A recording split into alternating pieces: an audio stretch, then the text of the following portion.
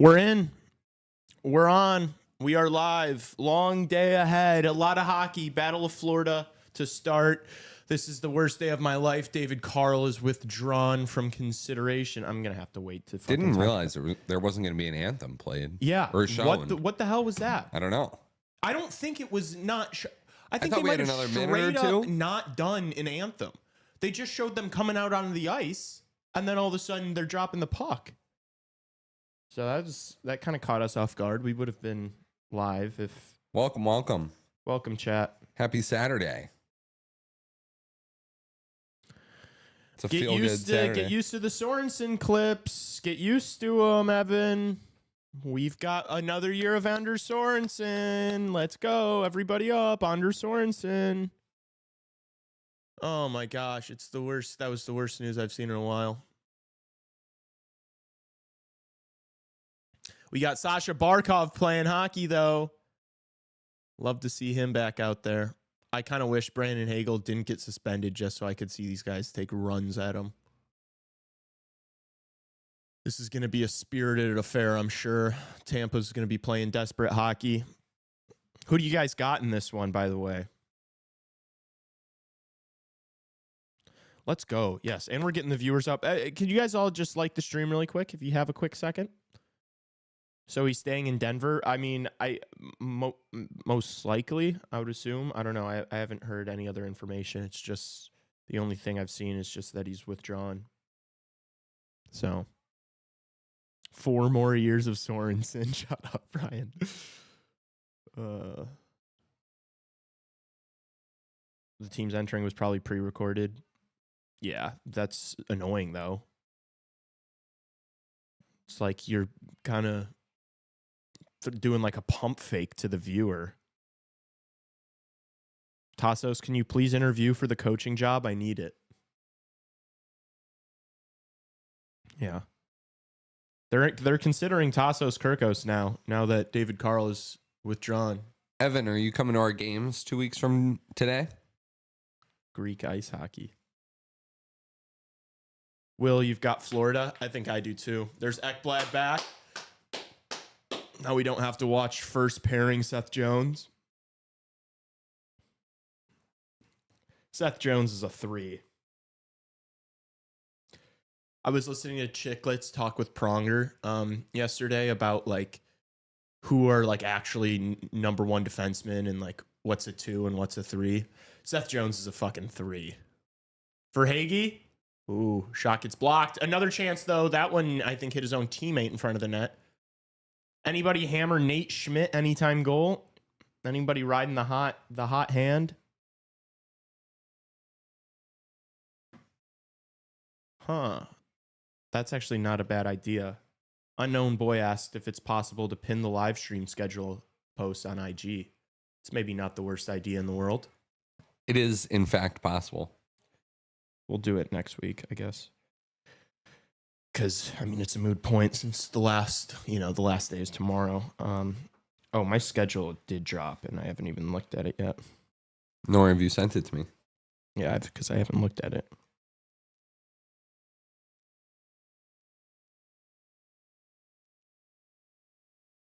Oh, they got me working at night.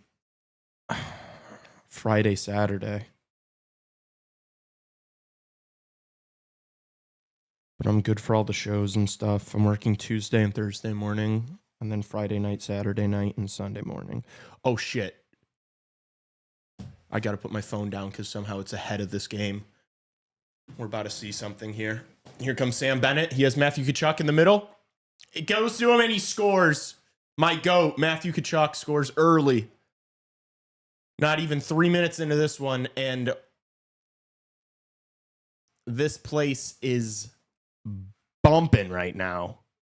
Tampa might be cooked. Matthew Tkachuk is locked in. Did you guys see him telling Hagel he wanted him at the end of game 2? He said, "I want you." What a move by Sam Bennett. Matthew Tkachuk does the rest. What a play from Sam Bennett, though.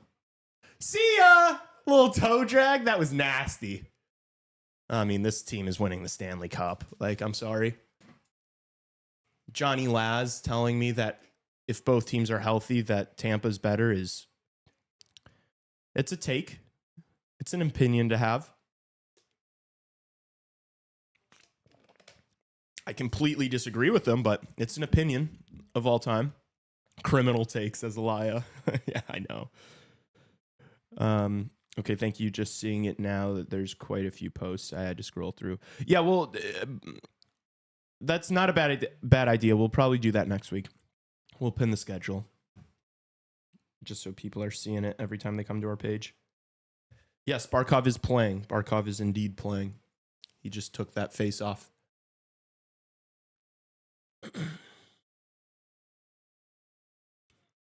And obviously there's no Hagel for Tampa. So Florida has Barkov and Ekblad, and Tampa has no Hagel, and they're down a goal on the road. Not a lot of Tampa Bay Lightning jerseys there either. It's not like they're, crossing the great state of Florida and traveling well. This is all Panthers fans. You know who texted me about David Carl? Who? Rudy Hodgson. Really? Yeah. What do you say? Said this guy loves job security. Yeah, he's true. It's true. That kind of sucks, though. You got that thang. You think there's any chance Cooper gets fired if Tampa loses? I would love that. I guess we should be hoping for a sweep. There's no way he'd get fired. Why the hell? Who are you going to find that's kind of my thing with some of these coaches that are so good. It's like, okay, things don't go your way. You want maybe a different perspective, but you're going to fire Coop. Who are you going to bring in that's better than Coop? That's going to be, because it's like, if you're going to fire Coop, you might as well blow up the team, because who's going to motivate these guys? Who knows these guys better than him? Yeah, I agree. I don't know why they would either, Will, but it would be awesome. So yeah, well, I'll be rooting for a sweep. I mean, I kind of am anyway. We have 15 watching and only 10 likes. Why? That's a great point, Tara. Let's like the stream.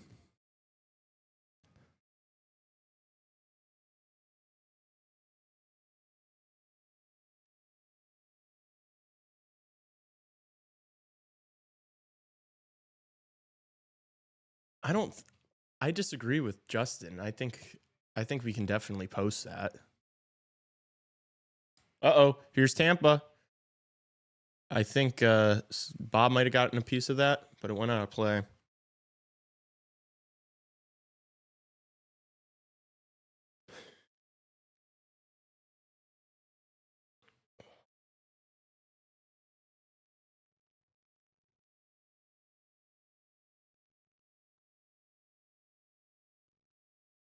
JBB makes more sense to get rid of than Coop. Crazy to not have made a roster spot specifically for Howard and cleared cap space. Yeah, but that's not a GM losing, job losing type move. Yeah, I don't think so either. And also, I'm not saying that Will is making this point, but it's not like Howard would be doing anything in this series. He would be getting devoured by these Florida Panthers. He'd be on the third line getting beaten up by fucking Lusterainen. This Florida team's too fucking good, man. It's a good save by Vassy on Forsling there. There wasn't much traffic in front of him, though.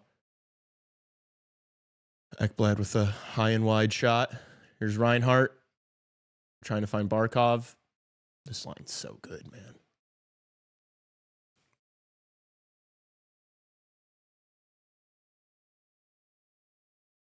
I just think they would offer Cooper another role in the org if they wanted a new voice on the bench. That's probably true as well. Damn post jinxed it. We are cooked. Yeah. That was pretty brutal. Fucking David Carl, dude. What are you waiting for? Now I'm going to be a David Carl hater for the rest of eternity, so. Good job, buddy. You're going to have memes made about you on B-Hawks memes every single day.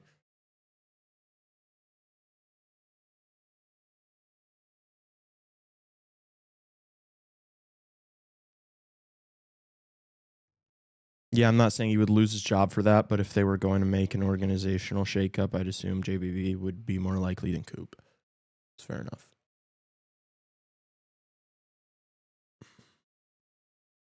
I don't even think, like, even a sweep, like, I don't know if it's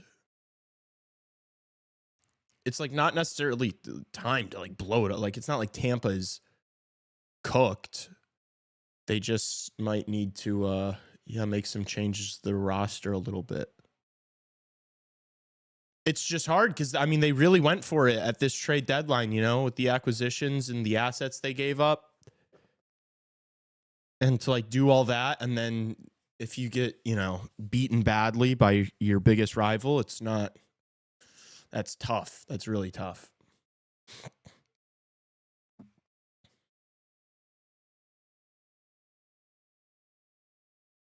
Yeah, they've been frustrating Cooch this series for sure. We did get a subscriber, so.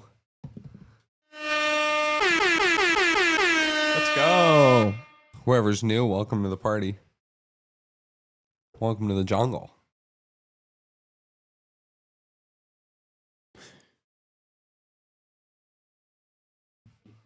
Even still, yeah, coach college kids your whole career. Great decision.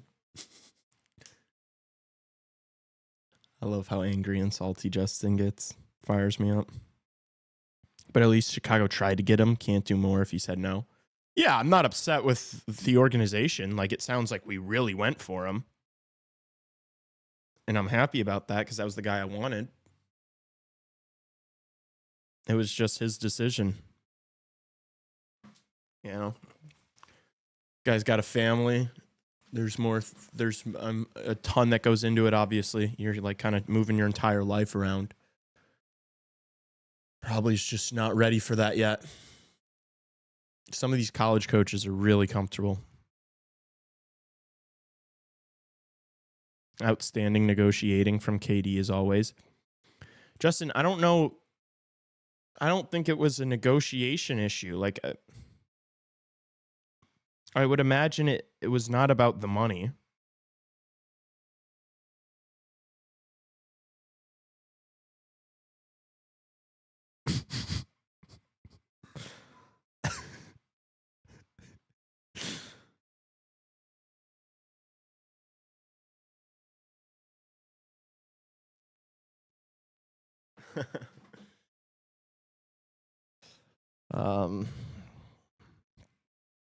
His loss when some other head coach lifts the cup. Copium, true. Davidson needs.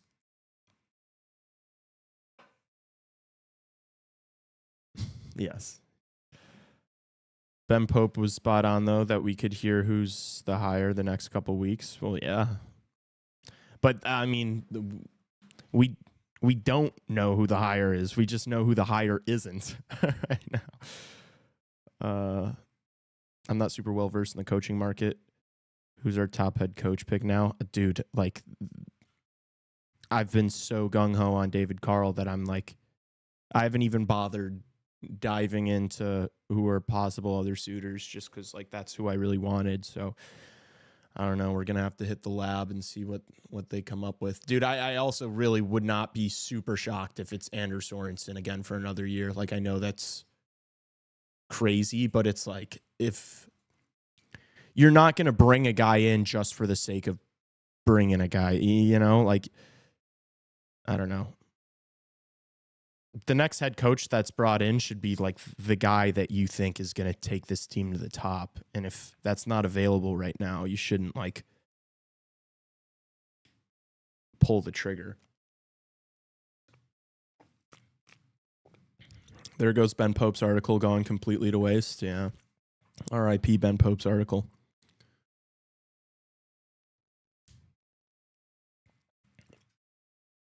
I don't think Mike Sullivan's going to be available. And I don't know if I want Jay Woodcroft.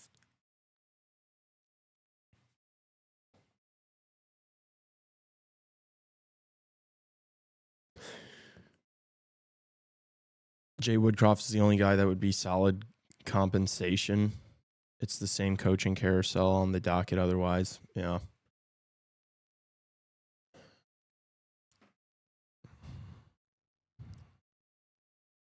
Tassos, would you take the job if you were only paid $500K a year to coach the Hawks? Yeah. Yes, What? you would. Only $500K? What do you think? Tassos is a billionaire? Yeah. What? I think $500K a year would change Tassos's life. Yeah. I just spat. Bring back Colleton. Oh, God.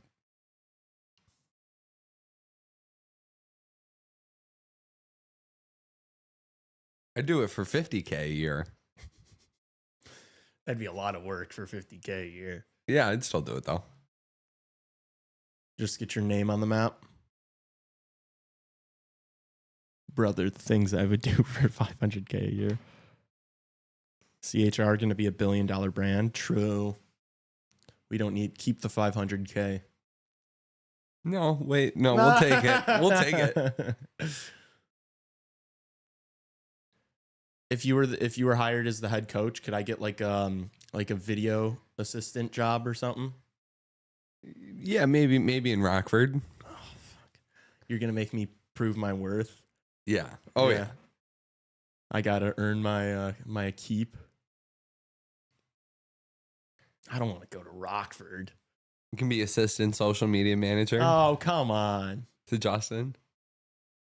I'm Justin's social media assistant if Tassos gets out. I don't think the head coach is making those decisions. I think he can if he wants to. Hey, first things first, we need to change up the social media admin.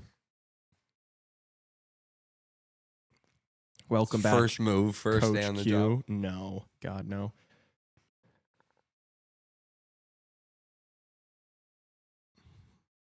Trevor doesn't want chip and chase. It was a really good block from Ekblad on that point shot. Reinhardt tying up his guy. The boys defending well. Got a little scrum.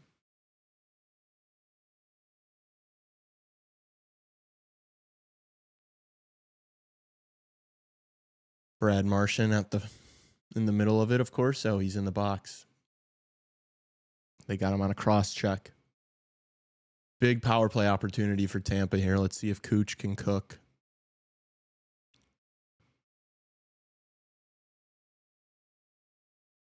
Do you not realize it hurts me when I see you go out, having the time of your life?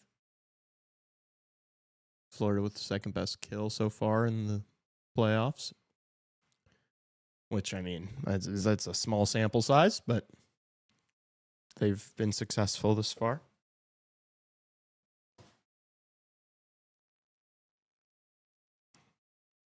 All right, here comes Tampa in the zone. Gensel back to Hedman. Hedman's just going to send it around. Oh, loses the puck, though. Florida clears, goes for a quick change. 30 seconds gone.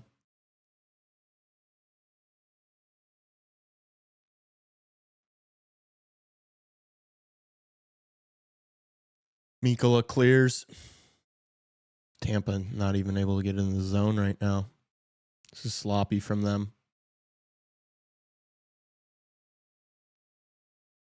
Honestly, put Patrick Maroon behind the bench, purely a vibes guy.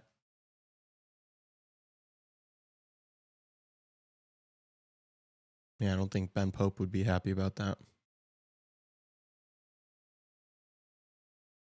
Yeah, I'll take Patty as our coach, honestly. I'm good with that. If it's a thing where we're just waiting for like a really good coach to become available in the next year or two, I'll take Pat Maroon for a season. Why not?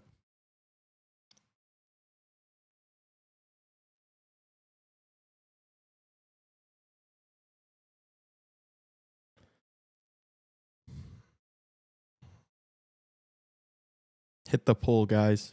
Vote on that poll. Let us know what you're feeling.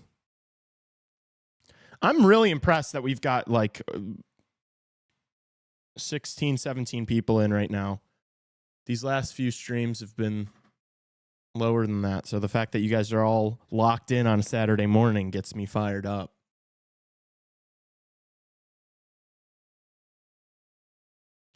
Here comes Tampa. They are struggling. Now they might get set up. Oh. Florida gets it out.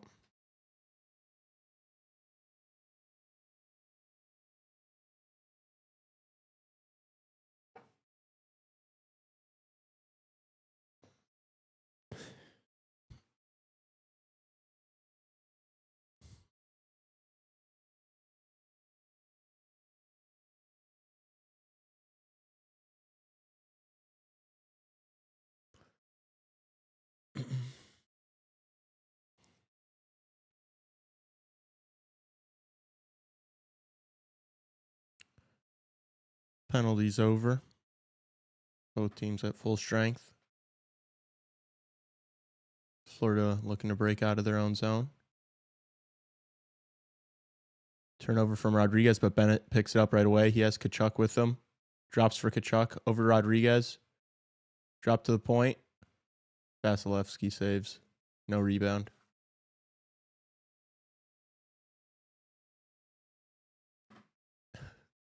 Matthew Tkachuk is such a shit talker, dude.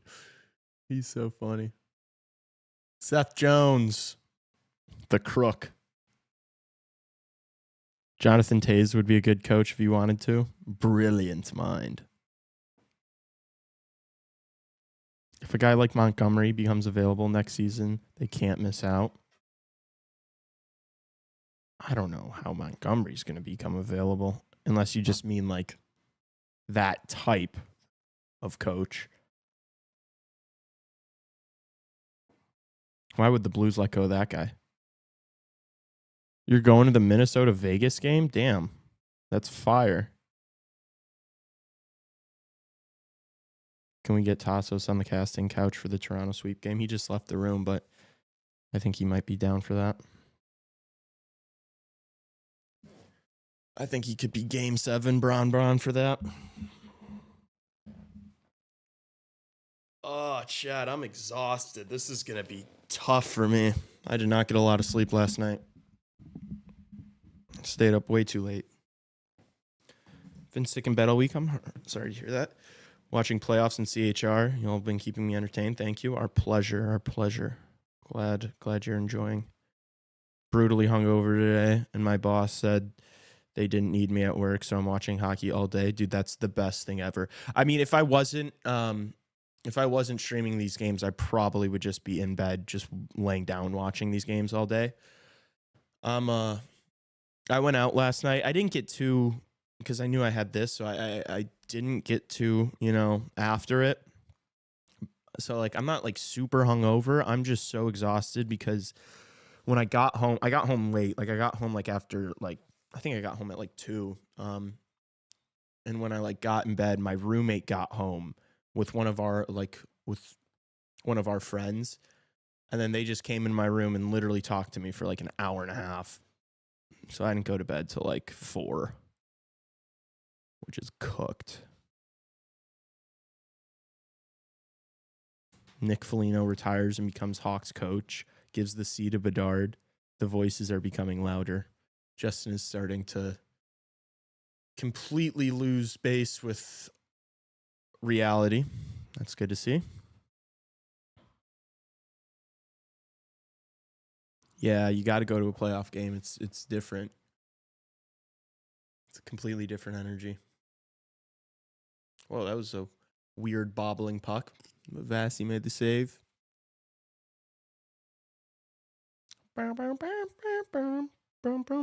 Being in bed rocks, true. Is this the only game being streamed today?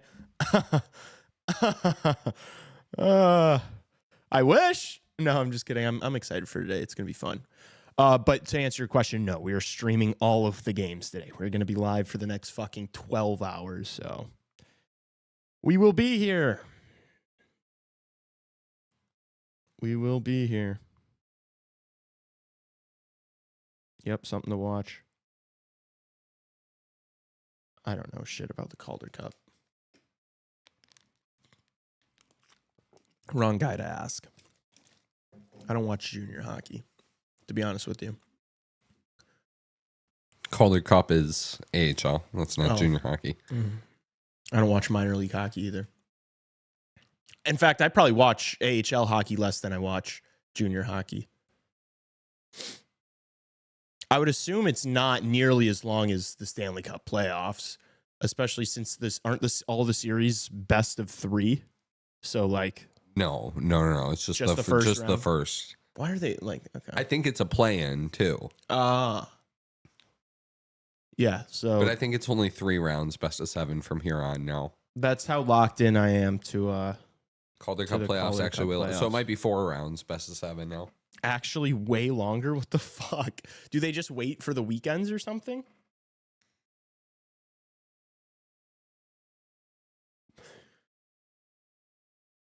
That makes no sense.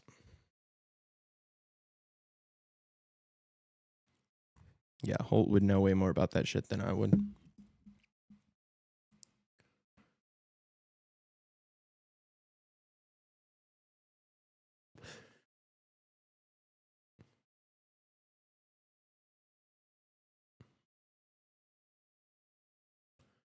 All right, here comes point for Tampa.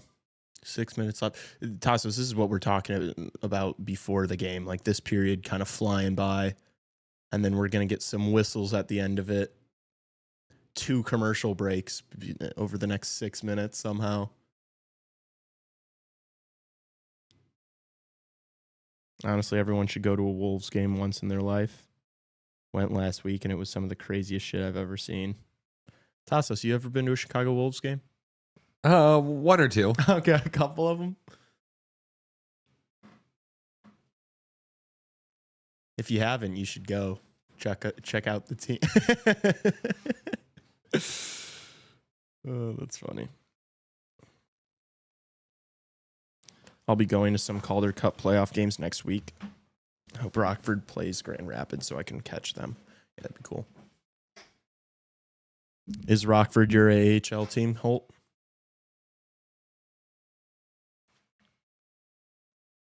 Ooh, Marchand. Ooh, that was a nice move. Wasn't able to get the backhander on net, though.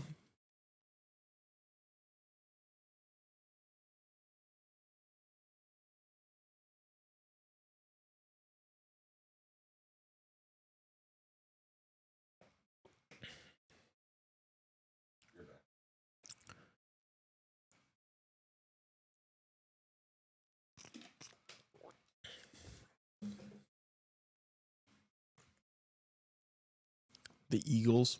Go Birds.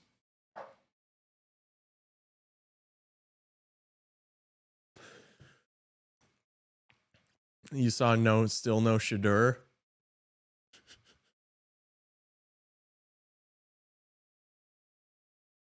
Bless your soul. For Blackhawks reasons, yes. I grew up 10 minutes from the Texas Stars Arena, so that's kind of my main AHL team. Gotcha. Checks out.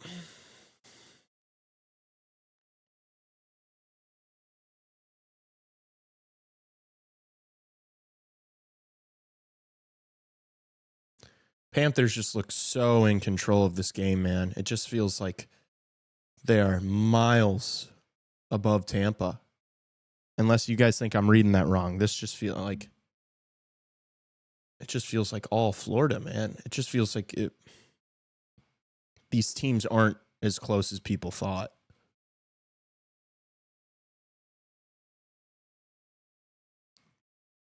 Florida getting underestimated as much as they did is kind of crazy work, you know? That's why I mean, that's why I picked them to go all the way again. It's just like, I don't know. It was literally just the health. It was like, if they're healthy, there's no doubt that this is still like the best team in the league, in my mind. Like, I think they only got better from last year.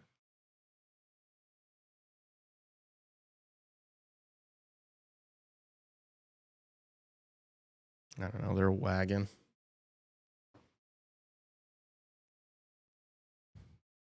If we get Florida and Toronto in the second round, both coming off sweeps. It's going to be an insane series.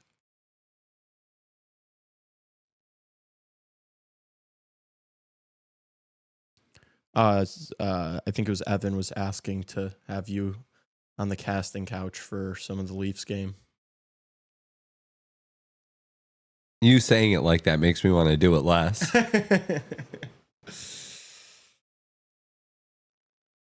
It's funny. Oh, man.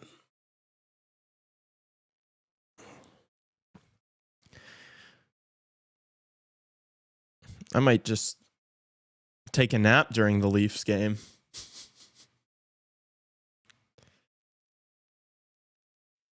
Tassos will stream it and work the clock. Perfect.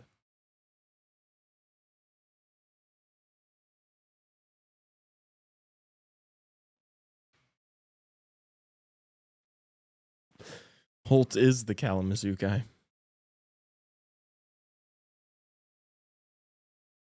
The Kalamazoo guy. He is Kalamazoo.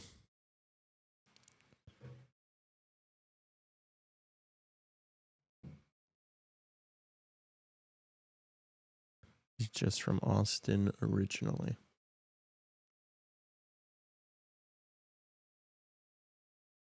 Mr. Kalamazoo is what we're calling Holt now.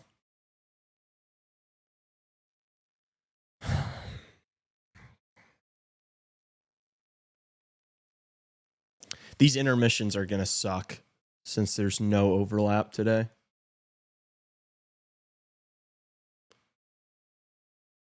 Do you not realize it hurts me?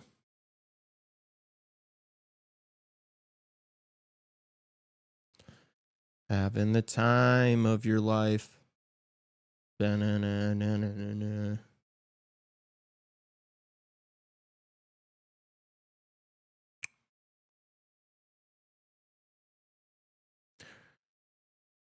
I'm just excited to see another Nate Schmidt goal today. That's what I'm hoping for.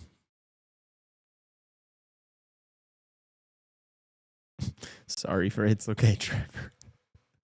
Confusing a griffin with an eagle.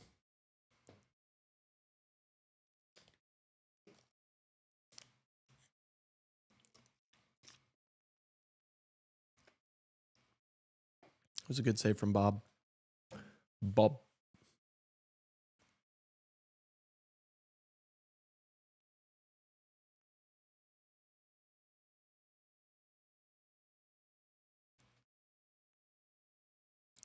Here comes Tampa. Oh, I think they missed the net there. Chuck with a little bit of a reverse hit. Nice play. Gets the puck out of the zone. Schmidt doesn't get it all the way in the Tampa zone, though, so they can't go for a change.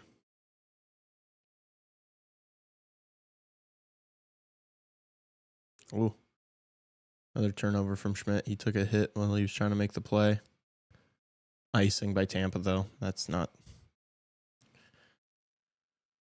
ideal from Tampa perspective. Maybe shouldn't have iced that one.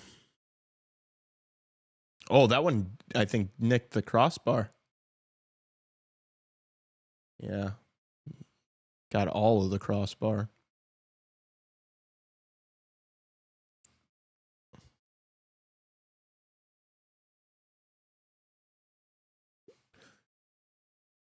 Here's Barkov behind the Tampa net. Oh. Save made on Reinhardt's wrister. Tampa clears. Not going to go far enough for icing.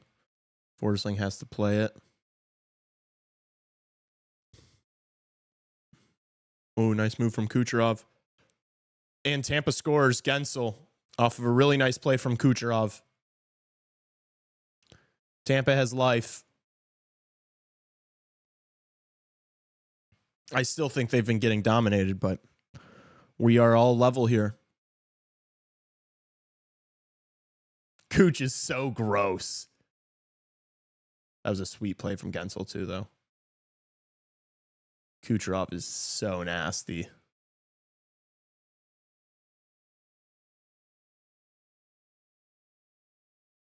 Top line for Tampa comes up big.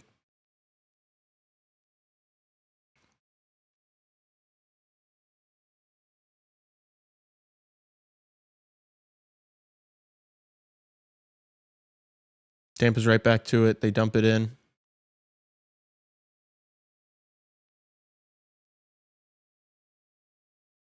Florida's breaking out now. Lindell.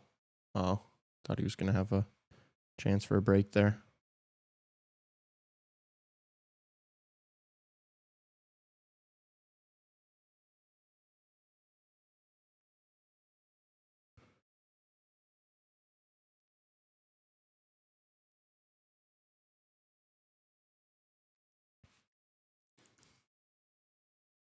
Uh-oh. Turnover from Florida. From Seth Jones.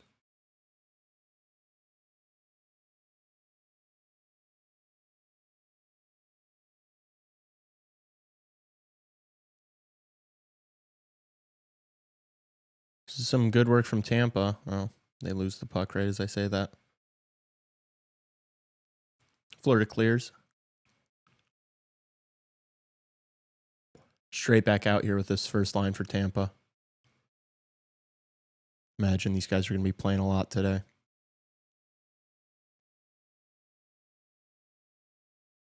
Whoa. Yep. Penalty coming up. I think on Kucherov. Looked like he got Bennett up high. Now Matthew's coming in and John at Kucherov.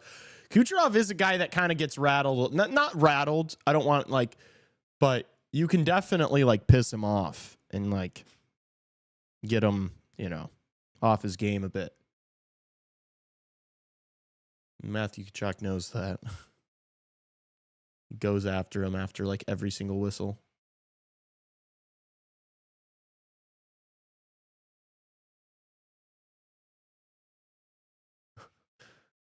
Bennett sold that one a little bit.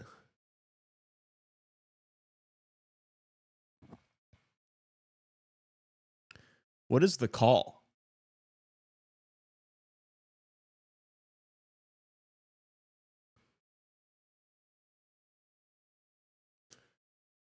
Florida Peeper.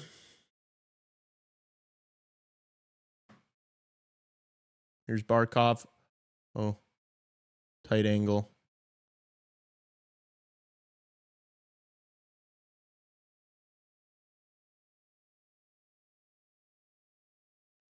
Battling in the corner. Dona's wasting a lot of time. Tampa's going to clear here. 30 seconds gone.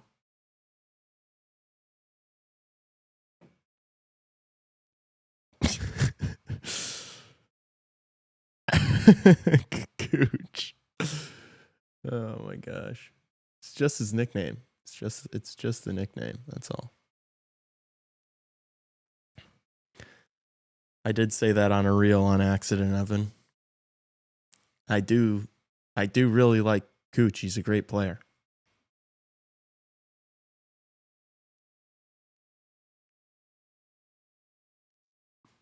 Don't be naughty.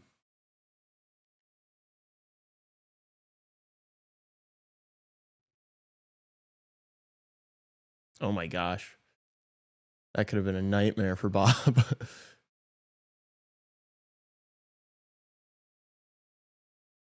Sus. You're sus. Second unit out for Florida now.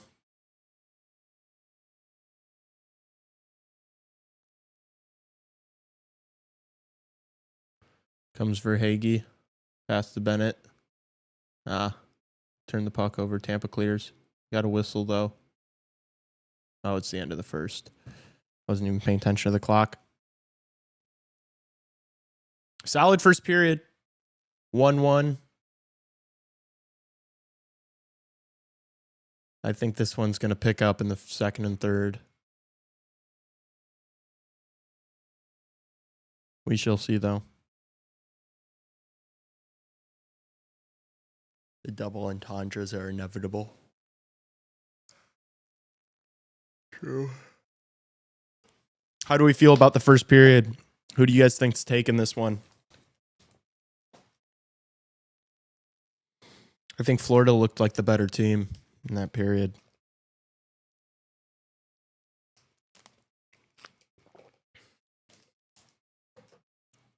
I really do. But it's all level.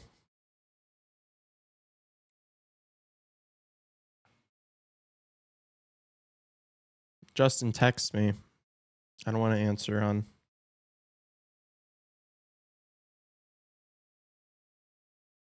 stream.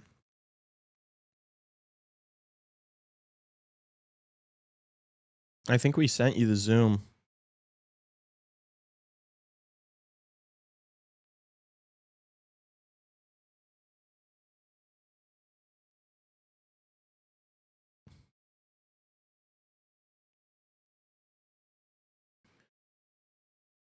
We're going to be getting Justin in here throughout the day to hang out and watch some puck.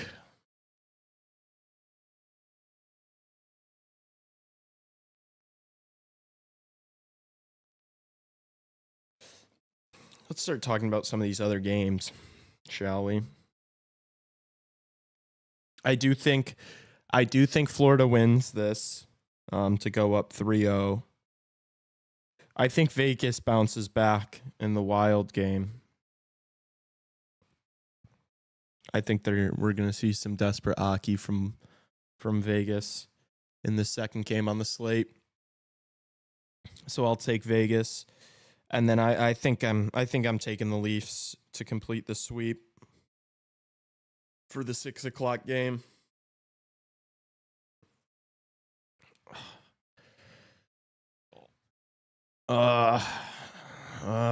Will. Maybe I'll throw 5 or 10 in. I just don't have any more money in my FanDuel account, so I've been getting thrashed on these individual games, just waiting for all my round bets to hit. But yeah, I think Toronto wins, and then I think the Avalanche win tonight. Those are my predictions. Would love to hear yours.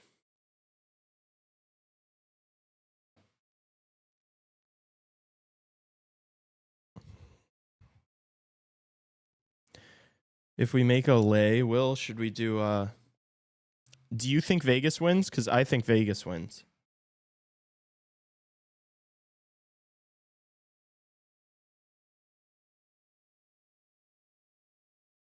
Think Vegas wins, and you could parlay that with like a Kaprizov or a Boldy point.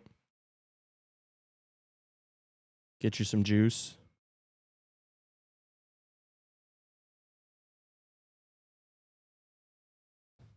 Eichel point, Kaprizov point, Vegas Knights, money line, plus 202.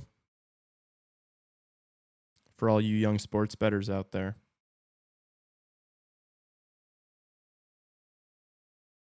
And FanDuel's got a boost.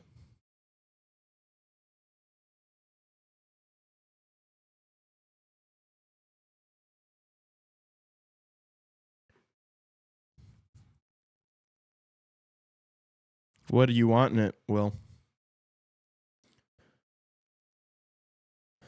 You guys should rank all the commercials that we see every time we watch a game. The best one is that playoffs commercial with the cup where they say it takes, and then it gives. That's the best commercial the NHL's made in a while. I hate the fucking little kid with the bat beating the cake. That shit pisses me off.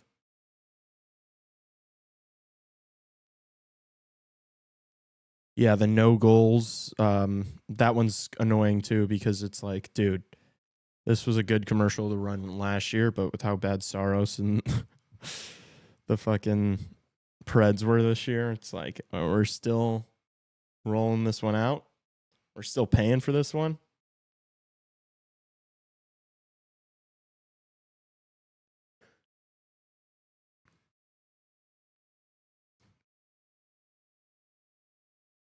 Will, what do you want to add to this? Do you like my Kaprizov Eichel Vegas money line?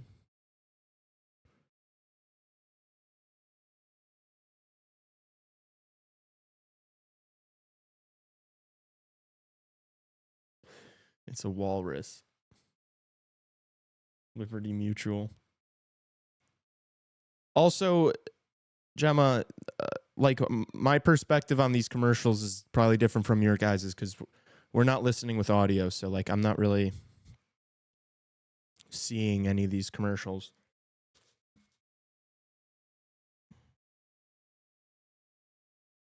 Or hearing them.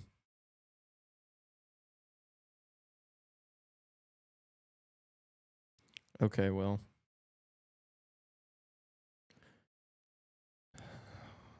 I'll deposit like 15 and ride that with you if that's what we're doing. If anyone else wants to ride, this is not financial advice. But to all you young sports bettors out there, just kidding.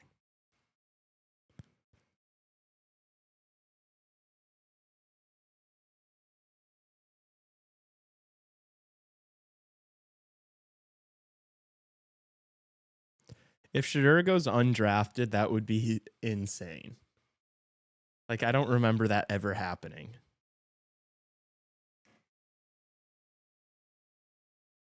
You'd smash the over on the Oilers Kings. That's just such a square play, though. That shit is not sharp at all. And also, they don't play till tomorrow, so.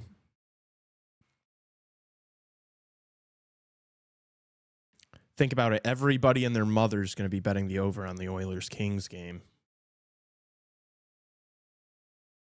I always mute the commercials, so I have no idea what almost any of them are. I refuse to be advertised.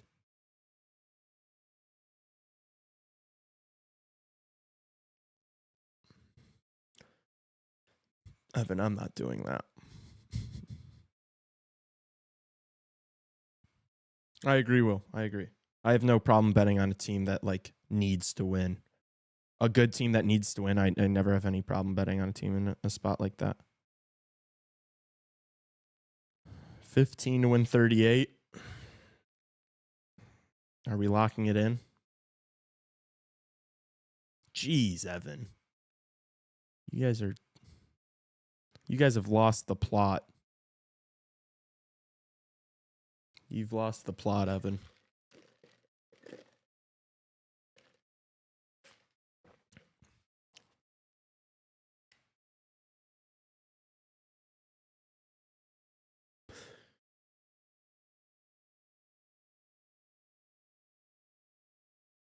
I placed it, Will.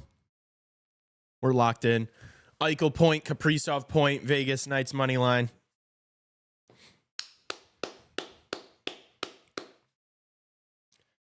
All my friends love Reichel. Handsome young German lad. Or is this just the beginning of the plot? Jeez.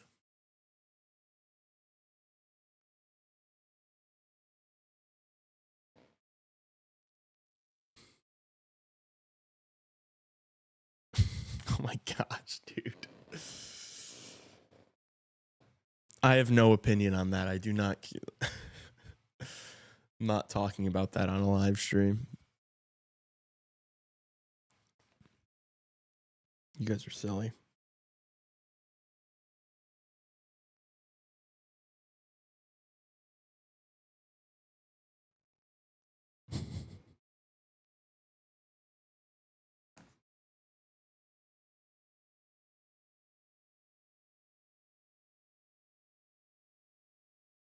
I really do want to know what CHR's interviews were like with these teams.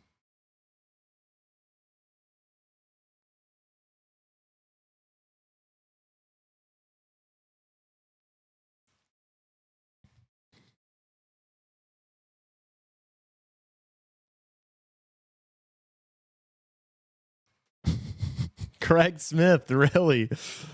That's the one who the ladies really appreciate, huh? I'd assume that's not for his play on the ice. Your friends love Vlasic and Soderblom.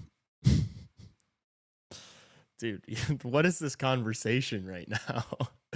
I cannot be asked to weigh in on this. Bro said Knight is probably top 3 IMO. This dude said Knight is top 3 in my opinion. Okay, dude. All right, buddy. Everyone's sleep. Really, people are sleeping on. What are you talking about, Justin? Oh my gosh. Absolutely not for his play. Yeah, checks out, Gemma. Broswa's number 1. I don't know what Broswa even looks like. Stop, Ryan. God. All right, let's talk about how can I get you guys off this conversation?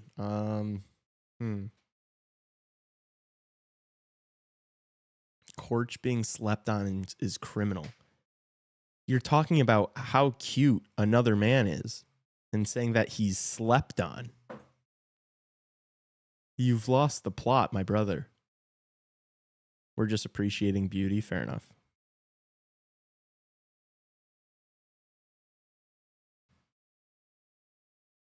Brandon Sod mullet talk. Dude, that shit's not even a mullet. That's like a full-grown mane. I think it looks horrible, but...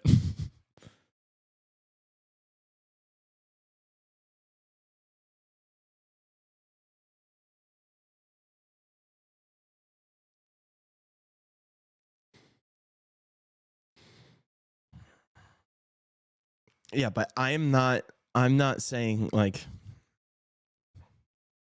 it's an absurd conversation to have. What happens when we're interviewing some of these guys in a year or two? And dudes were saying that, hey, thanks for taking this interview. We had a conversation that you are slept on as being the most attractive guy on this team. Thoughts on that? Like what?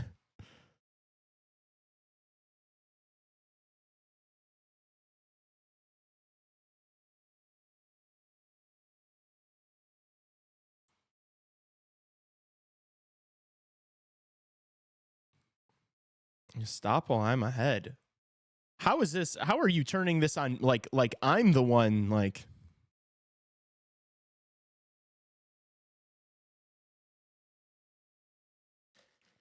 That's ridiculous.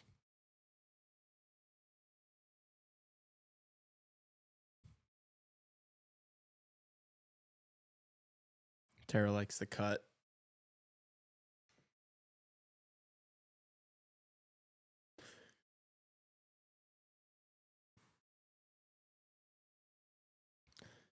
Honestly, my opinion is thought TJ Brody was a real looker.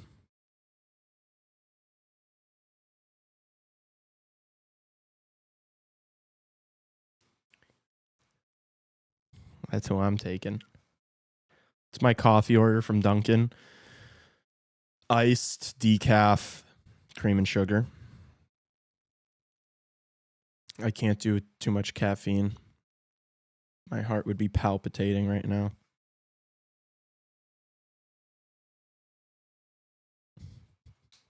He looks like the biggest degen. The Weasley Bros. They have potential.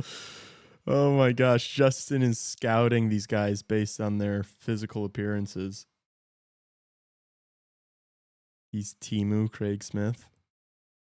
He's Craig Smith at home.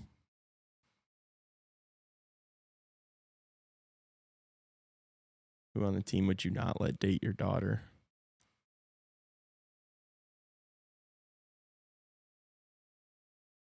Bro got decaf for a 10-hour stream.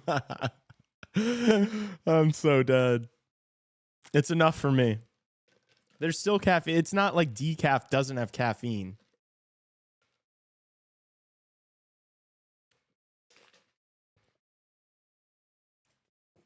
Love me a degen. Oh my gosh. Dude, Evan, that is so funny. I really did get I was thinking about getting like maybe some like a soda or like a diet sody pop or a Mountain Dew or some shit. But then I just went with the Gatorade because I need hydration.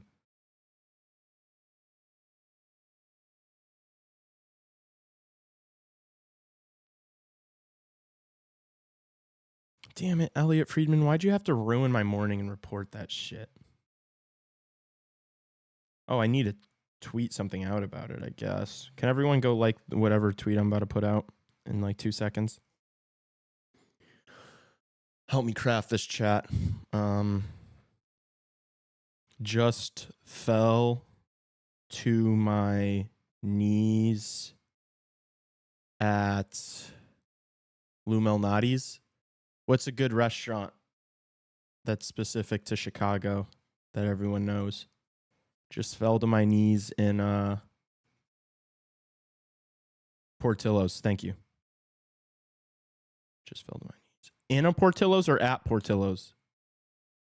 No. Portillo's is the best one. But in Portillo's or at Portillo's? Just fell to my knees in a Portillo's.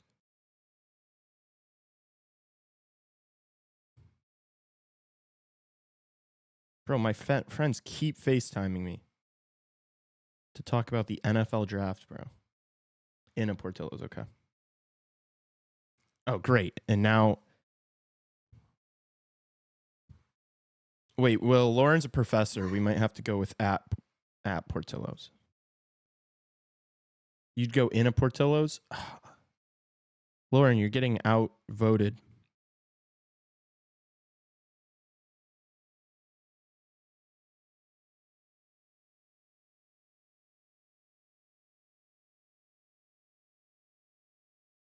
All right, I tweeted it. Go like it. Shy Hockey Radio.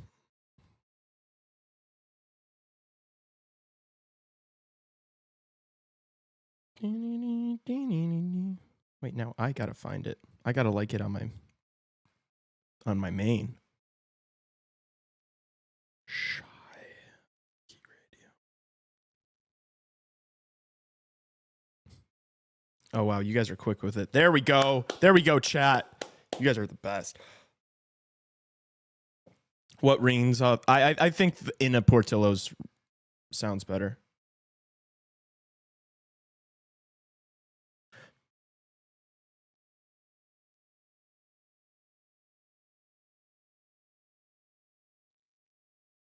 Chat, help me come up with banger tweets throughout the day today, okay? Mostly about relevant things. Like, I'm not just going to be tweeting dumb shit.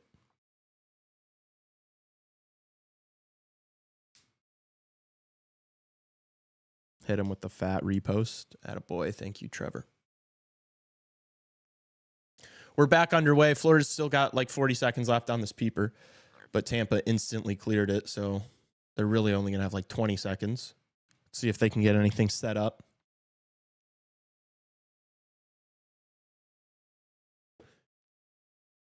They dump it in. Tampa comes up with the puck. Cirelli skates it out. That was offsides, right? Yeah. Offsides by Tampa. Oh, no. That is no bueno. That wasn't us.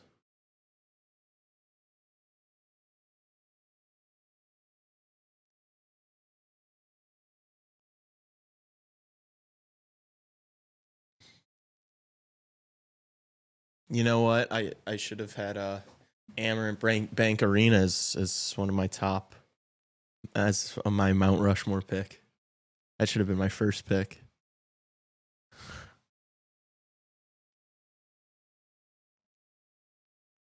It's a fortress.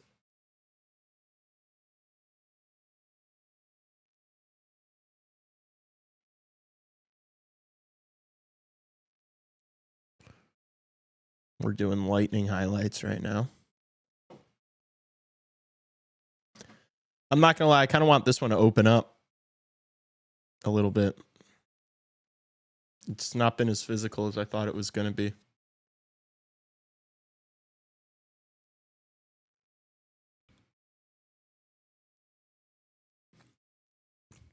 They've been going on after Kucherov a little bit, but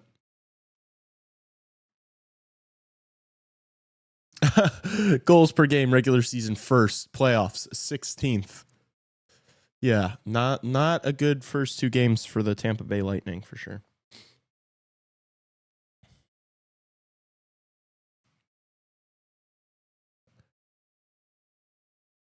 She took my heart, filled it with nothing but pain.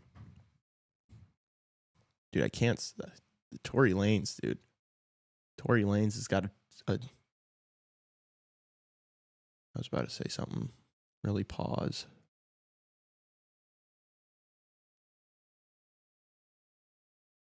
Hedman from the point.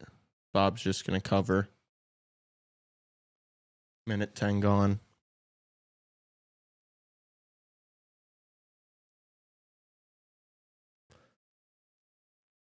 Minute 10 gone in the second. Do you guys think that first period were you expecting it to be a little more physical than it was?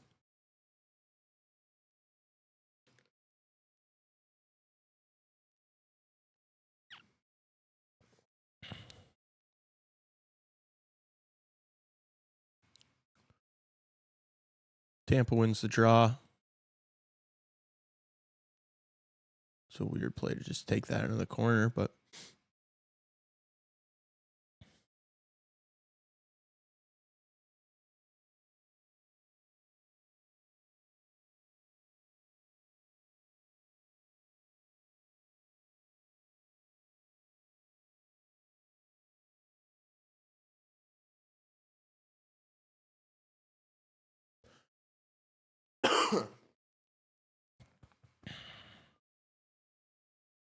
I was expecting murder in the first 5. I think it might maybe be different in game 4 with Hagel back, to be honest with you. I don't know. But I was still expecting more scrums and big hits. We haven't really seen a ton of it. Guess both teams are just trying to play their game. Nice move by Bennett in the neutral zone. Oh, is that Mikola's shot that just got blocked? It was.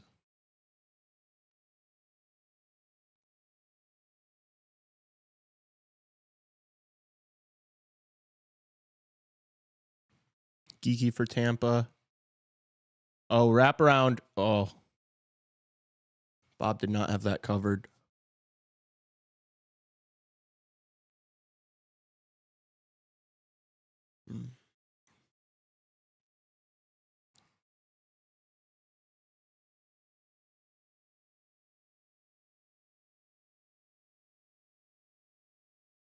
Bennett moves the puck up for Florida.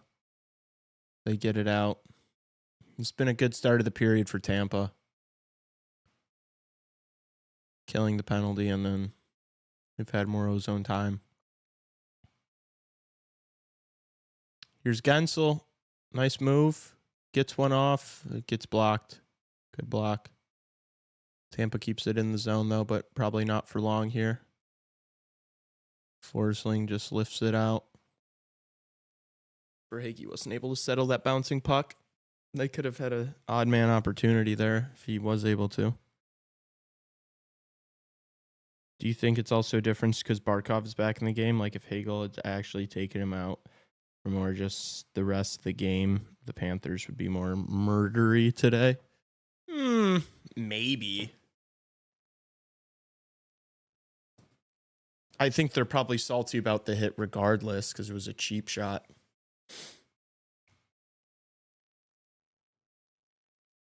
I think it has more to do with Hagel not being in the game than Barkov being in the game. Oh. Cats get called for offsides. Marchand and Hedman. Bit of a size differential there. Marchand is so small, it's hilarious.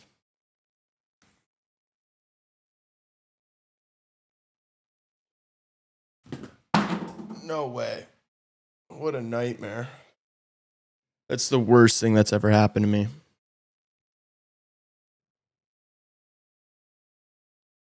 There's no getting it. I'm cooked.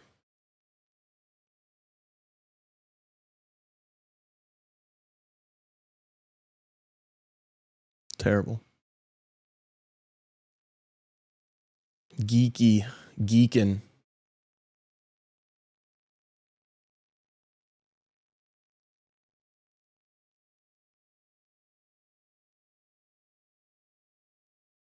Sorelli wins the draw.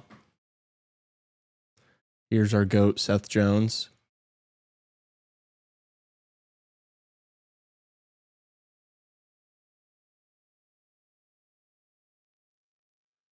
Vassy covers. I'm sorry, Lee. Life's rough. Do I clip that? No, it's not good. It's not even good enough to clip.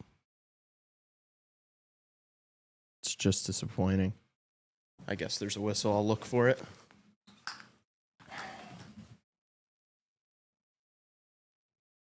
Oh my gosh, it's so far back there. I'll get it though. Got long arms.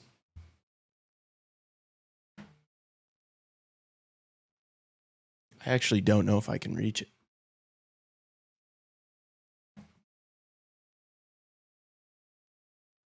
Chad, I'm cooked.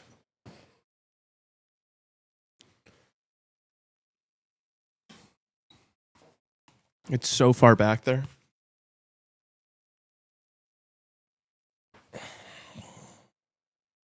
What a nightmare. Get this man a broom. Yeah, I need like a... There was a pen down there that I was using.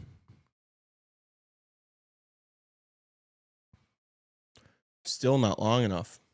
Hey, yo.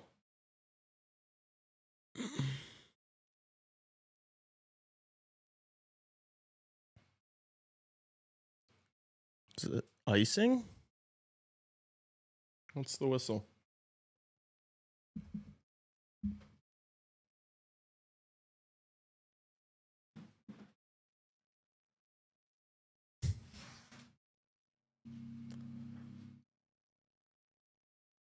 Oh, do they have Reinhardt mic'd up or something?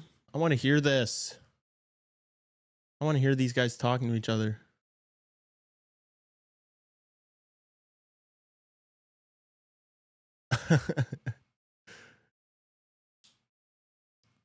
Little bit of gamesmanship there from Gensel.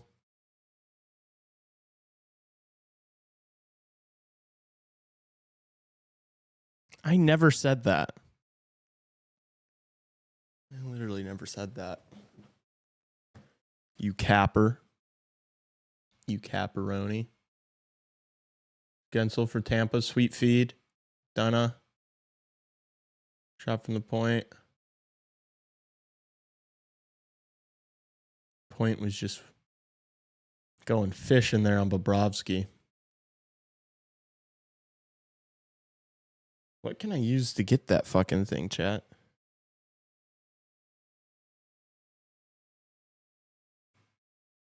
It's not stuck. It's just deep under the couch.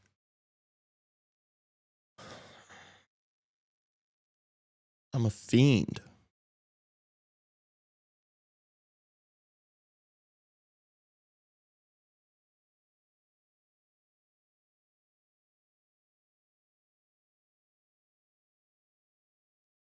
I love this Panthers team, man.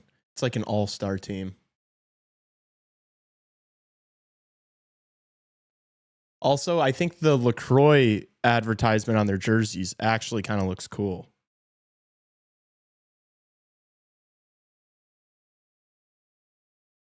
Thoughts on me making patty melts at 1:30 on a Saturday?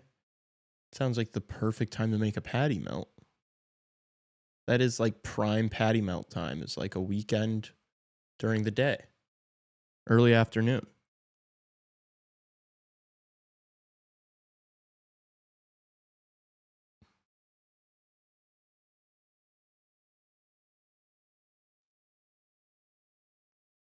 Shedeur to the Browns. About time.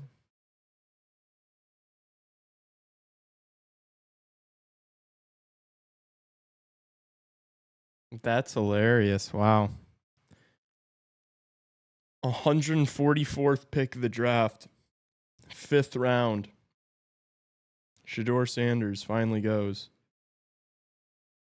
After getting like prank called by fans and stuff, he finally gets selected. Good for him.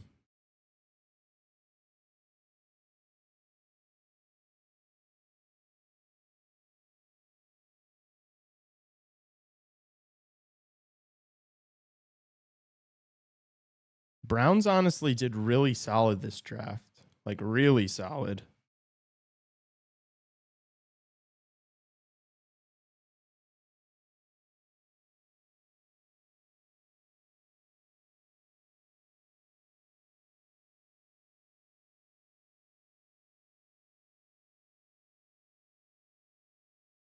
Somebody just replied to my tweet. What do I say?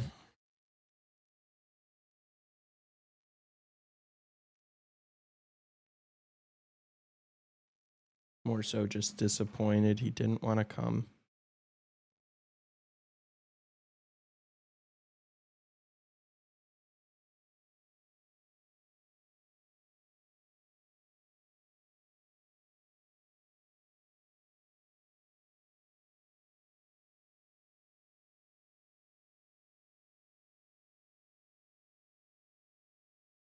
We're good.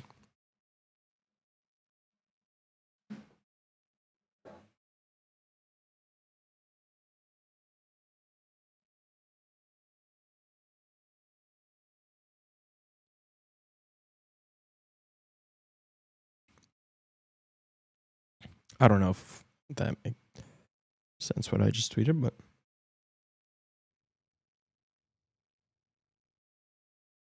Chris Peters said, if it's not Chicago, I'd be surprised if it's anywhere in the NHL. Yeah, me too.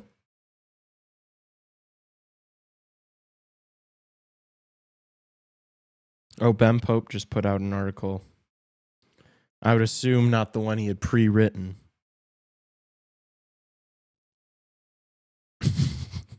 Does anyone call Anson Carter ace besides himself?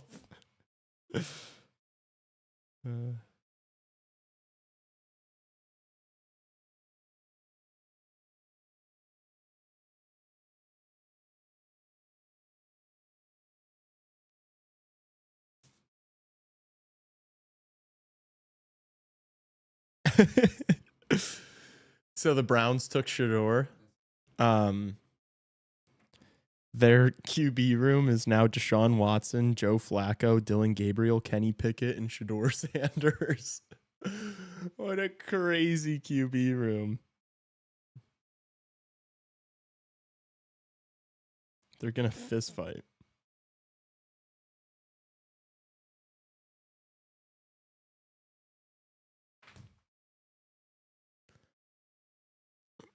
Shador. Elia, the Browns honestly did pretty solid this draft. They got Shador at 144. Do you think he's going to be a legit NFL quarterback?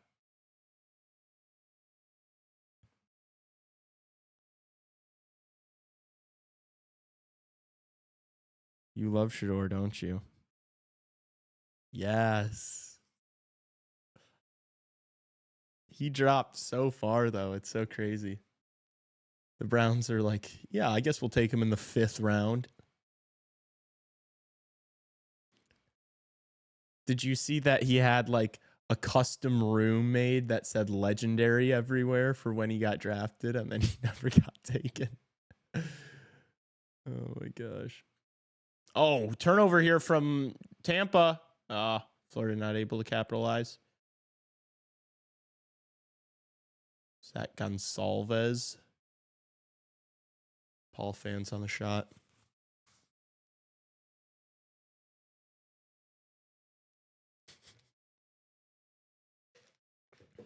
He made it so much worse on himself, Elia.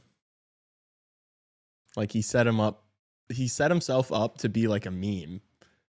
And the worst result happened. He fell to the 5th round. Day 3 of the draft.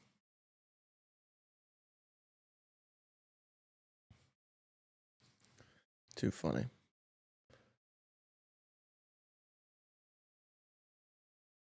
Ekblad keeps for Florida. Reinhardt with a little bit of time and space just throws one on net. Doesn't get there. He gets the puck back, though. Here's Ekblad. A lot of room. Oh, Vasi makes the save and somehow gives up no rebound. Wow, that would have been electric if Ekblad scored in his first game back. Feels like the Ball family all over again.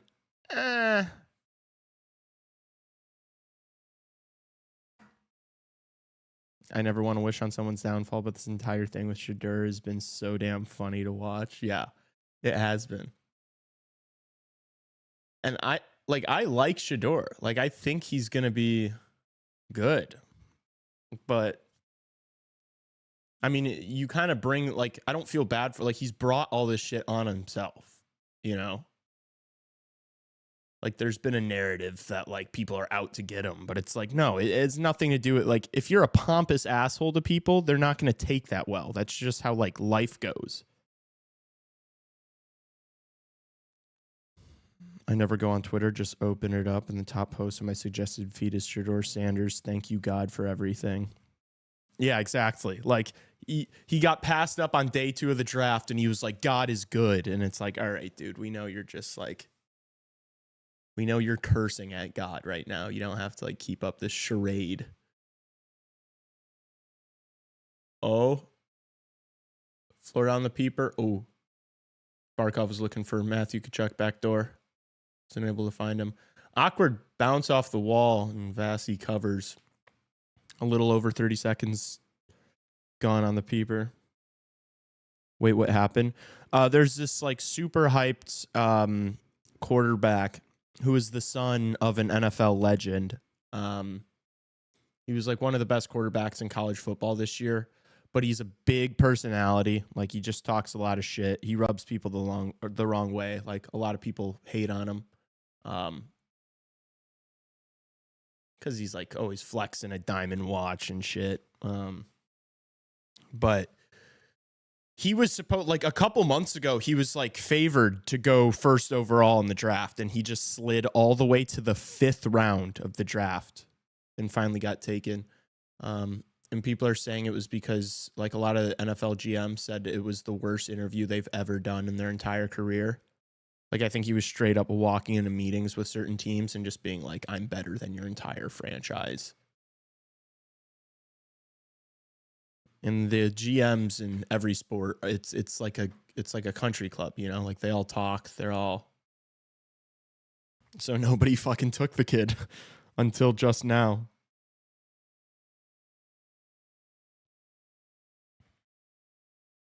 He also got his number retired by Colorado and absolutely shouldn't have. I mean, I don't know how prestigious the history is of Colorado football, but I mean, that team was nothing before Coach Prime and Shedeur and Travis Hunter. So I think there were some legendary players that they've had that have not gotten the honor of their jersey retired yet. So I think it's like, this guy didn't, but you're giving it to the dude with the diamond watch. Yeah. Yeah, that rubs people the wrong way. Yeah. But I mean, his personality is like, that's what you want out of your quarterback. Like, you know, I don't know. You want your quarterback being the most cocky motherfucker on the planet. You don't want, like, a soft-spoken,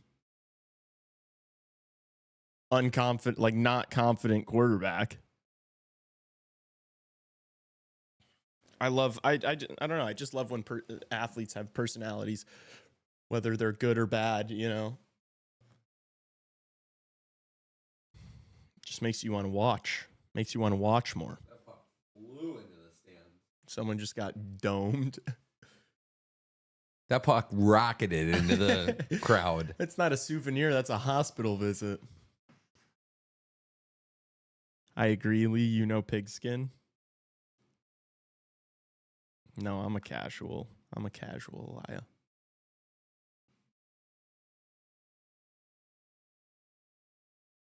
Yeah, a lot of it's not necessarily that hockey players don't have personality. It's like the unwritten rules that you, like, don't show it.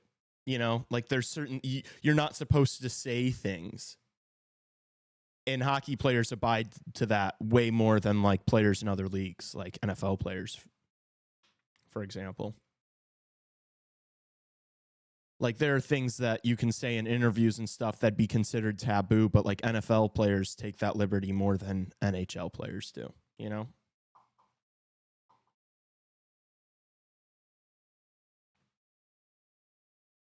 Because it's like the respect and honor thing in hockey is like, it's kind of like a double-edged, it's like why the game is so great, but also definitely keeps the league from growing, if that makes sense.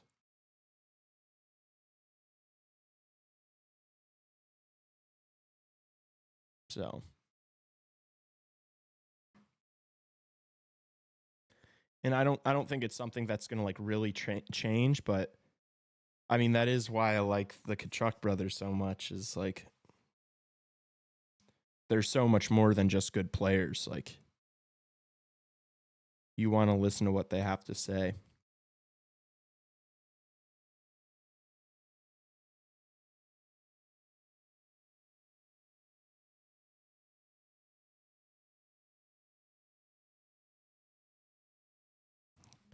Guys, go like my just fell to my knees in Portillo's tweet.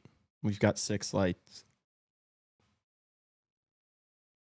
I need more.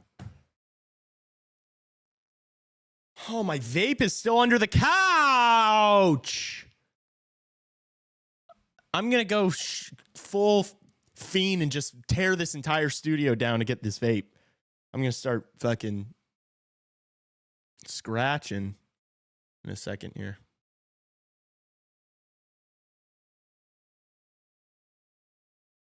It's the worst thing that's ever happened to me. You've had a pretty easy life. I knew you would like that.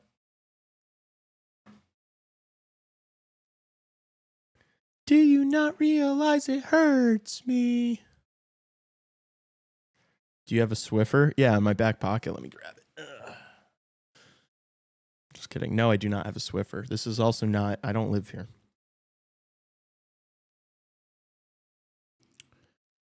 Although it may appear that way. Well, I'll find something. I'll figure something out. I'm not doing it during the game, though. I'll wait for intermission. We'll get really creative with it.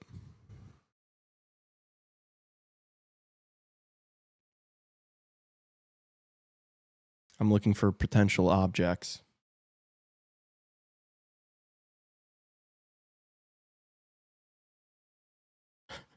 There's a group of maybe 10 people outside my apartment. Half are in suits. The other half are in Larry Bird jerseys. No idea what the hell is going on. I'm not using the mic stand to get my vape underneath the couch. Imagine I just use the arm, the whole thing. The mic just comes out just dusty as hell. Finally got my vape. I use the camera tripod. Tassos would kill you, literally. I use the camera tripod while the stream's going. When is the hockey vid dropping? What do you mean the hockey vid? Of us playing? Not till the summer. We're putting all that content out while we're on our like 9-week hiatus.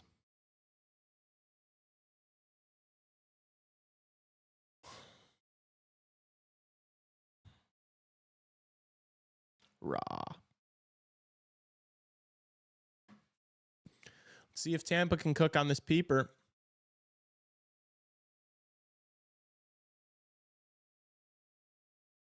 Their power play has just been, dare I say, they've been missing Steven Stamkos. Dare I say it.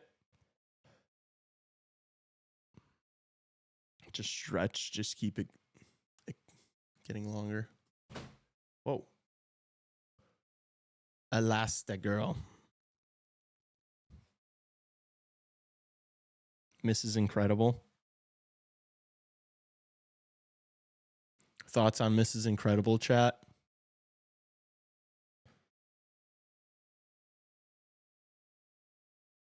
9 weeks without CHR is going to be like when Bedard was injured.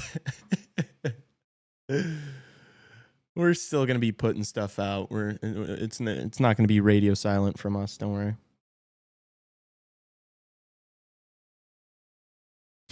That's so funny, though.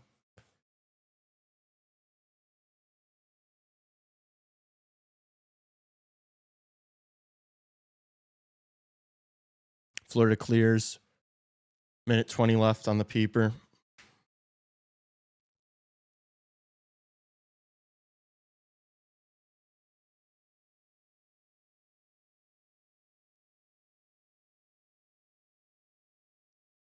Here's Kucherov. Oh, he loses the puck. Are able to keep it, though. Hedman. Cooch. Hedman with a bomb. Goes wide. Listerainen. Oh, and they said that it got out of the zone. The puck, I think, might have hit Gensel up high.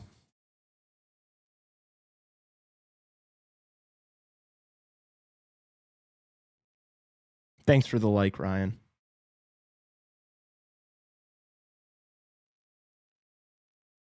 Oh, it was Ryan McGregor, not Ryan Guy. McGregor.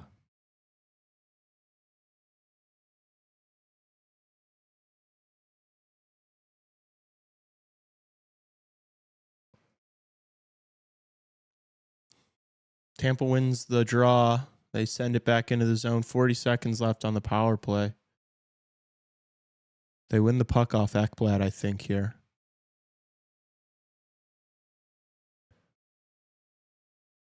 It's a good job from these Florida killers.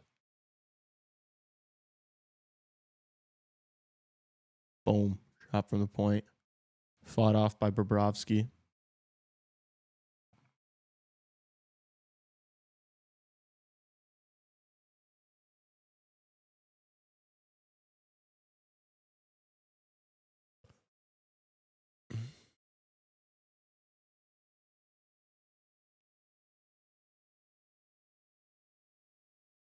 Florida kills off the power play. Tampa get another shot off. I think Marchand's stick snapped.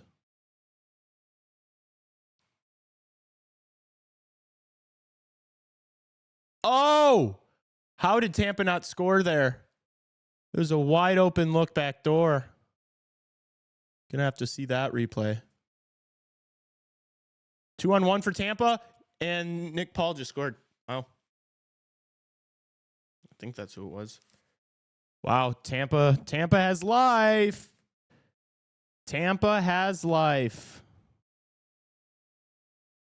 Nick Paul. What happened there?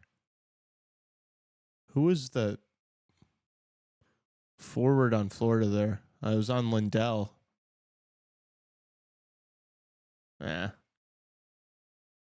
Guess not really.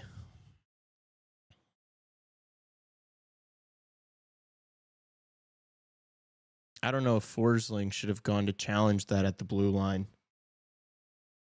It was too easy to get him behind him there. I think Ekblad did a good job of kind of taking away the pass. You kind of just need your goalie to come up with a save like that.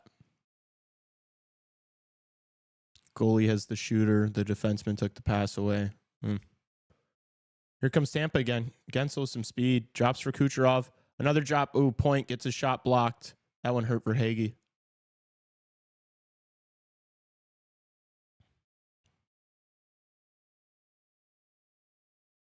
Gensel looking for Kucherov. Isn't able to connect, but the puck goes to point.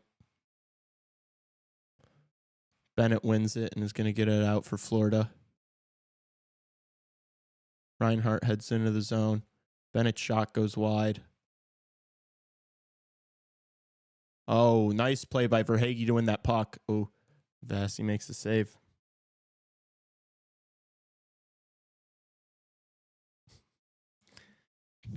Shador tweeted, "Thank you, God." Good job, Shador.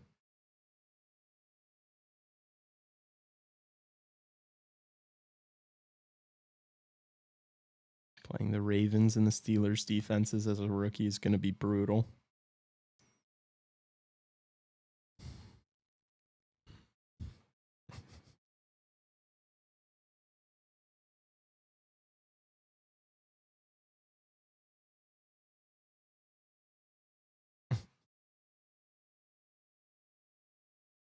Another day, another opportunity to get a chance to play the game I love. Thank you, God. Hashtag legendary. Like, that shit is so corny, bro. Legendary. Bro, you got picked in the 5th round. Chill out. Bro said legendary.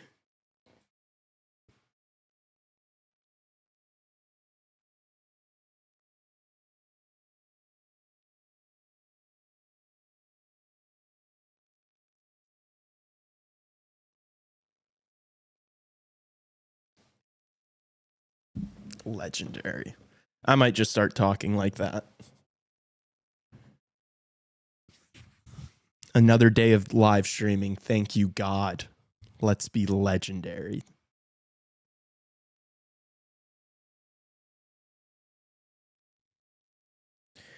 Do you not realize it hurts me? All right, should we try again on commercial break?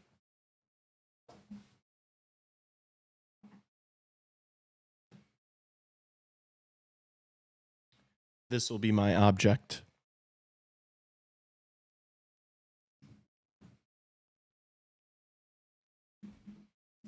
I'm so close.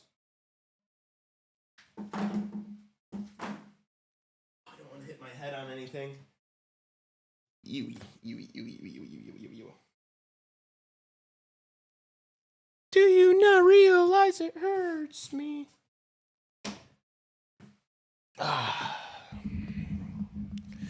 Get set back up because play's about to resume at the most prestigious arena in all of hockey, Amerant Bank. Ding, ding, ding. Can we get W's in chat?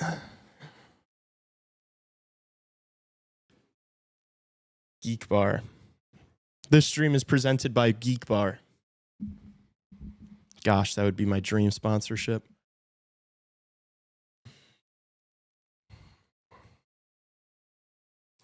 Fortunately, they can't advertise, I don't think. WW, let's go. Let's go, friends. Lee the Fiend is back. Thank you, Holt. Thank you. Big moment for me. I'm glad you can appreciate that. Oh, good opportunity for Marchand there. It was a sweet feed from Lindell. I don't know how he got that puck to him. Vasilevsky made the save. That would have been electric. I would have loved to see a Marshy goal. I hated him before he's on Florida. Now he's on my second team. CHR, if it ever got sponsored by Blue Chew. Have we worked on a Blue Chew sponsorship, Tassos? Let's say we have. Maybe we should reach out. Break the ice.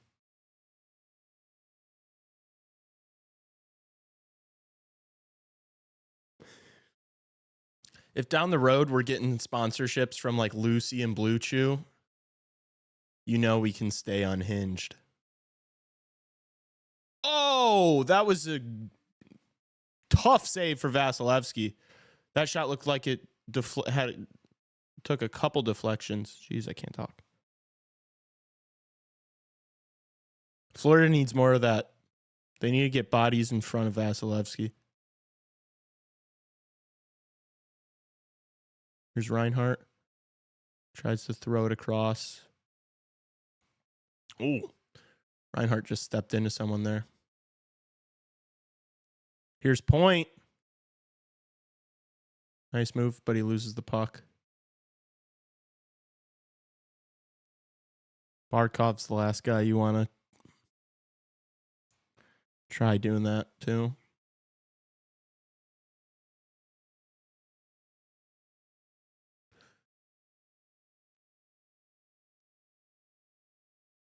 McDonough flings one. Ooh, Bit of an awkward one. Bit of a beach ball. But Bobrovsky controls it. We have a whistle. 2:55 left in the second. This is where we get our commercials.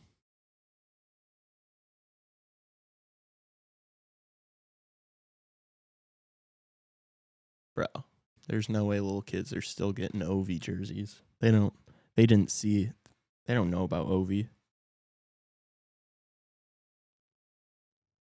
When I moved here last year, I was told that it's illegal to sell vapes in Chicago and that I'd need to go to the suburbs to buy one.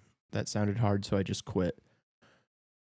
Yeah, it's pretty difficult. It's technically is against the law to sell them, I believe. But a lot of places kind of sell them under the table. So that's good that you quit, though. It's a expensive, stupid habit.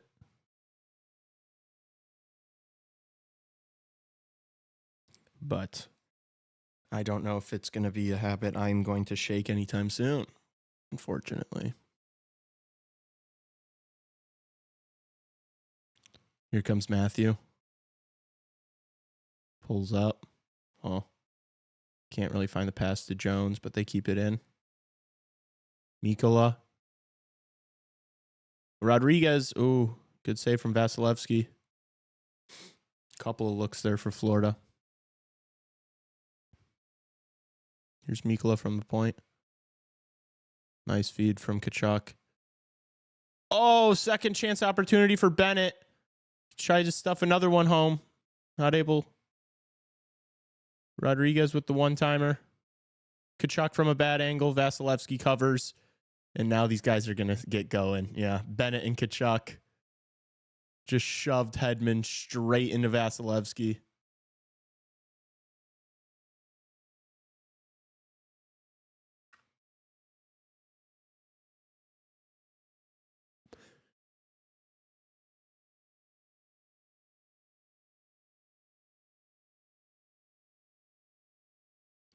That's Matthew Tkachuk's Great Clips haircut. Shout out to his nice little Great Clips sponsorship. And now he's getting into it with Hedman. Now these guys are getting into it. Radish getting his mitt in Tkachuk's face. Geeky and Rodriguez wrestling. Seth Jones is there hanging out.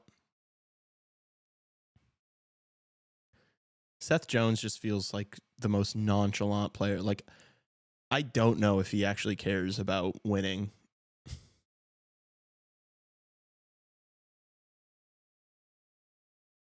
He also doesn't have any of this in his game. Like, he's not mean at all. He's always the guy just standing there watching his teammates get in these scrums.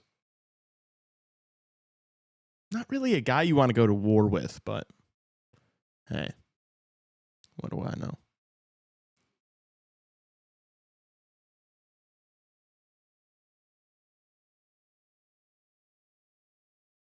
Vasilevsky's looked really good this game.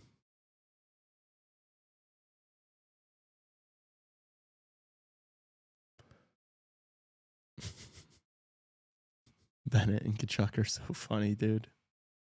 They're such rats.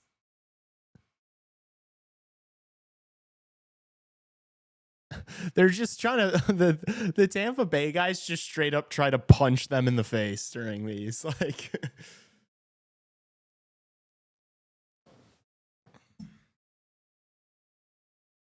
they do not care. We do not care.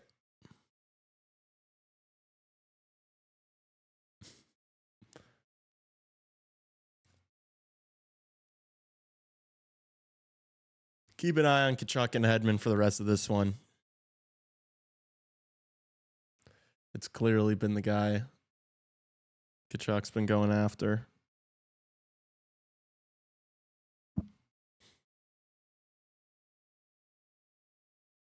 More of that, please.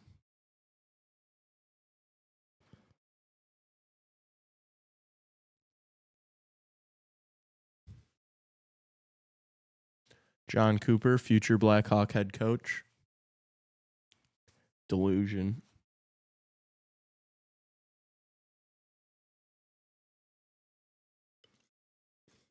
Minute and a half left. Oh, Tampa got a power play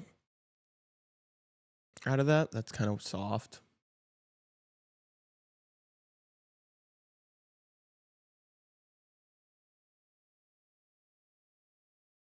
Oh, so did Rodriguez and Tkachuk pick one up? Yeah, okay. Unsportsmanlike conduct, really. It's soft. They're all doing it. You're just going to call one guy on it? Okay. League wants Tampa Bay to win this so bad.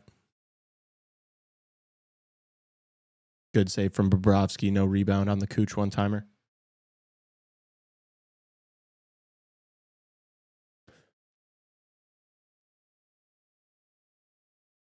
Bob's been pretty dialed, too.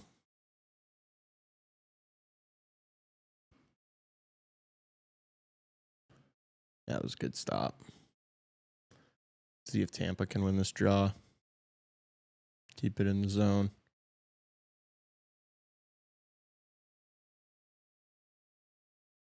Florida snaps it back. Can they clear? They do.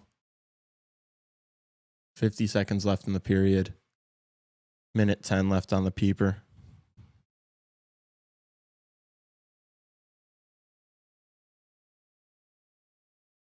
It's going to be a big third period. Florida needs to survive this, though. 30 seconds left.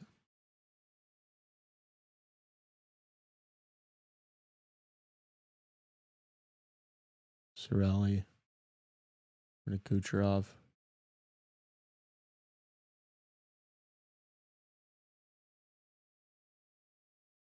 Shot from the point. 10 seconds left. Florida's got the puck now. They're not going to be able to get it out. I don't know if Tampa's going to be able to get a shot in time, though.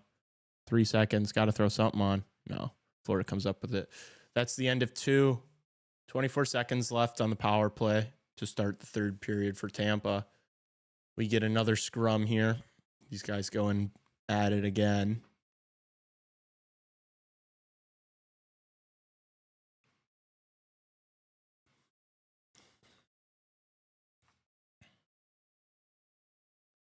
Big third period. Big third period. Tampa needs this one. They really do. But I'd expect Florida to be really aggressive in the third, so we'll see what happens.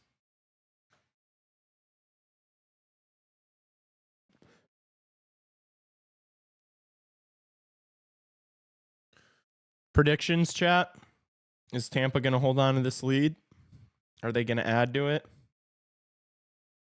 Do you think Florida ties it up?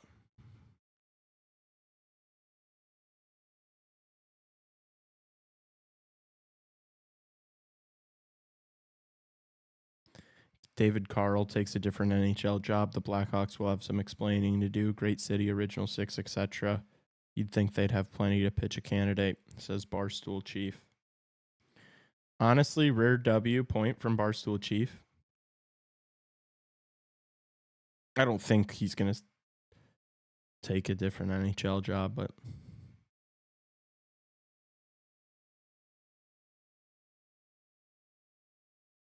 if he does, we are going to have to ask Kyle Davidson some questions.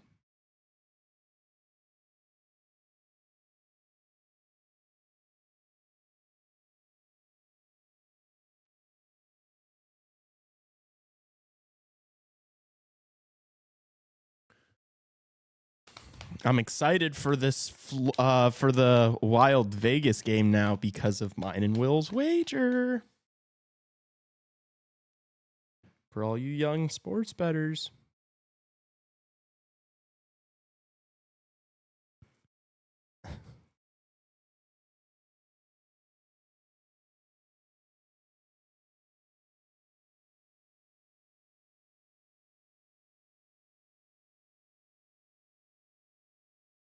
How we feeling? How we feeling? If he does, we rough him up. Who, KD? We rough KD up. We get in his grill a little bit. Is that what you're suggesting here?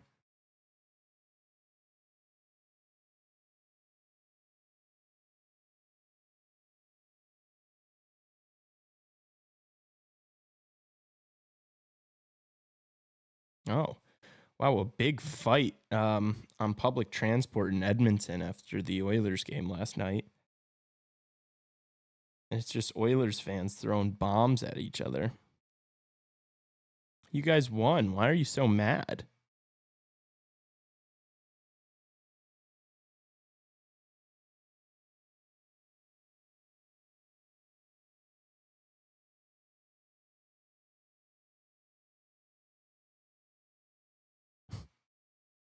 It's so weird.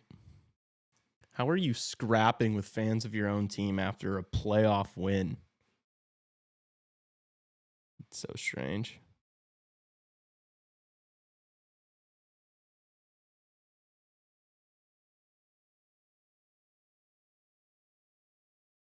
It's really strange to me. What do you guys think about that the Oilers King series? Do you think Oilers are getting back into this one? That was a big win.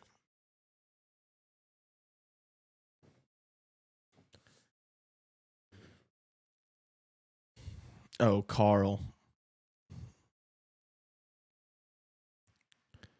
A stern talking to. You'll hear from me, mister. Watch your mouth, son.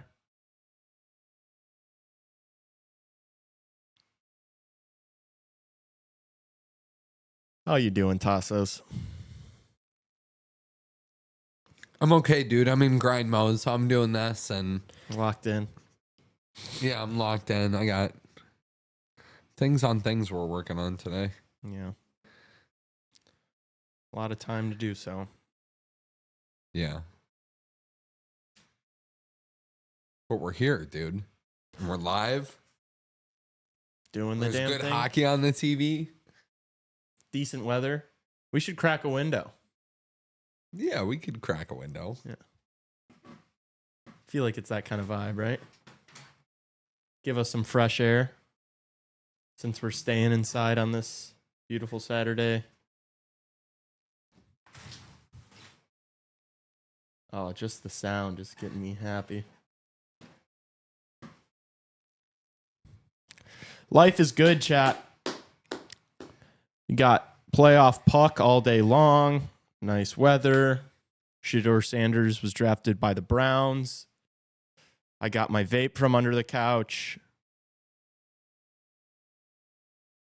Sure, I got 5 hours of sleep last night, but you can't focus on the negatives all the time. You just can't do it. I'm not even sure I want the Kings to take it, but I'm excited regardless. That's fair. Challenge is going to cost them the series. You can just feel it. That would be insane.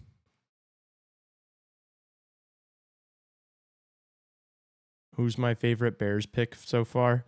That slot receiver we got in the second round. Burden the third, I think his name is. Everything I've heard and seen is that he's a dog. And then also I heard that the I think he's a tackle from Boston College. My buddies who know ball said that he's good. So that's kind of what I was looking for, to be honest, for the Bears this draft, was help in the trenches. So I like that. And I have heard that Colson Loveland is an animal. So like it is exciting that Ben Johnson is like getting all the weapons he wants to run the offense that he likes, you know, with the two tight ends and a really a really explosive guy in the slot. I mean, he's just trying to recreate his Lions offense. They kind of need like a true like running back though.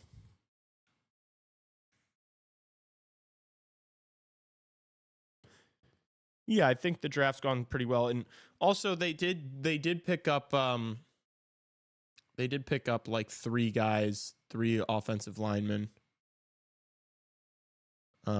prior to the draft that are all good. So that's really positive. I just don't want Caleb Williams to get murdered again. Hopefully Caleb takes a big step this year.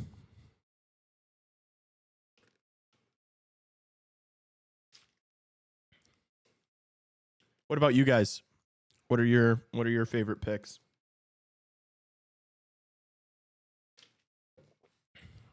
I'm so excited for the NHL draft.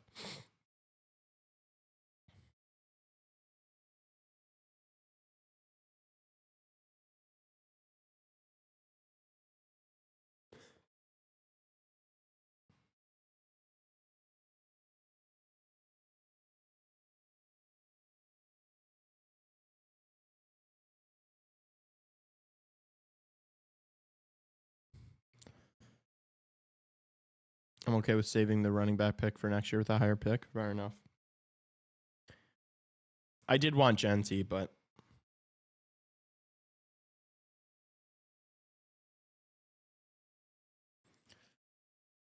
just because, like, if that kid is as good as people think he could be, like, if he is in that, Henry Barkley conversation, I do think that is a guy you should, like, try to move stuff for and try to get. I think if you have him and C. Willie in your backfield for a decade, that's pretty freaking solid.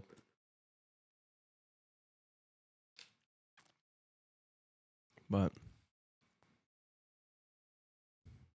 I'd rather get a running back in the first 3 rounds next year than a mid one this draft. Yeah. True. I see what you're saying. Yeah, I agree. I think if you're going to get a running back this draft, Genty or no one. Like, you're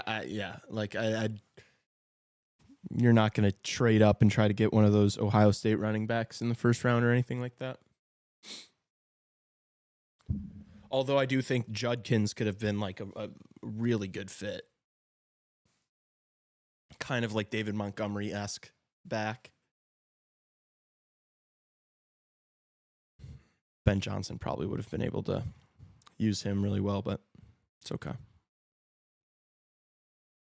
How do you guys think the Bears are going to do this year? I'm going to temper my expectations just because I had them very high last year and was disappointed, obviously. So I'm never going to predict the Bears to do anything better than 8-9 until I see it with my own eyes. Because the Bears always find a way to Bears, I agree with you, Lee. I really like the Burden pick. A running back would have been nice, but there's a couple good free agents, so it's not the end of the world. Yeah, true. And also, I feel like the way Swift kind of had a not so impressive start with the Bears, but then I think he looked good as the year went on. So the Bears' schedule is a gauntlet, but I think they'll be competitive. I don't even know if I've seen their schedule.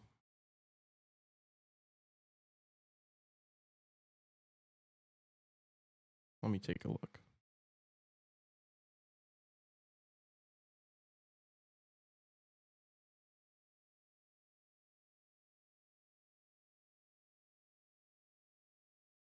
Wait, is it even out yet?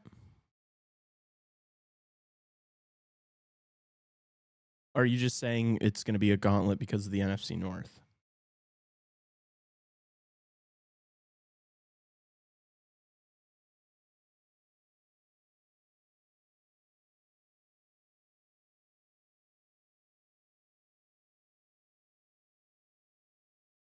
Oh, I see. We know who we're playing home and away, but we don't know dates yet.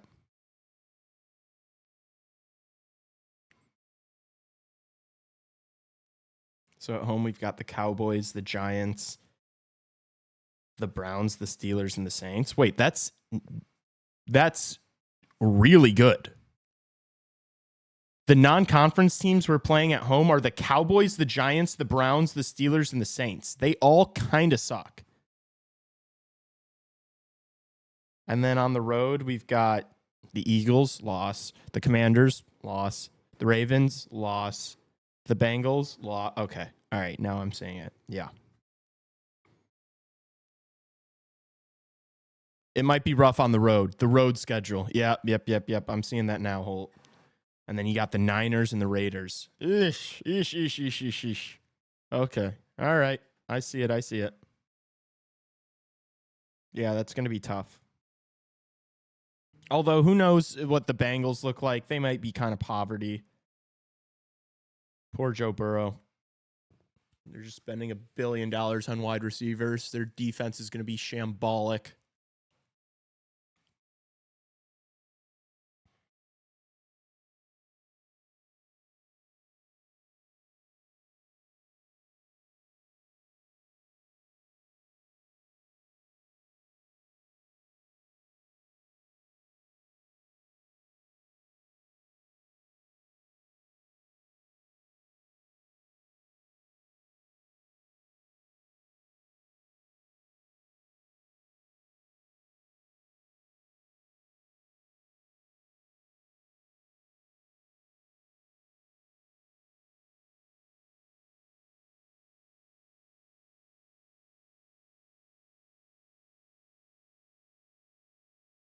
Again.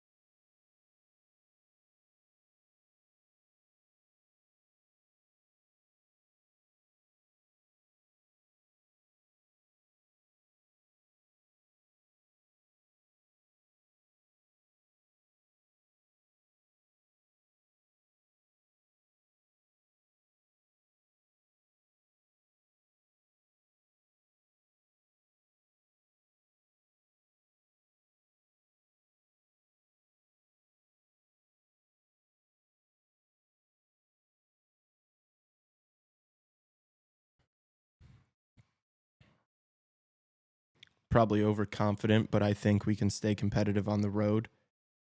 I'll feel really good about it.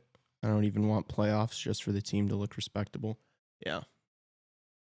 It's kind of the same thing like the Hawks. Like you just maybe more expectations, definitely more expectations though on the Bears than the Hawks next year, but still, yeah, you want to see improvement. Like the Bears could make the playoffs. The Blackhawks are it's very unlikely, but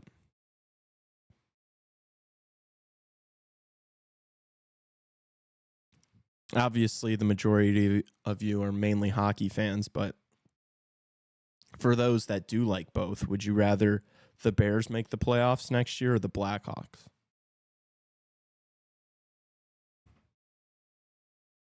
That's the question. How bad do you want it?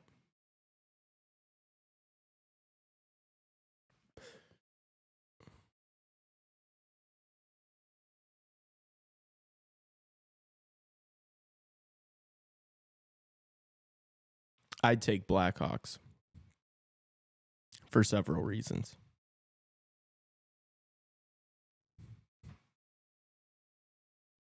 Blackhawks playoffs next year would be unbelievable.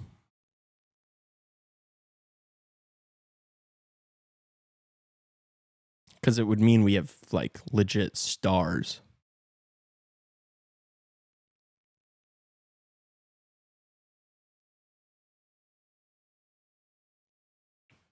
IDK though.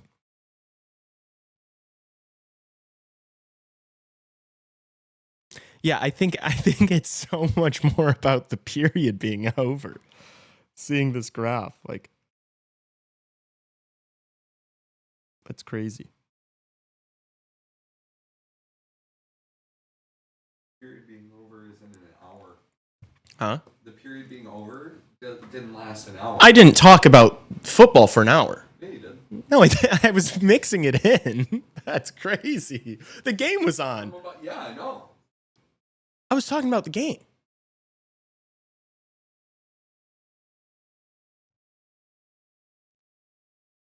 Hindsight Harold, I should have tossed to Bouchard last night. Yeah, don't be a hindsight Harold, John. You also should have tossed on Ovi again.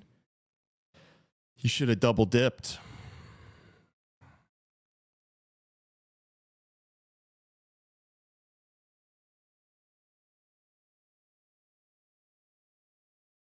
We have a complete different team, so we could be really good. Who knows? We're back underway. Finally, these fucking 17-minute intermissions are... Oh, and Tampa scores immediately on the 4-on-4. Was it Gensel again?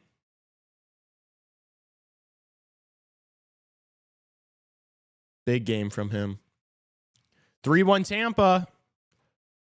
Not a good response from Florida.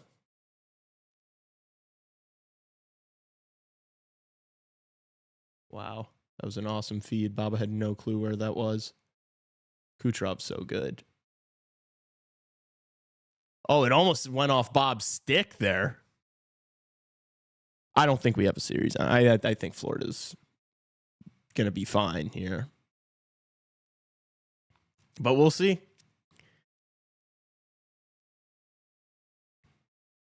Florida's got to throw the kitchen sink at them now.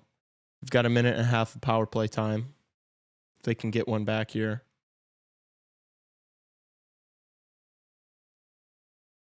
For Hagee.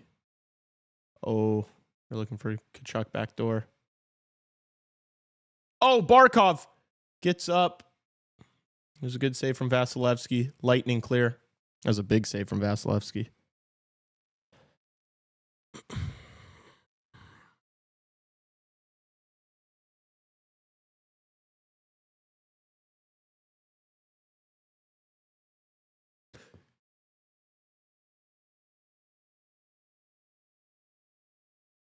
Kachuk. Back to the point. Here's for Hagee on the left side.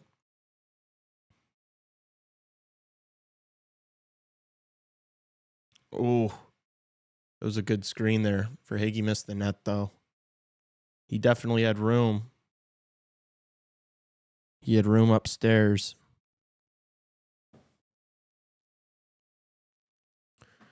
.25 seconds left on the Florida power play.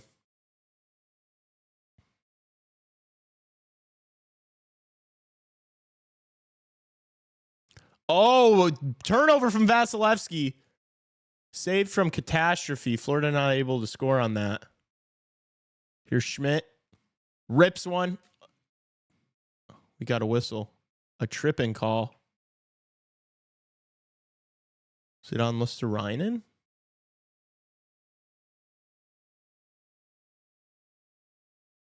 Yeah. I didn't even see it. Can you show the replay? Paul Maurice, my goat.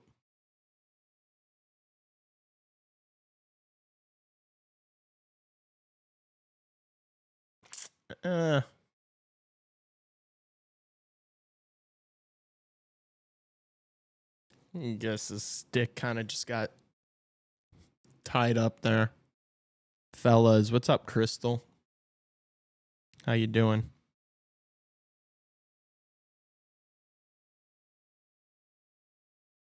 Florida wins the draw. Boquist skates it out. Throws it behind the net. Minute 45 power play time for Tampa. They could kill the game with a goal here. Honestly.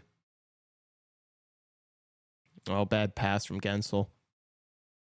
Didn't know where Hedman was.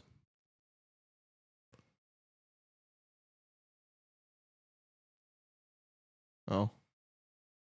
That went out of play. Kucherov just tried to flip it in. Yeah, mess with tape. It's the blade of the stick. Oh, this is that goal.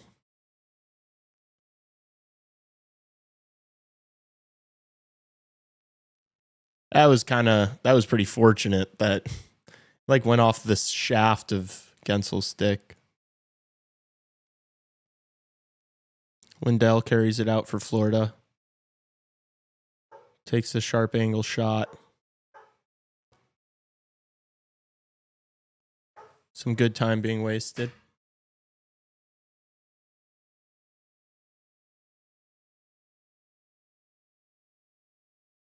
Tamsa moves it into the Florida zone.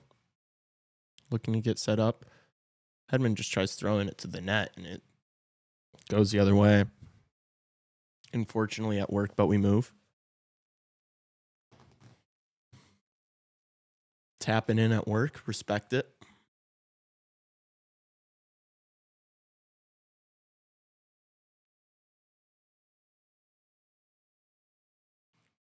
Whoa, I don't think Bob really saw that one. Florida clears again. Should be pretty much the end of the power play. Still 20 seconds. Might be able to get in the zone with like 10 left.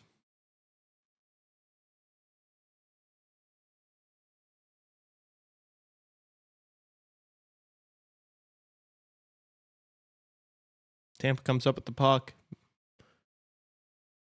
Shot from the point. Oh, awkward save from Bobrovsky, but he fought it off.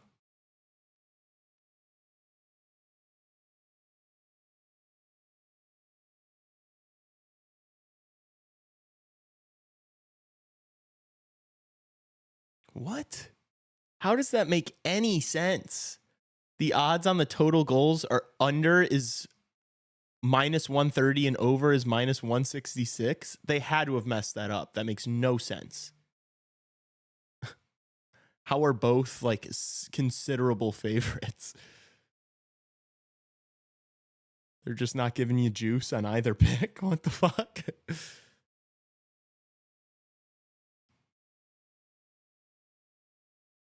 Nice move from Bennett. Tampa clears instantly, though.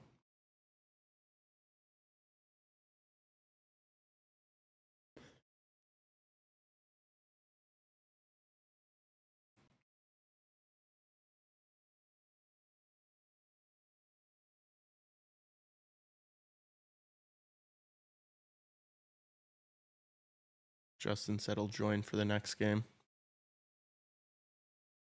Vegas Wild.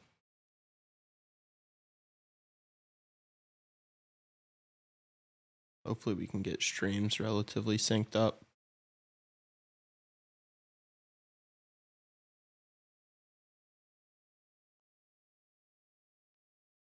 Little under 15 left. Florida's going to have to get their foot on the gas soon here. It's good work from this Tampa third line.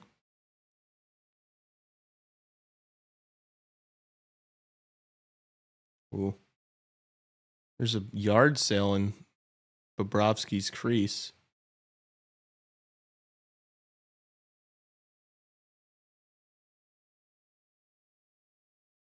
Offsides there, right? Yeah.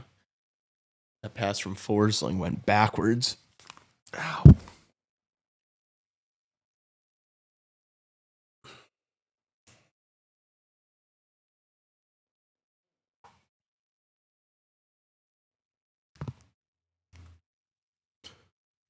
You'll do the middle.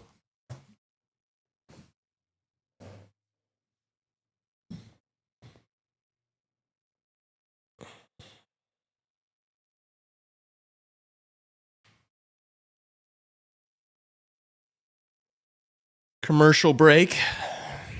1 of 4 from the period. I want to see Florida make this interesting. Score a goal before like the 8-minute mark. Things will get interesting.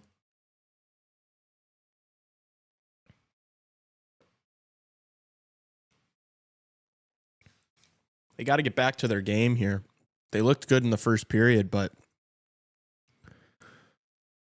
they just haven't been getting the puck in a lot.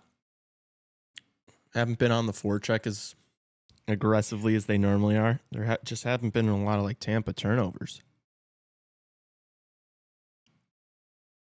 They got to ramp up the pace a little bit here, I think.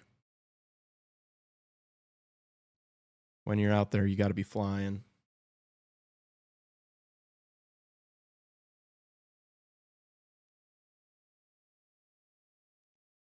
Lee's keys.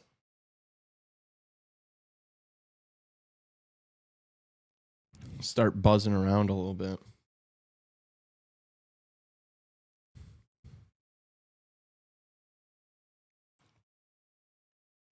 It's 2:24, so we're still like 45, 50 minutes away from puck drop in the Golden Knights Wild game. Interesting. Vegas's odds to win game 3 were like minus 145. And they are sitting at minus 165 now. So I'd imagine that's probably because there's a lot of action coming in on Vegas. A lot of people think they're going to. Oh, I didn't realize Florida was on the penalty, on the power play. Nick Paul with a holding call. I want the Cats to score here. Oh, that was a bad pass. Barkov could have had a nice opportunity there. Reinhart couldn't find him.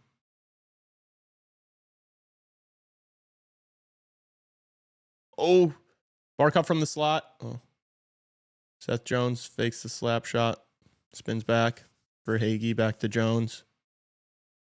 Over to Tkachuk. Tkachuk wrists one. Deflects wide. They maintain possession, though.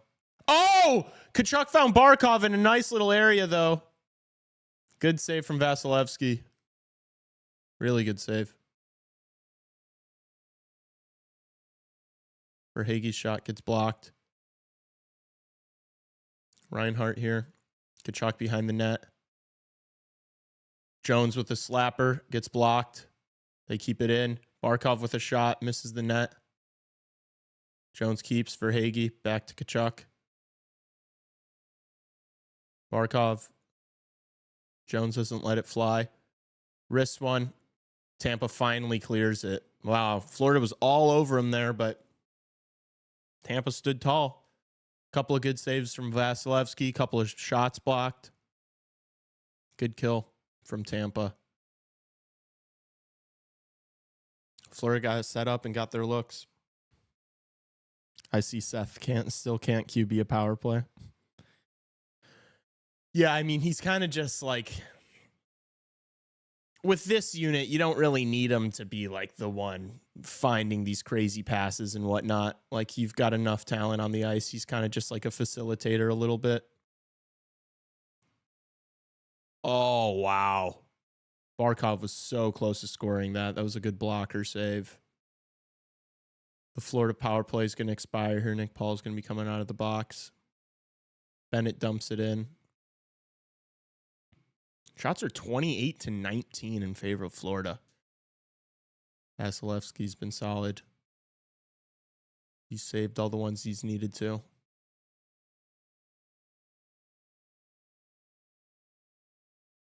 Oh. Tampa with a good opportunity there. Nobody was able to get a shot on, though.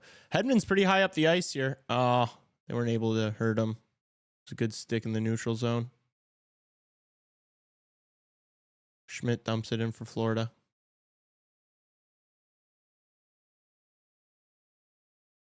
Nice play from Lindell. Vasilevsky covers. 11:10 left in the third. Florida's starting to pick up the pace a little bit. Why did Carl say no? I mean, we don't really have any of that information yet. I think he just wants to stay in Colorado. I mean, in Denver. It's Colorado. How hilarious will it be if at the end of all this, Seth Jones has a cup? I mean, there's a good chance of that happening. He is on probably the best team in the playoffs, so.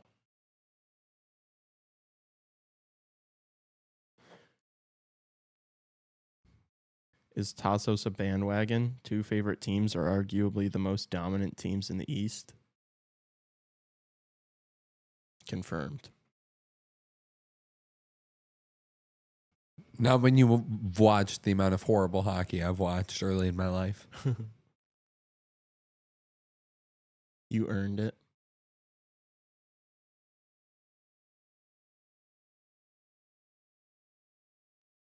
Listerainen sends it in.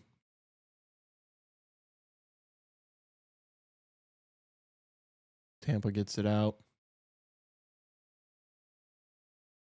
Whoa, dangerous pass there. That was not good.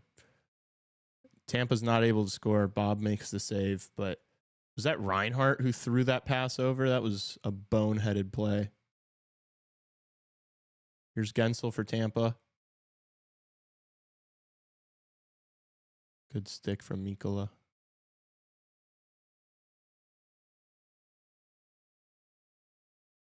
There's a collision, but no penalty coming. Puck gets out of the zone. Bob plays it. Oh, there's a guy right behind you. Sends it all the way up the boards. Seth Jones gets handed the cup first. I don't know if I'd be betting on Seth Jones to get handed the cup first.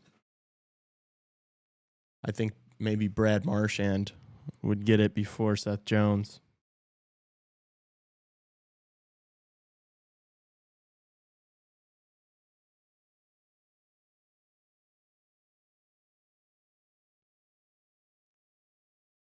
Maybe Bob. First cup handoff. I don't know. What do you guys think?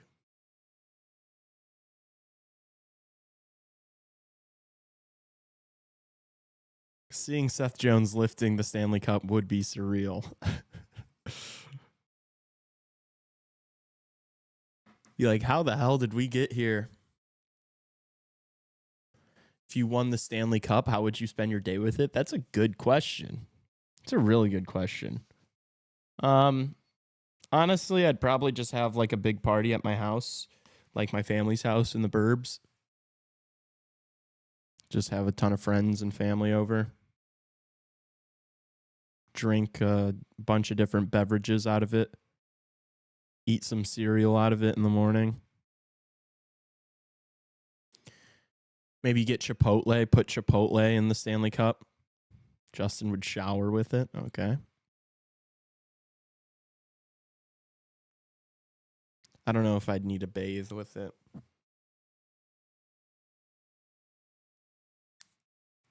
Shower with it.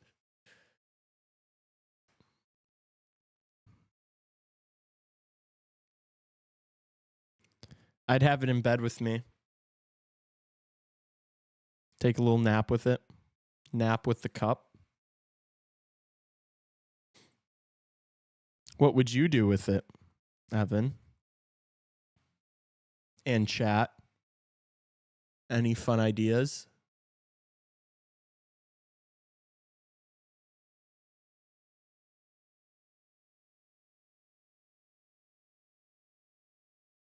I'd play like a drinking game with it where like you gotta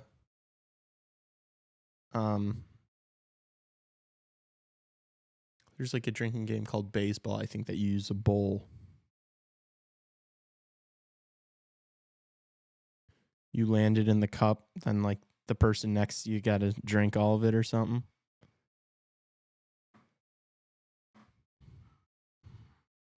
Get trashed with your redneck Texas friends on your parents' property. Yeah. That's probably the meta. I feel like that's what most people do.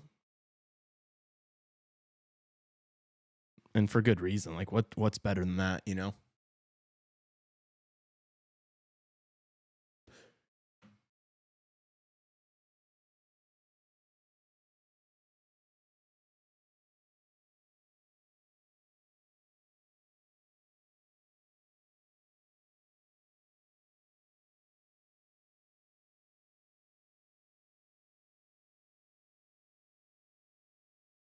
Eight, 9 minutes left.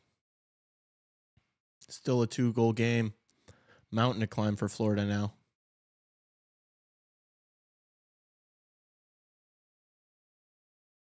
It's crazy that this is going to be the one that Tampa wins. It's been a great response from them. No Hagel, no problem. Does Brandon Hagel make the Tampa Bay Lightning worse? Confirmed.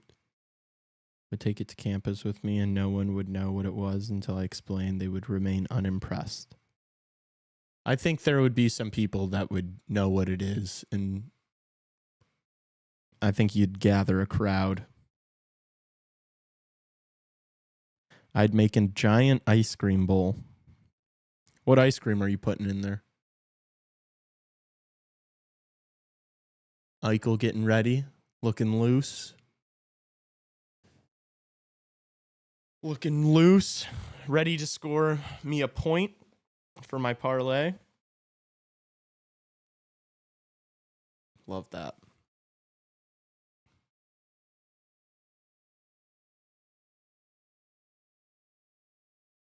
Big draw here. Florida wins it. Ekblad with a slapper. Misses the net. Tampa clears immediately. Got to get those on net.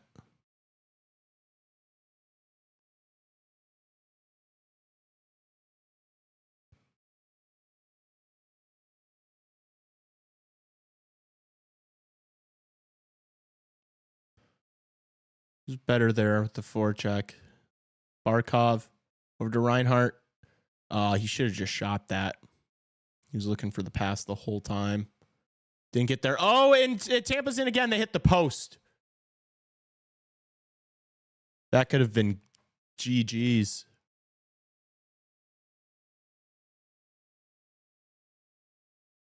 Mikkola takes Gensel down. Kulikov passes it up the ice.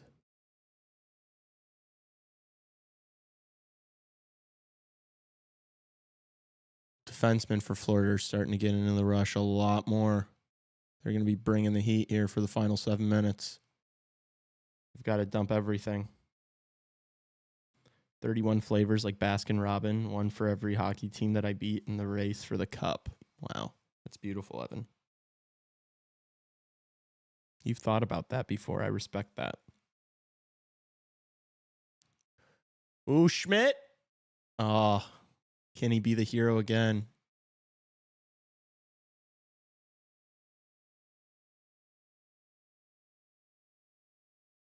Seth with a shot from the point. Ooh.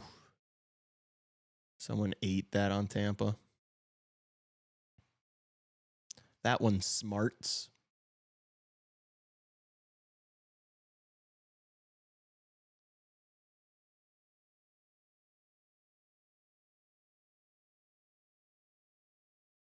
What is going on?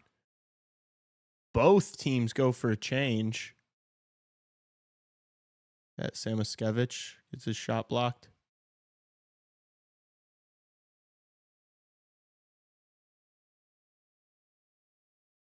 Just under 6 now. Tampa is going to have a 2-on-1. And they score. That's the game.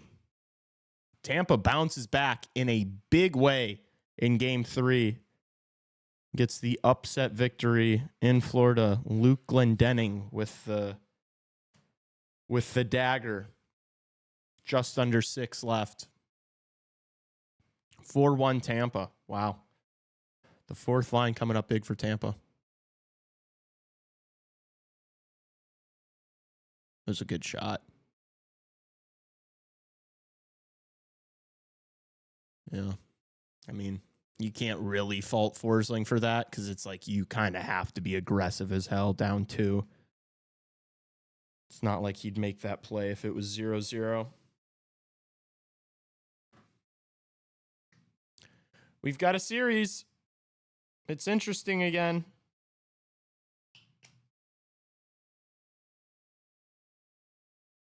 Game 4 is going to be fun. Hagel's back. I think this might be a bit of a wake-up call for Florida, though. This shit ain't going to be easy. Put that one more on Bennett. Yeah.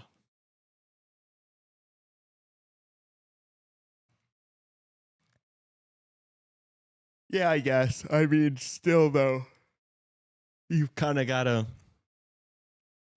give up some defensive responsibility to try to... Florida's got their goalie pulled with 5.5 left.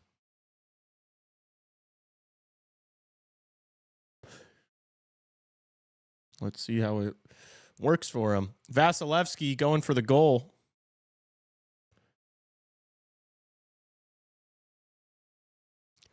Did not have enough height on that hoist from Vasilevsky. Barkov loses it in the neutral zone. Tampa's going to score here. Oh my gosh, Matthew Tkachuk just bodied somebody. Surely there's a fight going on right now. Yep. Let's see the hit. Barkov and Gensel drawing at it. Matthew Tkachuk's throwing straight rights at Cirelli. I want to see the hit. He just stepped into someone, and I don't know who it was. It might be Cirelli because he's not happy.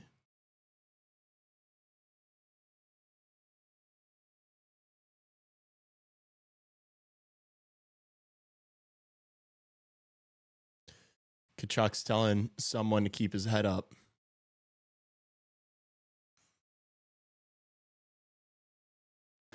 Probably whoever he just ran over.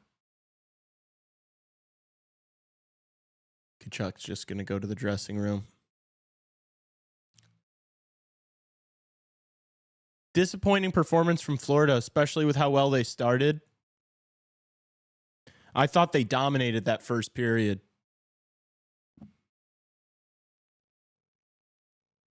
Oh, it was Gensel. Gosh. Super late hit. Just rocked him. Yeah, that's payback for the Barkov hit. Oh, and his face slams into the ice.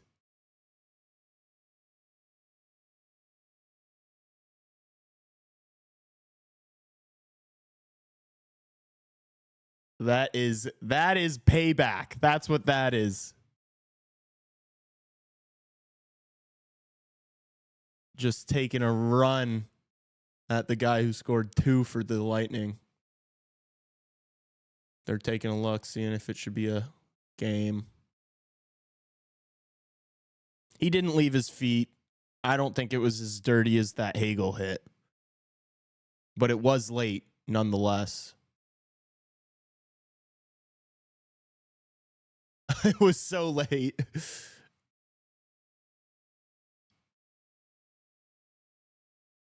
You knew he was going to. All right, so it's interference.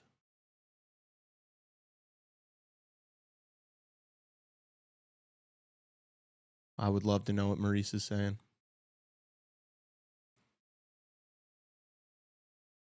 They asked him about the hit in a presser, and he was like, I've got nothing for you. I'm not the one who's got to answer for this. I love that dude. I love the way he answers questions. He didn't leave his feet? Yeah, no. It's not nearly as dirty as this Hagel hit. Hagel hit was 5 times worse. The Tkachuk hit is definitely a penalty, but an extremely forceful body check to an unsuspecting opponent. Imagine they suspend Tkachuk.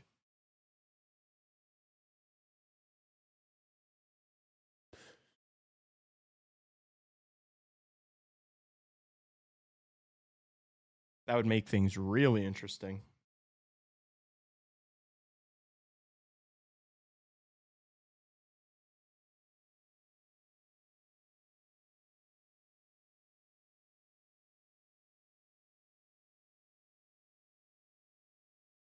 Yeah, it is a 5-minute.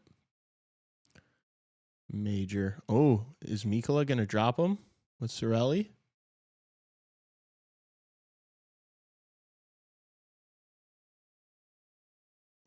Dude, this series is going to get crazy. You can tell. Not as bad, but definitely still pretty cheap. These next 5 minutes might be fun. Yeah, there's going to be a scrum every 30 seconds here.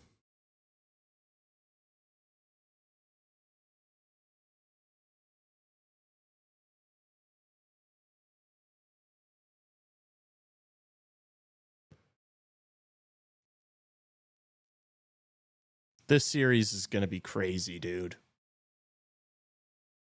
Especially if Tampa's able to pull out another win in game 4. Oh my gosh, dude. Could be 7 games of war. Or maybe Florida just bounces back and wins dominantly in game 3. Goes back to Tampa up 3-1. This was a massive win for Tampa. They needed this.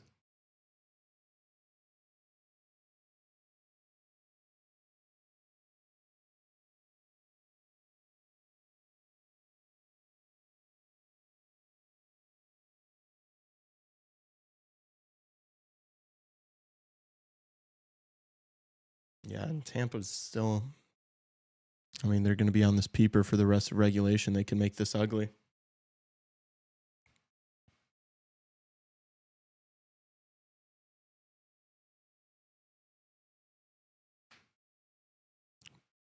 Oh, almost an odd man rush.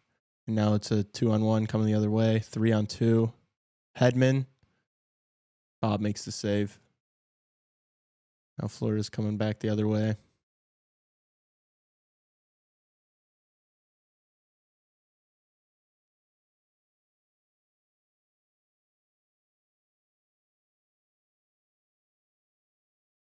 Good defensive play there. Oh, Mr. Ryan almost had a wide open net on second chance opportunity. Wasn't able to get anything. Geeky. Terrible pass from him. I hope Tampa tries to run up the score. Makes this series just really personal. Yeah. More than it already is.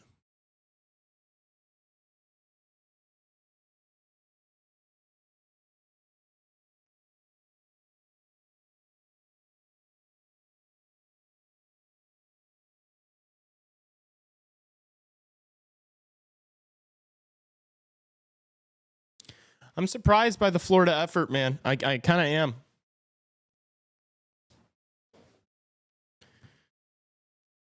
Just did not look as good in the second and third today.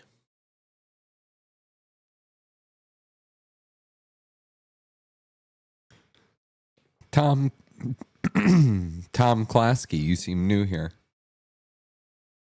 Is that true? If so, welcome. Welcome, if true.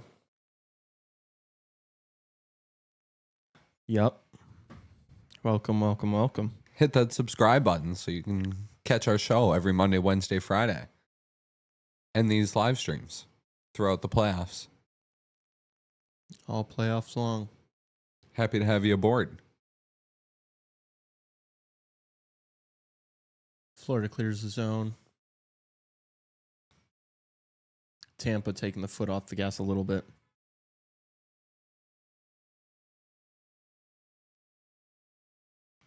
Let's go. Subscribed. Let's go, Tom. Thank you.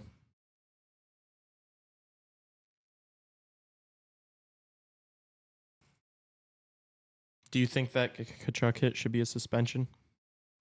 No, what? I agree with you. Who's saying that?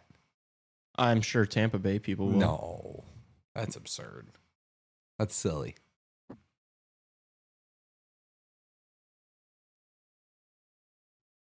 Definitely some retribution.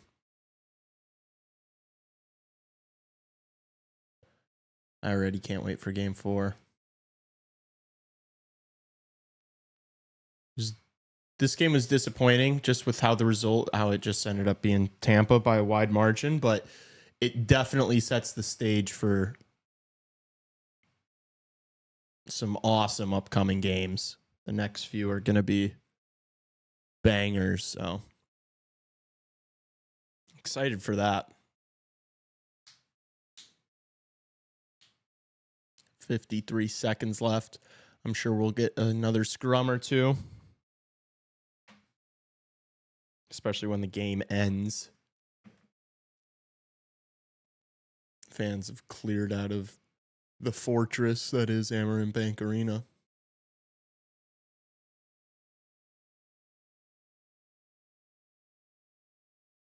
I don't know why you'd leave. You know you're going to get the main event as the time expires.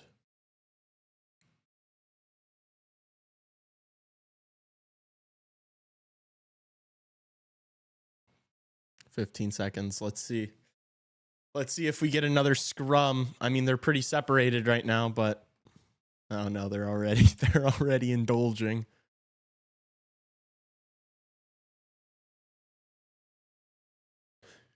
All right. Both teams going their separate ways. Just a lot of words being exchanged. Game 4, 2-1 series. Everything to play for still. Tampa is back. Tampa is indeed back. Must win. It was a must win today. It really was. They came up clutch.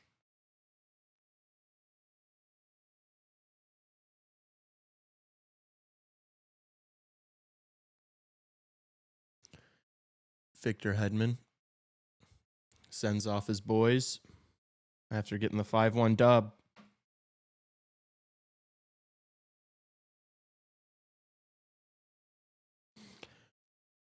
Next on the docket is Wild versus Vegas. Who we got?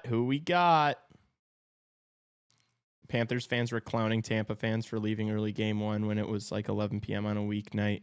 Where all the Panthers fans in the middle of a Saturday. Yeah, I guess. Guess I'm not really on Panthers Twitter, so I don't know what their fans are yapping about. But that place definitely emptied out. You got Wild in 6. Did you pick that before the series started, or is that just how you feel now?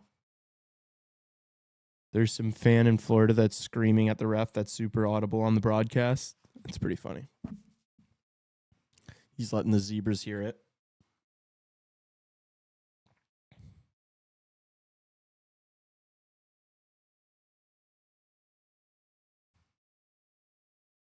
Nope, before the series started. Very nice. I picked Vegas in 7 before the series started, and I still think Vegas is going to win in 7. But this is a big game. If the Wild can win this one, you got to like their chances to just win one of the last 3 because they're a really good team on the road. So I had Toronto in 4 before the series started. Said no one ever. Tassos said it. Tassos said like 4 or 5, I think.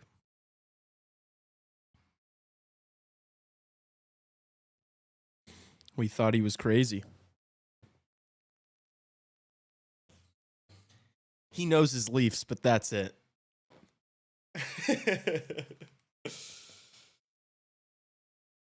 That's a big one too. I don't know. I could see it getting ugly and Toronto kind of just rolling them over, or I could see. I don't know. The question is like, is there actually belief in that Ottawa room? You know, I'm sure they'll say they still believe they can come back, but it's like, do you actually? And we're gonna find out at 6:00. Even if the Leafs are legit this year, they actually address their needs in the offseason and deadline, unlike the Oil. Yeah, true, very true. Yeah, they look completely different defensively this year. Oilers still rolling out the same bums. Still no change to the goaltending that we've known is not good enough. But that's Stan Bowman for you. Stan Bowman is not the best at his job. He's not the best at his job. He's not good at his job. He's not a good general manager. So it's tough. If Toronto gets the sweep, can we get a Tassos blind rank TikTok? I doubt he'll ever do that. He's a wimp.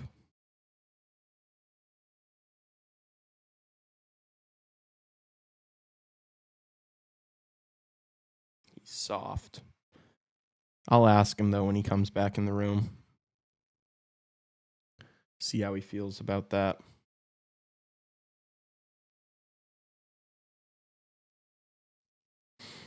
Oh my gosh, Blackhawks Twitter already talking about John Cooper.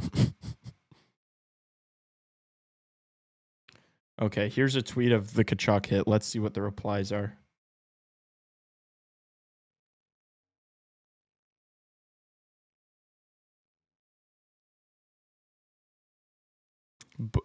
See, this is what like is so stupid. Both Tkachuk bros try not to do something dumb when your team is down. Challenge impossible.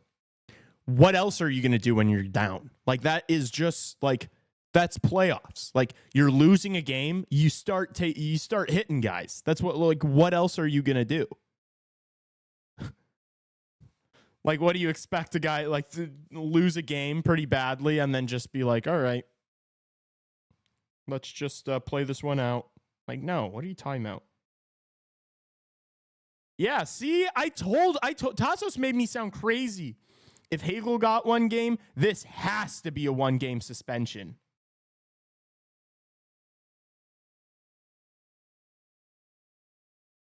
They set the precedent. It's not the same hit. It's not nearly as bad of a hit as the Hagel one.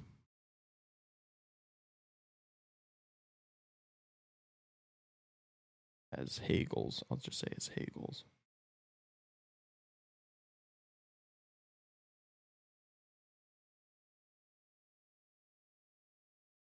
It's not. It's not as bad as a hit. Not even close.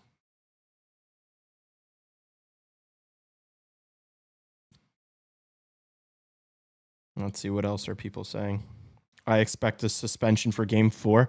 Dude, I told you guys people are going to be calling for suspension. Golden Knights money line, already on it.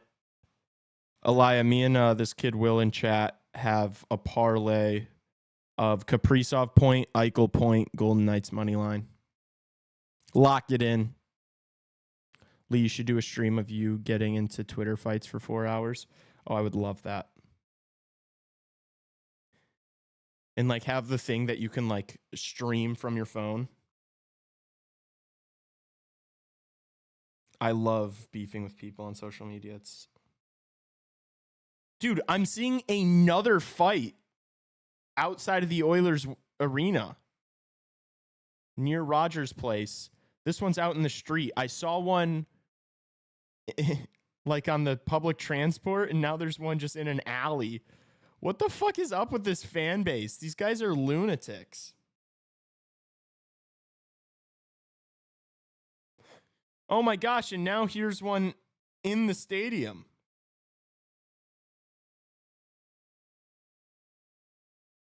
What the fuck is up with the Oilers fans? If you guys are on Twitter, go to the account Yegwave, YEGWAVE, Yegwave. They just are posting all these fights from the Oilers game last night. There's like 5 of them. This one's in a bar. Holy shit, there's literally like 7 fights. What are these fans doing? Elia took Vegas money line. Elia, you should have taken the parlay. Don't be. You're really laying $50 on a minus 160.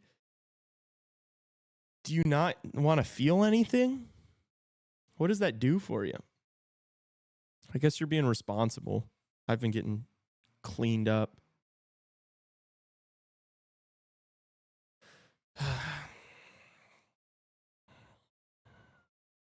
Not surprising. Oil have a whiny fan base like the Leafs. They're going European football hooligan style. I mean, this is crazy. European football fans don't really fight each other. That's why they, like, in the NHL, you buy a ticket, regardless of what team you support, you buy a ticket at an away stadium and you just sit wherever your ticket is. In European soccer, they've got sections for the away fans and then obviously for the home fans. And it's like European soccer fans fight with each other, but not really their own. The Oilers fan base will just destroy itself if they make a deep run. Yeah, apparently. They get one win and everybody's scrapping.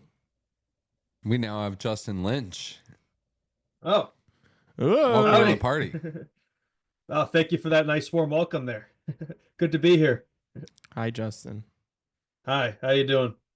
I'm good. I'm just watching all these videos of Oilers fans fighting last night. What's the deal with Oilers fans, man? I swear they're always just like the most loud and like obnoxious this time of year, especially, man. Dude, I don't know, but this is crazy. It's literally like 4 or 5 different videos in completely different settings, just all Oilers fans beating each other up.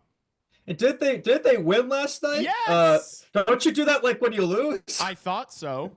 I guess I don't know. That's really strange, man. I guess they're preparing for the riots of Vancouver style when they're eliminated, right? Yeah, dude, it might get ugly.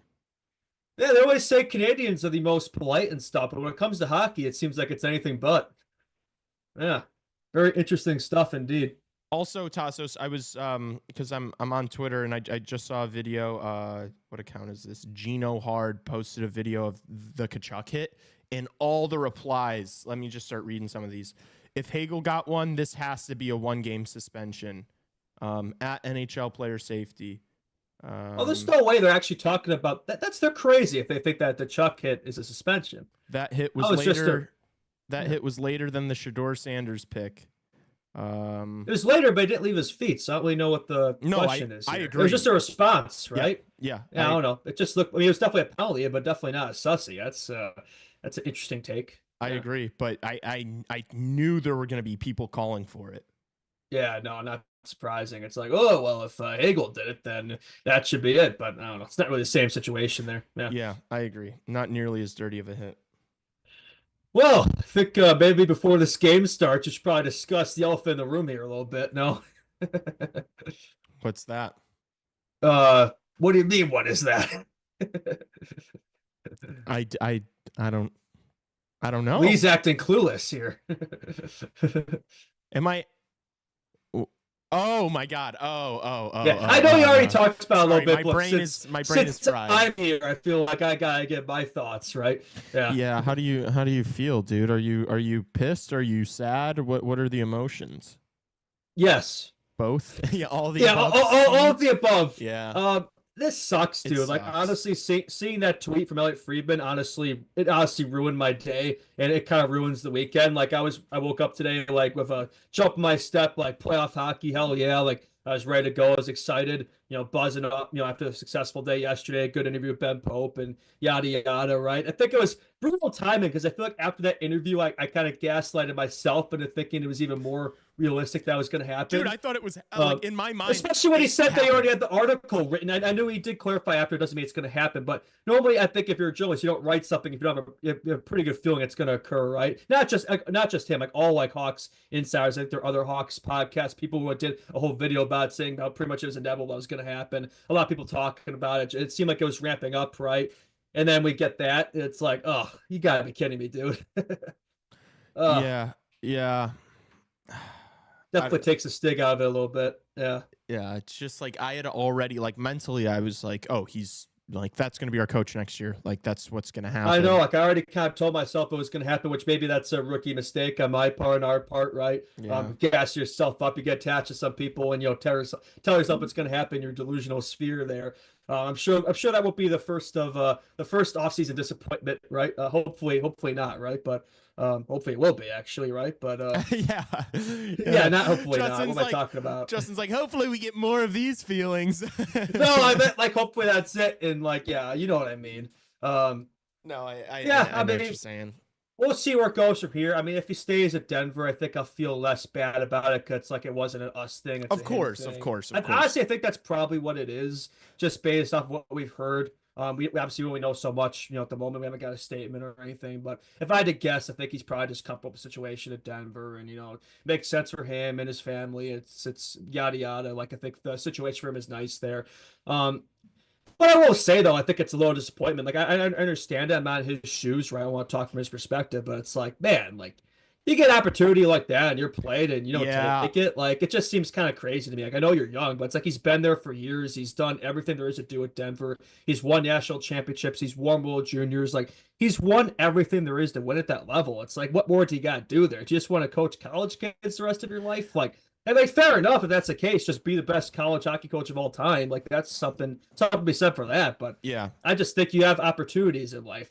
I think those chances aren't going to come every day, right? I just think if he's turning down us, then it's like, I don't know. I can't imagine he's going to go coach Boston, New York, or whoever, Anaheim. I mean, maybe he does. And if that's the case, then that would suck even more if he's in the NHL level and he's not coaching us. But yeah, maybe, I don't know. Maybe original just... 6 franchise, like I don't know. I just don't really understand.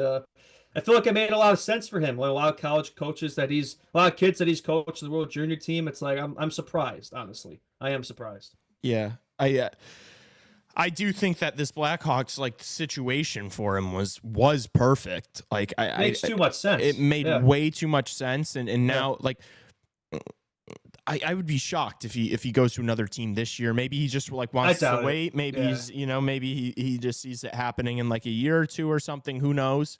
But he is still so young. He's like what, mid-30s, late 30s. So he could definitely have an NHL thing come up from the future too. I don't think this is necessarily now or ever for him. So we'll see what happens there. But definitely disappointing for sure. I feel like that was like the biggest item on the agenda. I've been saying it, right? Not necessarily the free agents or the draft, but it's the coaching that's kind of the biggest thing the Hawks got to take care of this offseason. And that's the number one prospect off the board right there. And now it's like, I've been spending so much time thinking about him. It's like I don't even know where you go from here. It's like the market is so goddamn dry. It's the same coaching carousel. It's these same people we've seen in and out of the door, right? The same club. It's like I don't really know where you go from here for the Blackhawks, right? Like the number 2 guy. I don't even know who that is. Like we got to figure that out, man. It's like I'm sure they have a list and they're checking it twice, but I don't really feel very good about it at the moment. And you got to get that right. You can't afford to get it wrong yet again, right? So we'll see where the Hawks go from here, and definitely could drag on a bit now that he's off the board. Yeah. Do you think there's a possibility we see Anders Sorensen again next year? You know what? I think now that this has happened, I actually think that is a pretty realistic chance of that happening, to be honest with you. It's like he was the number 1 man on the board. We haven't heard a single other name. I'm sure they have a bunch, but like we haven't heard any specifics in terms of who they're looking for. It's like if you're the Hawks, like I don't know if I want to go after some guy like a Gallant or a Lavalette who's been around, because like I feel like whoever if you hire one of those guys, it's gonna be another like coach who's there for a year or two and we still suck or haven't progressed as much and they get fired anyway. It's like I feel like the guys are on the table. I don't know if there's really anybody who's like, oh yeah, that's gonna be the guy for us, sustainable for the long term. So it's like it's almost an argument which is just stick it out with Anders for like another year or two. Like he's obviously has a lot of experience. These guys already. He's coached like 3/4 of his season here. It's like I can't believe I'm saying this because like a week ago I would have I would have scoffed at the notion. I still don't like it. Like, if you can avoid this option, I would. But if, worst case scenario, maybe you got to stick with Anders for like a season and see what opens up next year. Maybe somebody gets fired and maybe some better option opens up, right? Still got to see what happens here. Like, might be some people we think who aren't on the market now, could be later, right? Yeah, we got to wait for the season to be over. But yeah, I do, but just like right now, I don't hate the idea of sticking with Anders, honestly. I know I would have hated it 24 hours ago, but now it's like, I don't know. You might just have to do that, Yeah, like if you're not going to hit a home run, don't even swing. Yeah, exactly. Like don't just like hire a new coach just to hire a new coach. Yes. Like I don't just want some, the same, guy who has experience. Like I know experience is important, but it's like I don't want to be hiring a guy just because he has experience. Like it's a good experience, right? Like that's why you gotta get this right if you're Davidson. You can't afford to get it wrong. Especially when we already know that like the guys in the locker room, these young kids like Anders Sorensen, and we've seen progression. These guys. We've seen progression out of all these young kids. So we have. Like look at the end of the season there, man. It's like here's the thing too. Like he didn't really have an offseason to work with, right? He was kind of still in that job like middle of the season, December. So maybe just more time there in offseason to kind of get his systems in place and talk to these guys more. Like obviously he has a relationship built with them, right? He's been working these guys for a while, so maybe the first full season would go better for him, right? We'll see. I mean, Justin, what happened to us, man?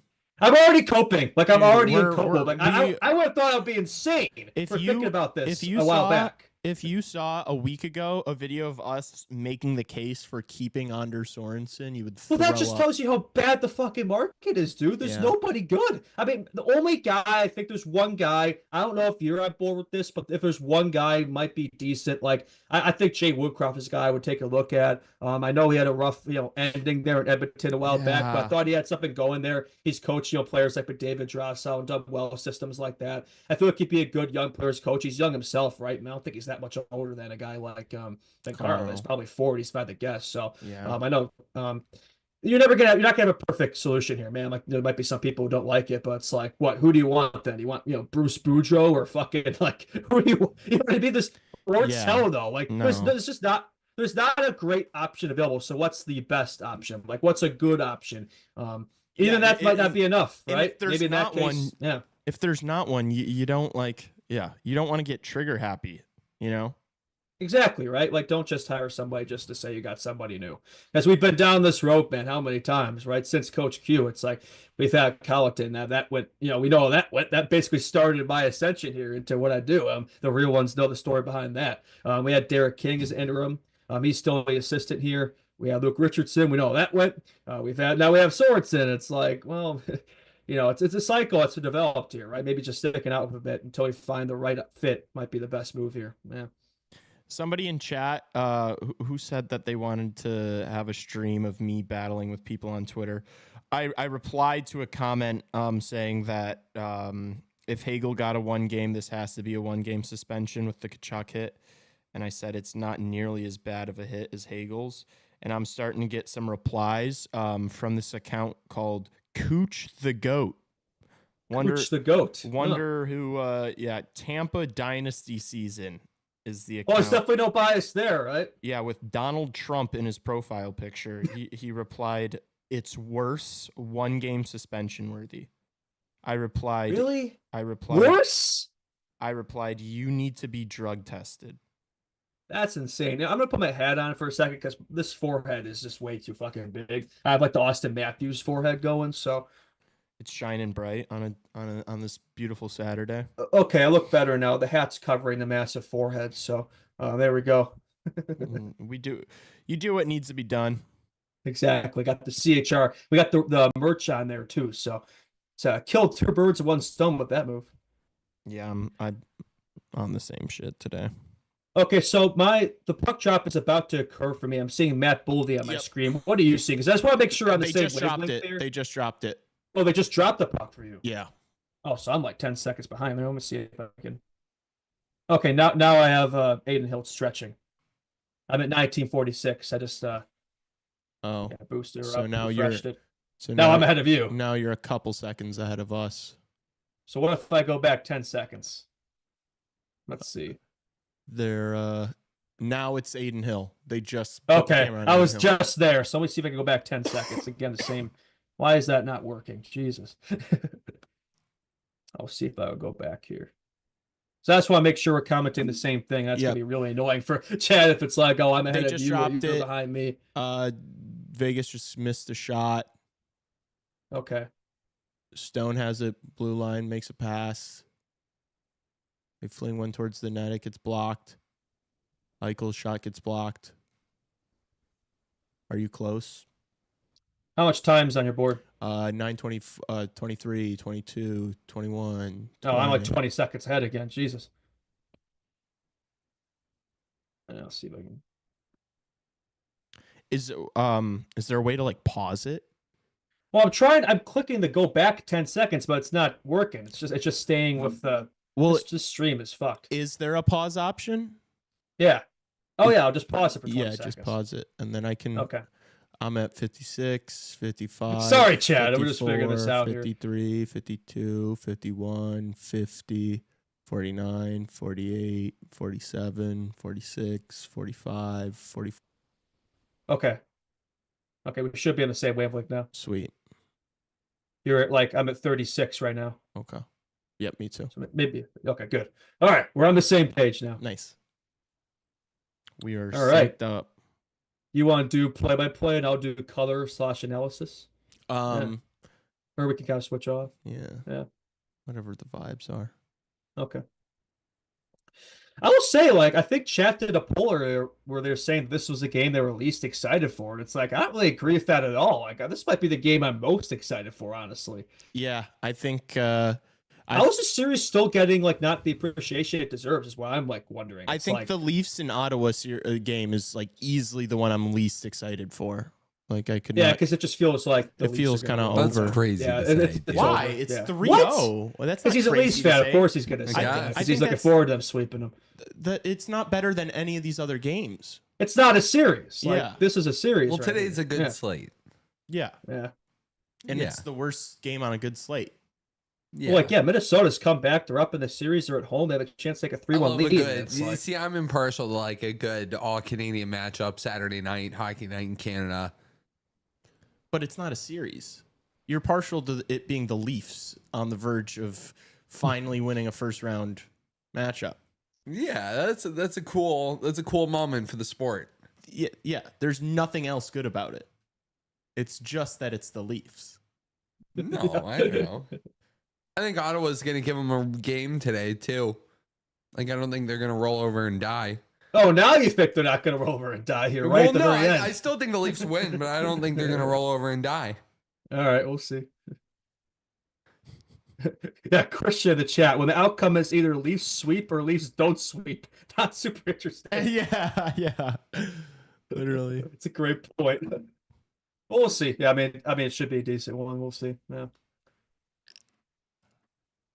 Maybe if Ottawa wins game 4 and 5, then like game 6, I'd be like, yeah, this is exciting. Yeah, right. They need to win a couple before I get really invested in that series again. Yeah, right? Yeah. At this point, it's the Leafs to lose. And yeah, if the Leafs are going to lose this series, it's not going to be because Ottawa won it. It's going to be because they lost it, right? Yeah. That would just be pandemonium. Yeah, there's still like a 1% part of me that's holding out hope there that maybe they have one last like colossal choke left in them. It's a very small part of me. Like even I can't gaslight myself. After what happened today, I can't gaslight myself into anything these days. My delusion's even gone at this point where it's like, yeah, whatever. It is what it is, I guess. Yeah, just like that with that Carl thing, it just feels like I don't know anything. Like you have no clue what's gonna happen. We've been talking about that for so fucking long, dude. For months we've been talking about since the World Juniors, and it's like, oh, dude, and especially when the information came out, like that's the guy they're really gunning for and really trying to get. Yeah, like Frank Cervalli. Like when I saw that report, I was like, oh yeah, like we're gonna make it happen, right? Surely, it's like I love to hear what the negotiating, what that call was like from Mr. KD there, but yeah, I don't know if there's really much we could have done. I think it was more just his deal. Like, people are going to blame the Clown Hawks for this. So it's like, I don't think there's any other NHL team that's probably nearly as close as we were, right? Probably top team at his list too. I'm sure he thought about it, right? I mean, the season ended a few weeks ago, so for the college season, not the Hawks. Yeah, so. I'm sure there was consideration. I'm sure it was a tough decision, Yeah. right? I mean, you would hope. I'd love to hear more from his side, just on why, I'd imagine, like I said earlier, just the choice situation at Denver. But I'd definitely like to hear more information, get more context behind the decision. Yeah. Dude, I'm like actually getting in arguments with people under this tweet. This other guy just said it's the same fucking hit, dude. What are It's not the same hit. It's not even close. Plus, that one was by the boards. That one was like open ice too. And, like the situation, the game situations are completely different. Like, oh, what is he talking about? I said Barkov never touched the puck, and Hagel literally left his feet. What are you talking about? Justin, forgive me for the Ovi slander. You're forgiven. No one slanders Ovi, but I respect that. He was not. Yeah, I was surprised by that game. The Habs definitely appear to have made it a series, especially with Dylan Strome assassinating his own goaltender. Definitely looks like we're gonna have a series there. It is nice that whenever I like argue with people on Twitter, Trevor always instantly likes my tweet, so it just makes me sound correct. Oh yeah, actually, that last tweet probably was pretty good. The Portillo's one, just fell on your knees at the Portillo's. You like that one? I actually like that one. I liked all your tweets, but like that one, I had to like that one. That was a good one. That one moved you? That one moved me. Yeah, I was like, that's real. Yeah. Good. I got the memer. There we go. I like the one you did the other day too, where it was about the Brendan Hagel hit, like a complete unsuspecting Barkov in the corner, and Hagel like pulls out the pocket knife or whatever it was. That was really funny. Yeah, I was. Okay, he's getting better at this. He's getting better at this. That one made me laugh. What's the Twitter at now? Like 90 followers, close to 100? Yeah. We're getting there. That's definitely been the slowest burner in terms of growth. Yeah. Well, but it's because, I mean, there's been I'll tweet a couple times a day maybe if I like think about it, but there's been no, push for it. But I'm going to keep growing it. Got power play. I'm going to stay on it. Schedule the eye appointment, buddy. And he just sent me a screenshot of the initial contact of Hagel.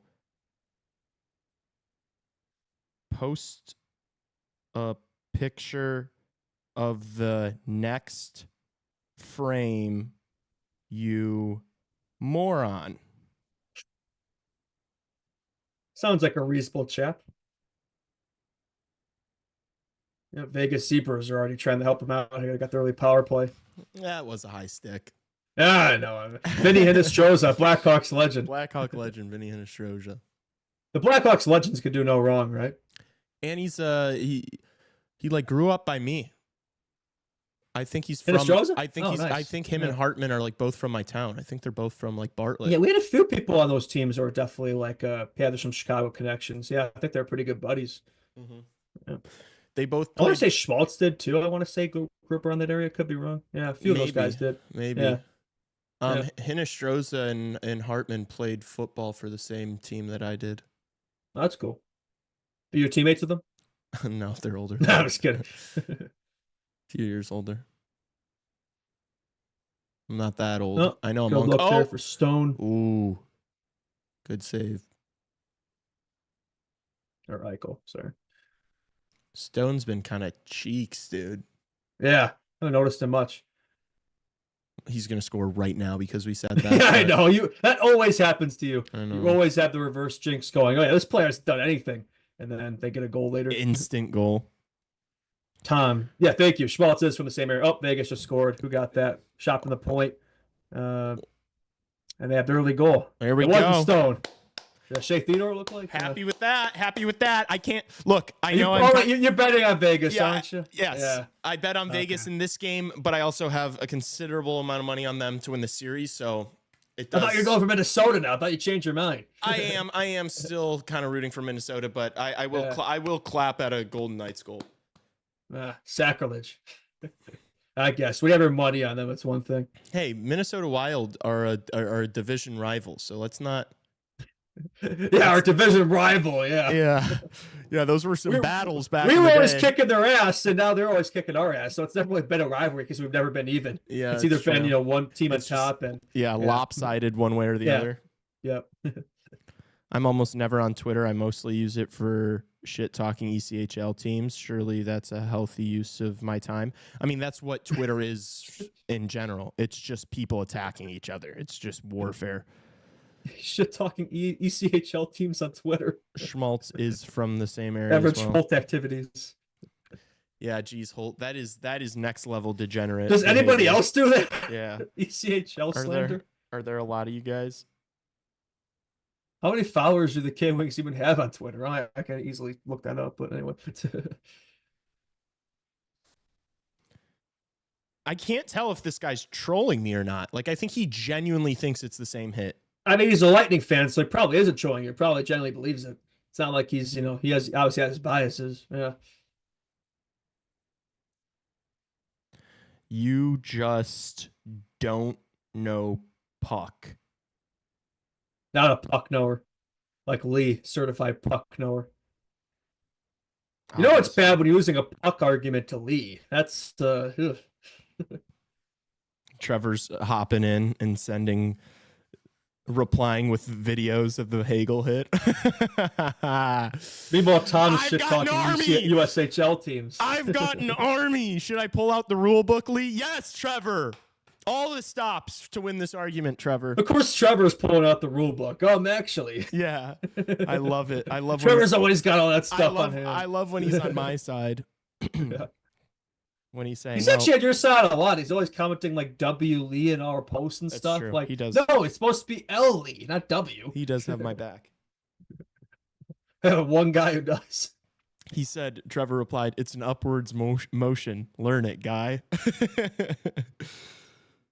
I need to like these responses. I need to see this. I need to find this. Yeah, get over there and chime in. I'll help you out. Yeah, chime in. I never comment anything on Twitter, X. And when you're replying comments, like people don't see like that follow you. They don't really usually see like reply tweets.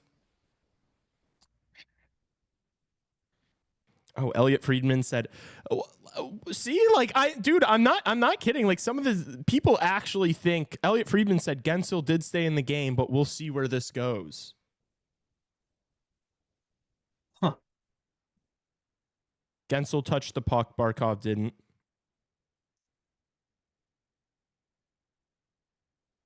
Somebody said both clean hits. Okay. What? That's what is this? The 80s? You just what decade is you're this? seeing the full spectrum of just like delusion. Oh, he's a Cubs fan. That's why he's not so bright. Yeah.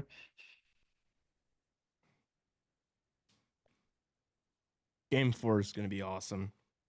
Oh yeah, like that series. I as a Panthers, like I definitely am riding with the Panthers, but I'm kind of happy the Bolts won today because this series is definitely back, right? Definitely, yeah. Tampa definitely got themselves back in it with that win for sure. I mean, if I play it back and home ice in the Ford, it didn't really seem to matter. So, yeah, I still think it should go 6-7. I don't think I predicted 4-7. So it started to look like it might have been a quicker series than we thought, but now it seems like it might be drawn out more. Yeah. Which isn't really surprising. I think that's the way we all thought it was going to happen going in. So, yeah. Yeah. I would help, but Twitter literally won't let me make an account. We need more Twitter warriors. Not a Twitter account. I'm 44 and I shit talk USHL teams, but I'm married with a kid, so that's my excuse. Menace. I love it. I'm looking forward to when Hagel returns for Game 4. I'm assuming, or Game 5. I'm assuming that Chuck's not going to get the same treatment. And then they got face off against each other. That's going to be fun. Yeah, I know. It's going to be. I wouldn't be surprised if they drop him. I want to see him drop the gloves. That'd be awesome. Like they did in the Four Nations. Like those two definitely don't like each other, man. No, Hagel and not. Chuck. Like you could clearly see it. I mean, it's been budding for a while, especially after those comments the Four Nations too. Like, yeah. Oh, he's just a pretty boy, loves the camera or something was what Hagel said. And to Chuck is like, oh, no, you have no group chats. He must not be well liked over there or something. I don't know what it was, but yeah. Yeah, there's definitely animosity. Amusing. For sure. Gosh, it's just like battling with people online just does something for me. And I just like, I can't help but like, that's all I want to do right now is just call people morons.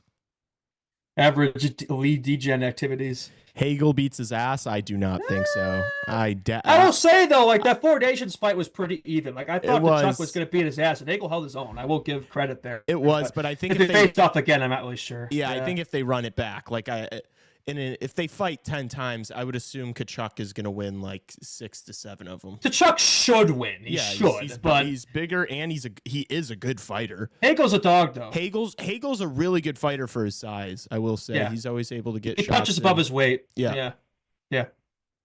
Pretty even, actually. Oh, that was a bit of a muffin pass. Minnesota's got to get something going here. It's been all Vegas so far. Yeah. It's not what I want to see. 6-1. Although I do have Vegas winning this series, I guess it wouldn't be the worst thing, but I'm definitely pulling for Minnesota because fuck Vegas. Yeah, you're a Vegas hater. Nah, yeah, not a Vegas guy at all. How do you feel? You seem like you're not on that train as much as others because it seems like it's a popular sentiment that hate on Vegas, but you seem to be kind of no, I don't care as much. Yeah, I just don't. Yeah, and that's it. I just like don't. It doesn't rustle my feathers as much as it does other people, and I also am a huge fan of Jack Eichel. So that's fair. Yeah. Yeah, Jack Eichel definitely reminds me a lot of Taser. Yeah, just his two-way play and perfect 1C for the playoffs. Yeah. Yep. Yeah. Completely agree. Yeah. And a USA boy. Look at Brock Faber getting absolutely laid out. I like that. Oh my gosh. Yeah, they're touching him, huh? Yeah, he's been receiving on a few hits. Yeah. Vegas is winning me back over now. That's what you got to do. You got to pound the other team's best players. That's how you win in the playoffs. What do you mean by that? What do you mean by that? The other night I called Fort Wayne frauds, and they responded with my own tweet saying that they hoped my bloodline suffered for eternity. Oh my god! Did they actually say that? That's hilarious, dude. They just do not. Did the guy forget he was on which account he was on? Like he thought he was on his personal. Like, oh shit, I'm on the actual. It's like, my brother, account. You are not on your main. This is not a burner. I'm surprised he could get away with that. Hagel beats his ass. I stand by that. We might see. We might find out. I hope we find out. I hope we see it. And I don't think I'm gonna be wrong. Yeah, we'll see. Hit him with the facts, Lee. This is a fair point. Remember, the Hawks are actually a team that found the IR loophole in 2015 with the Kane injury. Yeah, the Petrovic hit, I remember. Yeah, because he was out for the last couple of weeks of that season. Then I think that was kind of the first case of that. And then all the teams started copying, like the Lightning did, and then Vegas, and pretty much everybody does it now. Yeah. That's a fair point. Oh, wild score. And wild score. Marco Rossi. Been waiting for him to show out here. Definitely a guy that need more from here in these playoffs. Good. Are they gonna let go of him?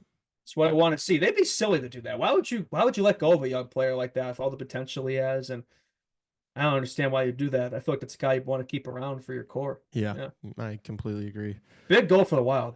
But if they do let him, if they don't, that'd be a guy I would love for the Blackhawks to see. Oh, nice play there. Nice forecheck in there. Yeah, that was I liked awesome. That goal. Who was that? It's the hit, and then was that Bouillon? Or no, was it Bouillon? That was who was that?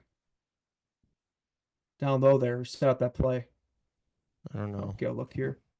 Got to pull up DFO. You're better with. I'll be honest, I have no idea who that is. Yeah, me neither. No, Rossi scored, but like who set him up there? 13.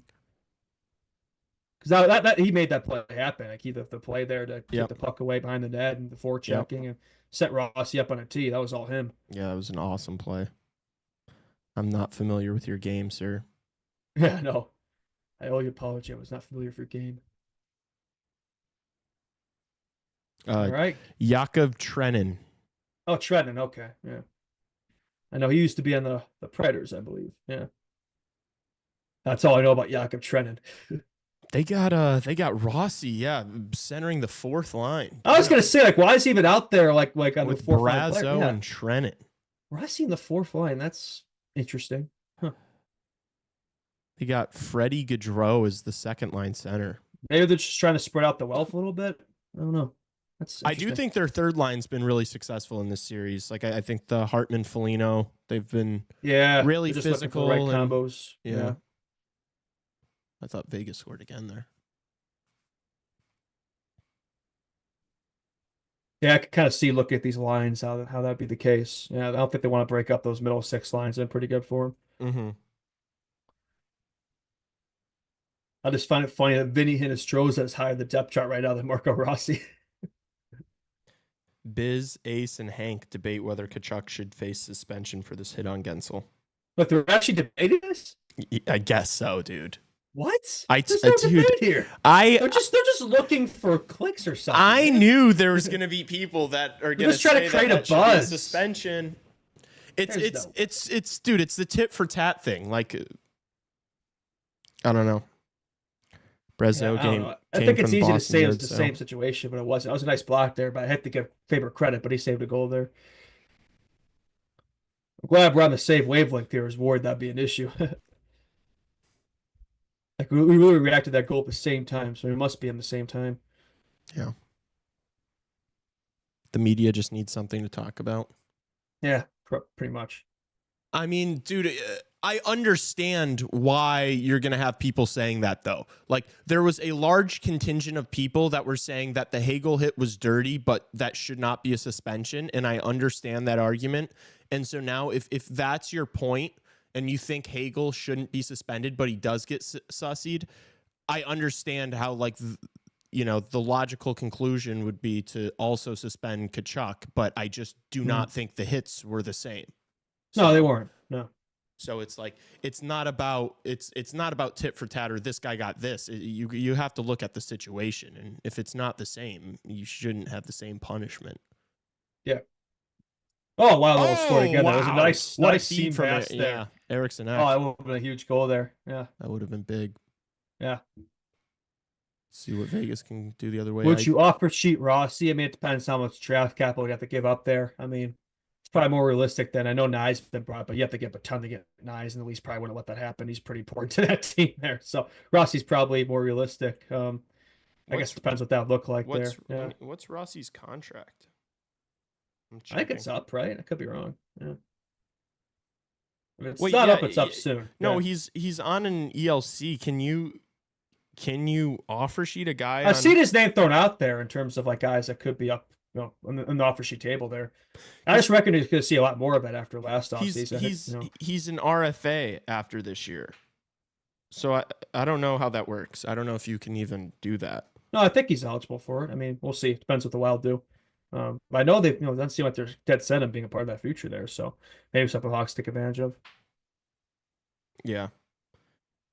Yeah, that'd be an awesome guy to have as like a 3C. Yeah. Yeah, nice. Maybe a potential 2-on-1 for the Wild.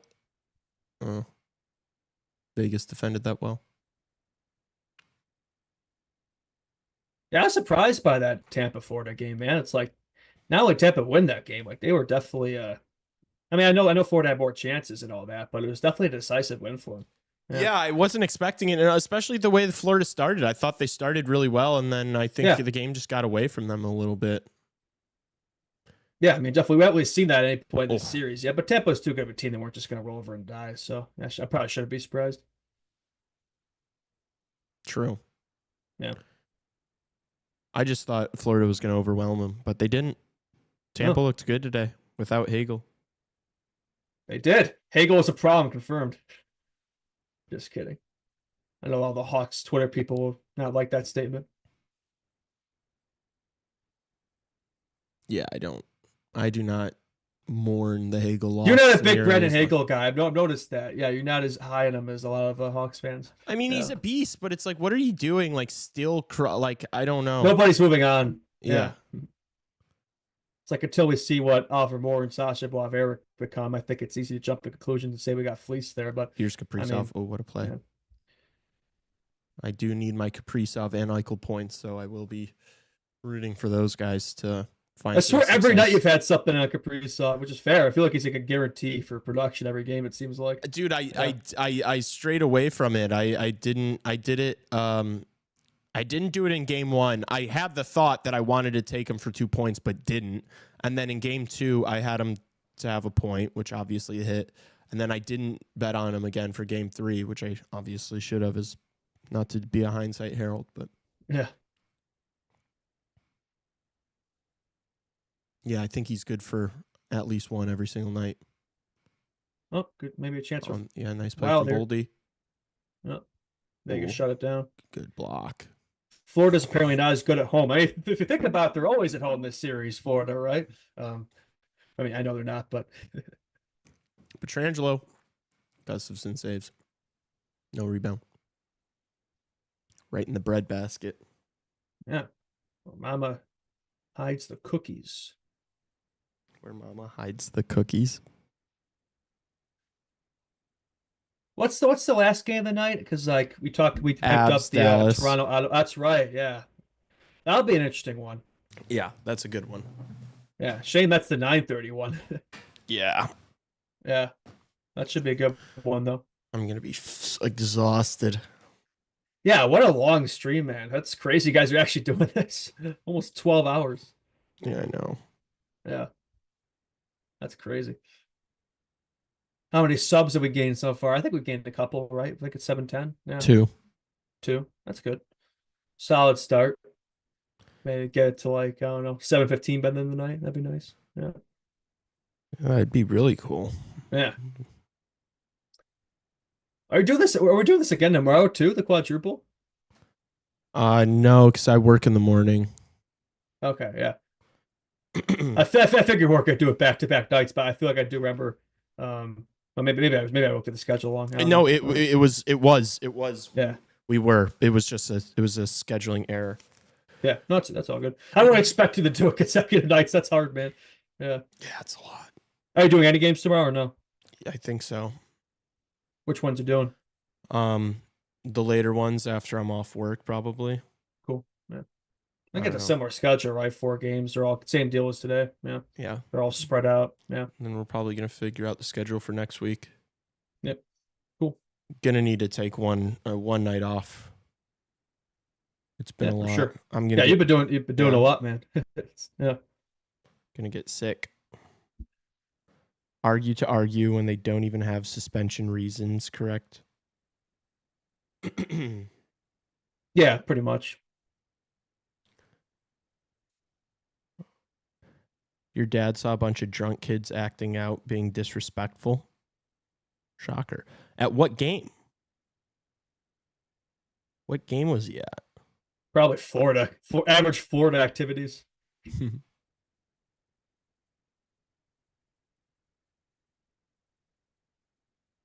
Was he suspended for interference? Matthew Tkachuk? Who are you talking about? What is he talking about? Yeah, I don't know. I don't know what he's I don't know what Trevor's talking about. Obviously, there's going to be no decision yet. It'll be like a hearing tomorrow if that's we won't know for a bit. Yeah. I'd be surprised. I mean, yeah.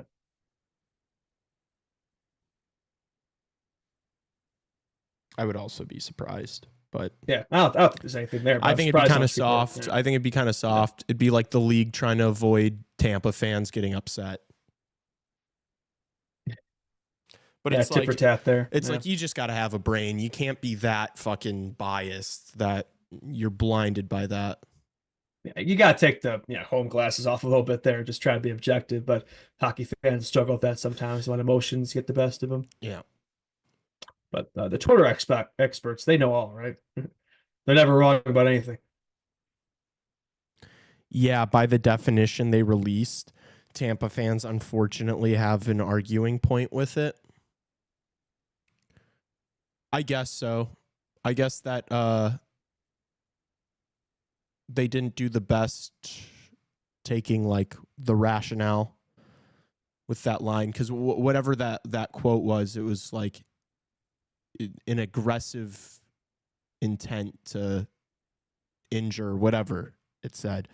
I could see someone using that as an argument, but they should have, there should have been something included about Hagel leaving his feet, about Barkov not touching the puck. Matthew Tkachuk did not leave his feet, and Gensel did have the puck. It was late, but he had the puck. Barkov never had it. An extremely forceful hit to an unsuspecting player. Yeah, see, so that is fair. Like, they are going to be using that to make the argument, but it's a semantics game. It's not. They're not the same situation at all. It's by the book and by the crook. 1-day suspension against all that bad. They're just not consistent with it, man. The league has never been consistent with stuff. Yeah. by I that. can't get over this poll, man. What game is everybody most excited about today? Lightning at Panthers 21, Golden Knights Wild 9, and then both the later games are 35 each. 9% of people most excited for the game we're currently watching. Yeah, that is interesting. Yeah. This series has been written off by a lot of people. I don't really get it. Like, I think it's been pretty good so far. I don't know. Yeah, I mean, better than we expected. Well, I think we expected this. Just nobody else did. Yeah. Mm-hmm. Everybody thought it was going to be easy pickings for Vegas, but Minnesota's taking it to them. Yeah. Perhaps keep your head up in the neutral zone. Hockey 101.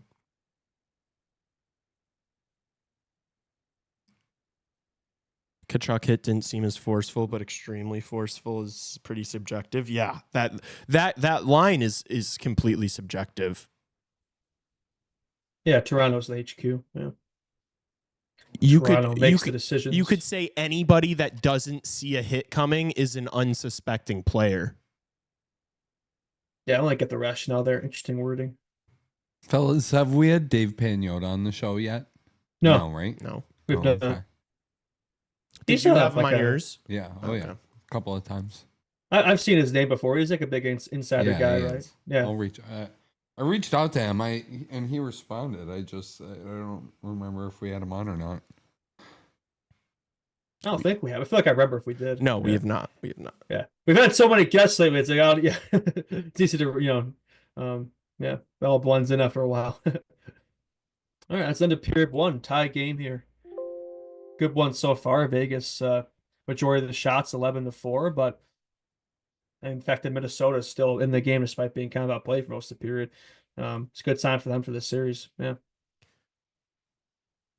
If they could finally come away with this, man, take a 3-1 lead, I mean, that'd be huge for them. Yeah. Definitely an important game for Vegas. You got to be feeling really good if you're a Wild fan if you can win this one. Yeah, especially with how good they've been on the road and stuff too. Like, yeah. That's a beautiful arena there, man. I had it in my Mount Rushmore of arenas at Xcel Energy Center. It's a nice one. I've been there. It's your GOAT spot. Yeah, I don't like about GOAT, but it's up there for sure. It's a nice one. Like if you have your head down, that's unsuspecting. Yeah.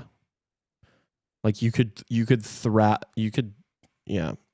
that definition on like any hit and make the argument that it's an illegal hit.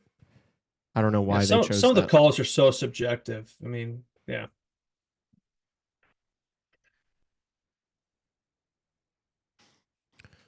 Suspensions will happen. I still like, but it's not suspension worthy. Like it wasn't bad enough to be suspension worthy. It just wasn't that bad of a hit. Like Gensel's like, yeah, I don't know. If that Hagel hit had not happened right before, we would not even be talking about this as potential suspension. Of course not. It's only because of that where it's like, oh well, if we gave a suspension for that, but it's like they're not really comparable situations. So the point is moot. But yeah. If that play just happened on its own with no context, no one would be calling for no. Yeah, it's only because of the previous incident. Yeah. It's a good point. Mm-hmm. And so that should not affect a decision being made by the NHL. Yeah, the goalie interference thing has been a problem that drives all year. Me crazy. It's been a problem. It's been a problem for not just this year. It's been a problem for years. Period. Yeah. It feels like every day they change their mind on what goalie interference is. It's like I think they define it as like not allowing the goaltender to play his position. But it's like, what does that mean? What the hell does that? It's such a subjective call. It's like I feel like it changes every time. Yeah, it's frustrating. And then these challenges have deciding games and stuff. It's like it does feel like it's getting worse. Oh yeah, every year feels like it gets worse. Not having your head up is bad enough, but not having your head up when Chuck is on the ice is really not smart. Yeah, I think he kind of put himself in that situation there. It's a fair point. Like, yeah, you should probably be aware of your surroundings out there, especially at the end of the game when Chuck is pissed off and is trying to return the favor a bit. Yeah, probably should keep your head up. Yeah, back in the day, like that type of hit wouldn't even be like thought of. It's like, oh, just another day. But the game's changed a bit. Yeah. Oh my gosh, Trevor's still arguing with these guys. He just doesn't stop, does he? What is this guy saying?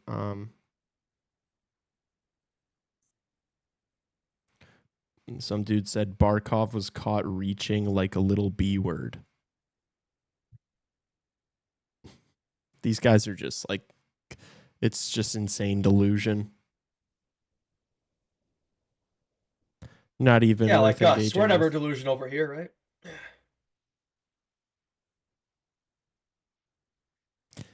Damn, and now I'm seeing Chicago Twitter, Blackhawks Twitter talking about Woodcroft. I'd be okay with Woodcroft, but maybe you're not in the same veins. I'd be okay with it. Like for me, like he's like the one guy I look at where I wouldn't be underwhelmed with that one. I feel like there's a lot of guys in the market, like the Boudreaux and the Gallants and the Lavaliettes, all those guys, where it's like none of those guys move me at all. It's the same coaching carousel. But Woodcroft, I thought from like the small sample size in Edmonton, I know it didn't end well, but I thought otherwise he did well there, and I feel like he'd be a decent option. I don't know. Yeah. I'm not saying he'd be the best, but I mean, amongst what we have available that's right the now, thing. That's the thing is it feels like that's what we were just talking about. Like it feels like one of those things where you'd go You're for just it just because it's like the best available, the least bad. And Yes. that's the thing. It's the least bad option. Yeah, so I don't want that. That's fair. Yeah. I'll take And I it. want to hire a guy who's like maybe he'll do good for a year and then it just kind of settles back to the mean, and it's like he's not the long-term guy, and then we got to do this all over again 2 years from now. It's like whoever our next coaching hire is, he's got to be the guy for the long term, not another stopgap like pit stop type of coach. Not another temporary void. You know what I mean? We've been there, done that. The last 5 coaches have all been short term like leashes, and haven't really panned out. So. Gotta be confident. Trevor keeps talking about Jay Woodcroft's performance at the World Juniors. He really does not like. Okay, the World big deal. Like, yeah, he's citing one occurrence at a completely different league. Oh, the World Juniors, man. We can't go after him for that reason. Yeah. Well, who's your pick then? Give us a better one then. Yeah. Yeah, he wants Laviolette. Oh no, it's just no, not at all.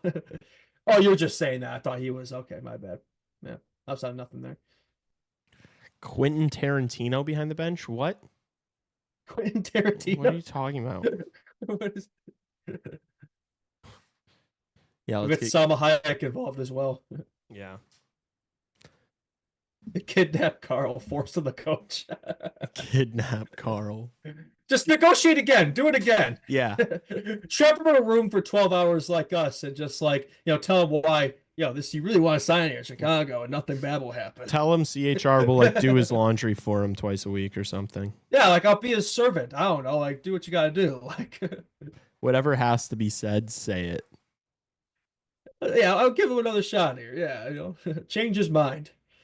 I'm so surprised. I'm still shocked by that. It's like I was watching The Last Dance the other night. It's like, man, you have this opportunity here to build something special here in Chicago, like one of the biggest markets, original 6 team, storied franchise. You have a chance to become a legacy name, one of the best coaches of all time. It's like, nah, really enjoy coaching all these 19, 22-year-olds in Denver for another decade plus. Like, okay, like I don't know, disappointing. Yeah, honestly. No, I know. Oh, but he has such a good situation. Like, I don't know. He could have a really good situation and a really good situation. You feel like it couldn't work out here? Yeah. You would have a great situation here? Like what if you ended up being the coach People for just look at the standings and decade that's like and a half? Look at like what if you build a contender that wins a cup or two and you're here for 10 years in this city making a lot of fucking dough? Like, I think that would be a pretty good situation, too. Yeah, be a multi-millionaire winning Stanley Cups. I mean, like... Get a sick house. Let's keep winning national championships that we've already won. And get a sick house in Lincoln Park. Good for the kids. Yeah, can move the family. Everybody's acting like that. Like, that's a part of professional life, man. It's like, sometimes you got to pack up and move around. Like, not everybody stays in the hometown. That's not something that's, like, just happens in professional sports. That happens to normal people. In every profession. Like, there's nothing new there. He's been there, done that, man. Like, there's nothing he hasn't accomplished. There's nothing he hasn't already accomplished. Yeah, there. It's like it's time for a promotion. Yeah. Do you not want the fucking promotion? Like, I guess he doesn't. I don't know. I mean, fine. I guess fine. I guess he's just not an ambitious human being. I guess not. Yeah. We're gonna become David Carl haters.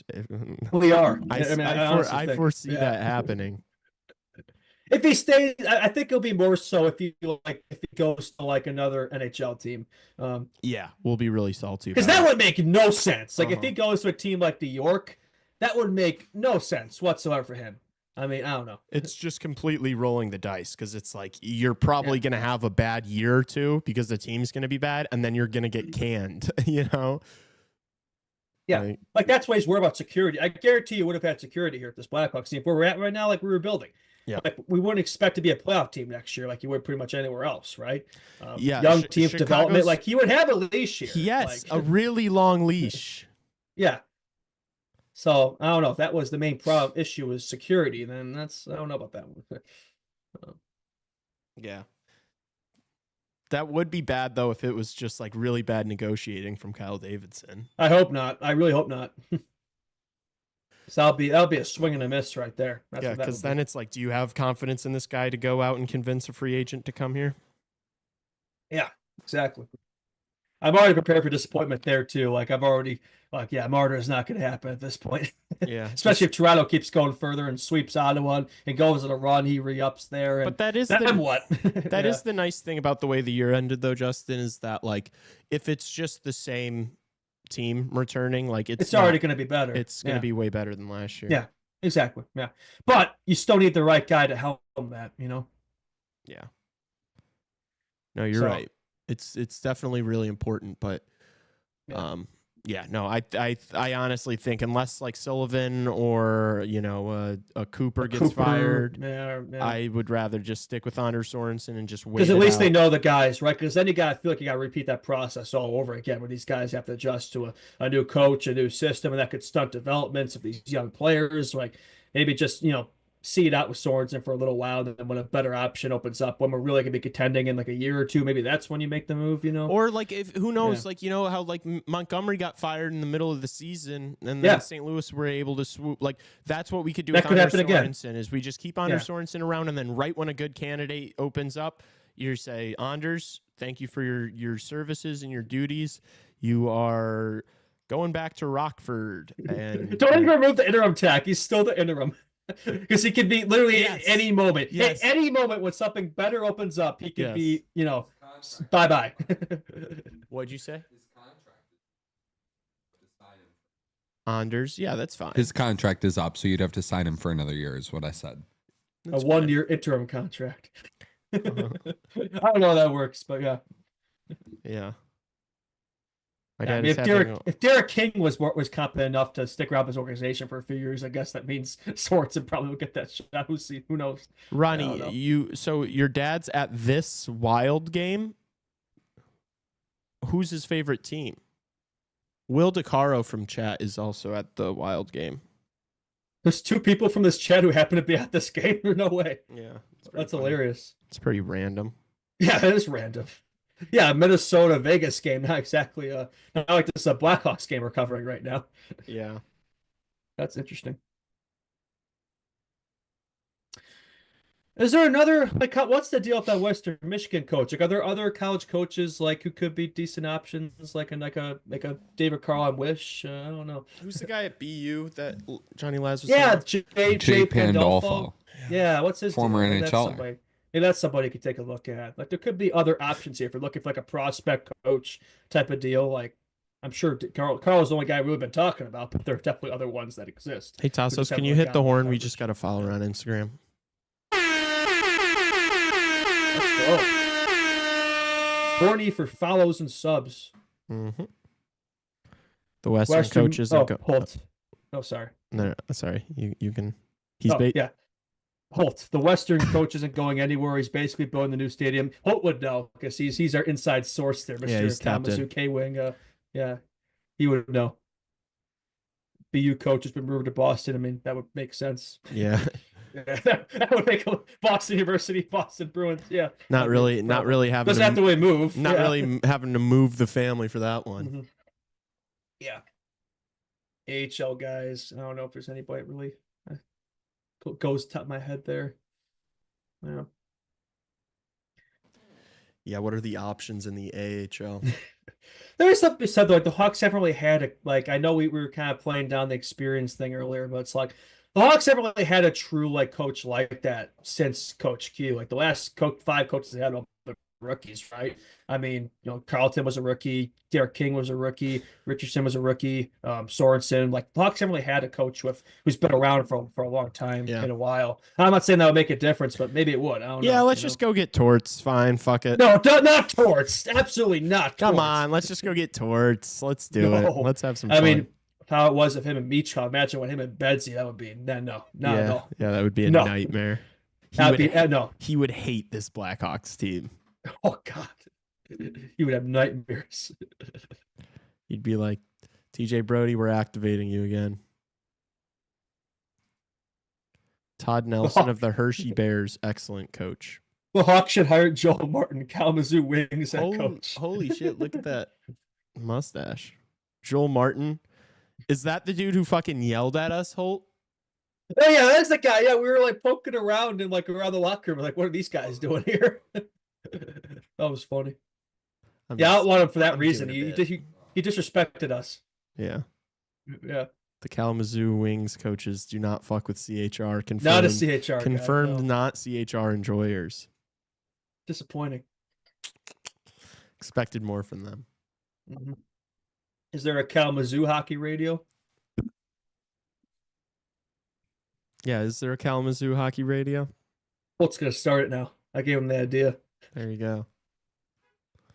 Holt start KHR.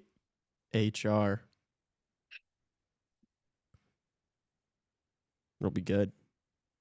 Bro, these intermissions, I feel like they last forever, dude. It's been hell. It's been so bad. Doing these streams, it's just like you're sitting here for 18 minutes. Just twiddling your thumbs, waiting for hockey to show up, just relying on chat to find things to talk about. And it was because it was so much better when the games were like all on top of each other. You could switch between other games are happening, and like now it's like you can't do that. I get why they spread out for the viewership and all that, but it is kind of a grind. Yeah, it's just a weekend thing, but yeah, still, it does suck. It is. No, it was one of the assistant coaches, said Holt. Okay, the head coach would have been big fans of us then, I think. Yeah. He knows. Yeah. He knows the game. The assistants are punching above their hierarchy there. Just, yeah. Biz called Sam Bennett Hannibal Lecter. That's so funny.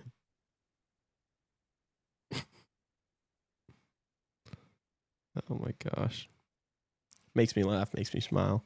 You gotta send me your work. Okay, I'll do that right now.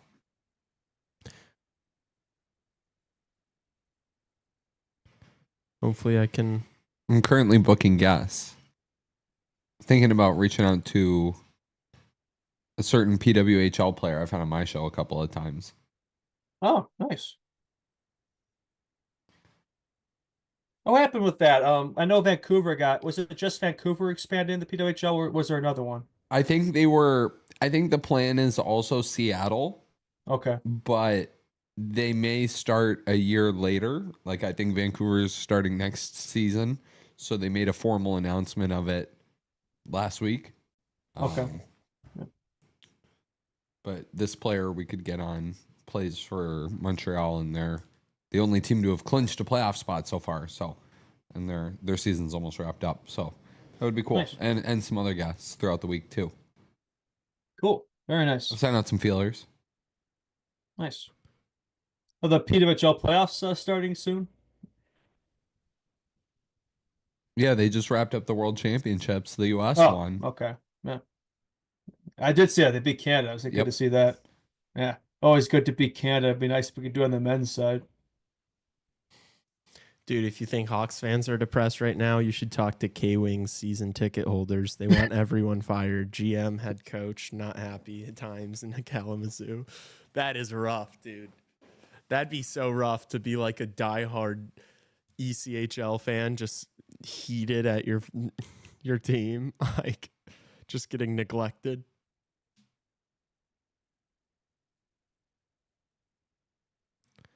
That was a pleasant surprise, man. I enjoyed that game. It was fun. Yeah. Yeah. Joe Bartnick. I've had Joe Bartnick on my show. Really? Yeah. But he's a good dude. He's I think he has like more than one hockey show. He's a comedian. He's a big Penguins guy. We can bring him on. Reach out to Joe. Yeah. Struggled to get that one out for some reason. Yeah, good old Reach Joe. out to Joe. Try saying that one 3 times fast. Reach out to Joe, reach out to Joe, reach out to Joe. It's a tough one. Yeah, I guess. It's a mouthful. Reach out to Joe. It really isn't. To Joe. To Joe. Please no John Tortorella. Not again. Not again. No torts. I don't even want to entertain the prospect. I was doing a bit. I don't actually want John Tortorella. You're just full of bets, aren't you? Yeah. We are underway in period finally. 2. That was the longest intermission of all time. No, all right, we're back. The longest intermission is always the next one. Yeah, they just get progressively longer. That's what I've noticed about these playoffs. Just like me, getting progressively longer. All right, back underway here. Yeah. Here comes the Wild. Here comes the Wild. Eriksson to Kaprizov. Back to the point. Kind of a terrible pass there. D to D not clicking.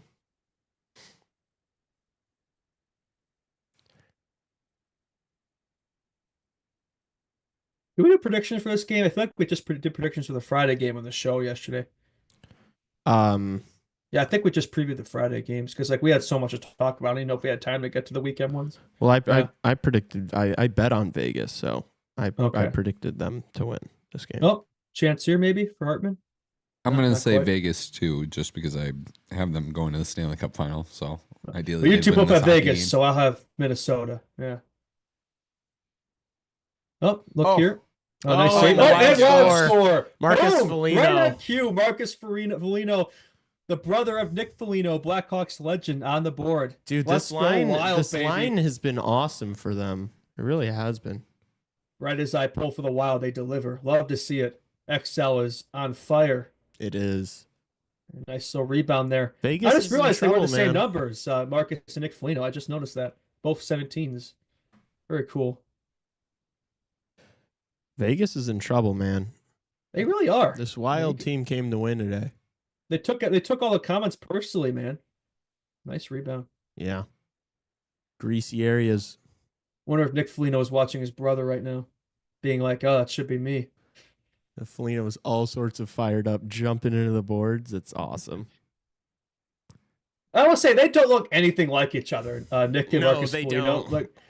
Like Marcus Foligno looks like, I don't know, like Liam or Chris Hemsworth, and Nick Foligno looks like Johnny Sins. Both very prestigious actors in their own respective fields there. Yeah. In their respective fields. That's so funny. Yeah. Familiar with both of their works. Yeah. Of course you are. All right, Vegas down low here. They're looking to respond. Yeah, they need to. This one gets away from them, they are in trouble. Feel like they need the next goal. Yeah. Can't let Minnesota get the next goal. And just texted Joe Bartnick. Nice. There you go, Evan. That one's for you, Evan. You never answered if you're coming to the Greece games next week, Evan, or the week after, 2 weeks from now.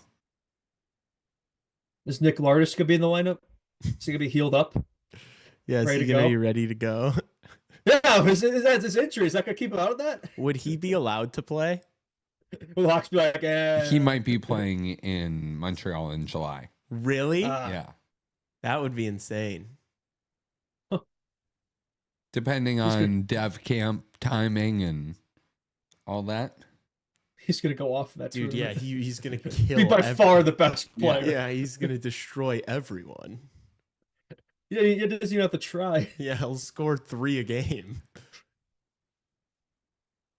He'll score 5 a game if he wants to. Yeah. 70 goal pace in the tournament. Yeah, I don't know, man. I don't know if he will. His 2-way game, though. The Hawks also may say no. He's gonna be cherry picking all game. Yeah, really going to be noticing his two-way game. Just this could be that YouTuber the crowd filming all the shifts. Like, look at Lardis in that summer game, man. Either could point out the defensive deficiencies and say he's not going to be a star. That'd be cool if every time he was out there, he just like, had the puck on his stick. yeah. Evan said he's going to the Thursday game. Right on. The Thursday ice hockey game? Oh, that game. Okay, I got you. Greece. Yeah, I got you. Wow, that was It's the Hawks, I good think. save. Yeah. How about the Ice Hawks? We haven't even talked about them yet. They swept the Wolves last night, a 5-0 dub. Drew Comesso shutout. Kevin Korchinski goal. Goals at back-to-back games for Kevin. How about that? Very exciting. I can just see the excitement oozing off your face over there. Hey, yo. Yeah, I'm sure what I meant by that, but yeah. Yeah, no, it's good. I hope they can go on a run. It's a good experience for those kids. It is, yeah. I think they're getting Colton Dock back, AJ Spellacy, Van Ackers, so some good prospects in there to get prospect talk in here. Yeah. Maybe we'll stream one of those. I'm just kidding. Stream an Ice Hogs game. Yeah. If they make it to the Calder Cup Championship, we might actually have to. Is it 4 series? Yeah, I think so, right? But then what about this play-in? Play-in? I think that's done, right? The best of 3, and then it goes best of 5, and then it goes best of 7 for the final. I think that's how it works in the HL. Okay. It's a little different. Yeah, the system's a little different. Yeah, so that's what I was wondering about. Yeah. Oh, shit. But I'm pretty sure it's 4 rounds. I mean, more teams make it in the HL, right? Because of the play-in. But then it whittles down. Yeah.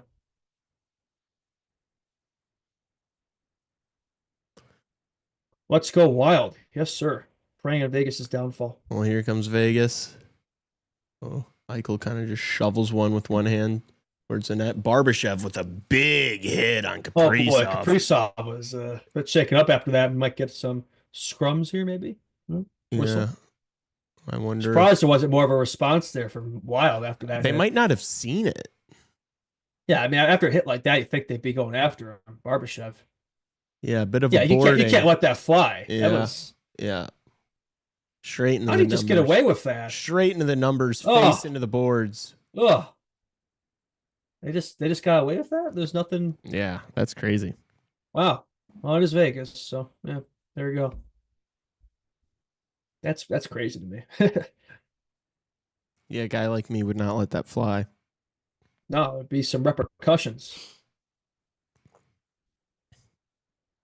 Indeed.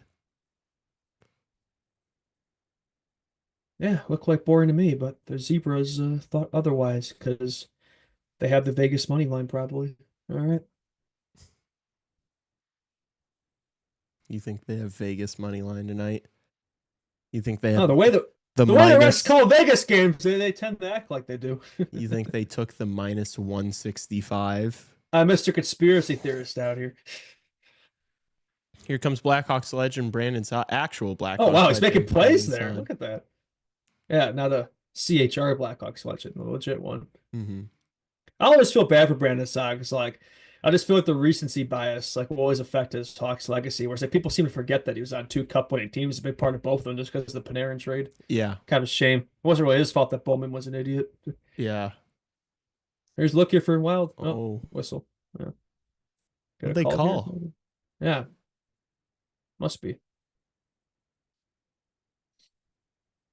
No audio for me either, so I'm also guessing on a lot of this stuff. What is that suit? Like 2 different shades of black and a I like the green tie. tie? That looks atrocious. Well, the green tie makes sense because of the colors, Minnesota. Yeah. It still looks terrible. Yeah, it's a weird look. You don't see a lot of green ties. Found that one at Goodwill. Goodwill Hunting. Bogosian's a scary looking dude. All It's right. like a lumberjack or something, Vegas, chopping down trees. Vegas peeper. Oh, Darren Pang's there. Oh, There we go. Panger. Blackhawks legend Darren Pang. 27 wins for the Blackhawks. 26 in like 80 games or something like Yeah. that. we should re-sign the Sod father? No, we shouldn't. No, That would be that's such a waste of a That's roster such a Blackhawks spot. thing to do is bring Yeah. back these guys like way past their primes or former Hawks. Like we always do that. No, Yeah, that's not what's gonna like move the needle. no. In fact, it would be a setback because he would take Brandon a Saad roster spot. 2025 is not helping out this Hawks team. Not at all. He's just taking away space from the young guys like the Colton Docks of the world and people like that. The Landon Slaggerts. Play the youth, play the kids. No more wasting roster spots on these veterans. All right, let's see if Vegas get to work here. Somehow they got power play out of all that. Yeah, I don't that know. makes sense. Oh, good save on Eichel. Here he is again. Passes down low. Stone. Need one here for Vegas. Big peeper. Oh, blocked out in front. That was a good look. Glove save, Gustafson. No rebound. Too many men. Okay. That's why. Oh, okay. Still, they missed the clear boarding before that. That would have never led to that. Many men. Too Wish many, death many upon men. me. Wish death upon me. Blood on your hands, baby. See, I'm trying to be what you're destined to be. Acquaintances trying to take my life from me. Gustafson's been solid this whole series. Oh, Lauren's back. Took a nap. Real. Damn, you're lucky. Jealous. Lee could use a nap. I could. Comes Vegas. Oh.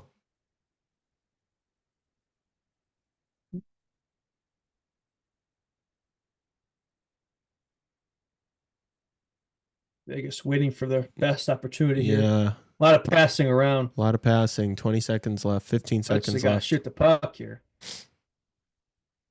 Right here. No? They passing up everything, dude. Yeah. Guys. It's like a Hawks power play.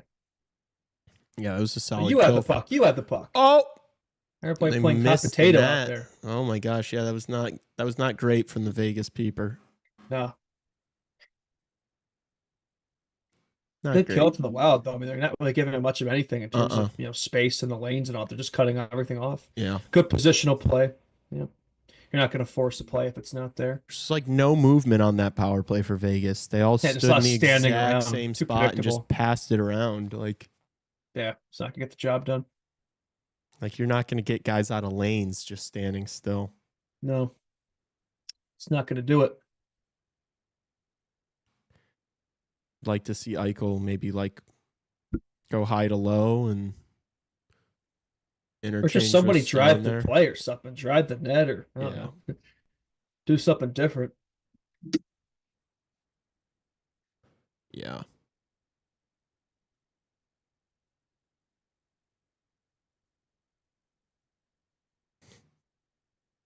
It's the first Vegas game you've watched. You haven't seen the tape yet. First Vegas game like of a series, I imagine, right? Not the first Vegas game you've ever watched, I would imagine. It's like, yeah, I've never turned them on. I imagine the series, yeah.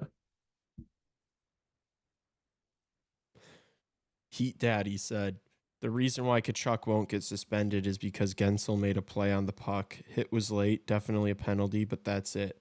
Barkov never played the puck. He made a defensive play on the D-man, but no play on the puck and still got truck sticked. Waiting for Elliot Friedman to confirm this, but this is my opinion, and if you don't like that, then we might have to... Okay. Read the rest of what he said there. We might have to kiss. Oh. He's getting suspended, Heater. I'm sorry, this is a rare L take from you. No, he's not.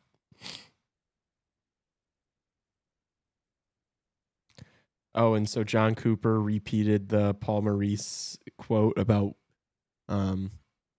we only hit guys with the puck. Jeez. Might be a good coach, but not always the best sound bites. I love that. I'd be saying this. If I was a Tampa fan, I would be like, he needs to get suspended. Honestly, I probably would. You'd be coping too? Yeah, I'd be. Just like that guy you're arguing with? Yeah. Fair. These refs and these fake puck drops. Holy this cow. drives me crazy, I'm so dude. sick of it. All the time. I don't understand why they do it. I feel like it's been getting worse and worse too. Like they keep baiting these guys. Oh, no. Just extends these games too. Draws it out. Like, what are we doing here? It's because guys are like encroaching on the dot. It's like they're doing that because they think you're going to drop the fucking puck. Yeah. And then they kick the centers out like it's their fault. Yeah. It's like if you just drop the puck right away, this wouldn't be a problem. Yeah. But the longer they delay, like they the go more to do it, they're and going then to get. and then he looks up and he like says something. It's like you don't have to talk to those guys. Just trap the puck. Just drop it. Not that deep. Yeah. Don't draw it out because they're going to get restless and start moving opposition. That's your fault, not their fault.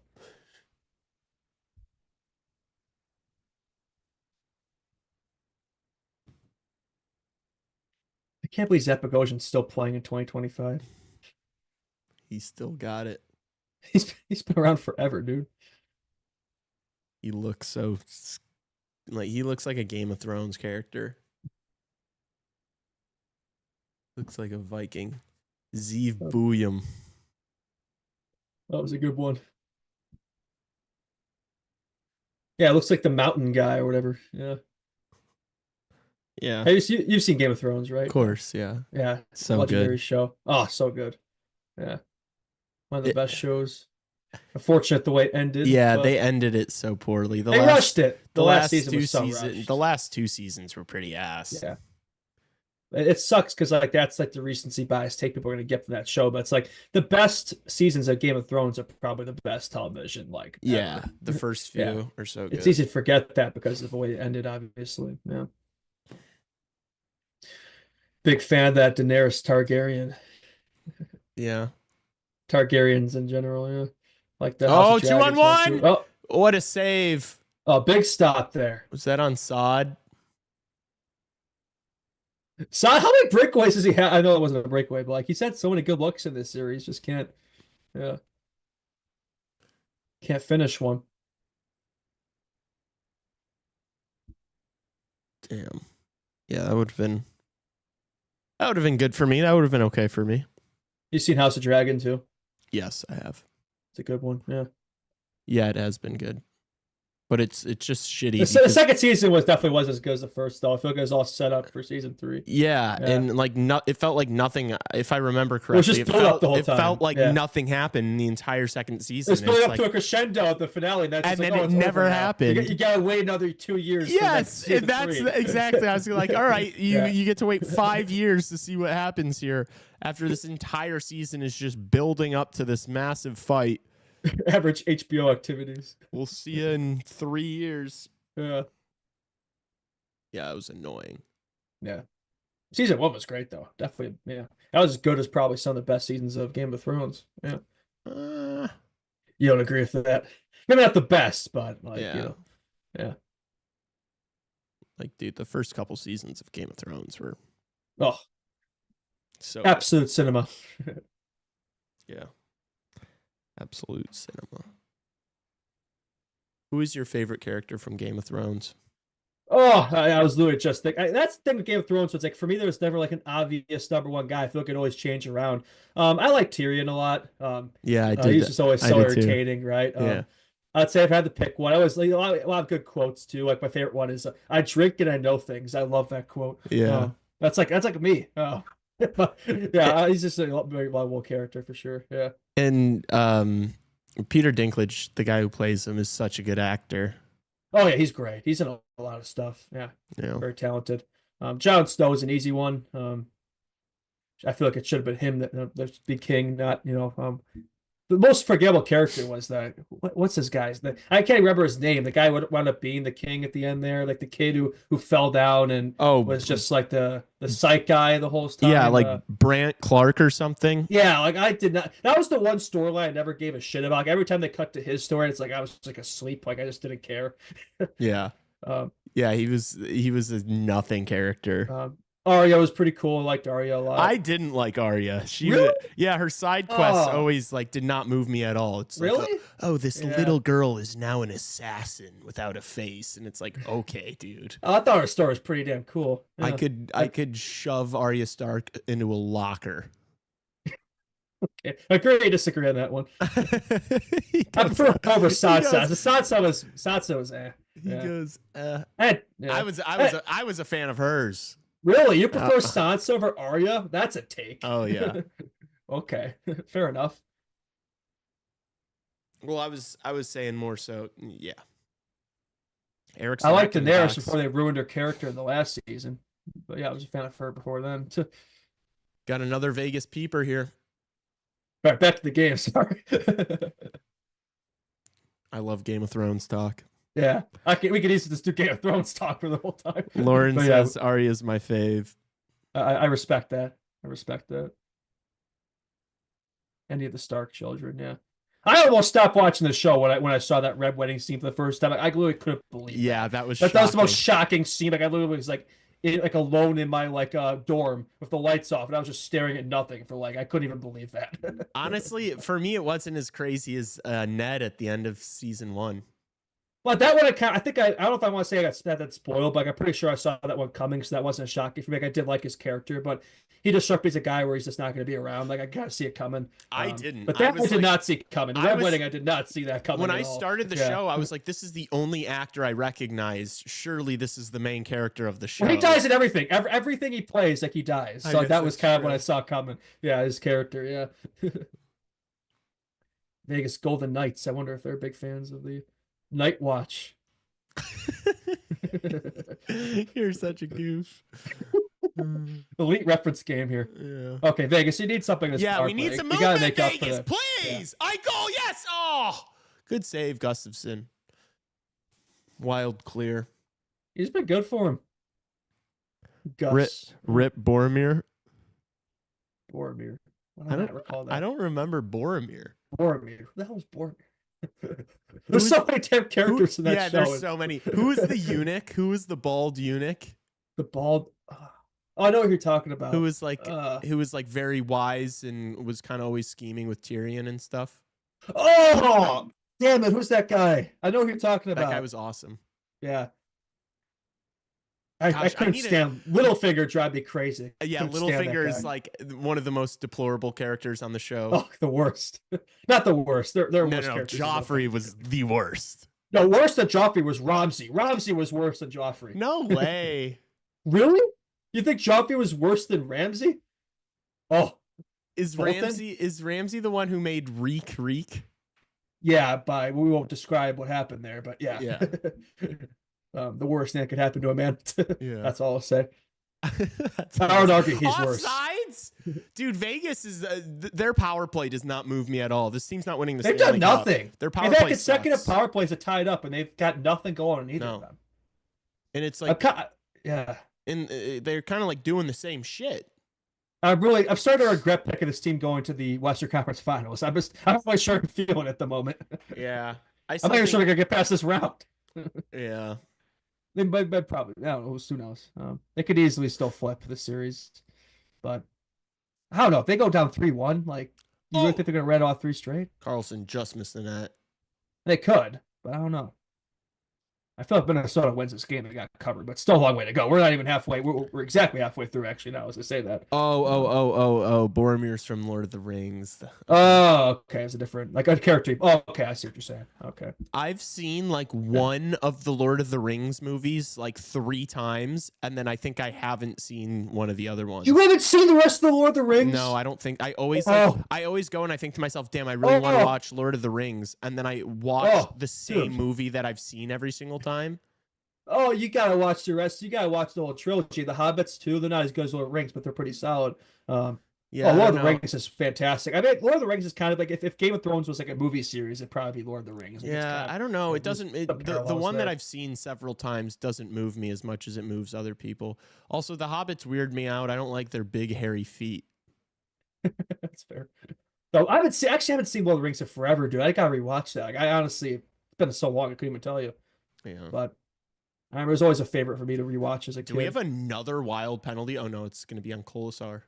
Keegan Colasar. Your boy. Oh yeah. Wasn't I like? Well, I forget what was the storyline. I remember there was a game or something. I think he scored like twice against us, and you were like, "That's it." Yeah, I was furious that Keegan Colasar scored twice on us. Yeah, I think he, in one of those games with year. one of those goals, he like really gave a big celly. Yeah, or probably. something. Yeah, like he was giving it to Betsy or something. Yeah. Something That's like it. that. Yeah. Yeah, dude, you're not that guy. You're fourth line. Also, that was definitely a penalty. He was just holding that guy's stick for like 5 seconds. So. Yeah.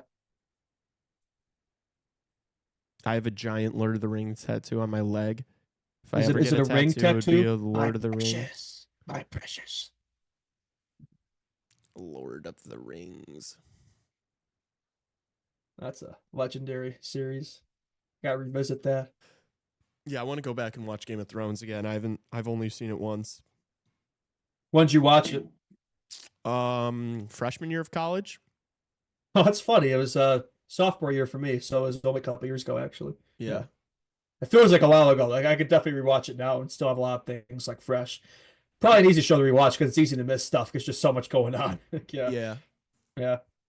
And I probably won't watch it all the way through. Like I recently, like last year, you could skip the last few seasons. Yeah, I rewatched Vikings, but then I think I stopped with like a season or two left to go. Vikings, that's been on the list. I haven't seen that yet. Oh my gosh, Justin, you have to, dude. If you my like mom keeps that's one of those shows my mom keeps barking at me to watch. The Last Kingdom's another one she keeps saying I gotta watch. Dude, The Last Kingdom's so good too. Yeah. Apparently it's got some similarities there. I just haven't really bothered. Yes. So you and your mom like those kind of shows? That's part of it. Like we like binge watching stuff. Like that's something we do. Those types of shows are my favorite. Like I love that stuff. I love those. I think I've seen bits and pieces of The Last Kingdom twice. Okay. But then I've watched Vikings like 2 times. So good, dude. The main character in Vikings is like the best character of like all those shows. He's so good. Yeah. It's high praise. Ragnar Lothbrok. He's such an interesting character. Cooper after game 3, the only play. Yep. We just copy pasted the quotes. That's fun. Oh, Minnesota's got people. Oh yeah, we talked about that. Yeah. The Keegan Colasar probably set this up. All right, Minnesota. If you can get a goal here, I know it's only 2-goal game, but like I don't see Vegas like if they score on this power play, I feel like that's almost a dagger. Oh, they might have it. Oh no, that was a good look there. No, that was a good tip. It didn't quite squeak through. Yeah, their power plays look way more dangerous than Vegas. From what I've seen. Yeah, it really has. Yeah, it's moving me more. Nice tip in the hash. Yeah, Vegas just haven't had after the goal. They haven't had anything going for them offensively. So yeah, I agree. Like I think a 2-goal lead for the Wild like could actually wrap this up. Oh yeah, that almost squeaked through. Vegas is not playing as like desperate as I would like them to be. In a game like this, in a situation like this, I don't know. They're not really looking like Vegas to me. If that makes sense. Like they're not really playing their game. I feel like Minnesota's got them out of their element. Mm-hmm. Yeah. I've been impressed, man. It's like if they could take Vegas on, probably one of the strongest teams, cup contender, it's like who else can I beat? Yeah. No, I agree. Because like the second round, it's like it's gonna be either Edmonton or LA. Like I think they could beat both of those teams. I agree. Which is crazy. Like this could be a conference final team. Which is insanity. And everybody said it was gonna be an easy first round exit. Like, jeez. Everybody's been apologizing to them too. Have you noticed that? Like, I think like Witt was apologizing, and all the big guns. Like, I wasn't familiar with your game. It's like, come on, guys, you just gotta. I don't know. You gotta know puck a little better. Thanks, Justin. Oh, you're welcome, Lauren. Yeah, you're welcome. Yeah. Oh, nice there. Yeah, I wish I went all in on that because, like I did say, I think we both said it's gonna be a close series, but there was a part of me that kind of wanted to pick Minnesota and not Vegas in 7. But I shied away from it. I didn't think it was gonna because I do think that Vegas is a better team. They're just They're just not looking like it. They're not playing like they want it enough. Well, I think Vegas is the perfect matchup though. Like I think Minnesota just matches up well with them. Like I would agree if they're the better team, but sometimes if you play a certain style, it's like you could be a team like that. You match up well against them. Yeah, it's not always the better teams that win these series. If that makes sense. Yeah. Mm-hmm. That is true. Well, hockey, it's like if you could just lock into your system and play that, the team that plays most their identity is going to win these games in these series. Not to bring it back to identity talk, but it is really important in these types of games. Yeah. 17 seconds. Ottawa's the only team that could get swept in the first round now. Yeah, that's right. Yeah. Well, hopefully they can. Honestly, at this point, I kind of want them to get swept because, like, I don't see them winning 4 straight games. Like, just rip the Band-Aid off. Like, I don't know. I just want that to be over and move on. Yeah, Elia, they don't give me hope. Don't give me hope. Elia, they don't really move me either. Yeah, it's especially right now. Like, they're just today. They've not been impressive whatsoever. So I could see the Wild taking this series. I really could. Looking like it. That'd be so funny if the Wild win in 5 after everyone was saying Vegas in 5. This is a fair point too. Like everybody always says, or early exits are probably favorite team, but it's like there's something to be said too, where it's like if the Leafs do sweep Ottawa, it's like that's gonna be a long time without playing, and that could be a negative too. Yeah, you know what I mean? Like too much time with between games when the other team's rolling straight in, it could be an advantage. Yeah, maybe not in the long run, but the short term. You saw it happen last year with Florida took care of Tampa in like 5 games, and then obviously Boston, Toronto went 7, and Boston played like I think it was the next day. I think they might have. It was either 1 or 2 days, and they went straight into Florida and they won game 1. And you sometimes see them have success like early on because they've been playing. They're so used to it. It's just like, okay, another day, another game. Whereas a team that's been sitting out, it's like sometimes takes a little while. So it could easily go back the other way, like you said. Yeah. Yeah. What up, guys? Just got back from Stick and Puck. How was it? Oh, nice. Stick and Puck. Was that at the good old 5th third there? Or, where'd you do the Stick and Puck? Reverse first round sweep against the Leafs would be hilarious for the memes. It would be funny, but like I've lost all hope that's going to happen. I just don't think this team is good enough to do that. I would love to see it, but I just don't see Ottawa pull that off. You know what I mean? Oh my gosh, he takes a spill. Oh, a good save, Hill. Bail them out there. Yeah. He just blow a tire. What the hell happened there? Skate much? Left his shoelaces tied. He slipped out a banana peel. Oh, and his Hannafin too. What the hell? That was weird. He's a pretty good skater. Yeah, Grace, are you new here? If so, hit the subscribe button so you can stick around for all of our shows every Monday, Wednesday, Friday. I feel like I've seen Grace. I could be wrong. Looks like a new name. Hannafin's getting tended to right now. He's getting a pit stop going. Yeah, it's a skate blade. Yeah. Not my skating. Not a skill issue there. It's always the equipment. It's always the equipment. That was totally me when I played too. Always blaming the fit or something, or these pants are too tight. Oh, this haven't retaped my stick in a while. Got to sharpen my skates. That's why I haven't been playing well. Always an excuse. That's so funny. I subbed during the Justin only stream. That's an absolute W right there. Thank you, Grace. That's the Justin effect right there. That is the Justin effect. Yes, sir. Thank you for joining us and sticking around. Yeah. Yeah, welcome back then. Yeah, welcome back. Yeah, for sure. Local rink in Indiana.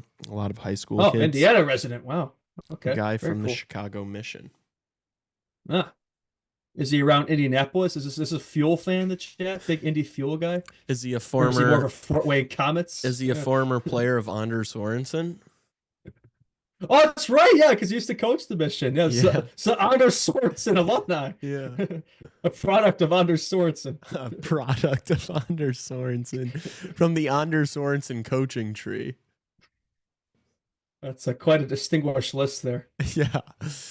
Well, he actually has had some pretty big names. Like I think he helped develop guys like a Pasternak in Sweden. I think he's coached guys like that. So, I mean, he's not. When it comes to development, he knows what he's doing. Like he's Northwest Indiana near Gary. Okay. Gary, Indiana, one of the cities of all time. It's a wonderful area. Yeah, it's an area that exists. Gary. Isn't it close to Hammond? I was a kid when I see Gary on the map, I just think of Gary the Snail from SpongeBob. Like Gary the Snail is around Chicago. But that was all I thought of Gary. Is like they got the smokestacks going, and they have like that like weird baseball stadium. It's like right on the highway there. You drive by like the steel yard, whatever it's called. I do that drive so many times because it's like to get to college. So like I'm pretty familiar with the Gary area. Yeah, not that I ever stopped it, but I drive by it. Yeah. Justin's good. Justin's good in Gary. Justin doesn't have to check in Gary. He's good over there. Yeah, no. I'll get out of my car in Gary.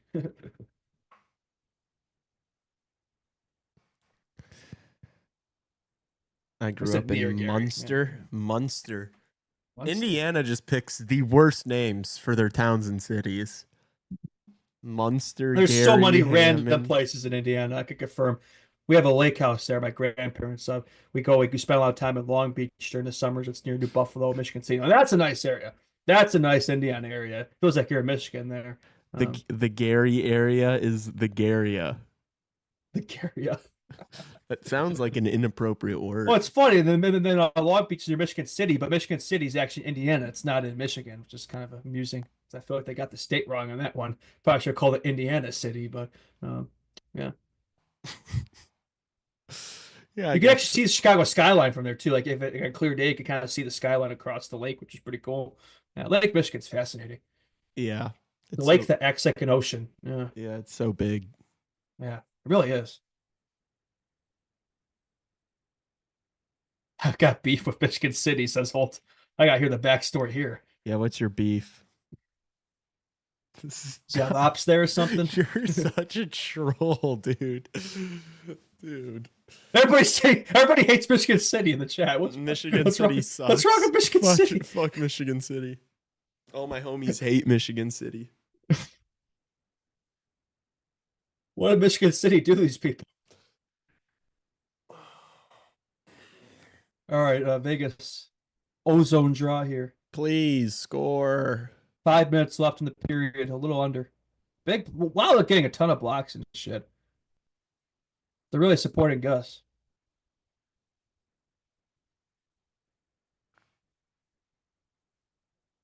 How are these shots 22-13 in favor of Vegas? Like I generally don't know. Yeah, I don't know. It doesn't feel like it. Like every game, it's like, oh yeah, Vegas is outshot Minnesota by like 15, and then they lose. It's like quality over quantity. Yeah, they're not getting like high quality. Not getting good chances. Yeah, just like shots from outside. Like the goalie's gonna stop that all day. Mm-hmm. Yeah, especially Gustafson's been locked in. Yeah, Minnesota's got more like rush chances and things like that. Here comes Hartman, Blackhawks legend. Yeah, Kaprizov set that up a bit. Former first-round draft pick of the Chicago Aimed Blackhawks. For the car billboard there, a little off. Yeah. Aiming a soccer net there. That wasn't even close. Yeah. Imagine leeching off of another state to your city. That's fair. I mean, it's not Lake Michigan. Maybe that's what they're going for, like Michigan City, like Lake Michigan. I don't know. Yeah, probably. That's probably what they're going for. A good stop there. I drove all the way to Michigan City for what ended up being one of the worst dates I've ever been on. That's cooked. I'm not going to lie, buddy. That's kind of on you for like going to, yeah. A girl, you're like, your fault. You're like, maybe the love of my life is in Michigan City right now. You know? Maybe, yeah, I don't know. It sounds like a risk. They could never approach Michigan's aura. Yeah, Michigan does have more aura than Indiana. Yeah. I mean, Frick Nazar's from Michigan. There you go. Yeah, Michigan is a solid state. It is. Yeah. I mean, the Red Wings do reside there, but yeah. Other than that, you're good with it? The city of Detroit, yeah. I just moved here. I thought Michigan City would be in fucking Michigan. Not Indiana. Funny. Yeah, you're like Michigan City. You're like, yeah, that's probably close. Like, sure, I'll drive to Michigan City. Puts the directions in on his phone. He's like, what the fuck? That's so funny. It's pretty close. Like you literally bike like 5-10 minutes and you're in Michigan. Like the border is like right there. It's like on the edge. That's so funny, Holt. Like they're just off the coordinates or something when they designed that city or something. the explorers back in the day assumed they were in Michigan, but they thought wrong. Also, I don't know. I've never been to Michigan City, but I'd imagine that calling it Michigan City is like a bit of a stretch. Oh yeah, it's not very big. It's like Yeah. I don't know the exact amount, but I don't even know if it's 100,000 people. Probably less than that. It's probably like 50,000 or something. It's like a big town. It's yeah. 31,000 people. 31,000. Yeah, it was. That was even Yeah, smart. I thought calling that a city is definitely no, the city is like, for me to be named a city, you have to have at least 100,000 people. Like it's got to be in triple digits. Like if you're anything less than that, like it's not a city for me. Yeah. Michigan City. Good to know. Stay away. Gotcha. Thanks, chat. Yeah, don't get a lake house over there like we did. Basically my Hawks fan origin story. Huh. All right. Vegas keeping the puck in, trying to tie this game up late. 2 minutes left in the second. Come on, Eichel. I need a point out of you. Late goal would be huge for Vegas. Been out possessing them all period. Haven't got anything going.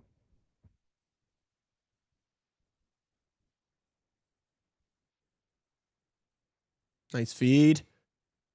Oh my gosh. Just can't bear any of these. No, they can't. Gus has been locked in.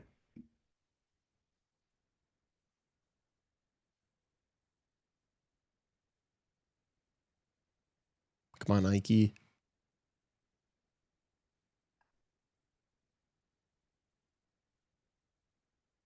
I can't afford a lake house, Justin.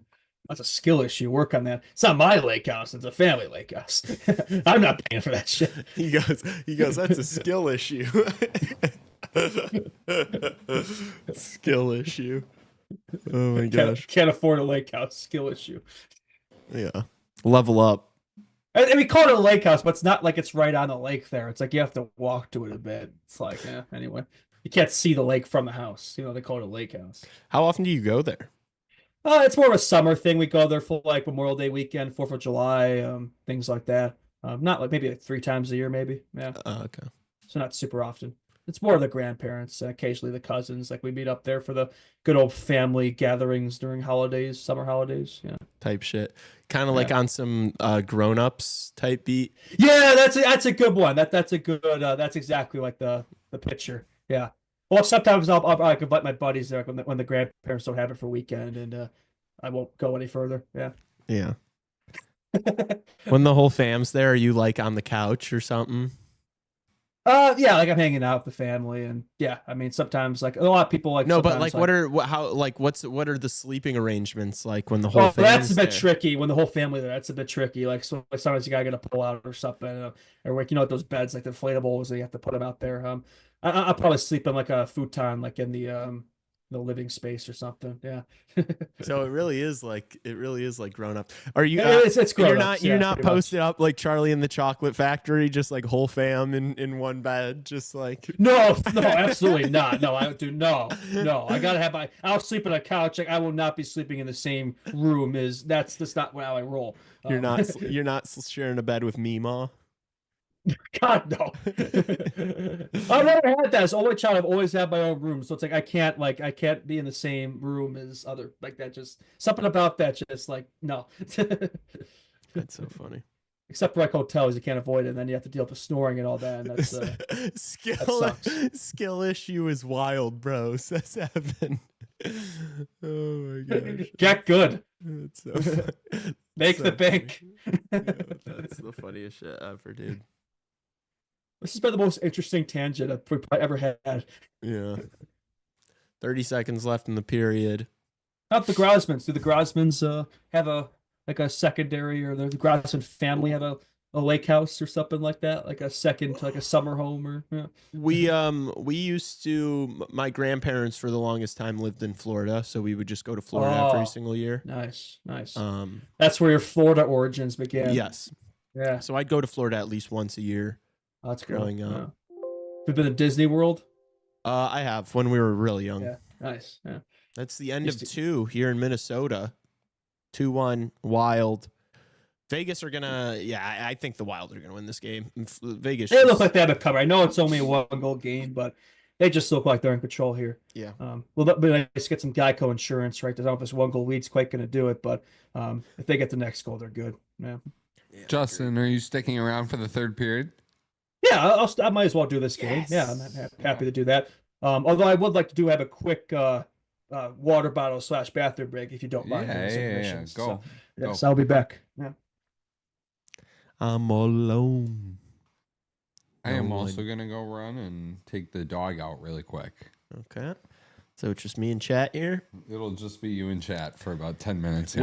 What if it gets awkward? What if they're mean to me? That's a you thing, then.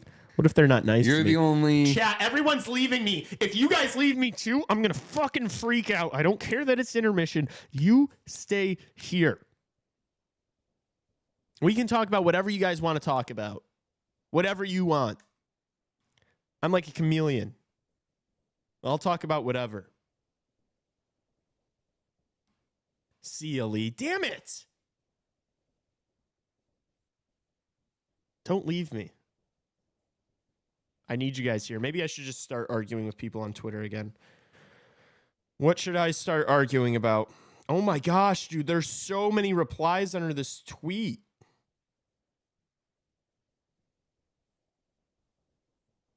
Oh my gosh, people are saying profanities. People are saying very inappropriate things.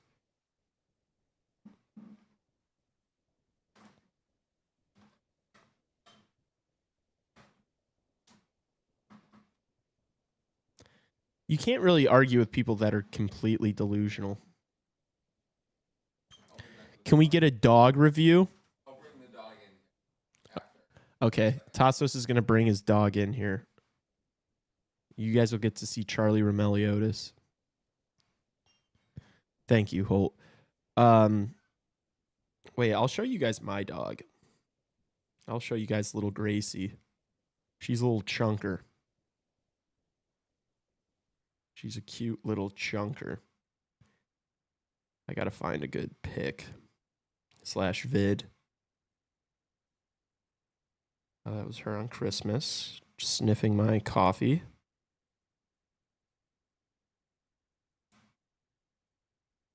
Oh man. You ever just go through your Snap memories and just get sad? Me too.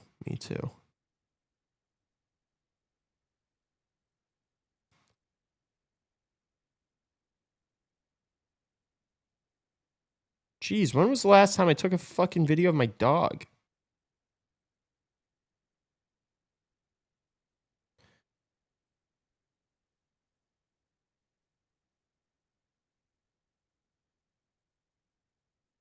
Oh, she's so cute. This isn't a good video. My feet are in it.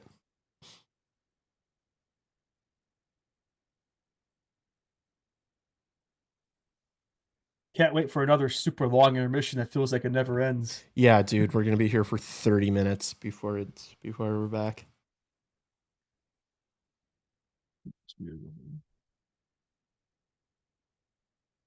Jeez, dude. I haven't taken any good videos of my dog in like a year and a half. I need to find the most adorable one. No feet pics for free? Yeah, true. Feet pics for free. Yeah. Keeping those for CHR plus. See it, that's certified CHR plus content there. You think? I just realized my audio was off for a bit there, so you're probably saying shit to me for like the last minute. I wasn't hearing anything, so I have no idea. No, I was just talking to myself about finding it. Cool. This is my dog with my roommate. This was a little while ago. Oh, we're doing dog talk right now? Yeah, they want to do dog talk, but I don't know if you guys are going to be able to see it. I need to actually... Let me see if I can pull up a picture here. I need to make this live. So. Dogs versus cats. Now, that's a debate. I love both. I think I've done some pet talking here before, but for those of you who don't know, I have 3 cats, a dog, and some fish. Not with me here, but back in Chicago. 3 cats named Tigger, Tom, and White Sox, and a dog named Everest, who's a husky. See if I can pull up a picture of Everest. You said you have 3 fish? No, 3 cats, a dog, and some fish. 3 cats, a dog, and some fish. Damn, is it like Tom and Jerry? Does the dog be chasing the cats around and shit? Yeah, it's definitely that type of relationship for sure. Here's Everest. See if I can pick a. I don't think I can make it out there. There's no way I can make that out. Maybe, hopefully, there's Everest. They can see that. Did you see that? It's like a little husky. Yeah, it's a husky. Oh, he's adorable. No, it's actually a she. How dare you assume the dog's gender? I'm just kidding. Her name is Everest. Yeah, we've had this like routine of huskies of like naming after mountains. Like the last one we had was McKinley, after Mount McKinley, which by the way was recently renamed to Mount McKinley because it was renamed to Denali, then it was back to McKinley. So that was a W move for bringing it back to McKinley there, and the namesake of the dog. So we had Chinook a while back and Nikita. Yeah, that's the hierarchy of huskies in the family. What's your favorite animal you have? Well, I'm not gonna pick favorites. I love them all equally, right? I'm not gonna pick favorites. No. I mean, probably the dog, Everest. Yeah, because like cats are like you can always. I feel like with dogs, like one's kind of enough. Of cats, sometimes like you almost kind of need more than one. You don't need it, but like it helps. There's something about dogs, like when you get back home and like just like the emotions, like you can kind of see how much like they mean to you, and like they're super loyal. There's something about dogs you just can't quite get. Like I love cats, like the big fan, but there's just something special about dogs. You just can't really replicate with other pets. You know? I agree. Yeah. So if I had to give the edge, I'd probably say it's got to be the right dog breed though. If the cats are more consistent, like for me, it's like if it's not a husky, then I give cats the edge. But if we're talking specific breeds, I'd say I'd take the husky over anything, over any other pet. Yeah. I love huskies. Like just something about them. Yeah. My dog acts like a cat. She's like I don't know how to describe it. Her personality's so funny. She's such a like little weirdo. That's a tomcat there. Yeah. He's a kind of big. He's a Mancoon. You've got a Mancoon? A Mancoon, yeah. That's fire. He's a big boy. Yeah, those cats are so big. I wanted to get an orange cat named Garfield, but we haven't really gotten around to that yet. He's the like right size too. He'd be a good Garfield if he was orange, but he's not. So here's White Sox here. This is White Sox. You can see her. The cat's name is White Sox.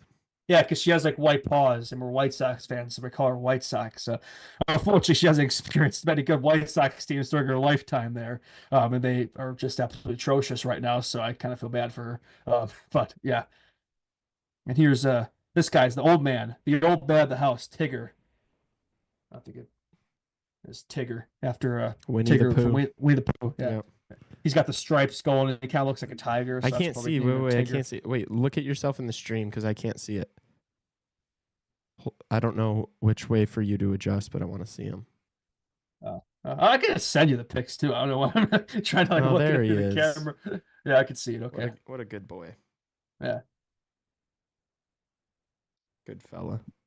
Yeah. Damn, I miss my. He's old too. Like we got him like 2007, so he's like he experienced the whole Kane Taze era, and yeah, and he's still kicking. He's like 18. Yeah. And he's probably the most active of the three cats too, even though he's the old man. So that's kind of funny too. Yeah. White Sox are kind of lazy. They don't really do much, and they're kind of overweight.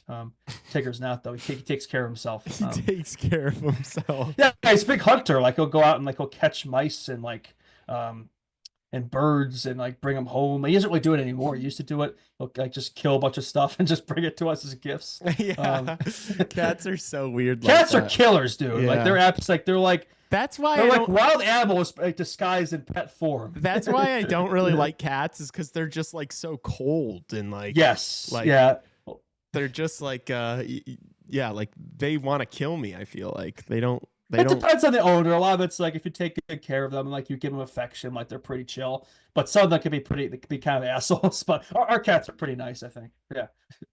To us, maybe not to other people, but yeah. Huskies deserve that northern weather. I get sick when I see them in the south, like Florida. Chicago's a decent location for huskies because it gets cold in the winters and they get the snow going.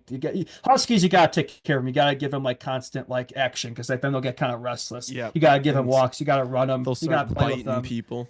Like they're not very independent. Like you gotta give them that time, right? Mm-hmm. Or because if people compare a husky, it's like we're not taking care of them properly. You know, like that's kind of the same deal with cats too. Like. A lot of it comes down to owner, you know? Yeah. Yeah. But that's good. Yeah, I enjoy um, owning pets, right? Yeah, My brother and his fiance just got a cat that was my aunt's that she just like gave to them, and it is the nicest cat I've ever met. Like I've never met a cat like it. Like it just acts like a dog. Like it just climbs in your lap and just. This sounds like Tom. Yeah, Tom is very much like that. The Maine Coons tend to act more like dogs. They're kind of friendly. They don't really act like cats. Yeah. Yeah, it's awesome. And so like last night I went over there after the stream. And they had her name is Miss Cloud. And so they had Miss Cloud like alone in her room because there was like a party going on downstairs. And so I walked into their room to go to the bathroom, and she was like on the edge of the bed, and I went over to pet her, and she was like really excited and like went for it because she like wanted me to like pet her belly, and she like rolled and just fell straight off the bed. And I was like, Miss Cloud, what are you doing? That's the name of the cat, Miss Cloud? Yes. Dude. What kind of name is that? My aunt named her. I don't know. Miss Cloud? It's because my aunt, I guess, names her cats like what they look like. Oh, so it's like a white cat and like a fluffy, like okay. It's a white cat with like gray, like big gray like spots. That's fair. So yeah.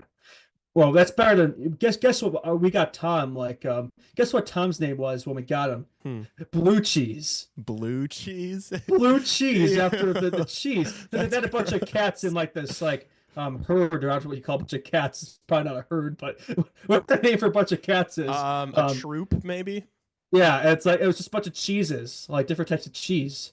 Like one was called ranch and like one was called like mozzarella or something. Like it's like that was like the theme of like this like pack of cats. It was like we're not gonna keep Blue Cheese in its name. Like that's just ridiculous. Like you're not gonna keep it's the worst name of all time. That's the thing. I love that. I love the name Miss Cloud because it's such a funny thing to call an animal. Like, come here, Miss Cloud. Miss Cloud. And guess what? Everest's name was called from the breeder we got. Her name was Glassy. Glassy. Glassy. Like that's what even is that? I like naming cats and dogs like human names. Like Chris. That's weird to me. One of my neighbors in my buildings has like this big Mancoon, and he would just let it like roam the neighborhood, and like everyone knows this cat. And his name is, I think his name is Chris. And so everyone would be like, "Hey, Chris, what are you doing?" And you're just talking to a little cat. Yeah, that's amusing. Yeah, good old animals. Yeah. I like I hope one of my roommates gets a dog or something. I just don't want to I don't want to personally have to deal with an animal and have all the responsibility just yet. Yeah, that's the thing, right? I mean, cats are kind of easier from that perspective because they're kind of independent. Like as long as like you give them food and drink in a litter box, like or if sometimes you don't have to do that because like if you let them outside, they can go out there too. So yeah, cats kind of take care of themselves. Dogs, you definitely have to take. Yeah, are definitely hard to take care of. Dogs are waking your ass. Way more work. Way more to go out and. You gotta give them constant walks and pick up their shit and all that. Like, yeah. There's a lot more to do there. Yeah, that is the nice thing about cats. Like, I definitely like dogs more than cats, but I will say, cats are easier. That's pretty clutch that you can kind of just let a cat just chill out. They just kind of do their own thing. Yeah, exactly. You can just leave them for weeks. Yeah, they can take care of themselves. I'm kidding. I mean, no, like not really, but like seriously, they probably would be okay. Yeah. Like our cat literally was because he used to go outside. He doesn't do it anymore. He stays inside because like he got lost for like a month. Oh my God. And he survived. Like he came back like a month and a half later and was just back, and he acted like it was like nothing had changed. Like he was like, "Oh, hi guys." That's hilarious. And you're like, dude, what the fuck? Yeah, like we were all like, "Oh my God, look, there he is," and he just like a most blank expression, like, "Oh, hey." That's hilarious, dude. They're so he just shows up. Like we thought he was a goner, and he's just back and looks good as new. But he doesn't go outside anymore. So I do think he generally had a bad time out there. But we're happy to keep him in, and we don't want that to happen again. So yeah, it's weird. Like worried sick. Like what's so sad. He goes, I think he had a bad time out there.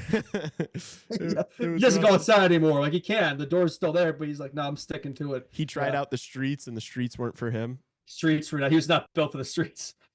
Yeah, no.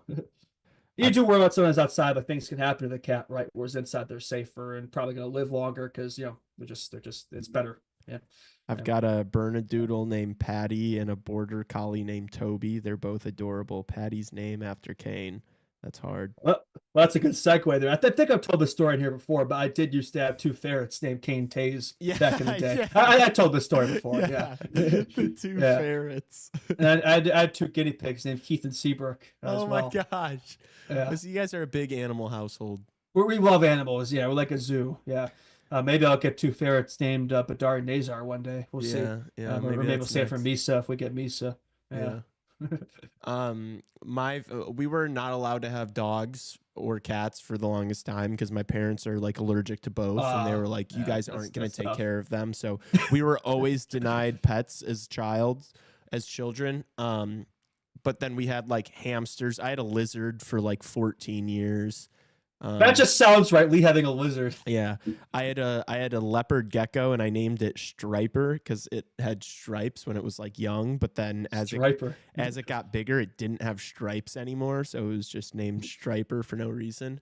It didn't have stripes. No, so that's like, great. people would be like, "Why is its name Striper?" And I'd be like, "Well, it used to have stripes. Yeah, you had to be there. Paint some stripes on it." But then my sister, just like in high school, was like, I need an emotional support animal. And my parents were like, fine, you can get a dog. And then now it's just like my parents' entire life is just our dog. They're obsessed with it. So what kind of dog is it again? You may have said. We don't even know. It's a rescue. It's a mutt. Oh. It's like, yeah. Okay, it's like a mix, a breed or whatever. Yeah. She's just a little squish. Yeah. Cool. A little chunker. Yeah. Thaddeus, Archibald, Bones of the Master, Fern, and Amelia. Oh, here's a picture of because like we have a fish tank. We have an eel in there, an electric eel. I'll show you a picture of the eel. You have an electric eel? Well, not an electric eel. That's not. It's a snowflake eel. Get him up here. Come up, Charlie, come up. Mr. Romeliotis, he smells my Dunkin' Donuts. Oh, Romeliotis is in there? Romeliotis is here. Wow, he's never in there. Charlie, come here. Charlie Romeliotis. We gotta have him in the show. He's gotta be like the next Ben Pope. He's gonna get too hyped up. Come here. Oh, there he is, Charlie. Oh. He rarely gets to come in the studio, so he's hyped up right now. Wow. He's like, what did I do today to deserve this? Good to see Charlie. What a good boy. Good Charles. He's always sniffing me at time. He probably smells Everest every time I'm around him. Yeah. They get the scents down. Yeah. Mm-hmm. Yeah. Oh. Do you guys have a massive tank? It's like 200 gallons. It's pretty big. It's in the basement. Yeah. I guess I don't know what 200 gallons is. Like, do you have? Like, yeah, I don't know how to describe it. Like, yeah. I don't know, like a size of a table or something, like a medium-sized table, maybe. Mm-hmm. Yeah, like a kitchen table, maybe. Yeah. We had my house in the burbs has like a small pond in the back, and so we'd have like frogs and fish in there. But then there's like a big pond like a few doors down from my house that's like a really big pond, and so there'd always be these like big ass birds that would fly over and just munch all of our fish, dude. They would just munch our like koi and goldfish. Yeah, we have a little pond outside too. We used to have like goldfish in there, but Everest murdered them all, so we don't do that anymore. Like she just went in there, jumped in there, and just like stomped on them all, and like so that ended that. Everest does not. So give it's a just fuck. yeah, no, she's a thug life dog. Yeah, true. No mess with Everest. Dude, I feel like we've been talking about animals for 30 minutes. We are finally we're back. We are finally back on these intermissions just get longer and longer, dude. Yeah. My goodness. That's what she said. Be careful, Charlie. Yeah. Oh, he's under the table. You're such a silly little guy. Oh. I wish I could pet him. Just want to reach across and pet him. Well, that's my computer. He's so excited right now. Oh, I could see him like wagging around. Yeah. All right, big draw for Vegas here. And they lose it. Wild, get it out. Brock Faber going towards the net. This is the period of the series for Vegas. Yeah, they need this. It really feels like they need this game. Mm-hmm. Minnesota could really put them away here. Yeah. Minnesota. Soda. I always think of Arvid Soderblom every time I say Minnesota. Arvid Soderblom. My goat. Yeah. Soda. All right. Hurdle. San Jose Sharks legend. Shot from the point from Pietrangelo. Saved by Gustafsson. Wild get it out. Nice hit from Brandon Saad. Charlie, Sauter getting into it. Charlie, want to hang up here with me? Or do you want to stay under the table? Okay. He's chilling on the table.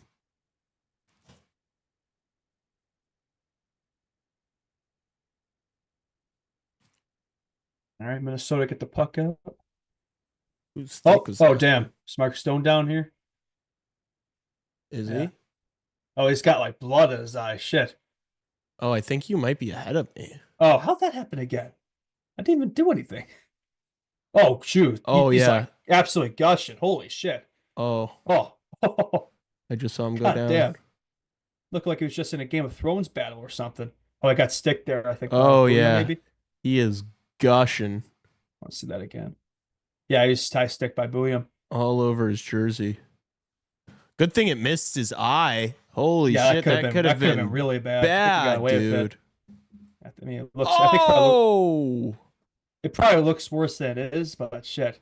Yeah, jeez. I mean, he definitely got him. Is that a 4-minute? Is there blood? Yeah. I can't tell. It's a 2-minute or 4-minute. I can't tell. Yeah, no, it's not quite conclusive there. Well, this is going to be a big opportunity for my Vegas Golden Knights. I was like, damn, Mark Stone dived, but I look at the camera. Yeah, you're usually used to him diving, but no, you're in that one. Okay. Yeah. I guess that one's not soft. Yeah, no. He almost lost an eyeball. Okay. Is it regular season? Is he going to be a regular season? It'd be an LTIR for the rest of the year. But he's actually got to play these games, so he's got to play through it. Dude, his hair is so chopped. Yeah, it's a interesting hairline. Oh, here he's going. He's going to the room. Is Stone going to be on the power play, or are they just going to be like, yeah, get out there, buddy? I don't know if he can. He's going to the locker room. He's gushing. Oh, he did. That'd be a big loss for them. But Charlie, you're so cute. Mr. LTIR merchant. All right, Vegas in the power play. he thinks he's like waiting for direction. He's just sitting down staring at Tassos. Come here, Charlie. Yeah. Sit. It's okay. Sit. There you go. Oh. Yeah, you're my game companion. We got to lock in, companion Charlie. Doggo. Charlie, don't you spawn companion Charlie, doggo. Don't you realize we have 4 minutes of power play time that we got to lock in for? Yeah. We got it. We'll be good. Okay, but for Vegas power play, it's done absolutely nothing today. You better deliver here. Yeah, right. And this is it. Oh. I mean, you don't score in this paper, you're kind of done for. One of the Wild players looks like he's down. Pattern recognition cooked me. That's funny. We've seen these one before. That was a good play We've from played these games before.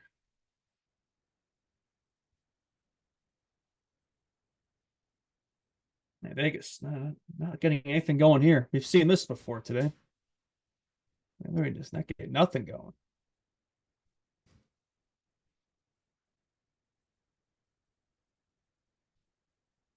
So can we get breaking in the zone here? Yeah. The Hawks power play. Pietrangelo gets in, and the Wild instantly clear. Damn. Come on, Vegas. I need one. They're selling your bets. They're cooking me. I mean, I'm probably cooked because I don't know if Kaprizov's going to somehow be able to get a point and Vegas also win. So yeah, I think you're kind of screwed. Yeah.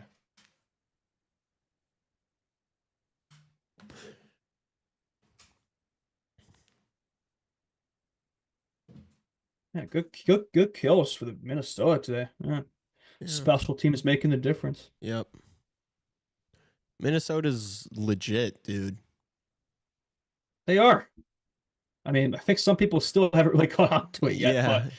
But I mean, if you haven't caught on to it by now, I think you're not really watching these games. And they're on the easier side of the bracket, too. Like, I'd rather be playing fucking one of Edmonton or LA versus the Dallas, Colorado. Oh, no question about it. Yeah, they have a path here. They really do. Yeah.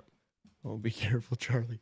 He's maneuvering through these cords and wires masterfully. Well, that's probably why you don't usually have them in there. Yeah. Yeah. That makes sense. Dogs are so funny, dude. Yeah, they're amusing. They just like always need to be like smelling shit, checking stuff out. They're always curious animals. They are curious animals. All right, 2 minutes left on the peeper, and the Vegas still failing to get the puck in. They've had a power play's worth of time. They've done absolutely nothing. So they have a second power play here. Let's see if they can do something with it. Oh, another turnover, man. It's and just they never got set up this whole time. Yeah, it's just not good enough. Been clearing the zone for the last 2 minutes. Mark Stone's got to be losing it watching this in the locker room. Like, dude, I took a stick for you. This is what you're doing. Yeah. It's the Mark Stone effect. They need him. If you don't score on this power play, you don't deserve to win. Oh, Minnesota clears it again. It's just been constant, dude. Yeah.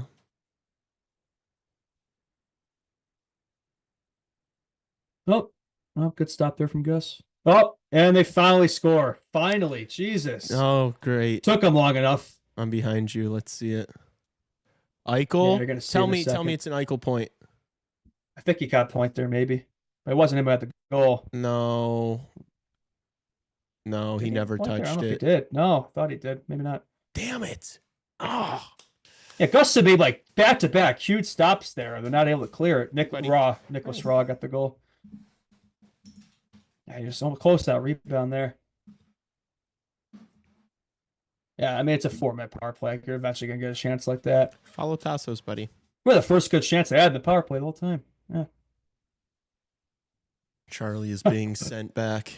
Elias switching up in the chat. This team moves me. Stop it, Elia. It took this team 10 minutes of power play. So like 3 minutes into that one, dude. But their other power plays looked horrible. Yeah, we have life, Elia. We have life. I mean, I don't have life, but they have a 2-on-1. Oh, big stop from Gus. Jeez. Can you pause your stream for like 15 seconds? I don't know how that happened again. I'm spoiling everything for you. It probably just refreshed. Oh, and here's the 2-on-1 against Booyam. Oh, wow. Okay. You need to pause it for a bit here. I was like 20 seconds ahead of you. Yeah. Jeez. That's annoying.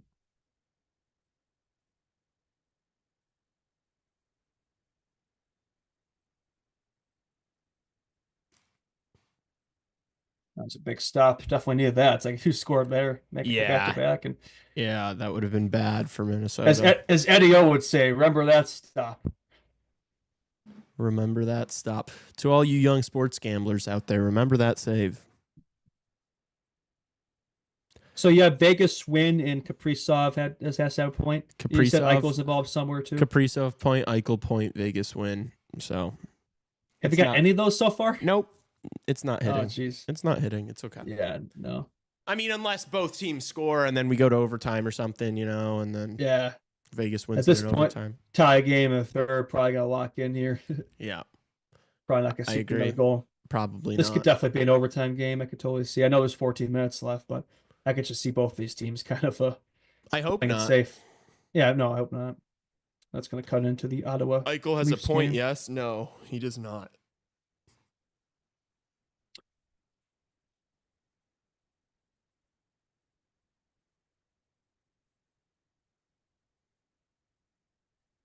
Oh, wow. Nice breakout pass. Oh, that was offsides. Never mind. Oh, wait. Eichel does have a point, according to ESPN. He does? What? I thought he had a touch there. Yeah. I didn't, but I feel like there were 3 other guys that touched that puck after Eichel did. Oh, that was on the first goal. Oh. Yeah, he has a secondary assist on that Shea Theodore goal. Yeah. Oh, thank God. So you have that. So you just need... So you need a Kaprizov... Oh, no, you Vegas winning though. Yeah, so I need a Kaprizov point and Vegas winning. So it's okay, like, so it's yeah. basically nothing's really changed. So I here. still need a goal for each team. Basically, if you have the Wild winning, man, you'd be set up pretty well there for a Kaprizov late goal or something. Yeah. That's too bad. I cooked myself. Yeah, it's all right. There's still a chance. To all you young sports gamblers out there, you can't tweak too early. It ain't over till the fat lady sings. So they're saying there's a chance. There's always a chance. Oh, that was my fat lady singing impression. Oh, or my overweight lady. That was beautiful. Yeah, I love it. Harry Potter when the fat lady's singing and like she just like slams the glass to make it look like she broke it. I don't know. I don't remember that. Huh. Harry Potter. What do you like more, Harry Potter or Lord of the Rings? Harry Potter. No, yeah. That's as much as I love Lord of the Rings, nothing beats Harry Potter for me. That's my shit. You're a wizard, Harry. You're a wizard, Harry. What's your favorite Harry Potter movie? I watched them all in like 1 week, so I don't Oh, fair. You just binged them all, yeah. Yeah, so I don't have like a recollection of like this was this movie. Who's favorite character then? Yeah. Probably I saw a lot of them in theaters. Well, those are elite, especially the last ones in theaters. Yeah. It's crazy. A lot of hype around them. The Deathly Hallows. I saw the first Deathly Hallows actually in Universal, which is pretty cool. I like Snape a lot, honestly. His character. Snape's a great character. Yeah. Awesome character. Yeah. Probably the coolest story, I Yeah. would say. Yeah, for sure. That's a good one. Who's yours?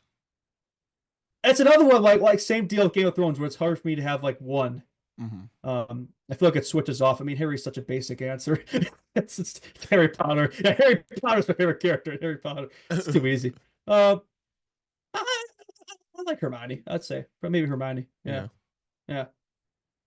Yeah, Ron Weasley's too much of a fucking crybaby for me. Well, he's not portrayed right in the movies. In the books, he's way better. In the movies, he's like comic relief and he's kind of made to be an idiot. But like in the books, he's actually pretty smart. Like a lot of Hermione's lines in the movie are actually right in the books. Oh, Hermione's really? kind of made into like I mean she's great in the books too, but like she kind of gets a lot of like the his credit, I guess, if that makes sense. Yeah. Yeah. Cool. Faber. Yeah, I read the books. You just watch the movies. Yeah, I don't read. You don't read. Yeah, fair enough. I don't know how to read. Really? That shocks me. You don't you know how to read though, right? Yeah. Barely. Oh. Oh, big collision there. Oh, Stone almost had some room there. I don't know what Gustafsson was up to. That was a good look there.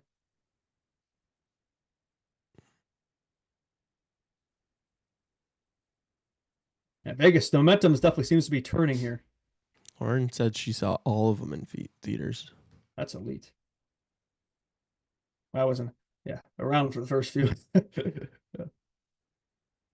You were a wee little lad. Yeah. The last few, I think I saw the Deathly Hallows in theaters. Yeah. Maybe Half-Blood Prince as well. I wasn't allowed to watch Harry Potter growing up. Really? Yeah. Why? Because it was like witchcraft. My mom Oh. thought. Oh. So I watched him for the first time in college. That's fine.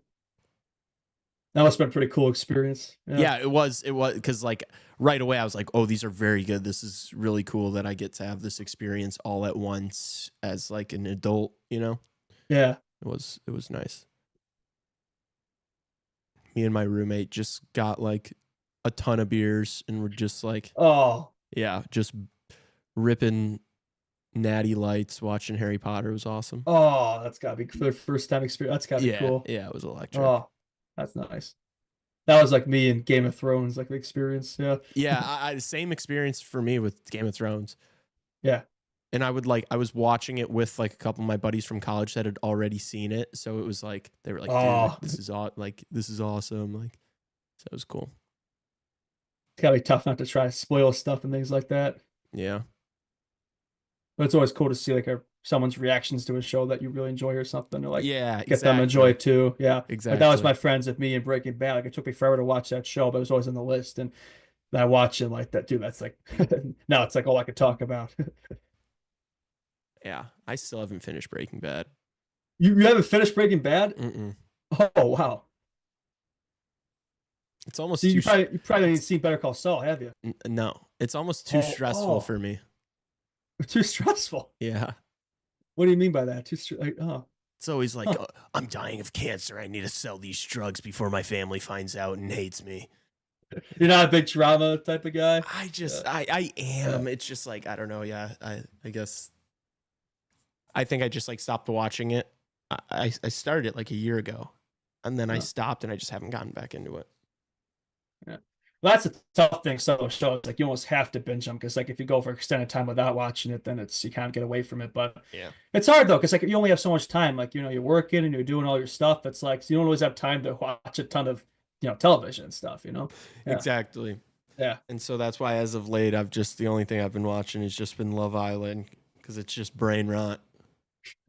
I've not seen Love Island. Dude, I don't know if it's that. Dude, I don't know if it's my type of show. It's like Pandora's box. Once you start watching, you don't stop. It's too one good. of those things. Yeah, just hooks you. Yeah, it's unbelievable. It's like it's literally like a drug. It's like Lee watched The Traders. What's The Traders? Traders. Haven't heard of that. Hawks jersey spot in the crowd. Really? Oh. He's at the wrong game. It's probably Will. It's probably Will DeCaro It's in him. the crowd. Yeah, it's probably a guy from the chat. It's a good point, actually. Who else be wearing the Hawks? I mean, it's pretty popular. True. It's one of those jerseys you will see, even if it has nothing to do with the Hawks. Yeah, it's like it just Justin, this is a great point. Sid in chat said, "Wait, Justin, Love Island is a pop culture treasure trove." Is it really? Oh yeah. Peak reality TV brain rot. Maybe it is a show I'd like then. Yeah, I mean, I know you would. Like it's Love Island.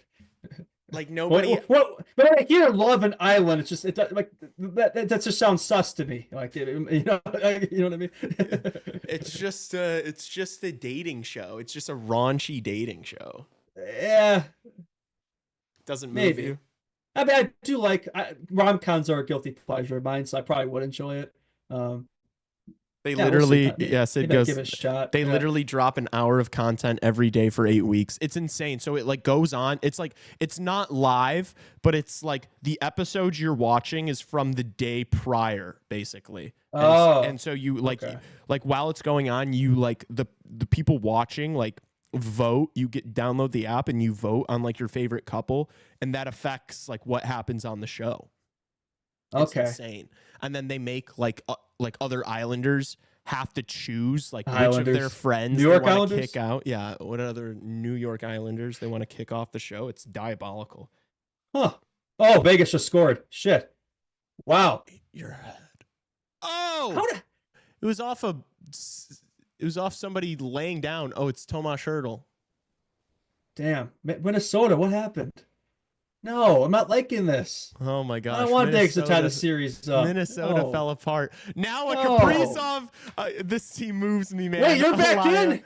You're back in. I know. Kaprizov tied goal, up. and then overtime Vegas win. Come on. That's kind of a lucky goal. They've been go off with Hertl. They go off the Minnesota guy. Yeah, no, it went off Hertl. Yeah, it went off Hartman. It went off Hartman. And he just left his stick and ran to celebrate. That's hilarious. Yeah, Hertl like takes him down, then it goes off of what? That's such a weird goal. Hartman kind of pulled him down on himself. Really? I have to see that again. Did Hartman pull him down? It looked like he was kind of. It is Ryan Hartman. He does get in a lot of shenanigans. Yeah, that's a usual. That's what he suspect. does. Yeah, I need to pause this for a bit. I don't know why I keep getting ahead of you. Here comes Kaprizov. Come on. Yeah, it's a typical Vegas goal. Always have the right bounces. Luck on their side. Coping. Vegas goal. I just get those weird garbage goals all the time. Yeah. I mean, fair enough. I mean, you score any way you can. Yeah, just go to the net. I mean, look, when you generate 32 shots and you're constantly out shooting another team, like occasionally you're gonna have, you're gonna have those types of they're gonna go in. Yeah. Oh yeah, it's inevitable. Yeah. Find Kaprizov. Please, Oh. please, please, please, please, please. Oh, the wild score! Oh. Please tell me, Yes, please tell me, Jackson. Kaprizov. I don't think he's gonna get an assist on that, but that would be up for a bit before that. But I don't know if it was. Yeah, I don't know if he's gonna get a point. I there. think two other guys might have touched it. What a wraparound! Yeah, Holy by jumping Spurgeon. Yeah, not a guy you'd expect to have a goal like that. No. Wow, that was nice. Big goal. Wow, from the they respond. Tell me no Kaprizov got like a tip on it. I don't know if he did. Give him the assist. We'll get a good look here. He deserves one. Yeah, I don't know. I think it might have gone off of him. You think so? Let's see if the NHL have the same. No. It did? No, NHL app is saying Eriksson Ek and Middleton. Maybe they'll take another look at it. Take another look. Give me a Kaprizov. Sometimes they change it. Sometimes they change it. Right now it's saying Spurgeon from Eriksson Ek and Middleton. Yeah. I didn't see it. I mean, maybe it did, but it didn't look like it touched him to me. You still got overtime. Well, you got to get there first, but Timeout. Timeout for the Vegas Golden Knights. Are they looking at this? Yeah, I think they are. What could it be? No I way don't that's know. goalie. No way. I swear if they challenge this for like maybe goalie interference or some shit. really? No one's even don't look like there's much contact there or anything. I'm clearly looking at something. You wouldn't take a timeout at this point for any other reason. They're considering challenging. What are they challenging? I mean, it's got to be goalie. What else would they be challenging here? Offsides? Yeah. Like, I don't know. Or a high stick, maybe. Yeah, there's like two options here. I don't think that was goalie. I mean, let's see. Okay, so Hartman's battling net front with. Wait, Bertle there's again. still, Why are this is a replay? Yeah, why are go they back to showing this goal? Why are they like we've been over this goal? Show what they're challenging. Show the goal that Kaprizov got the assist on. Okay, so there was some contact with Kaprizov, but look at you just pushed in. Oh, is it maybe that the goal went off? I don't know. But it stayed on though. It's over. It doesn't. Okay. Yeah. Right. Okay. That was weird. Quick and Oh, weird. that was all. It's like they took a timeout thinking they're going to challenge, but decided not to challenge it. They maybe change their mind. I don't know. That's very odd. Why they would do that. But anyway, most random timeout. Yeah, he was pushed. Yeah, I agree. Yeah, there was nothing there. One of the timeouts of all time. Yeah, like what was the point of that? Like I thought they were gonna like challenge it, but they're like, oh, I guess we're not gonna do it. Like they figured, well, if you do challenge it and then it doesn't go your way, then you have to go on a PK. Oh, here we bad go. play from Breakaway. Hannafin. Holy shit. Oh, big stop. Oh, there. wow. Rebound. Nope. That's a huge stop. That was a big stop from Hill. Just like the Vegas when they got their goal, Minnesota has a breakaway right after. Trennan. A chance to. That guy's been. Yeah. That guy's had himself a That had game. a good game. Yeah. Hannafin with his second howler of the Trying to game. go 5-0 there. He's not had a good game. Yeah. Yeah. He's had a sus night. Dude, I've seen this Geico commercial. I swear every single commercial break they play this thing. I'm watching a Husqvarna commercial. That was inches away. Yeah, it was inches away. Husqvarna. No goals. No goals. It's 5:30. What are we gonna do for grub tonight? Oh, you're making me hungry too. What's my plan? Yeah, should we order some poutine or something? I had like Canada, dude. I had like a 30-minute conversation with Elia the other day about poutine You're always talking about poutine. because he was like, "What is it?" And I explained it to him, and he's like, "Oh, that actually sounds good." And It is then good. And then he saw a picture of it, and he was like, "Oh," because I was like trying to explain to him how it's slop, and he's like, "You could say anything is slop," and I'm like, "No, like you can you You can't can say, say a a lot of burger's you like, can say a lot of things are a slop, burger though. isn't slop the way fucking poutine is slop. And then he was like, dude, no, it sounds good. And then he sees a picture of it and he's like, oh my gosh, I would never try that. He's like, that is the worst That's looking. good. I'm You like, can't judge a book by its cover, man. it is good. I would fuck up Yeah. some poutine right now. I'm not gonna lie. Sounds good. Yeah. All right, tie game late. This has been a good one. I'm glad I hopped on for this one. It's been better than the Yeah. Battle of Florida, much better. Which Yeah. you wouldn't think that'd be the case, but it has been. The series keeps delivering when people, even chat was saying this was the one they were least excited for, and it's been a good game. Mm-hmm. Yeah. That place electric. Common El Chato with the L there. I see what you did there. All right, Minnesota wins the draw. Shot from the point, stop. Oof. Trying that Metham's back on the side here, it appears. Trying to break through overtime. See if Kaprizov can get you your point. Yeah, well, now they both need to score again for Kaprizov to get me a point. And I don't see that happening. that's right. Yeah, I keep forgetting you have the Vegas too. Yeah. So you still need a lot to happen here.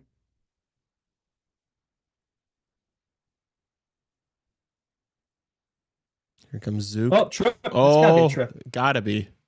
What? They don't call it. Wow. Are you serious? Fans in Minnesota are all on their feet, arms Come wide. on, dude. Completely How does Vegas get away with dumbfounded. everything, dude? That's ridiculous. That's like the second egregious call that got away with this period. Fans are not happy in the XL Energy Center. I have to get another look at that. I mean, maybe it looked like he tripped him. Maybe it was.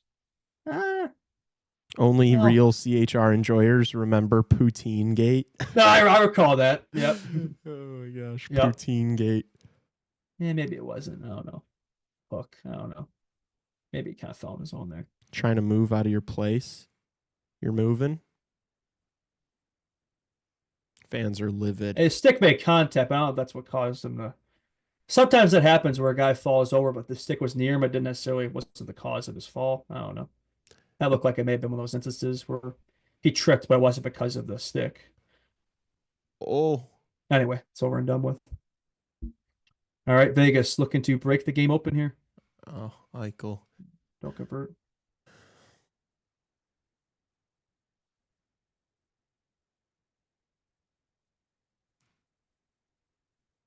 Fans are on their feet here.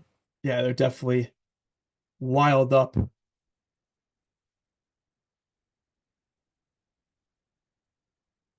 Maybe a slash. Yeah, I don't know.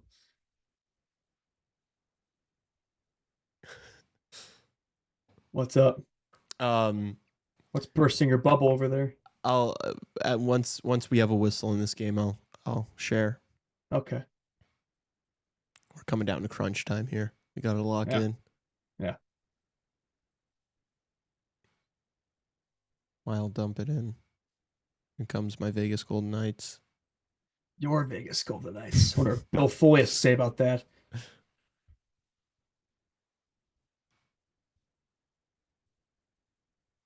Rip one. Blockered away.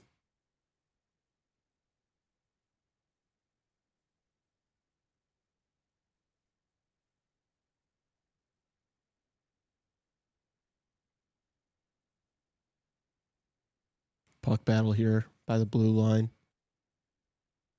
Who's going to come up with it? Stays in the Minnesota zone. So we're looking to break it out.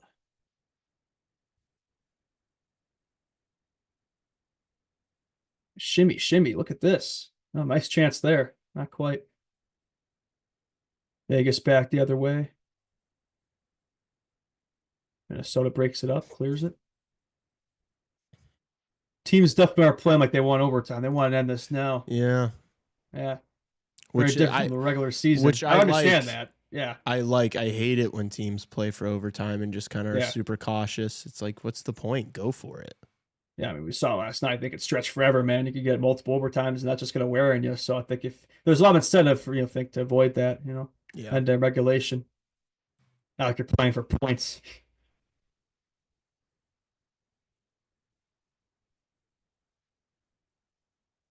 All right, Vegas been very back and forth here. Mm-hmm. Vegas back in with Stoner. Oh, That's not Stone. that could have been a massive hit on Carlson. Yeah, Carlson. Yeah. Boldy hoists it out. Icing. Didn't love that icing. Elias sent me a tweet from Deion Sanders, Coach Prime, from 2018. He said, I love what the Browns have done this offseason, but if I'm a young QB, ain't no way I'm going to Cleveland. I would pull an Eli Manning if possible. And his son got drafted to them. Oh, that aged well. That aged tremendously. That took funny. forever, dude. Like, wasn't until like the 3rd round or something? It was the 5th round. The 5th round. Yeah. How did he drop that low? I don't know. Yeah. People just. Oh yeah, I haven't really talked about this much on here, but I think you have. Like the Bears draft, interesting. I'm not really sure how I feel about it. Drafting almost too many men there. I think it's what probably in the end I think they came away with a decent haul, but yeah, I think it's just like it was Ben Johnson getting what he wanted, which yeah, I'm okay with. Yeah. Which I'm okay with. Yeah. He has a plan, yeah. And CD does like the multiple TD set or tight end set, yeah. right? Oh, yeah. Oh, good look there for Vegas. Holy shit! How did that not go in? Huge stop. I thought he had a goal there. Yeah. What a save! Gustafson able to extend his left leg, keep that one out. Jeepers. I wonder if that would have been really upsetting for those Minnesota Wild fans. I wonder if Loveland watches Love Island. Loveland. Probably. Yeah. The White Sox won, Justin, says Trevor. Really? Where White Sox win? They're what, 7-20 or something? I kind of stopped watching. I watched the first series, and that's all the White Sox baseball I've watched this year. Jeepers. Certified holy jumping moment confirmed. Holy jumping. Darren Pang's going to sue me the amount of times I've said holy jumping this year. Yeah.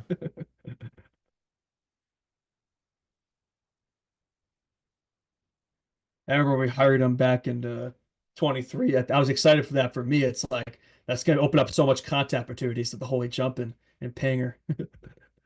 Yeah, you like the holy jumping, don't you? Big fan of the holy jumping. Yeah. You normally get about one each game. Yeah. Yeah. Holy jumping. For a big moment. Yeah. When Pang says holy jumping, you know it was a good moment. Pang is so funny, dude. Yeah, he's good. He and Rick Ball, they have a good connection. They have good chemistry. Yeah. Yeah, we're lucky that it worked out.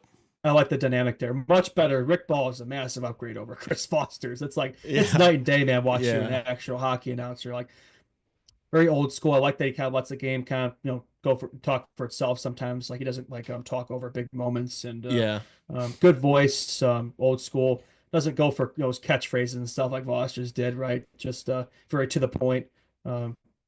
Good analysis, good insight, and Pang too. Like I think they could have got a lot of each other, and you see that just in their commentary, right? Yeah. It's a good dynamic in the booth. Yeah. I agree. It worked out well for us. Yeah. Especially, just after being so used to Pat and Eddie for so long, it's like hard to follow up, but I think they're doing a great job. It's as good as you can get, Yeah, right? It's I as agree. good as you can get. You're never gonna be able to best that, but this is probably as good of a duo as you can get in today's show. Yeah. All right. The rally towels are out in full force. Yeah, they are. They're rallying. I miss watching those in the UC. Towley. That's South Park. You did not right? land that one. Thought he had something there. If it was a Hawks game, that would be a shot for B-Hawks memes drinking game. That's right. Yeah, I gotta bring that back. Yeah, it gets repetitive after a while where it's like I'm not gonna keep doing this. Just the same thing every game, just insert different team and yeah. Anytime they show Richardson. Oh yeah, her Sorensen, yeah. Every time I show the coach, that's a shot. I have my 2010 rally towel hanging in my bathroom. Yeah, my family definitely have a bunch of I have one right here, rally actually. towels and stuff. Yeah, it's like I use it as like a washcloth. Yeah. I probably shouldn't do that. Actually, it's probably disrespecting the rally towel. Yeah, it is. I mean, it's a towel, and it's like it's like not like I've had a chance to use it in the playoffs anytime recently. But so you don't it's want like, the net just came off. You don't want the words to fade. Yeah, good point. I didn't really think about that. Wasn't thinking of anyway. Kaprizov just kissed his stick. He's gonna score after this.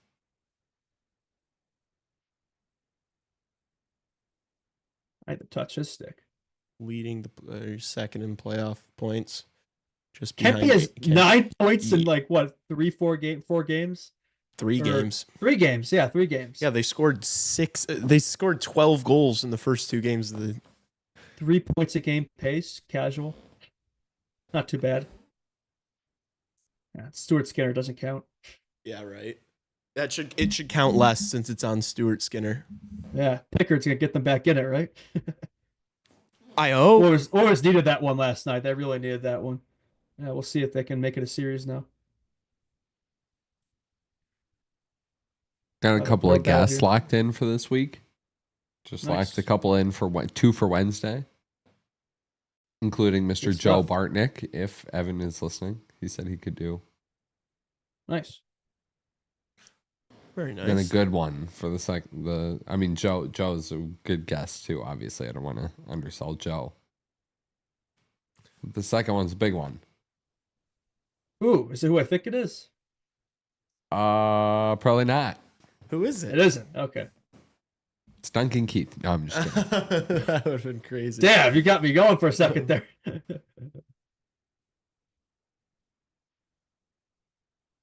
Who is it?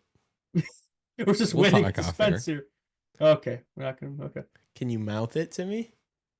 y'all will You have wouldn't to get wait it and if I see. did. The anticipation's killing me. I know it's like I'm like speechless right now. I'm just like waiting in awe. Now you know how we leave our CHR enjoyers Yeah. or listeners when we say, "Hey, we have a good guest on deck." Well, you're the one who just did it. Well, yeah, dude. I mean, but it's a good tease. Like we got some good guests coming up. Yeah. They're texting me. We're getting them confirmed. I'm standing here. Should I not say it? You edged us. We're used to being edged.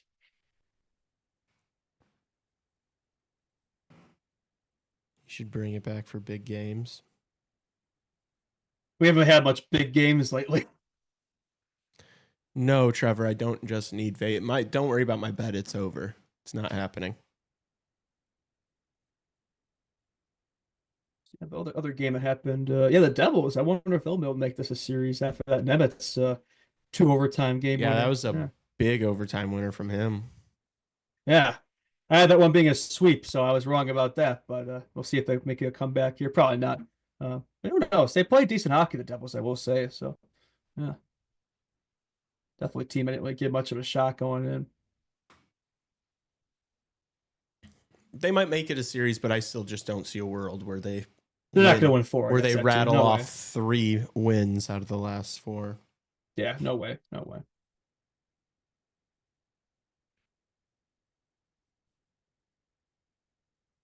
$35 seconds left in regulation. Oh, good. We're finally on the same page. Can there be a late hero here? Yeah. Are we going to avoid overtime or no? Ryan Hartman wants to. Yeah, I don't think Ryan Hartman's going to get the job done. You're not that guy, pal. Fortunately not.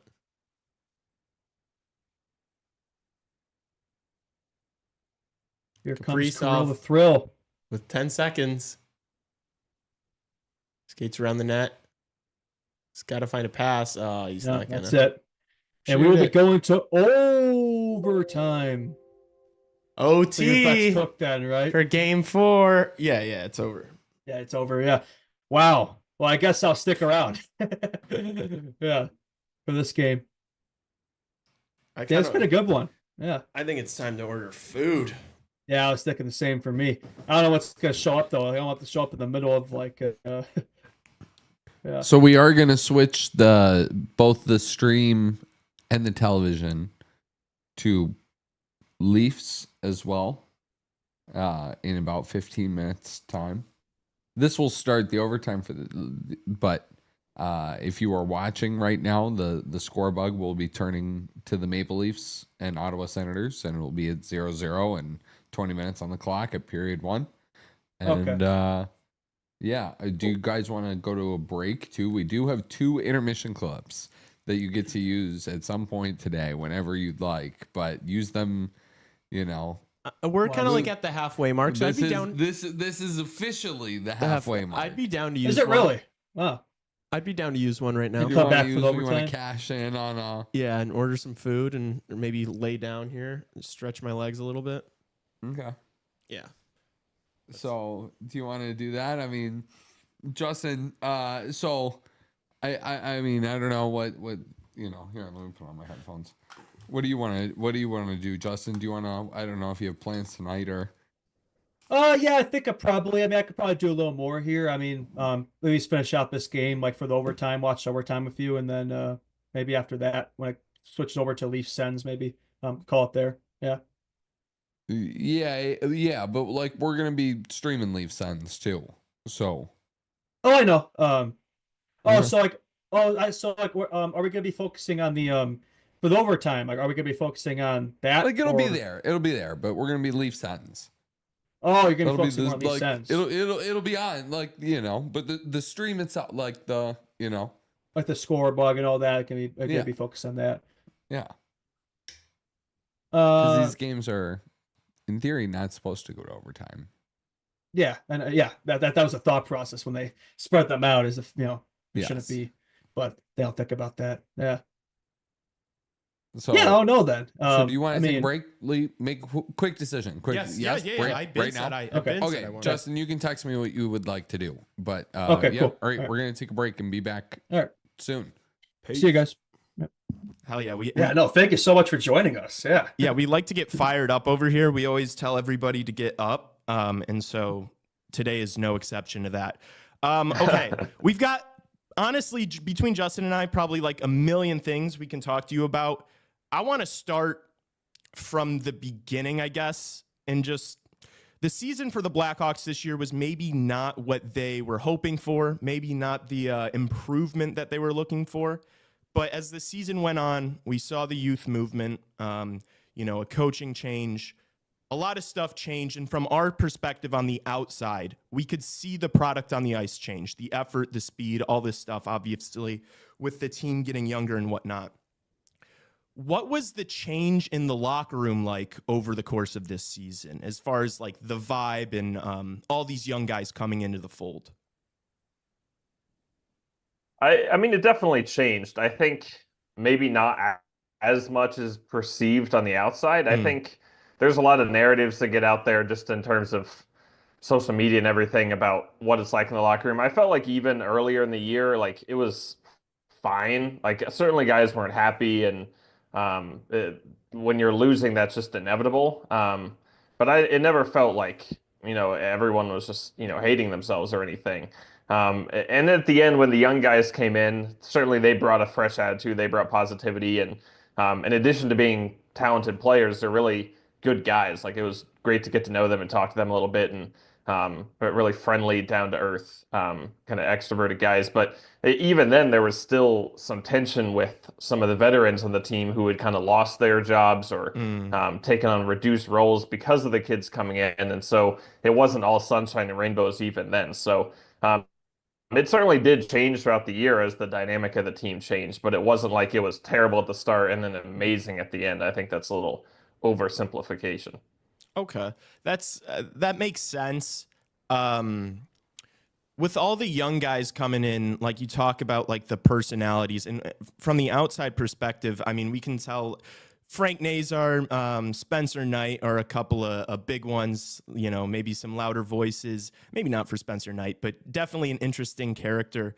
Are there any other like guys that you think like people don't realize these dudes are hilarious, or this guy's really interesting? Like what already seems funny. Yeah, what are some of your favorite personalities that you've come in contact with so far?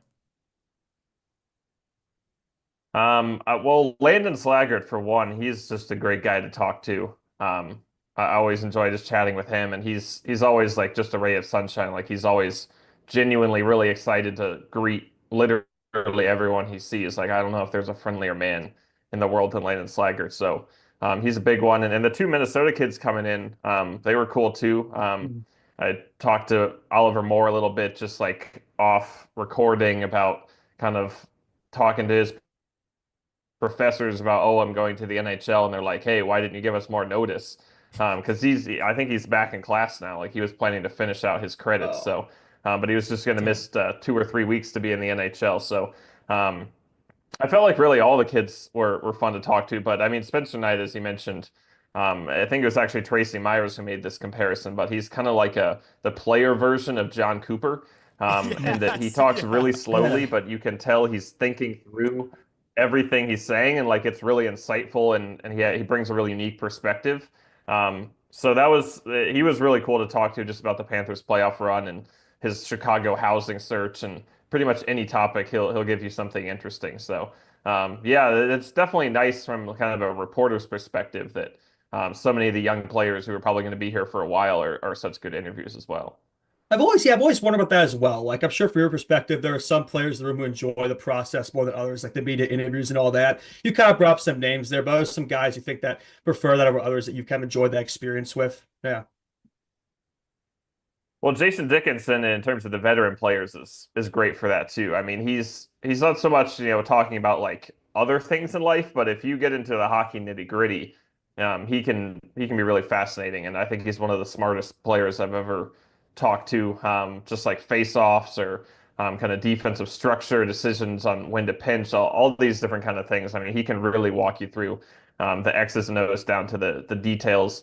Foligno, obviously people know his quotes well, and he's a bit more of outspoken voice, and it's not so much the nitty-gritty stuff, but he is a pretty impressive motivational speaker and able to speak on big picture things pretty well. So those two guys for sure. And I mean, there's been a lot that have come through in different ways that were interesting. Dylan Strome, who obviously is kind of big in the spotlight right now with the success he's having in Washington, but he was always a great guy to talk to when he was here. So there's a long list of them. I also heard that was kind of the same thing with Luke Richardson. Is that like he would just talk and talk as long as you guys wanted? Was that very true different as from well? Anders? Yeah. Yeah. Luke was fantastic from a media perspective. Definitely I mean, Derek King was great in terms of that he didn't have any ego at all and like would bring us cookies and stuff. But Luke Richardson was fantastic in terms of talking about hockey. And I mean, you could ask him about what did X players struggle with tonight, and even though it's a negative question, I mean, he would really dive into, I think he should have done this differently and this differently and this differently. Yeah. Whereas with Anders, if you asked him, if he said, "Oh, I thought so and so like had a rough game," and you asked him why, he would say, "Oh, well, we'll talk to him about it," or something. Like he didn't want to call his players out. And I think Luke really knew how to do that in a way that it didn't seem like he was throwing them under the bus. He was just giving genuine constructive criticism and didn't want to hide that. So I felt like it wasn't taken badly, the fact that he was so open about that stuff. And I really learned a lot about hockey from Luke Richardson. I obviously he wasn't perfect as a coach, and I think he made some poor decisions earlier this year in terms of roster management, that sort of thing. But he is definitely a very smart coach in terms of the hockey X's and O's. So coaching, I think that's a pretty solid segue there. It seems like if you look at the Hawks offseason, probably the number one agenda on the plate there.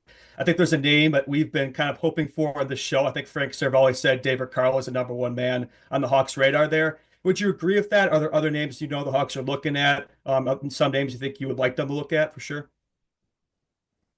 Well, I think the thing is with the coaching search is that while we went in expecting that they would prefer an experienced coach, and Davidson even said at his exit interview that while it's not a prerequisite to have previous NHL experience, it would be a feather in the candidate's cap. But kind of the challenge right now is there aren't a lot of great options out there in terms of guys who have previously been NHL coaches. Like there's no one who really stands out as, oh, this would be a really good one to pursue. It's not like they're going to be hiring the Tortorellas or Peter Laviolettes of the world. The coaching. So I think it's the same club. Yeah, like you said.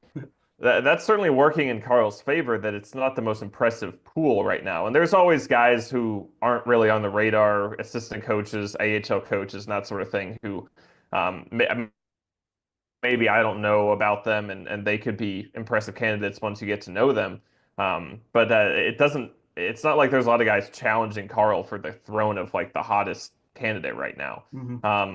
So yeah, the Cervalli report, I mean, I certainly believe that. And It'll be interesting to see how this process works out. Davidson said he hopes to get it done a lot sooner than he did in 2022 when they didn't hire Richardson until late June. And so I'm curious to see how the timing will go. But I wouldn't be shocked if they do persuade Carl to come to the NHL, that it could be in the next few weeks. I mean, that's not sourced or anything. That's just me speculating. Yeah. But yeah, I'm curious about the timing, and in addition to who it is. How would you feel about that if they bring in David Carl? Would you approve?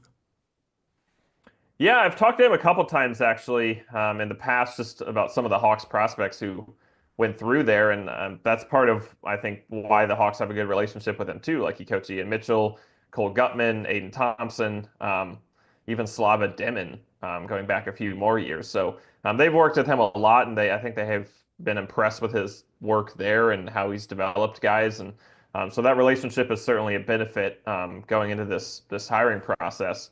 I don't claim to be a coaching guru or anything. I feel like for a lot of people, maybe you guys included, you kind of more opportunity to look at, like, this is what's happening in the AHL, this is in college and all that. Whereas for me, like, having to write every day about the NHL team, I just don't have that much opportunity to really watch college games or that sort of thing, to really dive into that as much. But I mean, everything I've heard and seen has been impressive by him. And I feel like if you are going to take a risk on another first-time coach, he's probably the best option you're going to find.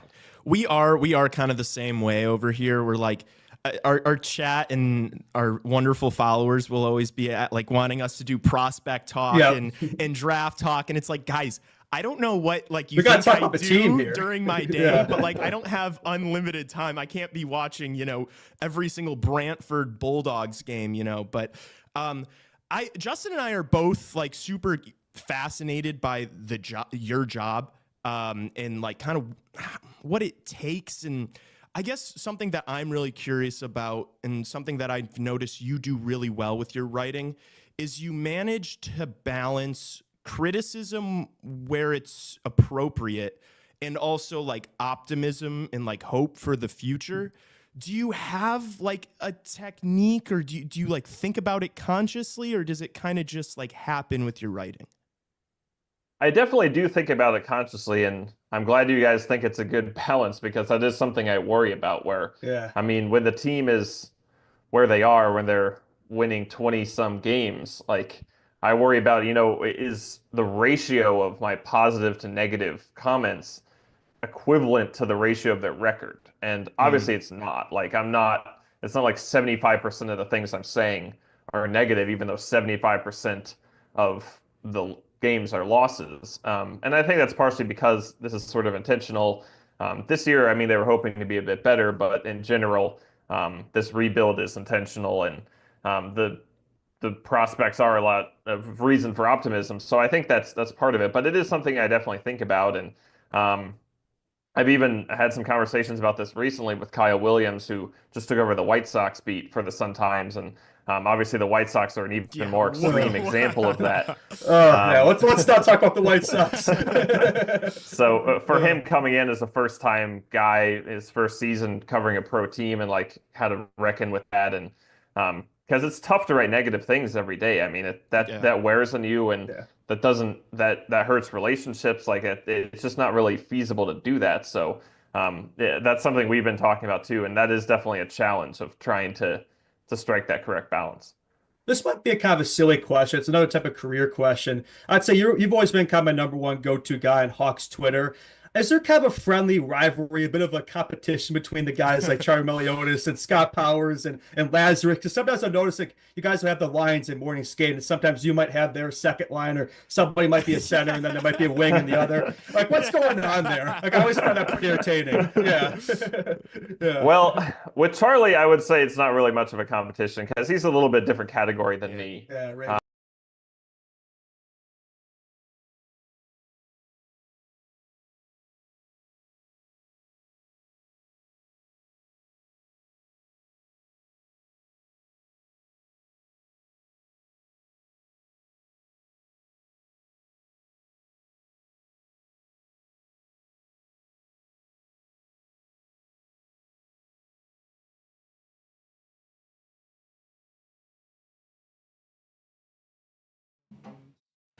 Oh, oh, oh, oh.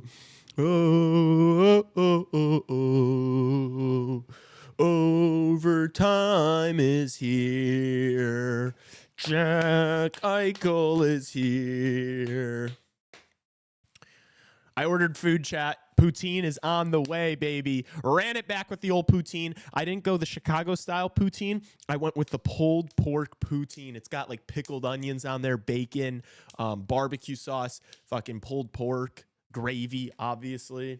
I love poutine. If you guys have been watching the show, you know I've been the biggest poutine guy forever. So excited to have my favorite snack. Just kidding. And then some wings. I'm excited.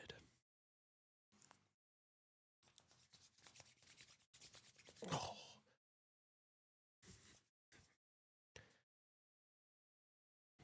Everyone's going to start piling back in now now that the overtime has started. The numbers are going to go up. How are we feeling? Hope it's not cold.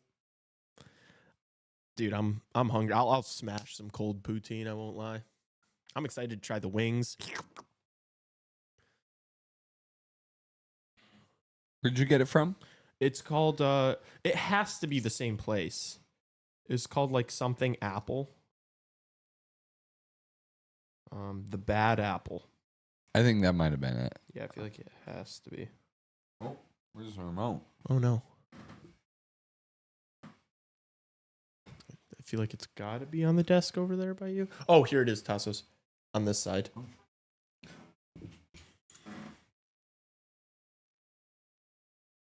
Oh, and the place is actually close by. That's clutch. I think that might have been where we got it the last time. I feel like it had, because like, what are the odds another place in Chicago has a Chicago style poutine with the exact same ingredients? It wasn't too expensive either. So that's nice. If it is the same place, the wings were really good. I'm so excited for them.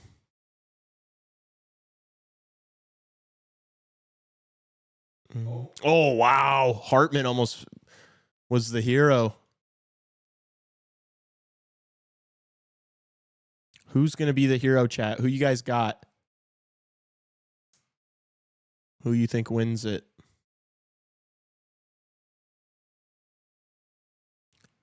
Oh, Hannafin fans on the shot. It could have been a good look. Never really had the puck there.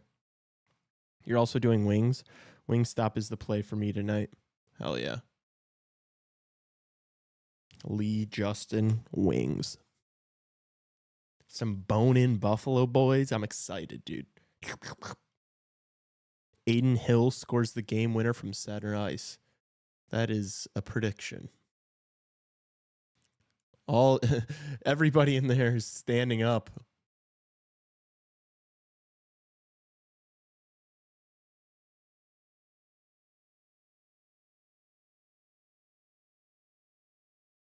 I love that.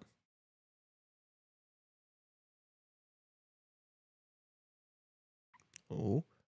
Oh. Fell to the ice hard. I don't know who that was. Wings are delicious.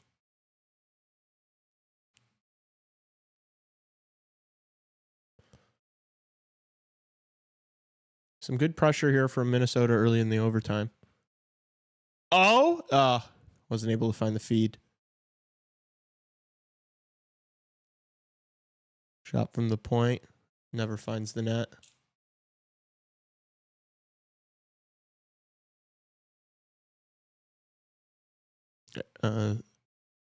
Really good possession from the Wild here. They're going to be able to have a favorable change. Eriksson X out on the ice. Oh. Maybe a slash there. Nothing. Nothing's getting called there. Okay. Play on. Play on. Damn, I might have to get some wings tonight. It might be a wings night, chat. And poutine.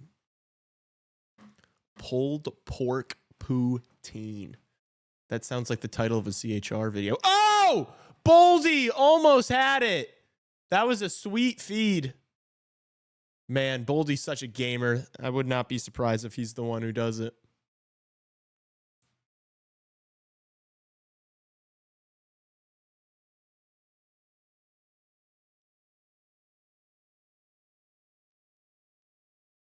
Whew. I should have gotten a Bev, low key. On some low key chill shit. Oh. Who do you guys think is going to win? Everyone give your goal scorer prediction and we'll see who's right. Give me a goal scorer prediction right now in chat. I'm going to say Matt Boldy for the Wild. I think the Wild are going to win this, unfortunately. I hope Vegas can find it.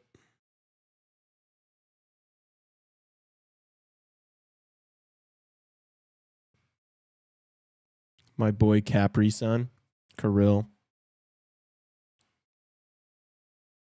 Damn, everybody's thinking Wild, huh? Are we all thinking Wild?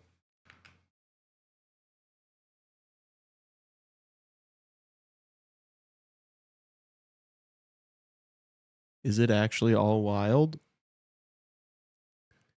Here comes Boldy. Oh, just missed.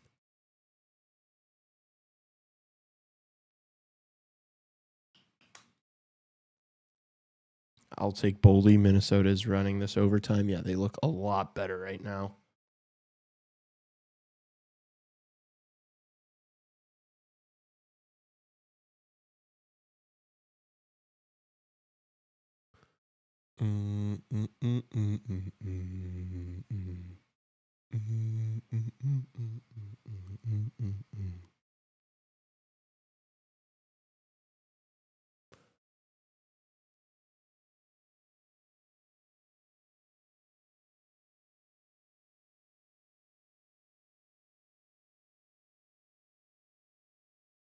Let's see if Vegas can break out here. Hannafin has it. Pietrangelo sends it up the ice. Saad cuts back. Hurdle with the shot. Blocked. I think that one went out of play. Middleton.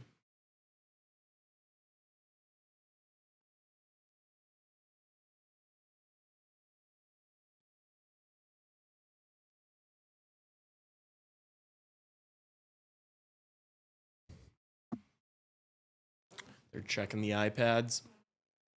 Checking the tape.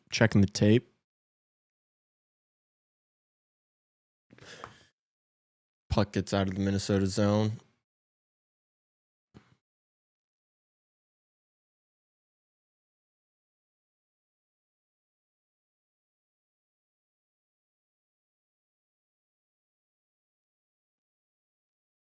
Six minutes gone. No real good opportunities just yet. I could see this one lasting a while, to be honest with you. Oh, God. Oh. McRoy almost had a chance to put that one in the empty net. I think Kolasar took one up high. I don't think it got called, though. What time is it? Oh, Leafs, Ottawa dropping in 5 minutes. Be awesome if someone could score now.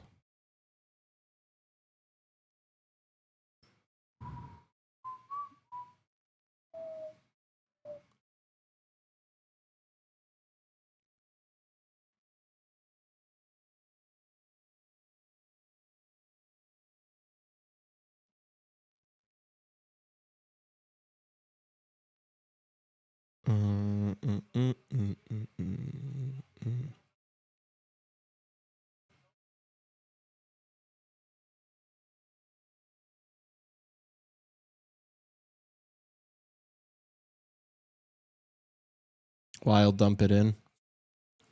Call icing.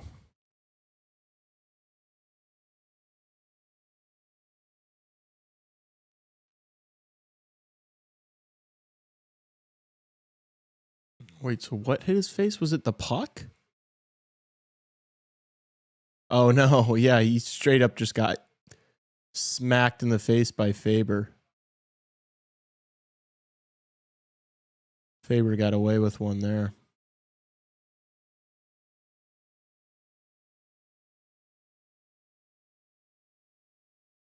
Nice play from Kaprizov along the blue line on Eichel, forcing him out of the zone.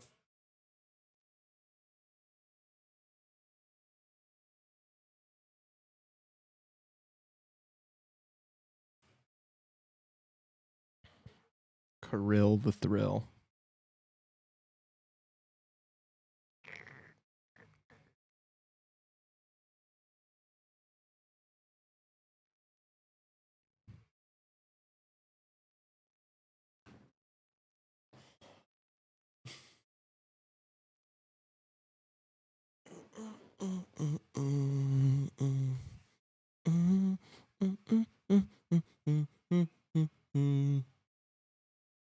Another whistle. Okay. Really stop starting here in overtime.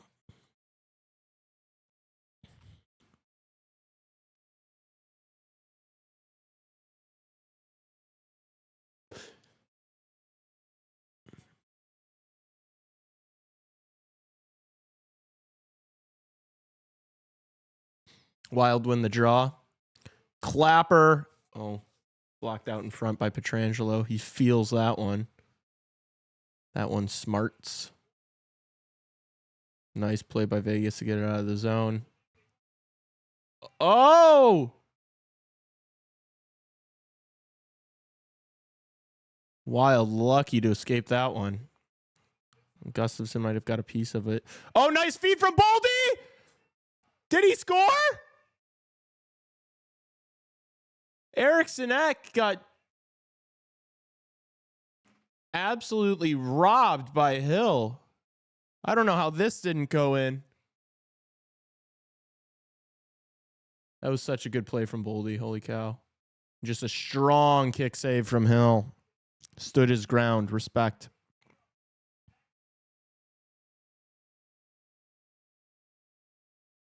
Didn't get pushed back.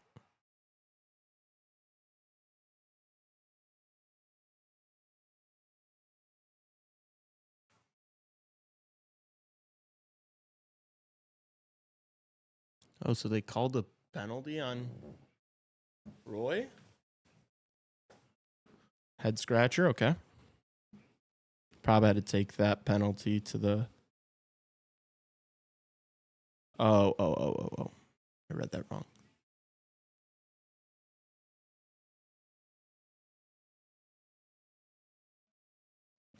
I didn't even see the contact, honestly. I was just looking to see if the puck went into the net or not. I guess that is not a bad penalty.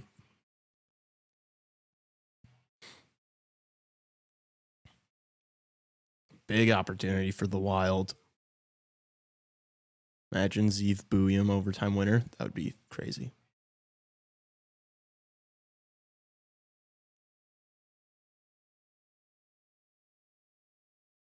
Who's gonna be the hero?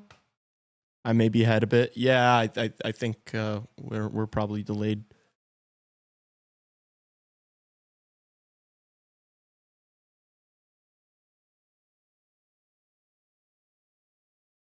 Wow, this place is on its feet. Holy cow.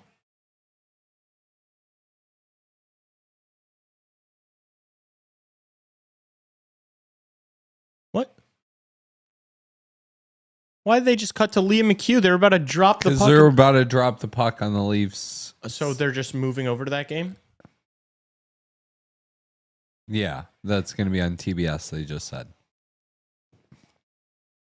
The Wild game is going to be on TBS? And so now we're switching over to Leafs Ottawa. Yeah. Feels sinful. I wonder if I have TBS on my phone. I might just pull it up.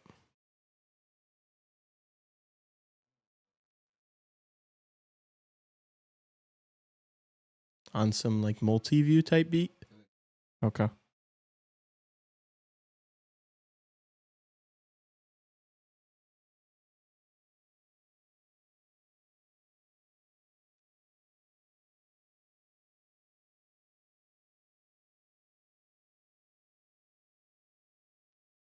Austin Matthews with 1 goal and 4 assists in first 3 games of the series.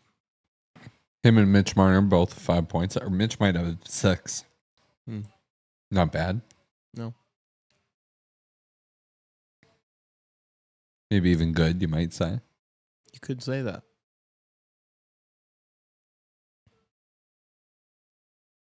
Timmy Stew ripping the smelling salts.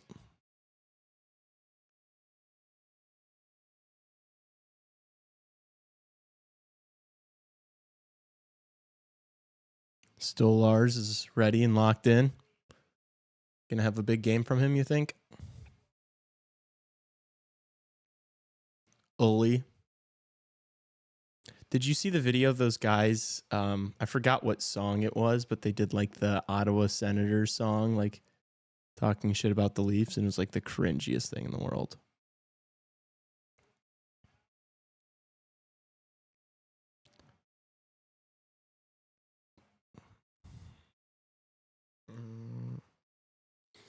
Stolars has been looking really good. I concur.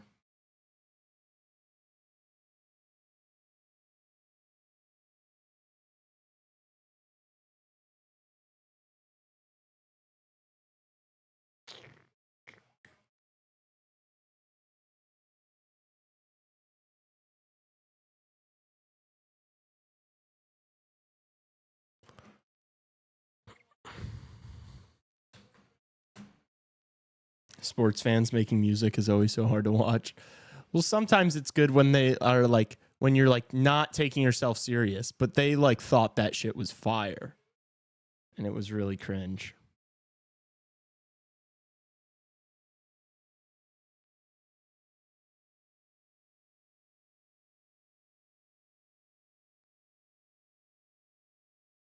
It was really cringe.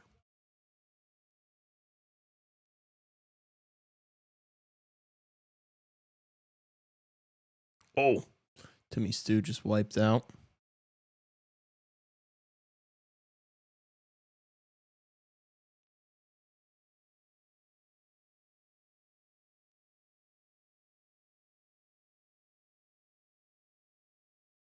Boldy fanned on one. Could have ended it.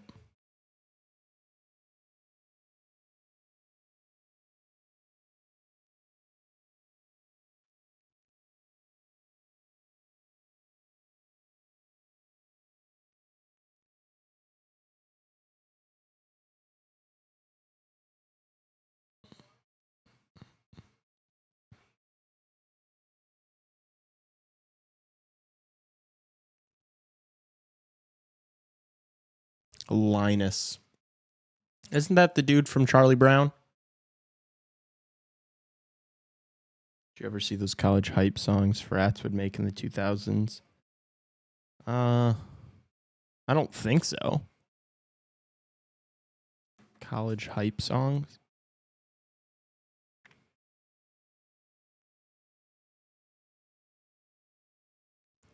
I'm not sure I recall those. They don't sound amazing.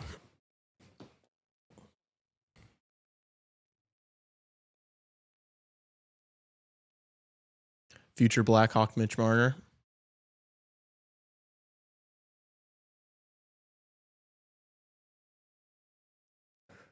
Timmy Stew wins the draw against Austin Matthews. But the Leafs keep it in.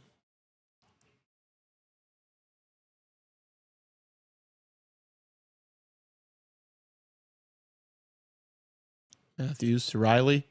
Oh.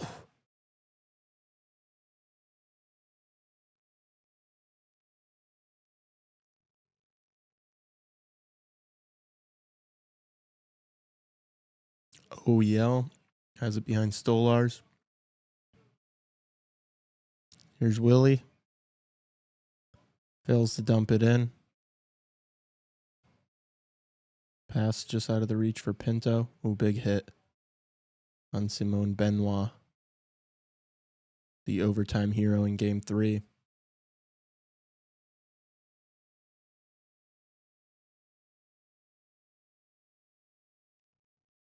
That sounds kind of fire hole. I'm not going to lie.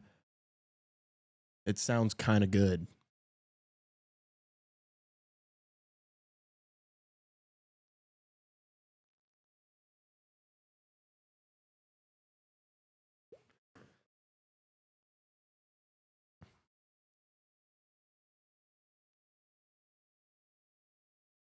Brady. Oh. Boom. A high stick.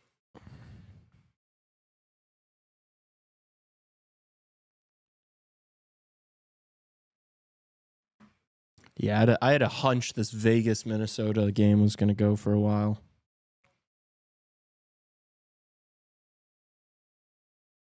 Still have 7.5 left in the first overtime period.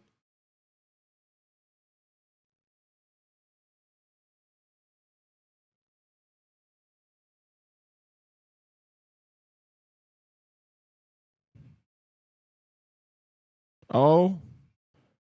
Vegas almost just scored. Gustafson covered.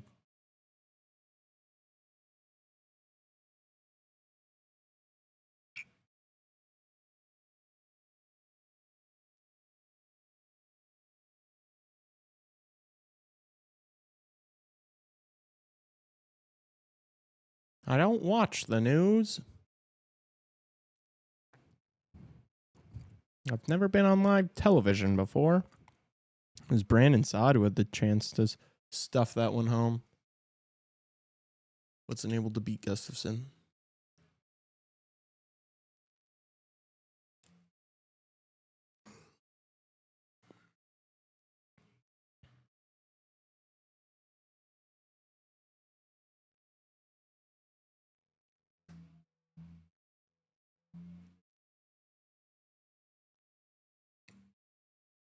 Marner moves it to Riley.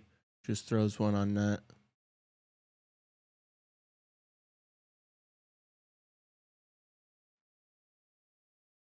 Matteo. Pinto.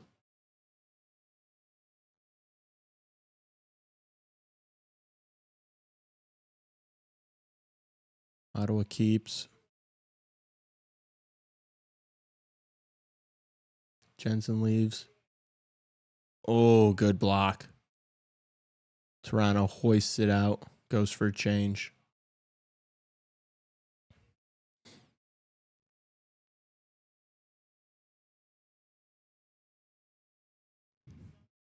Minnesota might have a 2-on-1 here.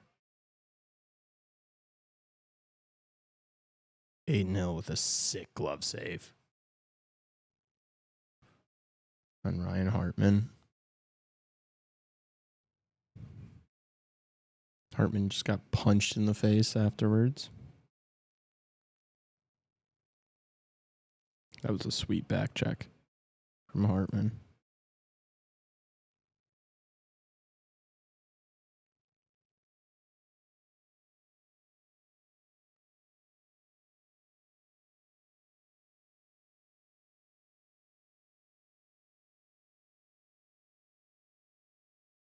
Boom. Clapper from the point. Oh, just goes wide. Good save, Stolars. Zoob.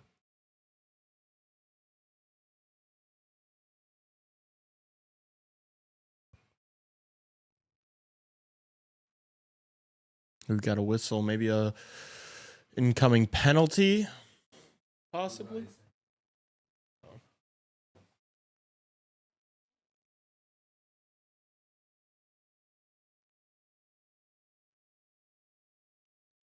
Minnesota keeping it in Vegas' zone. Oh, I'm going to have to sign into my cable.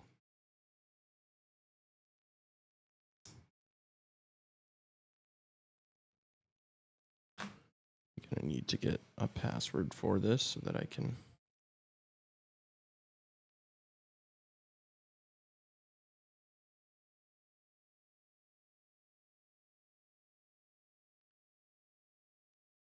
a code in a sec.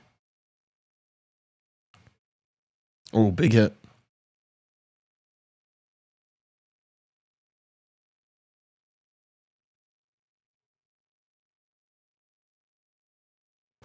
Oh, Zetterlund missed that puck there.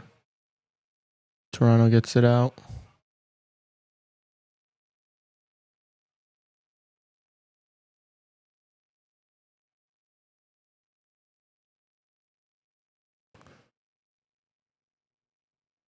Here comes McMahon for the Leafs. Shoots one. Ullmark makes the save. Domi now. Back to the point. Another save from Ullmark.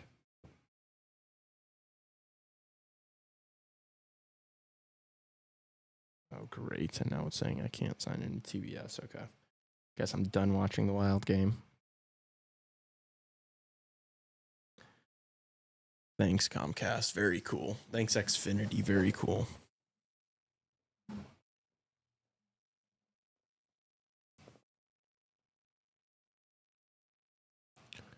Toronto dumps it in. Icing. Icing on Toronto. Toronto. The core four has been cooking.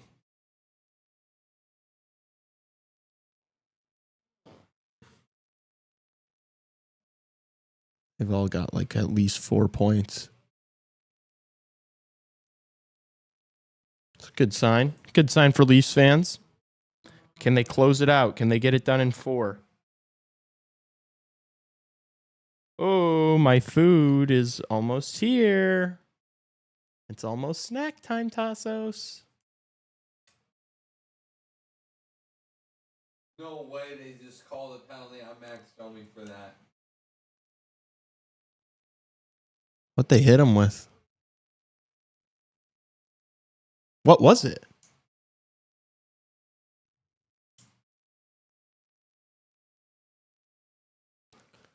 Was it like a face-off thing? Mm-hmm. That's crazy. Because they're not dropping the puck. It's brutal. That like shouldn't be a penalty. For roughing. What? Hopefully they show it when they come back from break.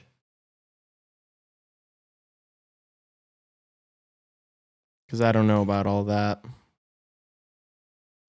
Maybe I just need to get a stream up for this Wild game. A little ARM80 plus action.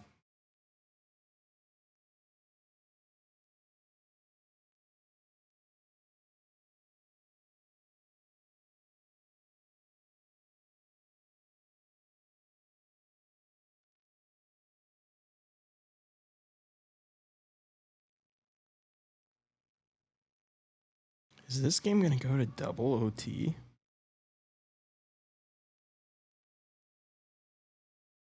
It's been so many overtime games, I feel like, so far this playoffs.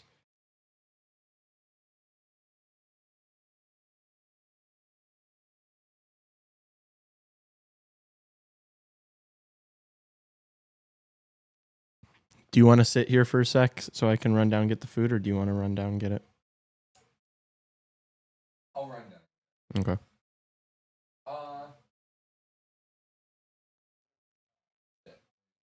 I'm back now, like right after they're here right now. Yeah, she just got here. I'll try and run down.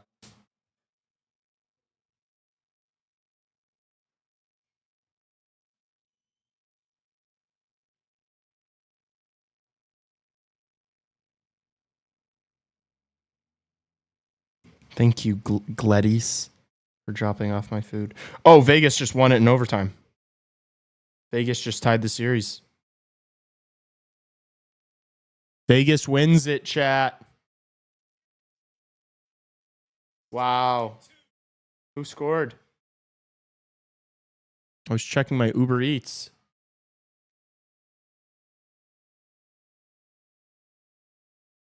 Is it Dorofiev?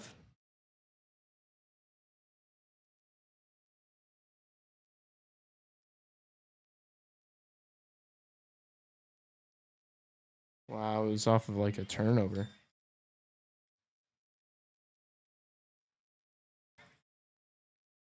That was Barbashev. Vegas scored. We are tied 2-2 in that series. There you go, Elia. Good win. Good minus 160.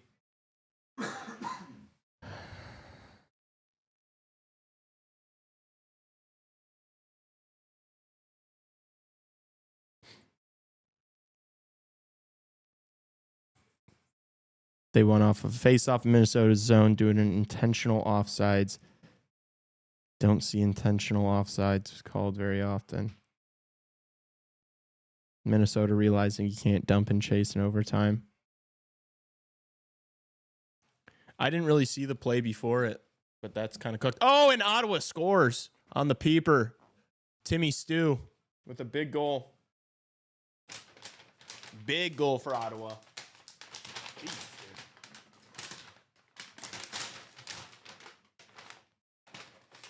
Oh, it is time. We are so back, chat. Look at that. Pulled pork poutine. Jeez.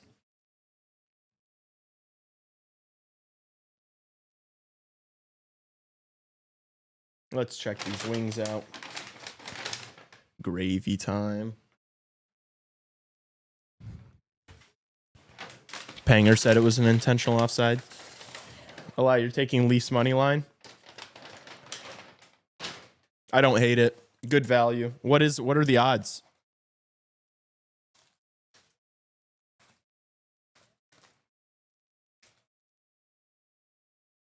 Damn, these wings look pretty gas.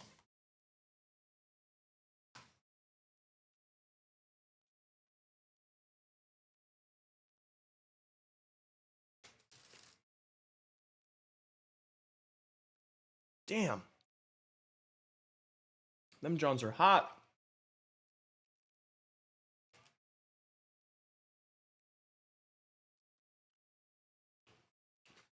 Wings on stream is a bit of a crazy move.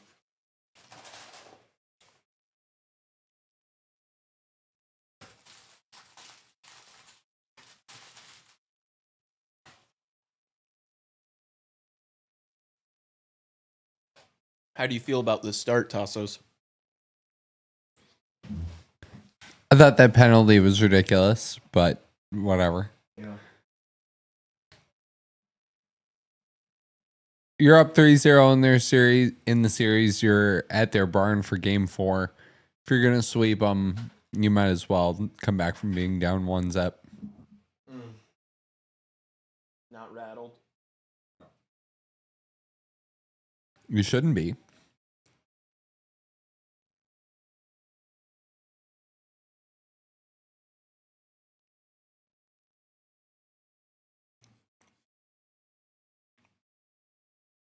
That hit in chat. Plus 130 only? I don't know if that's worth it. I'm going to stay away from this game. I don't think I have a read.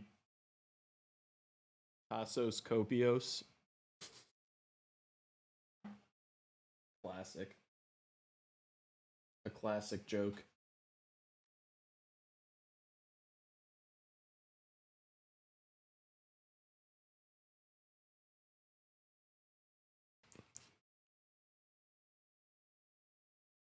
I mean, yeah, I'm gonna need time to eat just because I'm here for 12 hours on this thing.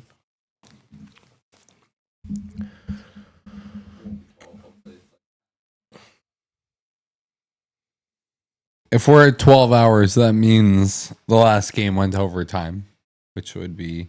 I'm gonna leave. I'll leave before that. That sounds like hell, because that'll be late.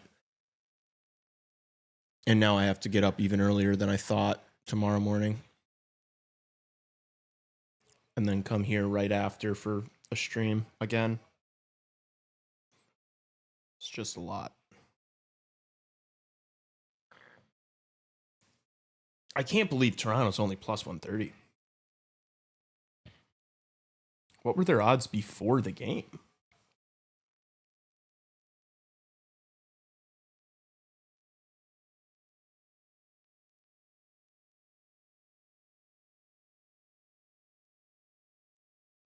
Oh, they're plus 168 now.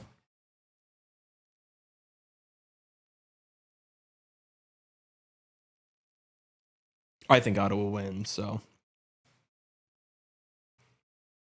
Actually, I think I did say Toronto.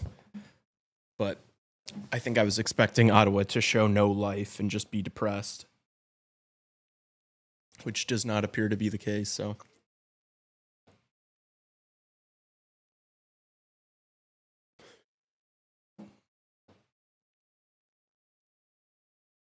Toronto might just be saving the series clincher for home ice.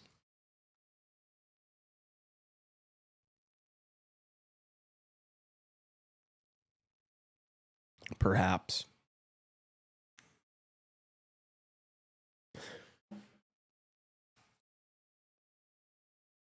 I might put $10 on a legacy bet for the Dallas Colorado game, chat. I don't know what I like though.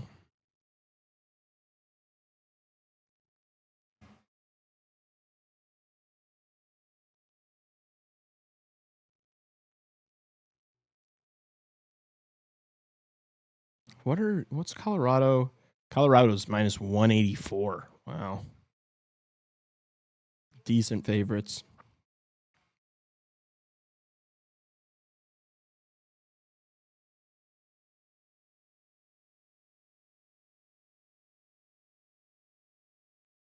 Avalanche total goals is set at 3.5.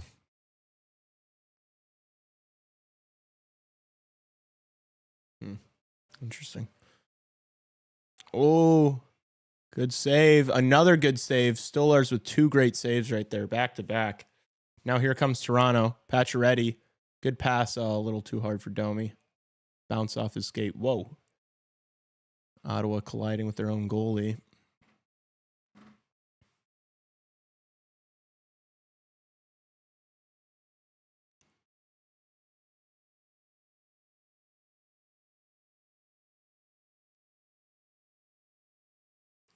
Oh, that was a patient play.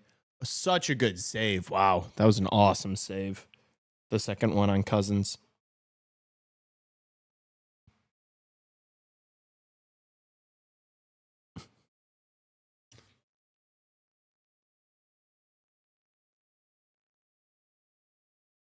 Eight minutes left in the first. It's been pretty back and forth.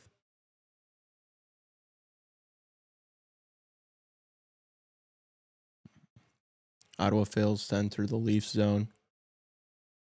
Nyes dumps it in. Big hit. Was that Matthews? Wow. Laying the boom.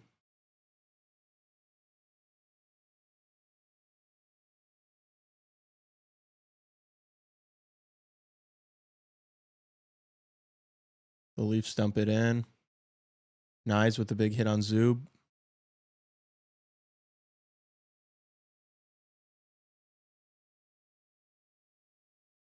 Leafs just dumping and chasing here. Haven't been able to get on the puck. Now they do.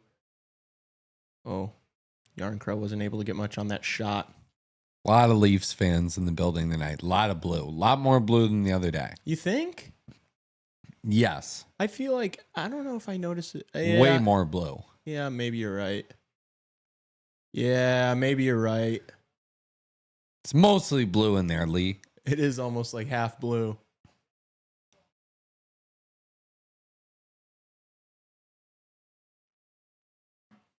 That's so brutal if you're an Ottawa fan. This sucks.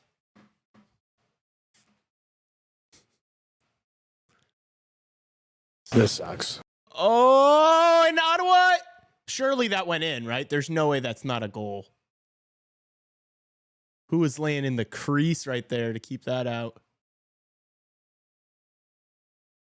Perron just got up and is instantly roughhousing.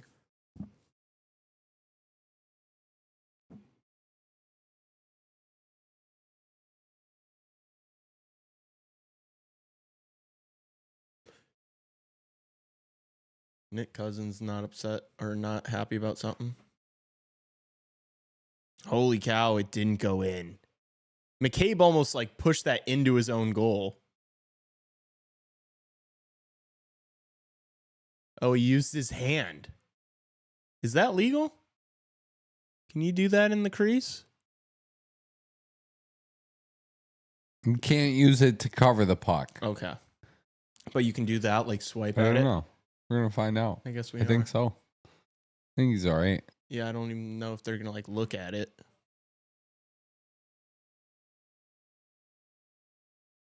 Oh.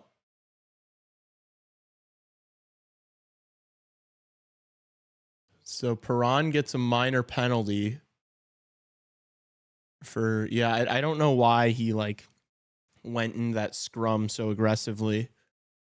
I think it's kind of weak to give him a fucking roughing penalty for it, though.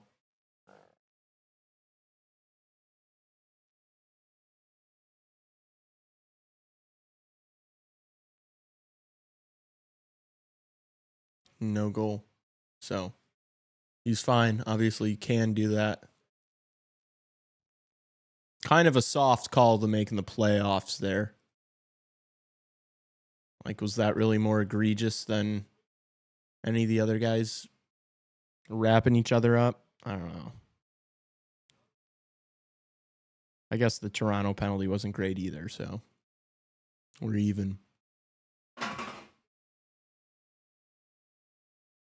Everything okay? Perfect. Here's Mitch with space. Down low, Willie.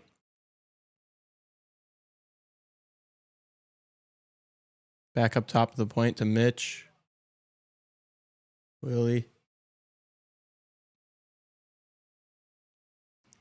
Matthews is on the prowl. Wow, that nice play to keep that alive by Tavares.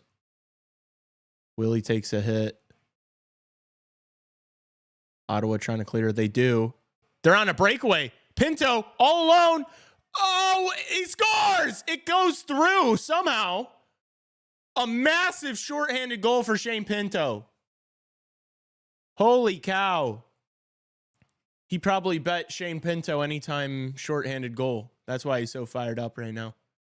My fellow sports gambler. Let's go. The betting man. Rah. I don't know how this went in. It looked like I thought Stolarz made the save.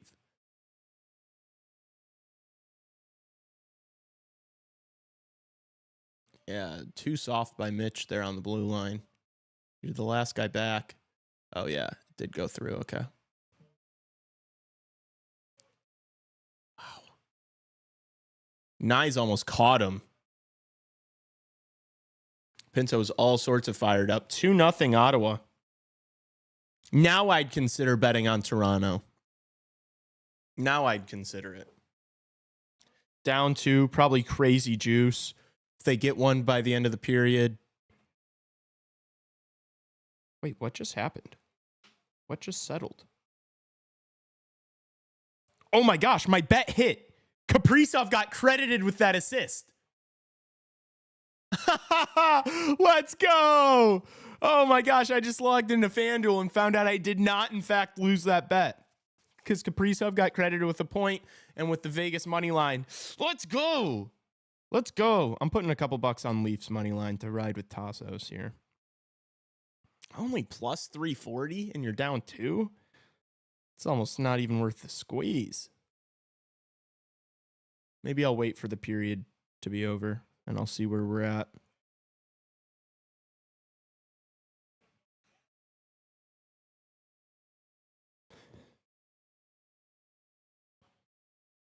That's so funny. I totally thought I lost that bet. And then I just sign into FanDuel and I have $63. How the F we doing, Lee? We back? You hanging in there? Yeah, I'm getting no Peruvian nose clams. But I did get poutine and wings that I'm gonna eat after this period. I think we're gonna use the last clip.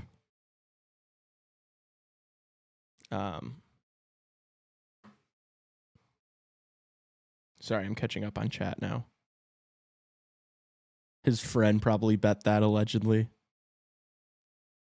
But yeah, I'm a little tired, but we're hanging in there. All these games have been good so far, so that's been cool.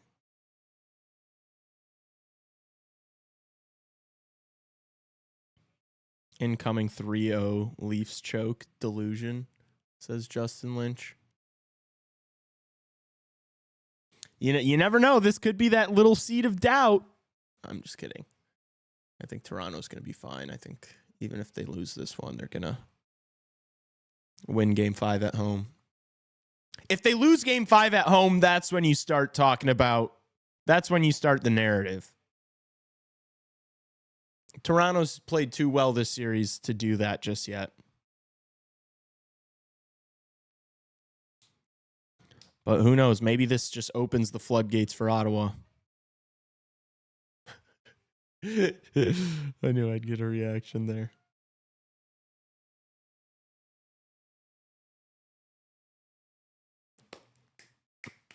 Are there any Leafs truthers in the chat? Anybody rooting for the Leafs for any reasons? Or is it a mostly Ottawa contingent watching? Gosh, I'm so happy I won that bet.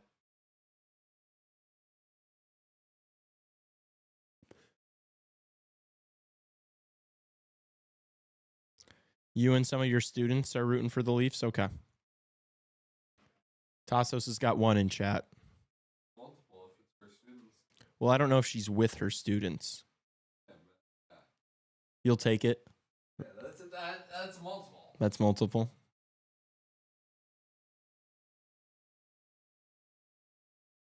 I'll take it then. Everybody else would be happy to see Ottawa come back. Oh, I'm sorry, Lo.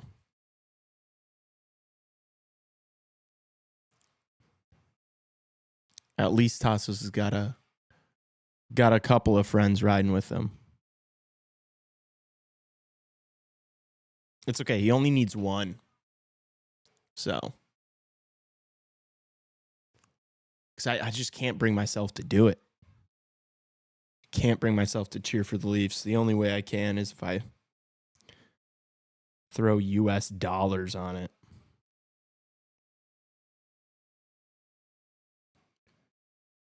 Which their odds have moved to plus 390. I'm not taking that shit. I do need to cook something for this Dallas Avalanche game. Because that 8:55 puck drop is going to be rough. What time is it listed on ESPN? Is it 8:30? Because FanDuel tells you the real-time puck drop is. Yeah, so it's listed as an 8:30 game, but puck drop's not going to be till 8:55. Oh. Yeah, so that's going to go to midnight. Without overtime, it's going to go to midnight. That fucking sucks, dude. Why is that one pushed so far back? It's annoying.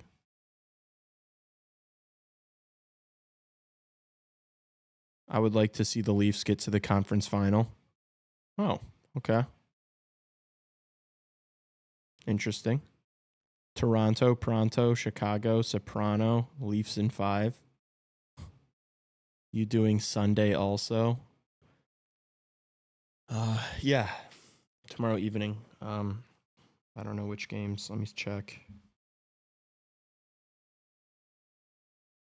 Probably the two later games. The Caps, Canadians, and then Jeez, what's that going to look like? So 5:30. I'm here by 5:20. Do I have any time to go home? Between work?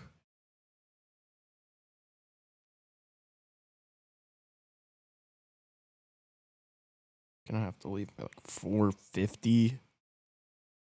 It's tough. I'll get like 45 minutes at home. No, we're not, Trevor. Yeah, it says quadruple header. We discussed this on the show like a couple times over the past 2 days. I work in the morning, so it was a scheduling mistake. There's not going to be a stream for the first 2 games tomorrow. Just the latter half of the slate. The Sens winning out the last 4 would be the funniest shit to happen this year. It would be insanity. It would be so, like, I can't even imagine the reaction. That would be like the biggest thing to happen in years, I feel like. Especially considering how much better Toronto has looked. It's not going to happen. The tears would be crazy. I would honestly place a bet on the Sens to win right now. The series? No. I mean, the odds are probably insane, but I guess I could check that and get back to you.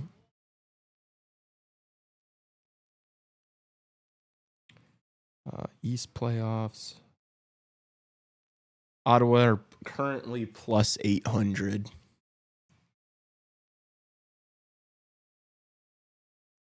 It would have been a lot better than that if you bet it before this game. Leafs are minus 1,800 to win the series. What could go wrong?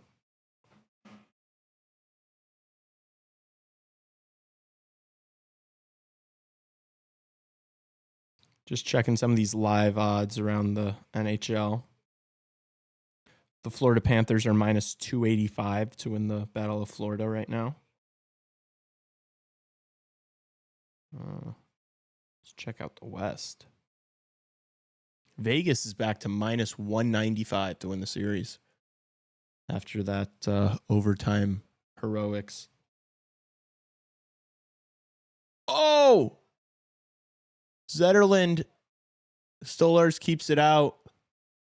That was close, man.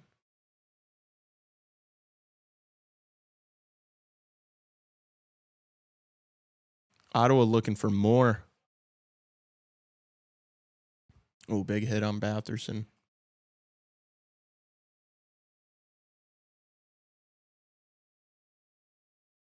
Pacioretty takes contact in the neutral zone.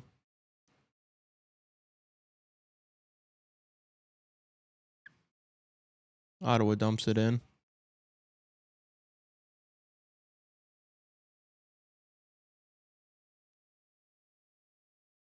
McCabe just throws one on net.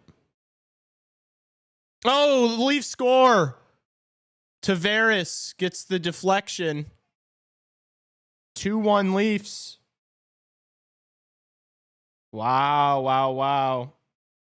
We've got a game. And now Ottawa are plus 900 to win the series after that goal. Damn. Should I have bet on the Leafs to win this game when I said? That was a really big save from Stolarz on the other end. It was just a wrister from Willie. That was a great play. That was like a shot pass. That's what he was looking for the whole time. That was a big play. They've looked good together, honestly. Tavares and Willie. 2-0, worst lead in hockey. True. 40 seconds left in the period.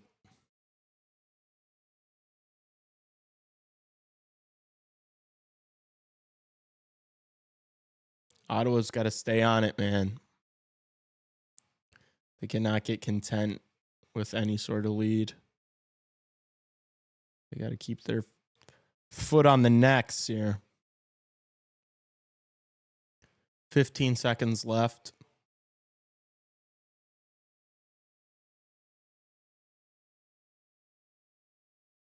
Oh, turnover. Can Ottawa get a shot off? They can't. It just gets put in the corner. That's going to do it. An exciting first period. 2-1 Ottawa. Oh, Brady just sent somebody down to the ice. Big scrap here in the corner to end the period.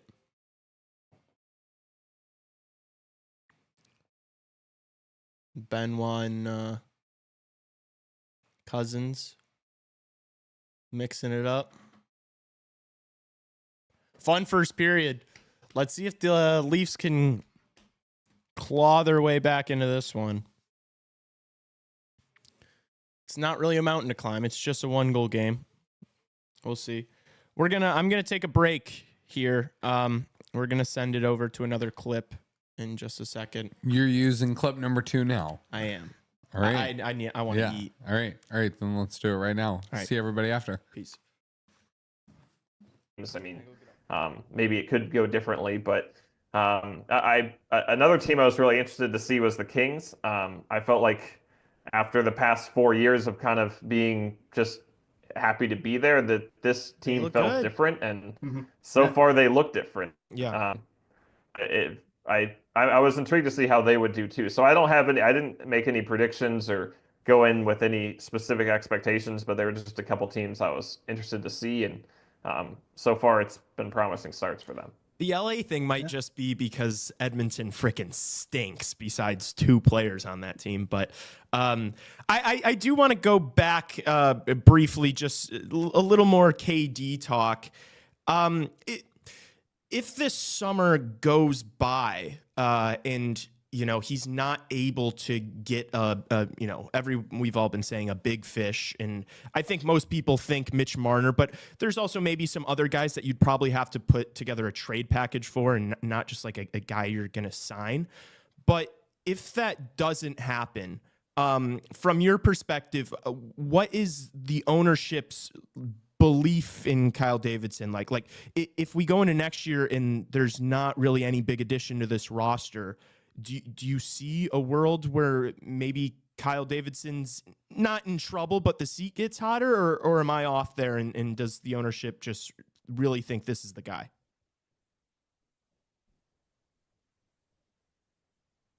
Sorry about that, guys. No worries. Am I back? Oh, no worries. Yeah, can you hear us? Yeah, you're back. Yep.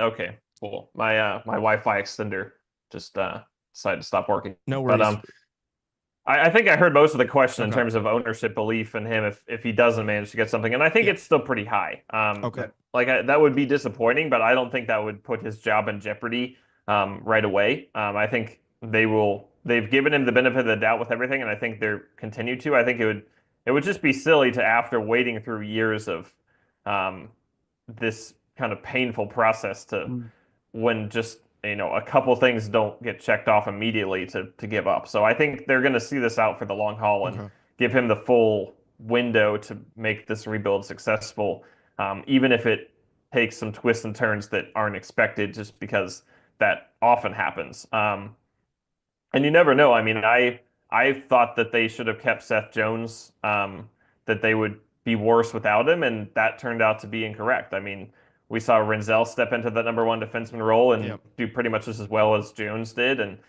it improved the mood in the locker room, as we talked about earlier. So sometimes things go in different, unexpected ways. So I think we just have to see. I mean, that maybe the team would be better. Maybe someone else would step up. Like, you never know. Or maybe next summer, then they can get the big fish, and it'd be an even better deal than they would have gotten this summer. So I don't think there's any rush. I don't think there's impatience or any rash decisions going to be made, even if this summer isn't as exciting as we're hoping it will be. Okay. So I'm kind of shocked we haven't asked a question about Bedsy yet. So I'm going to ask a question about Bedard. I had to get it in there. Yeah. So there's this NHL media narrative all year about this sophomore slump.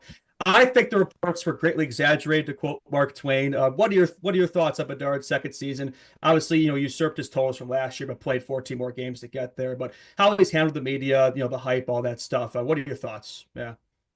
Yeah, I mean, I think it wasn't as great a year as we were expecting from him. Yeah. I don't know if you could call it a slump, but he didn't really progress that much. It was kind of the same, maybe as his first year. And some of the offensive metrics he did decline, like he was shooting less, fewer scoring chances. We did see him get better in the power play. Defensively, he got better, but he has a long way to go. Face-offs improved during the year, but again, has a really, really long way to go with that. So it's kind of a mixed bag, but that's just because the expectations are so high. Insane, yeah. Like you look, I think he was still third in the league for under 22 players in points, and the two guys ahead of him, Raymond and Wyatt Johnston, are both several years older than him. Yeah. So it's And important to good keep the teams. perspective. Yes, yeah. Well, Raymond maybe not, but yeah. Better team for sure.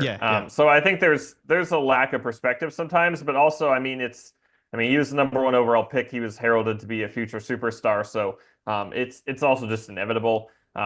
I feel like for him, and he alluded to this at the end of the year, that I mean, he doesn't like losing. No one does. So he's going to be frustrated, and he's a pretty serious guy. Like, I think that's part of what fed the narrative that, oh, the Sharks are so much more promising than the Blackhawks because Celebrini and Smith are like silly characters and Bedard is so serious.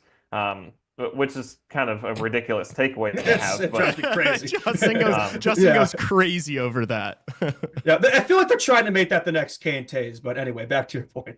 Yeah. And I mean, I think they look good. I mean, nothing against Celebrini and Smith. I think it's just the fact their personalities are different doesn't really matter that much in terms of their hockey potential. Yeah. And I think social media reads into that a lot. But I was glad that Bedard acknowledged the whole thing in his exit interview that, hey, if I sat on the bench, people might overreact, but I believe in the future here, and I want to be here for a long time. I'm glad that he clarified that. I think that put to rest, hopefully, a lot of the concerns and anxieties about his commitment.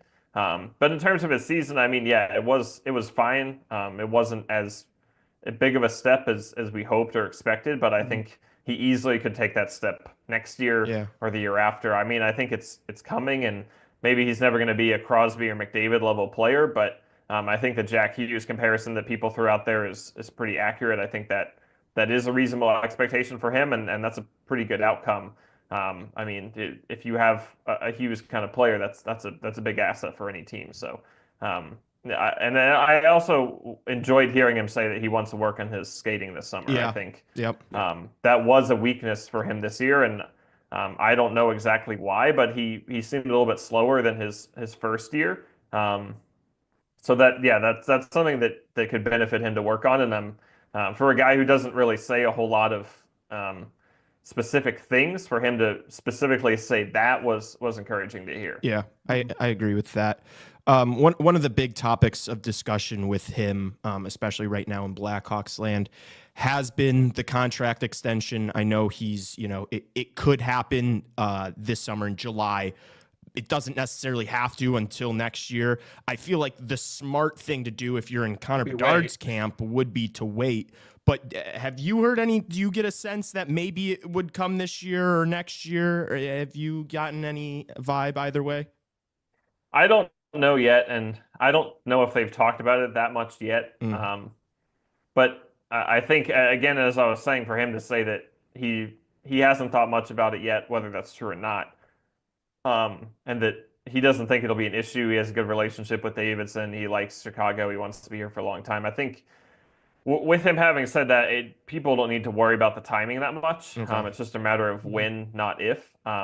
But I do agree that it's probably more likely to be after this season than this coming summer. Just because from a human psychology standpoint, I mean, I think he's going to believe in himself and believe that he's going to take a step forward next year. Yeah. And if he does do that, he'll get more money. So it's pretty easy logic to follow. I'm sure the Blackhawks would be open to doing it this summer for sure, and they'll probably talk about it, but it does seem more likely than not, just me speculating, that it would be next summer. What do you think is going to come of the Ryan Donato contract negotiation talks? What do you think is going to happen? And then also, what's your view on it? Like, what do you think the Blackhawks should do? I think it's going to get done. Okay. I'm pretty confident in that from what I've heard from him and from the team, that both sides are very optimistic about this. And I think Donato is genuinely invested in this team. I think he does believe in them, and even though he's in his prime, and maybe would be a little past his prime by the time they're contenders, I think he does believe in them, and I think he also values staying in one place because he's bounced around a lot. Yep. Yep. He has a young baby now, so I think he would be willing to maybe sacrifice some things to stay in Chicago for just his personal sake. And I think the team is pretty optimistic. I think they're willing to move. Like, it's not this 3-year, $4 million per year offer. I don't think that's like the max they'll go. I think they're willing to work with him to figure out something that will satisfy both parties. And I'm pretty confident that will get done at some point. In fact, I've already pre-written the story for when it does. Oh, good. You must be feel pretty good about it. That's Send good. it over. Send it over. No, I'm just kidding. To be fair, I've also pre-written the David Carl hired story, so I've pre-read a lot of things. Nice. Fire me up. Okay, I'm liking this. Fire me That's- up, Ben. That doesn't need to be read into too much. It's just if there's Yeah. big news that I think has a 50% chance of happening, it might as well. Just when so I you have can so get much out free there. time, Smart. just Yeah. get it, just have it ready to go. Hmm. But yeah, I think Donato will get done, and I think they should. I mean, he's probably not going to be able to replicate that production from this year. I mean, he nearly doubled his career highs in both goals and assists. It was pretty crazy. But he brings a lot other than that too. Like he's the guy who hustles every night, who wins battles. He's more than just a scorer. So even if the production does dip, and I think it would dip, but maybe not back to where it used to be. Like, I think he did unlock something to some extent with his skating improvement. But even if he was like a 20-goal guy next year, I think you take that. A 20-goal guy who does other intangible things too. So that's worth $4 to $5 million. Yeah. Especially the cap going up too. Yeah. We've seen with guys like Taylor Radish that it can be hard to replicate. So if he does the Taylor Radish route and falls off to 6 goals or whatever next year, then that'd be a little bit worse. But I think it should get done, and I think it will get done. Good to hear that. So Hawks' most recent Every Shift episode came out. It's kind of a duality where it focused on the end of a couple careers and the start of a few. Thoughts on Pat Maroon, Alec Martinez, just like their impact on the young guys in the room, setting an example, like their impact, their legacy on this Blackhawks team. Yeah. Yeah, well, I think Maroon did a great job mentoring Reichel, as was talked about a lot, and I think Martinez did a great job mentoring Vlasic. Those were two friendships that formed that I think were really beneficial for the younger guy. And in general in the room, I think they had a good impact. Maroon and I had our disagreements. I wouldn't say that we got along the greatest from a personal perspective, but I can respect what he brings, and I thought Martinez was a great guy who dealt with a lot of issues this year, both in terms of injuries and some personal things that he opened up about. So I think I was impressed by his battling through for a team that was in the bottom of the standings and his commitment to it. And then obviously to win 3 cups each. I mean, I think I tweeted this, but I think I would argue that Martinez's cup-winning goal is the most iconic goal of this decade, this century in hockey. I mean, I know a lot of Blackhawks fans disagree with that. Boy. But I point though. I wasn't covering the Hawks at the time. Like I didn't have the bias by it. And I think just winning the cup on sudden death at home, I don't know if that's toppable. Like people bring up Patrick Kane's 2010 goal. And that was close, obviously, but it was, I think for me versus doing it at home versus on the road is what put Martinez over the top. So certainly we didn't get to see that much of their careers, and I didn't get to cover them that much, but cool that they got to finish it out here. Yeah, I'm noticing they left out Martinez's overtime goal against the Hawks in his video tribute in 2014. So that was kind of funny. But another question, I think that was his choice actually. I think it was smart. He probably would have got moved, so probably a good thing. Yeah. I know, like Mark Lazarus tried to ask him about that earlier in the year, and he's like, I don't want to talk about that. Like he was very sensitive to not bring up that goal in his whole year in Chicago, which was kind of interesting. I think people would have been fine with it, but he really did not want to go there. That's smart thinking. I like hearing that. Shout out to Marty for not like rubbing salt in the wounds, I guess, for us. I can appreciate that. You mentioned how like you and Pat Maroon maybe at points this year didn't see eye to eye about things. Is that like maybe the hardest part about the job is sometimes, you know, if you're critical about a guy and then the guy reads that or hears it and then you got to be in the room with them the next day. Is that like the most awkward / difficult part of your job? Yeah, that's a tough one for sure.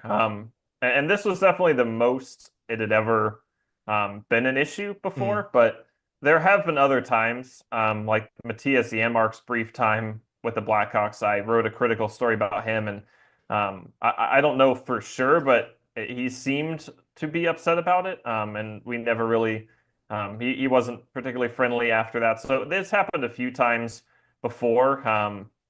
And I think that is a tough part. And that's why I try to, as we talked about earlier, try to strike the right ratio of critical and positive things, because there's so many different factors to weigh with that. Like, I don't want to seem like I'm just touting the organizational line. And some people do criticize me for that, of, oh, you're too kind to them. But also I don't want to criticize them too much because I'm there in the room and seeing that they're trying their best. Yeah. So that is a tough part of it for sure. And I think it's natural even just within the team, though. Like, I think they yell at each other and fight with each other all the time about stuff too, especially when they're struggling. Like, that's just inevitable. I mean, I think, like, from after some of the things with Maroon, like, I think some of the other players just thought it was funny because I think they just don't take that seriously. I mean, that's just kind of the hockey personality of, like, there's just some conflict.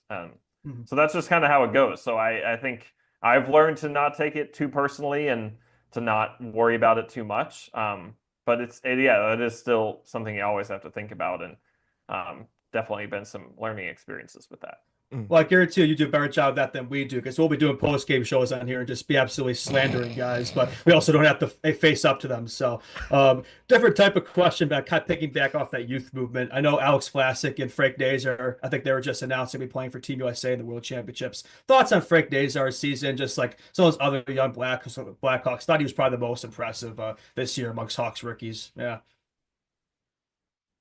Yeah, he was really impressive, and just the way he improved during the year. I think he talked about it himself, that he feels like, and this didn't happen in Rockford, but at least in college and the NHL, it just takes him a little bit of time to find his footing, and so he isn't maybe the fastest adapter, but then once he does figure it out, you just see him get better and better and better.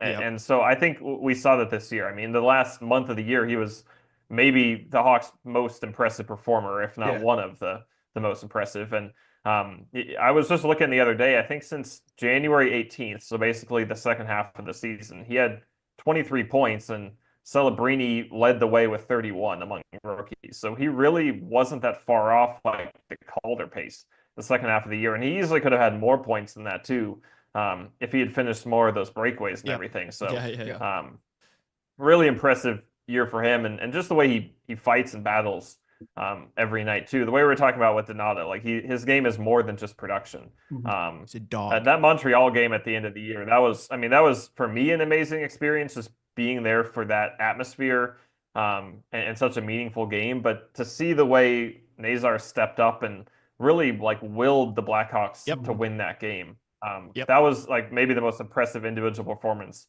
I saw all year. Right? He was amazing that night. So I think seeing that, and his teammates noticed that too. Like, Nick Foligno mentioned several times in the week after that that game really stuck with him, of, wow, this is what Frank can do. So I think that seeing that is one of the most exciting things going into the offseason about the potential of what he could be. And maybe he's never going to be a star producer, but he looks pretty obviously a top 6 guy for a long time.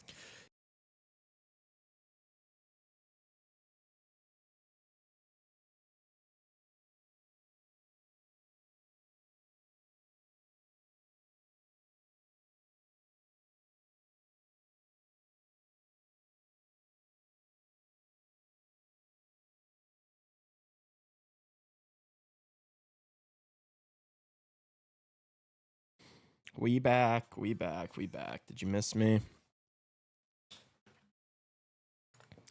Did you? Starting with some 4-on-4 hockey.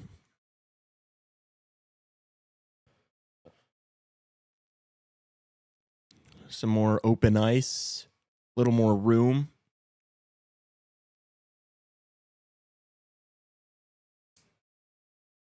Let's see how this plays out. There's Benoit and who else? Cousins. Both got roughing penalties.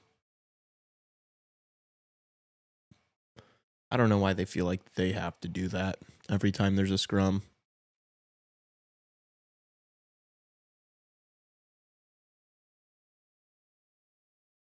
Oh, here's Tavares. Oh, good save by Olmark.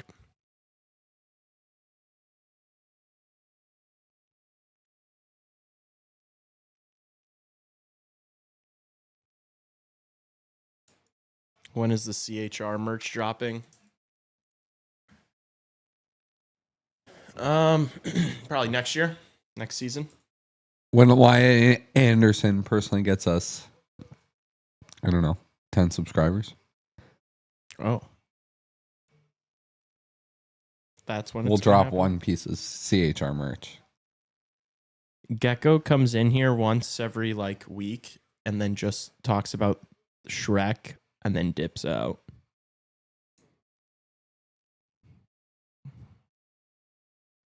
Got lots of money to spend on it. LOL. CHR booty shorts would slap. We'll have Tassos model those. I was gonna say that's right up your alley, actually, to rock around. Oh, Tanev. Good save by Olmark. It was a good look there for the Leafs. I need some CHR booty shorts. Yes, for the calendar.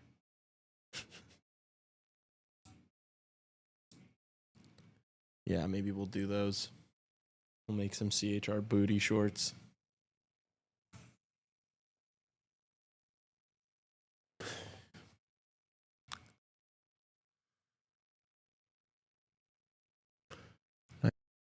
Timmy Still. Oh, getting hounded by Domi.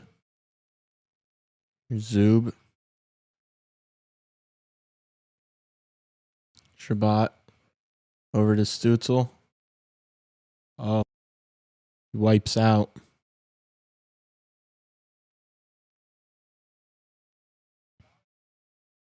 Marner leaves it for Riley.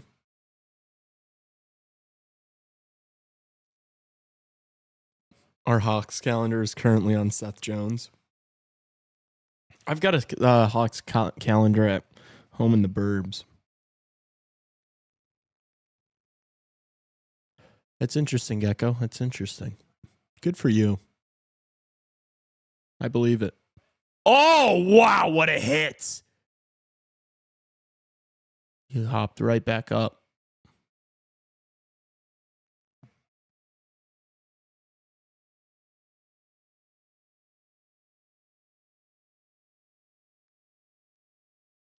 It's a good shift here from Toronto's fourth line.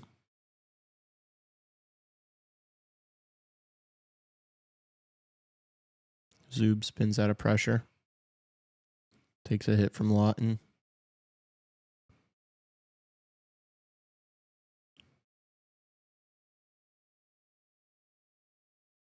Oh. That was dangerous from Olmark, but it worked out for him.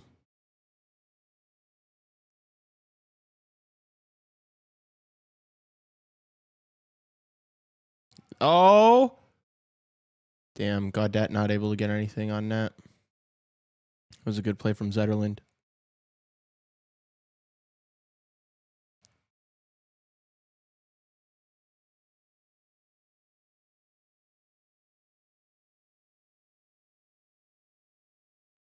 Almost a turnover in the neutral zone. But the pass gets there.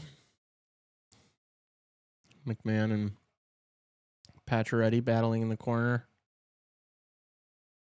Toronto comes up with the puck. They send it back down low. Nice steal. Oh, and the stick snaps.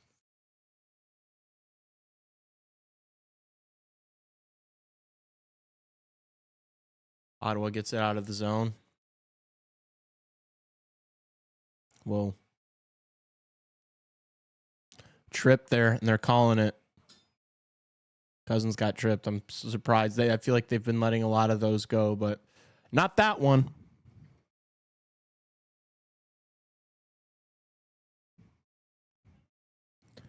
Yeah, just go back to March. Toronto touches. Ottawa's headed to the peeper. Peeper time.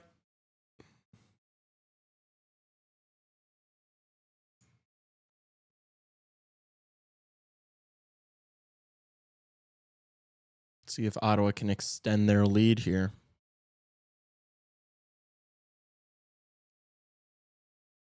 Yeah, I mean, that was a trip.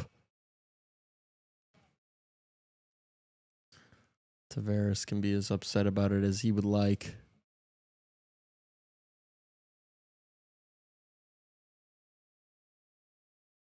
You're not getting away with that one, buddy. Sanderson from the point. Over to Timmy Stew.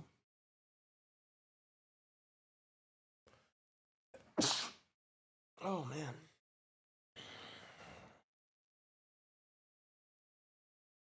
Oh, no. It's coming again.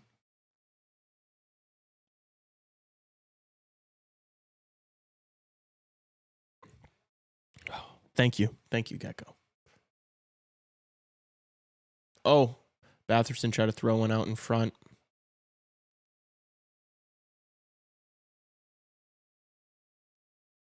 Smooth by Stützle.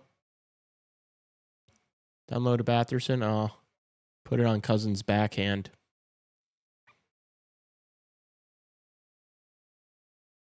Nice play by Stützle to get that into the zone. Oh, backdoor, Brady. The pass doesn't get there. Diving play from McCabe.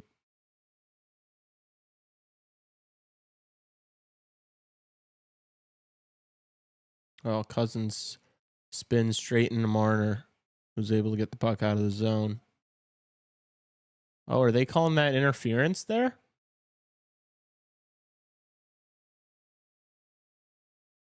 I feel like that's kind of a softie. I want to see it again, though.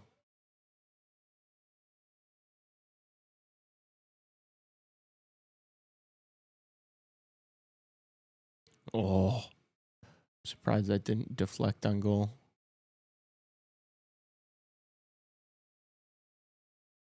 That's kind of soft. It's a soft call in my mind, but I opened Series 2 card packs today and didn't get a single Hawk. Sorry to hear that. All right, so we got 4-on-4 for 41 seconds, and then it's going to be about a minute 20 of power play time for the Leafs. Refs drop the puck challenge. Impossible.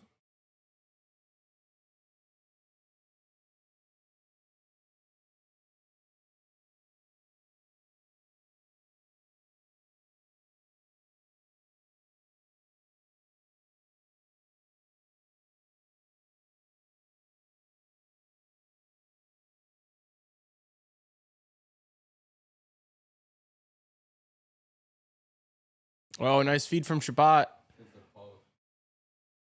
Ding the pipe. Good shot from Brady.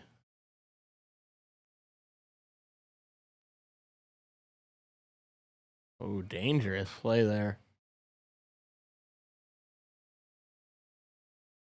All right. Toronto's on the peeper now. Ottawa time wasting here, doing a good job of it.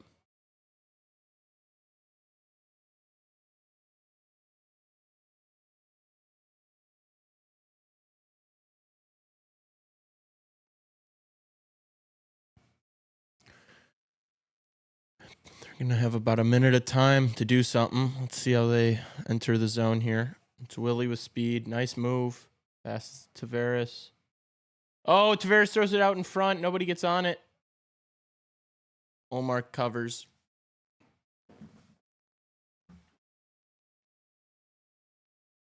That was a Good opportunity there. Tavares just kind of tossed that thing into a dangerous area. Nobody got anything on it. Oh, yeah, that hit the post.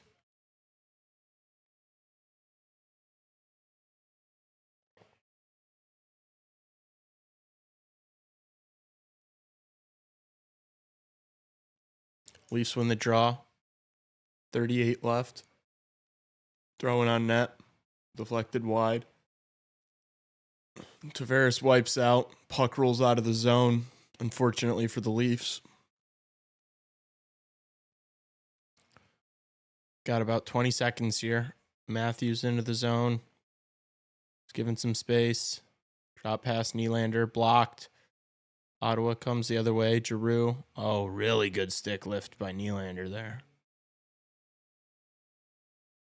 Ottawa maintain possession. They dump it out, and that'll be the Toronto power play. Back to full strength. Interesting enough, Ottawa's winning this game right now. I feel like this is the first time this series that I've seen them losing the shot battle. Toronto's 14 shots to Ottawa's 11.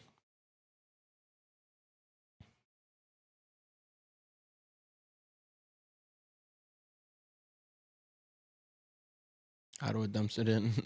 Cousins lost a glove. Good keep. Oh. Stole Lars' gloves. No rebound. Cousins will be able to go grab his helmet. Oh, and Stolarz did get like the slightest piece of that post that Brady hit.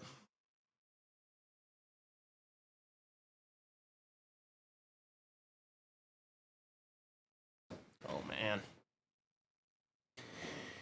I need like a... Oh. Wish I had a DC or something. I'm hitting a wall. How about this? For a little shot of adrenaline. We did get a couple followers on Instagram.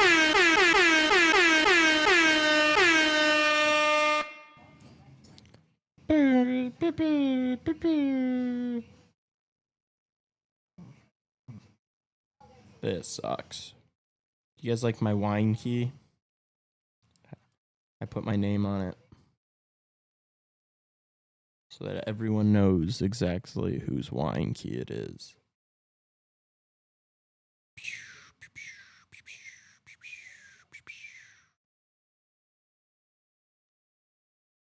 Think you could like do some damage with one of these things? For shanking crooks. Exactly. I keep that thing on me, Ryan. Never know when you're going to need it.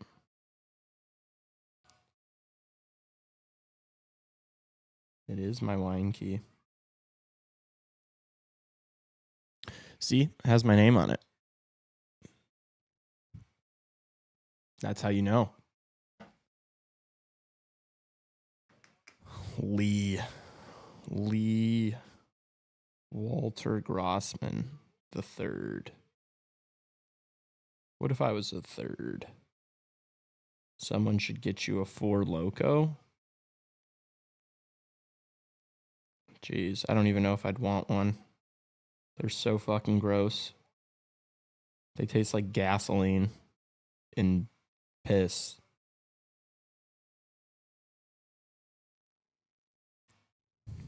Positive, Tara. Positive. Why? Says the guy who likes Malort. Yeah, but you're not sipping on Malort for 15 minutes like you are a 4 Loko.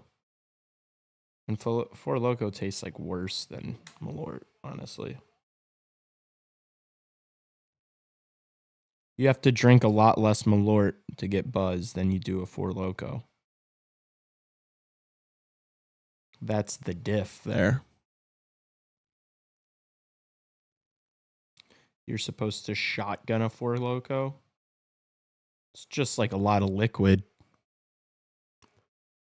Like how many ounces are in those cans? Like 18.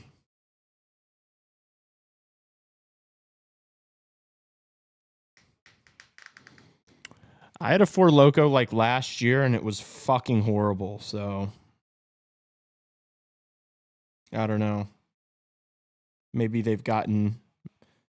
Maybe they were even worse before, but the one I had tasted like absolute fucking dog water. So agree to disagree on that one. Oh, locked out in front. Oh my gosh, Nyes, what a play. Oh, what a goal. Oh my gosh.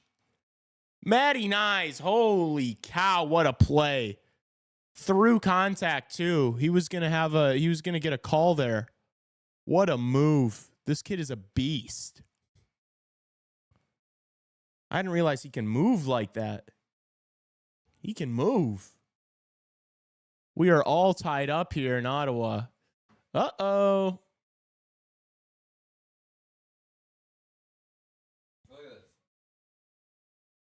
Gosh, that was so nasty. Oh, what a move and what a goal. What a celly, too. Just moving those feet. Few stick handles, roof shot. Who's going to get a penalty anyways? Probably a penalty shot. Wow. What a goal. Nightmare for Ottawa. What up? I'm back. We doing some Four Loko talk? We were doing Four Loko talk. Major settlement. Elias hyped up for his Leafs. Elia, I was going to take him at like 390 and then chickened out. Also, Elia, I won my Vegas bet, my parlay. I thought I lost it, but I signed into my FanDuel and all of a sudden there was $60 there and I was like, what happened? That was our go-to drink in college. We never drank Four Lokos ever, ever, ever.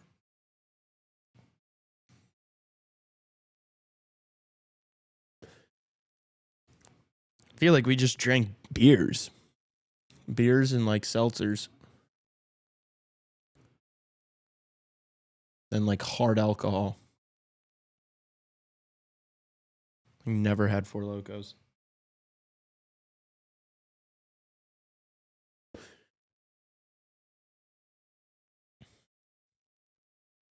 Four Lokos are like hard to drink a lot of because they taste so bad.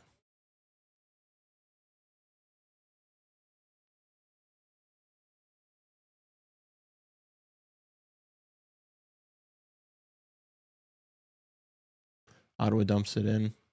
They need a response.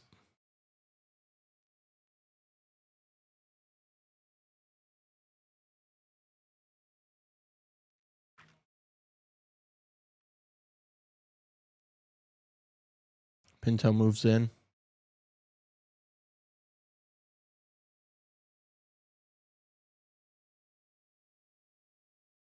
Responsible play from Nyes.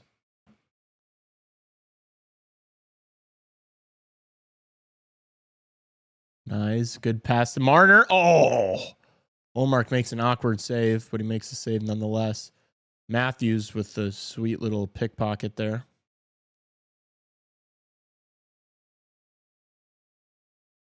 Oh. Collided in the corner. The icing whistle was a little late. What's crunk juice? I have not tried it. Is that like a thing you make, or it's like Four Lokos in concept but tastes good? I'd fuck with that. It's kind of like beatboxes, you know? Those are gross too.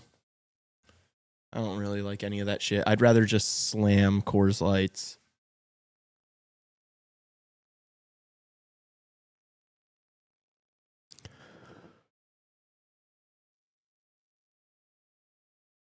Oh, Nylander shot gets blocked.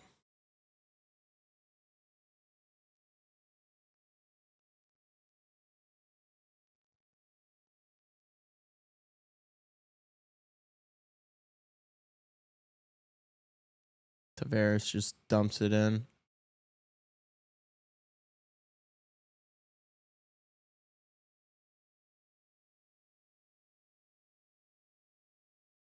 Brady has no clue where the puck is.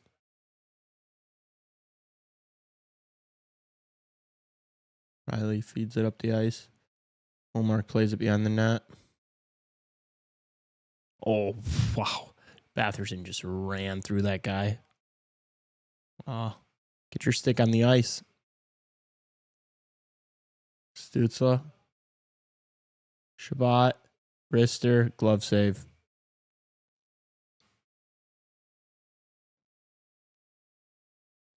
2-2. Ottawa's getting nervous. Momentum is definitely on the Leafs side right now. I wonder what the live line is now that it's tied.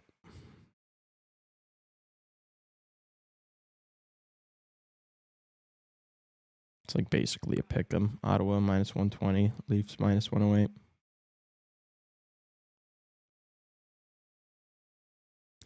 Oh, you're from Oklahoma.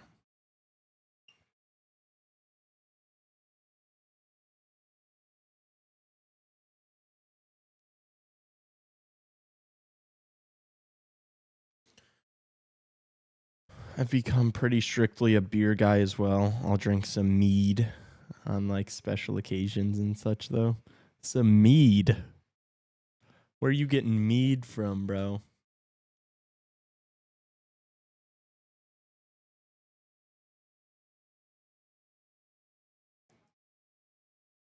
You and Ryan bonded over some crunk juice. What's up, Tom? Welcome back. We're just watching the Ottawa Senators blow a lead in a must-win game. That's all. Leafs are going to win this one, aren't they, chat? Oh, I know all about Dovetail. My one of my best friends at work works at Dovetail as well.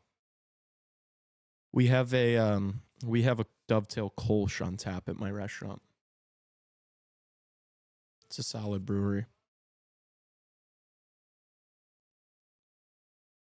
I've been there a couple times. Got a nice liquor store that sells all sorts of stuff. I bought a big ass mead bottle when the Oblivion remaster dropped. That's fire. Leafs fans better not. And Marner this postseason, he's been a stud. Yeah, Marner has been really good.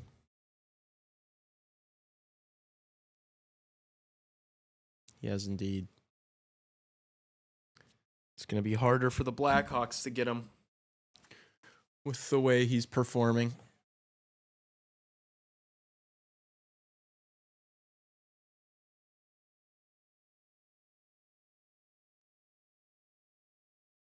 Hard play from DeFaras there.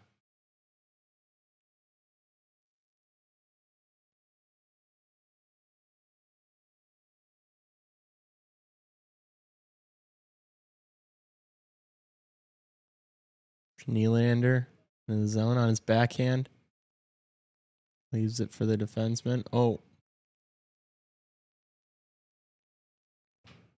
Leafs maintain possession. They keep it in. Send it back down low. Nylander. Oh, nice play. Just wide of the net. Nylander's shot gets saved. Leafs send it all the way around the boards. Ottawa finally gets a hold of the puck. They get it out the zone. Leafs get possession back. His price is going up during this postseason. Yes, it is.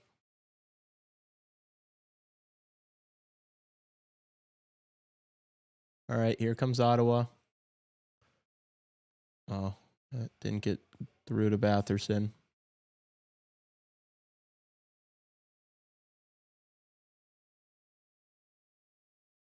Perron wasn't able to get a stick on that bouncing puck.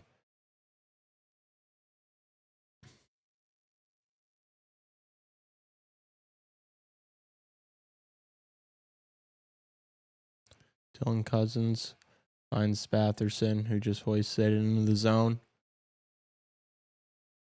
Perron with a drive-by hit. That one goes up out of play. 3:41 left in the second. 3:41. Another commercial break to end the period.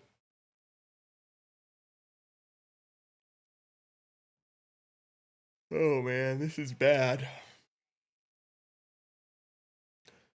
I'm hitting a wall.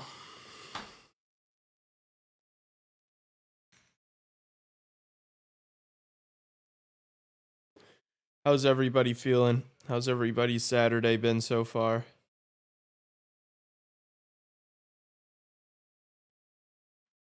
I hope we're all enjoying our weekend.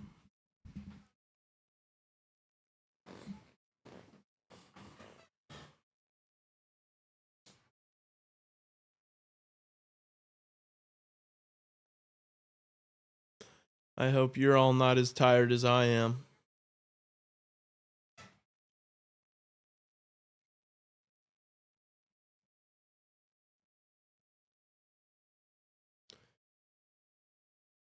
Excellent. Empty house. Girls are gone till later. Drinking and enjoying hockey. Doesn't get much better than that, my friend. Decent so far. Good to hear. Anybody got any plans tonight? I'm doing Happy Camper bingo tomorrow. At which Happy Camper? Not bad. Slung some trash. Got a workout in. Went to a party and now hitting some Black Ops 6. Damn, dude, full day. Sounds like an awesome day. Could honestly go to bed, though. Yeah, me too, bro. The Old Town Happy Camper. Gotcha. I've been to that one. I'm multitasking. Studying for final exams while watching hockey. Very little studying is getting done. Fair enough. Priorities. Gotta watch hockey. Kicking my feet up.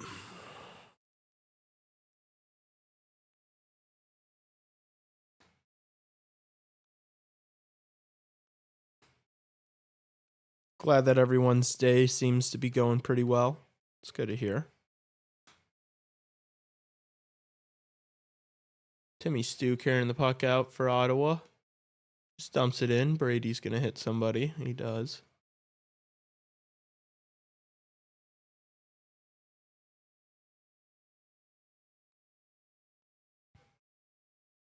Did you play hockey? I did not. Never played it. We are... I did. Tassos did. Justin did. We are filming a video series that we're going to be putting out over the summer. That's me learning how to play hockey. So we're getting some training in. Going to hit the rink a couple more times. Skated for the first time in like probably 12, 13 years last week. Went pretty well, I'd say. Got the kiddo signed up to learn how to skate. Classes starting in June. That's exciting. Start 'em young. It's the way they do it.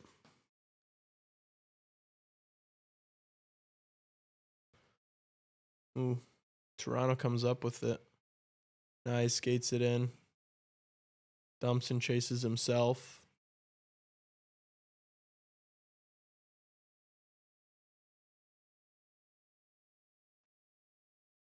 Puck gets out of the zone. Leafs dump it back in again. Played since I was 5.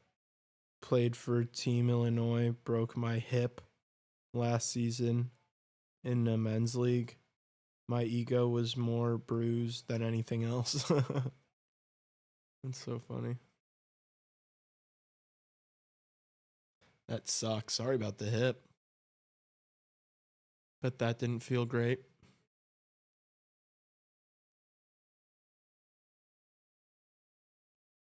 Ottawa comes up with it. 1:40 left in the period.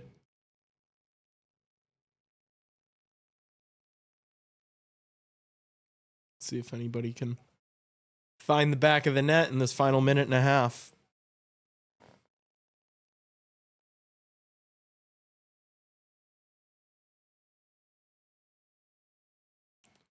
Lee versus Whalen matchup.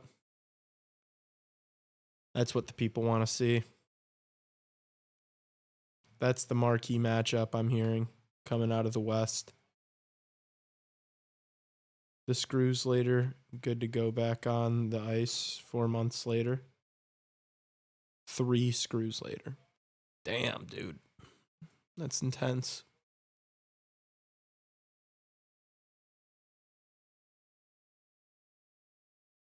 Lee getting beat up by a little kid. I'm not going easy on him.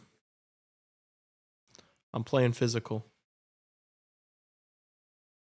That NBA finish was absurd. What game?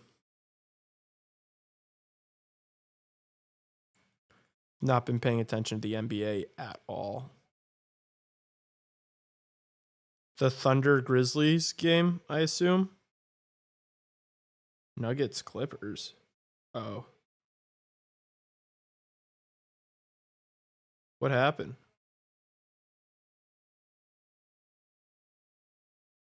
Denver ties the series. Damn, Thunder swept Memphis. Is Ja Morant like low key? Oh. What is this lineup, dude? Scottie Pippen Jr. scored 30 points. Is he a dog like that?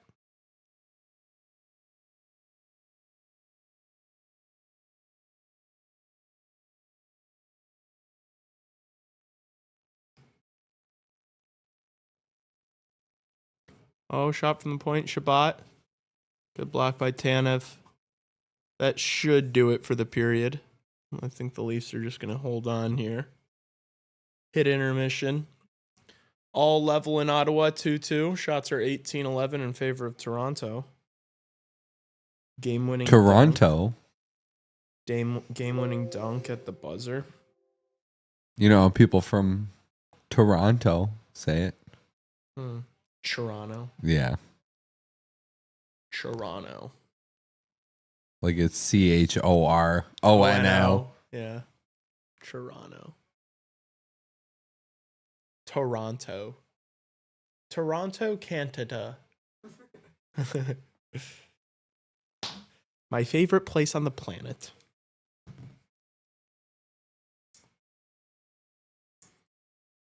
How are we feeling? Should I get back on Twitter to beef with people? What do you guys think? Oh no, I need to cook something for this Dallas Avs game. Anybody got any props I should put in the lay?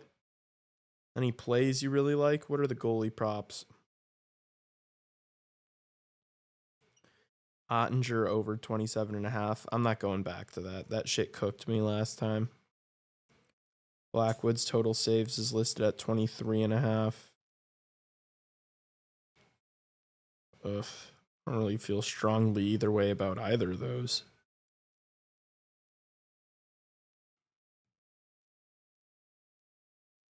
Bolt fans still blocked. Still about that. Yeah, they probably are. I don't know. I kind of stopped responding to all of them because then it kind of turned into just people arguing underneath my tweet.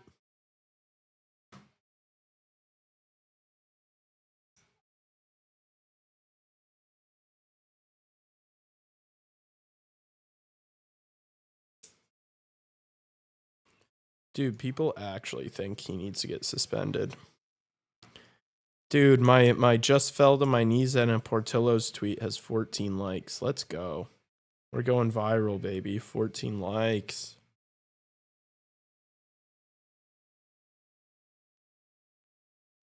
LFG. All right, I'll give you one. Sagan Hattie. Oh, dear. What? I'll give you a like on Twitter. Thank you.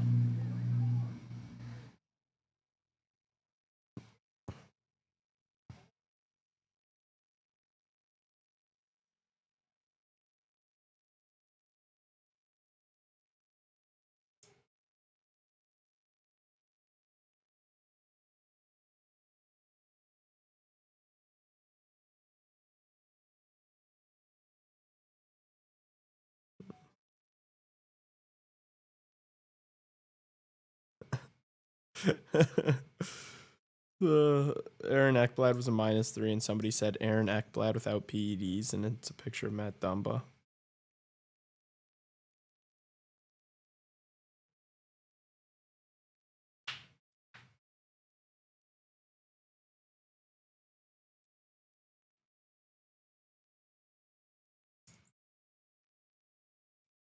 If you have not liked the stream already and you've been hanging out here for a while, please hit the thumbs up button on this stream.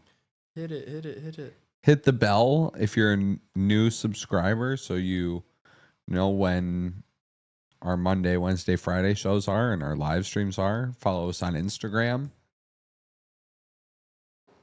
Good hockey game. I'm looking forward to this third period. I want the Leafs to close out this series. Yeah. Yeah, Are you gonna just close it out. Close it out. Get it done. Are you going to be bummed if they don't? No, You'll be fine. I'll be fine.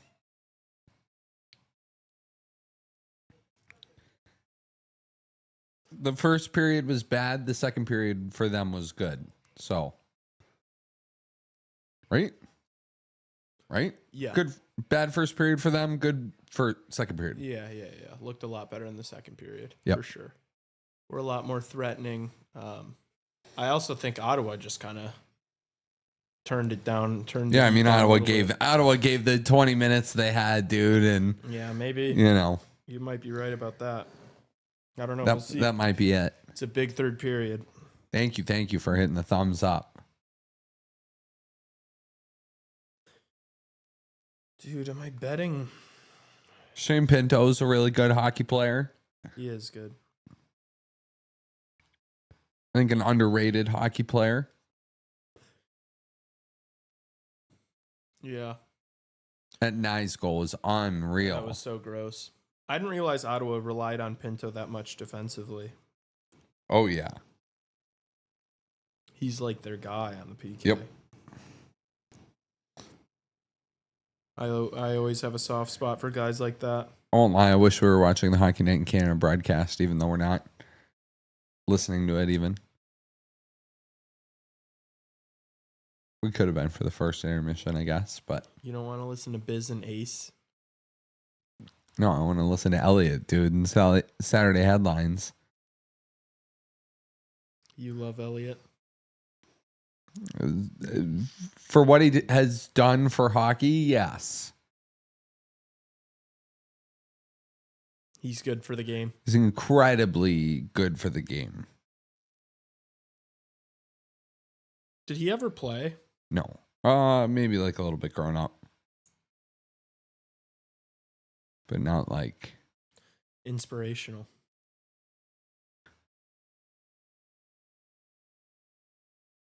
My goat. the Hockey Night in Canada broadcast is like that's like the sports broadcast of the week in the country. You know what I mean?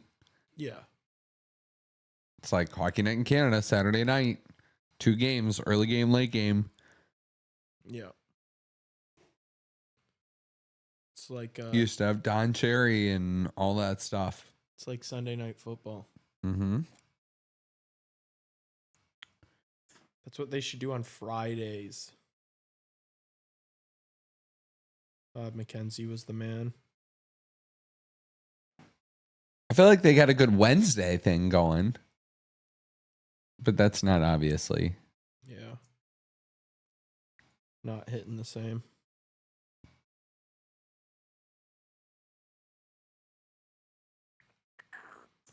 I'm still trying to figure out what I'm taking for this Stars Avs game.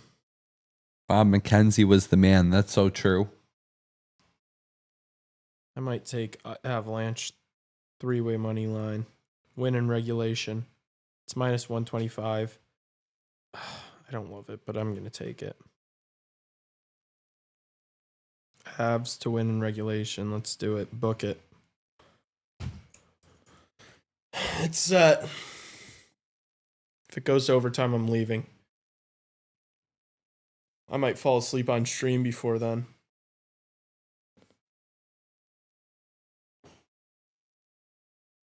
Stars win this game? Really? You think so?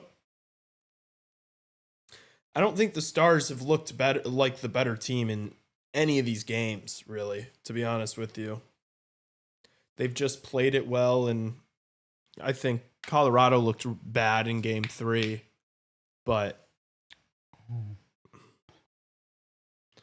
Dallas is like yet to do anything like convincing or commanding in this series. They've just stuck around and then won in overtime. Very deep team, though. They are very deep. Very deep. The Avalanche have so much depth too. Not like Dallas, though. I disagree with that. I don't, but fair enough. I think it's just a little dip up front, at least. I think Colorado's fourth line has been like one of the best lines in the series. Yeah. I'm just saying I'd take Wyatt Johnston as my third line center over Yeah, but they're not really Charlie playing, Coyle. They're not really playing that third line like a third line. Yeah, but I'm saying I'd rather take that person in that spot. Yeah. Over Charlie Coyle. Of course. It's valid.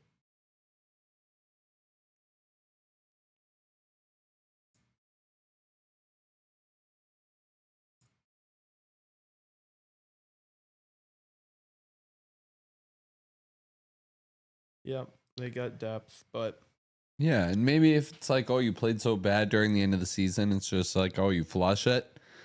I don't think you can take too much from that, to be honest with you, because it's not. Well, you hope not. You start over, but otherwise you're done. I think McCarr and McKinnon played bad in game 3. I don't think they're going to play bad in back-to-back games. I think if those two play well tonight, the Avalanche are going to win by more than one goal. Like, I really do believe the Avalanche have a better team, but I guess we'll find out tonight. Dallas could take a commanding 3-1 series lead and go back home and win it in fucking 5. And it'll make me look like I don't know shit about shit. Which could be true, but I don't think so. Sens not choke 2-goal lead challenge impossible. Yeah. Yeah, they've bottled this one a little bit for sure.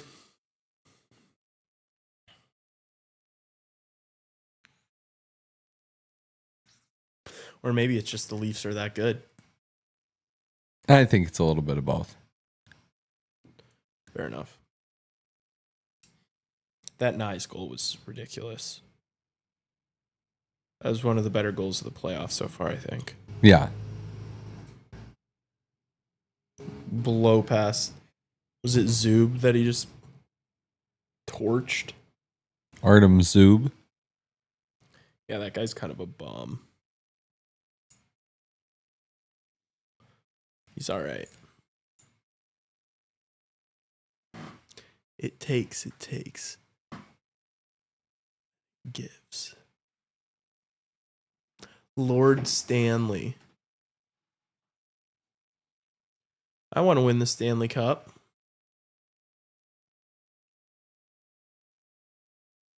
Oh, they're showing the Hagel hit.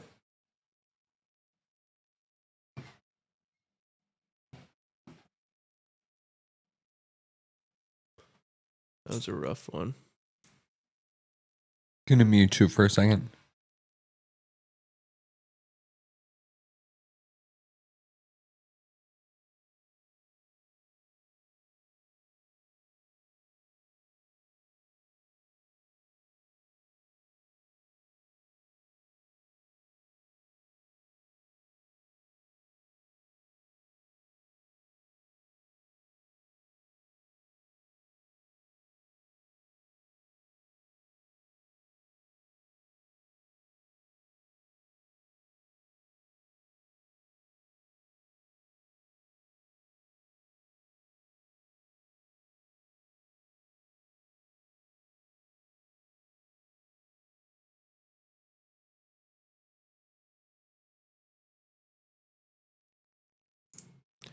Finally home so I can enjoy some damn hockey.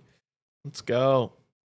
Got 1 period left of this one, maybe a little more for all we know, and then the 8:55 fucking puck drop in Dallas, Colorado. I'm getting tired thinking about it.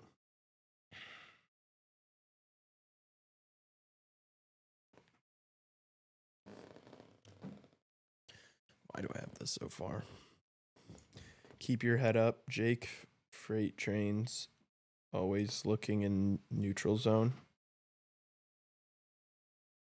Huh?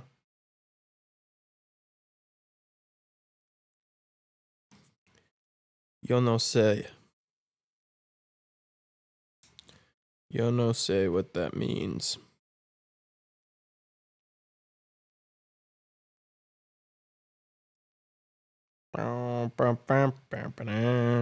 Crystal, how was work?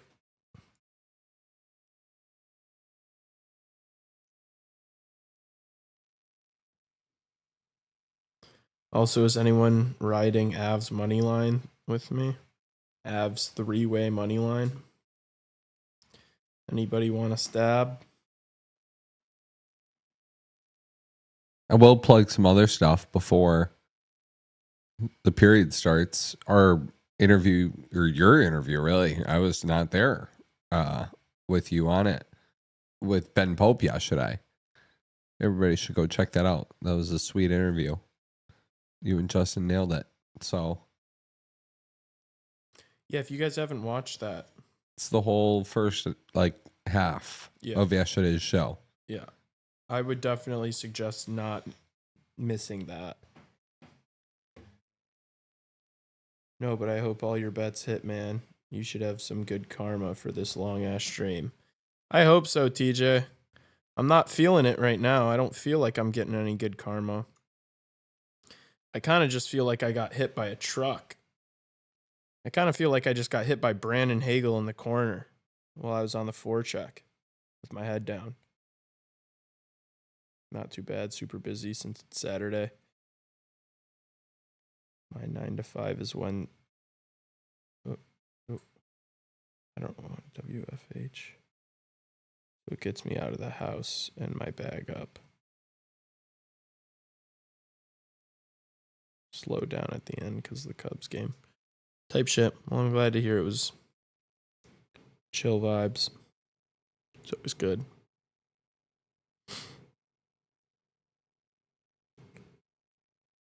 Always good.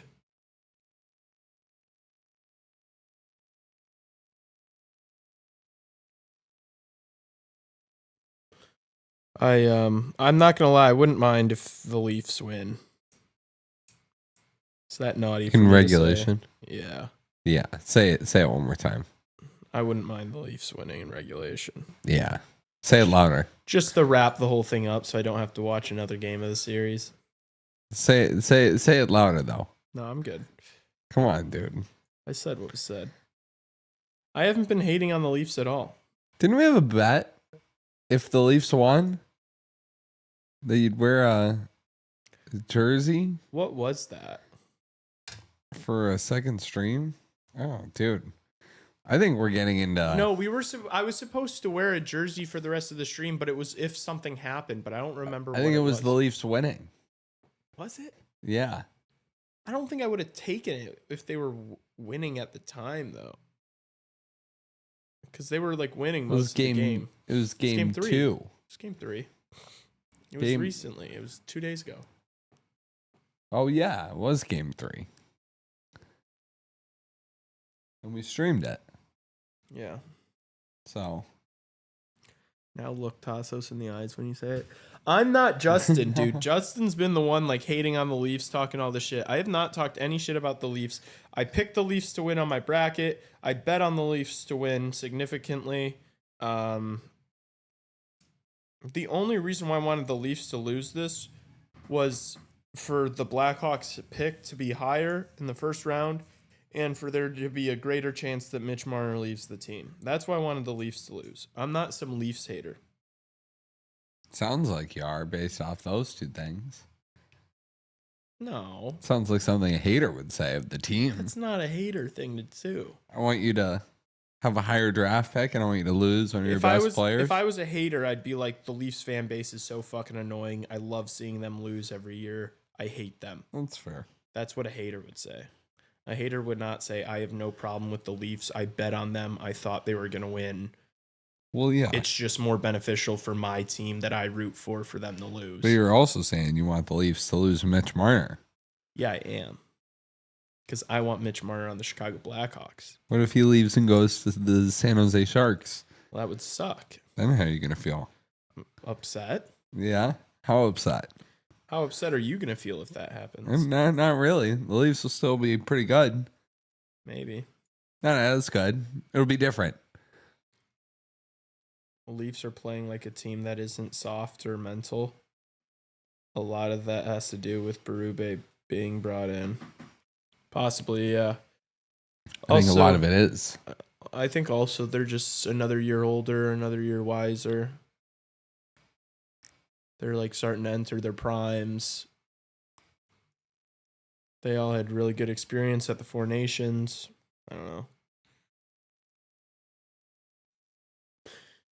Also, thanks for showing puck drop. Also, TNT. Yeah, I hate how they do that. Also, like, it's probably a lot easier to play as a forward when you have confidence in your defense and confidence in your goaltending, which the Leafs have not really had in years prior. So I think that's honestly the biggest factor. Is like, you don't have to be hyper paranoid about making a mistake because you've got guys behind you that are good enough to bail you out. Defense wins championships. It does. And Toronto's got a pretty solid one this year, so.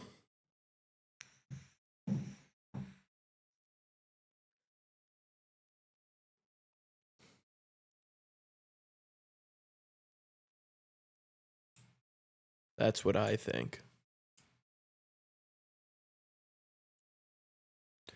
How many views did the Ben Pope interview get? 232. It's all right. The Ben Pope effect.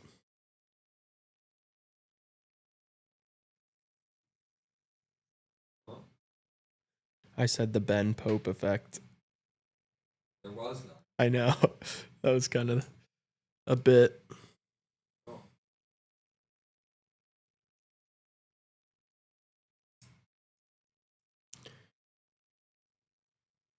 Feel like our shows are pretty consistent with the views they get.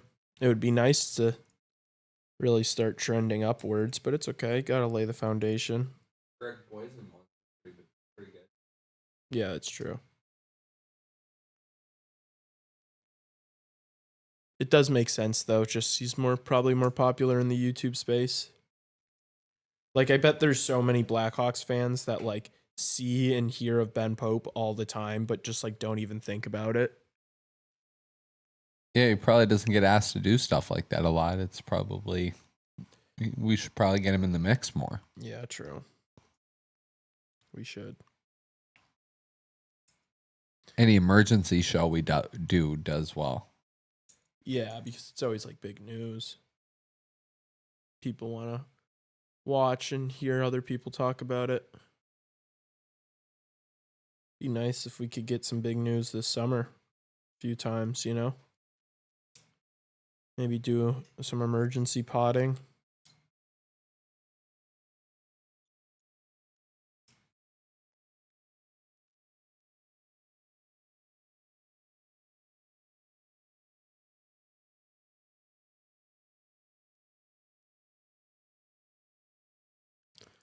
What pod does have the most views, I wonder? Is it the Greg Boysen one?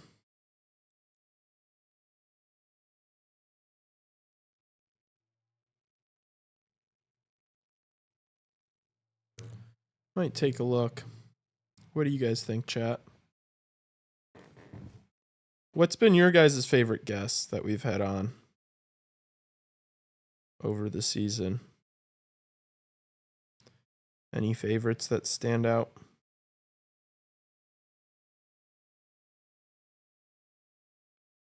Podcasts. Oh, this thing doesn't show the fucking views. That's so annoying.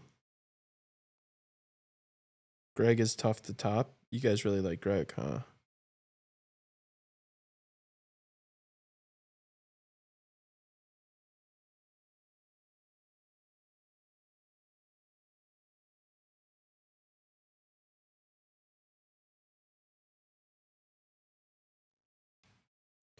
The locker room clean out episode got a lot of views.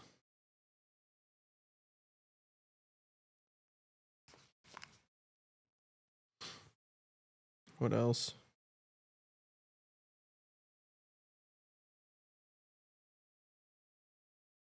The one after the toilet bowl game got a lot of views.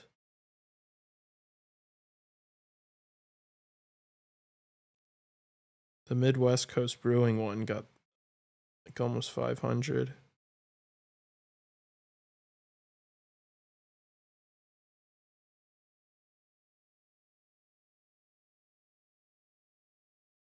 Wow, the Greg Boysen interview has one more view than the live show at Midwest Coast.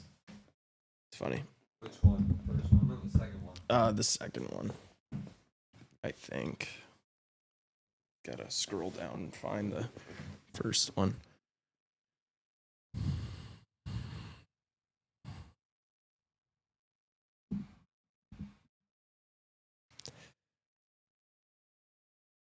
The US Canada Four Nations live stream got a ton of views.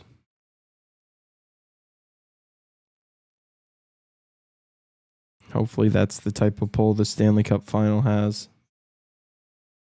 Be good for us.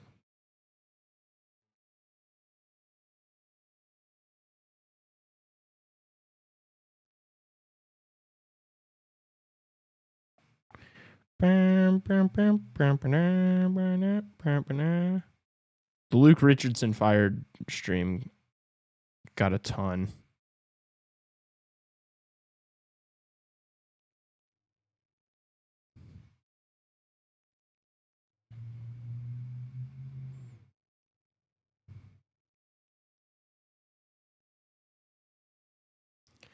Midwest Coast, take me back. It was a fun time.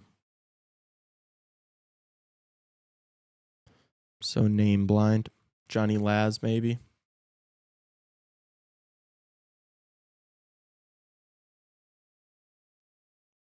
Johnny Laz was solid up.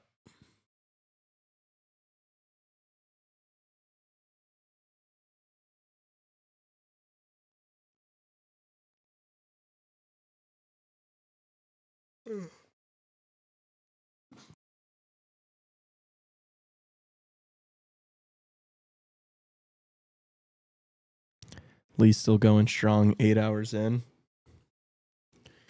I hit a wall like 45 minutes ago.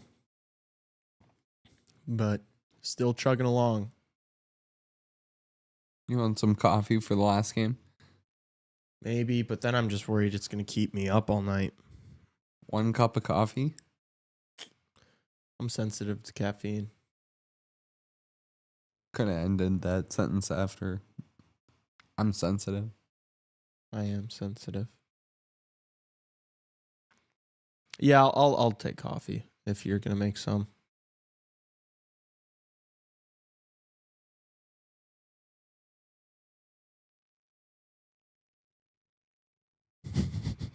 They pay you time and a half from here on out? Yeah, for sure. Take a break for the first part of the Stars game if you need, man. This is long. It was eating that did that? No, I was crashing before the food. I needed to eat. The food gave me a little bit of a boost, to be honest with you. And I didn't overindulge. I didn't eat too much. I could have kept crushing that poutine. That would have made me sleepy, but I had an appropriate amount and then set it aside.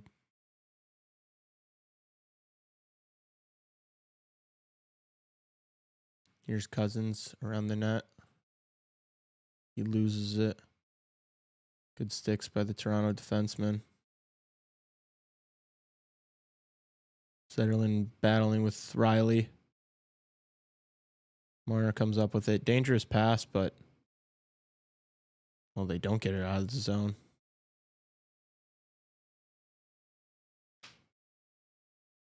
Shabbat takes one. Solars makes the save, but gives up a rebound. Toronto gets it out.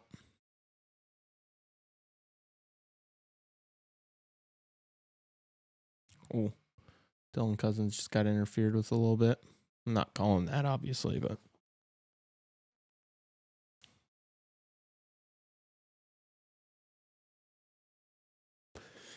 Shots are 18-13. Pretty low shot totals for both teams, honestly.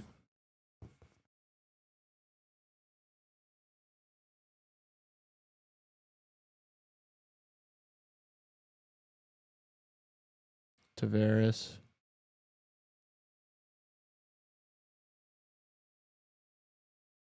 Puck in the corner here. Ottawa plays it up.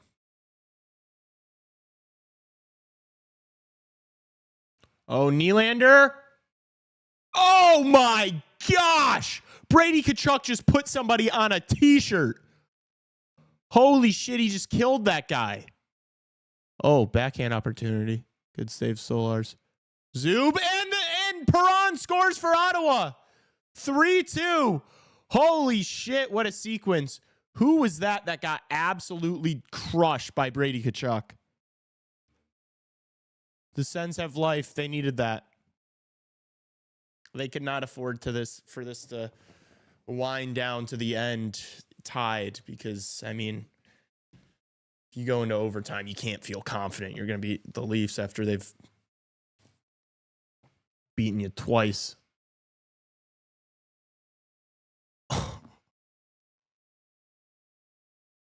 Oh my gosh.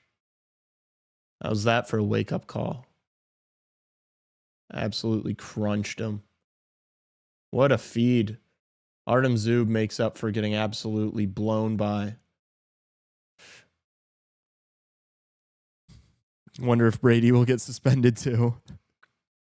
Brady's going to jail. Sens in 7. Relax. We cannot be, every time the Sens take a lead, we cannot be talking about, oh, a Sens comeback. Because now, watch, I guarantee you the Leafs score in the next 2 minutes. After that kind of chatter. GLG. Diving play. Surely that was offsides. It is. Hey, Tassos, is your passport up to date?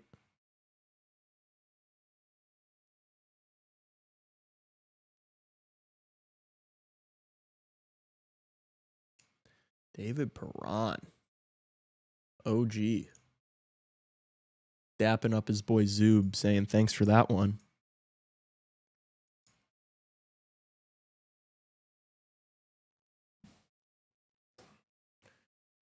Will there be more lead changes or will Ottawa hold on?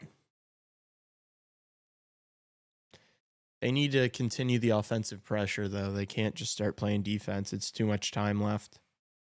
Leafs will get one if they just sit back. It would really suck if the Leafs won the cup and you couldn't go to Canada. He's got his passport.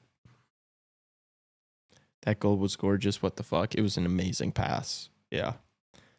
From two unlikely customers, but I guess I owe Zub an apology. I was not familiar with his game.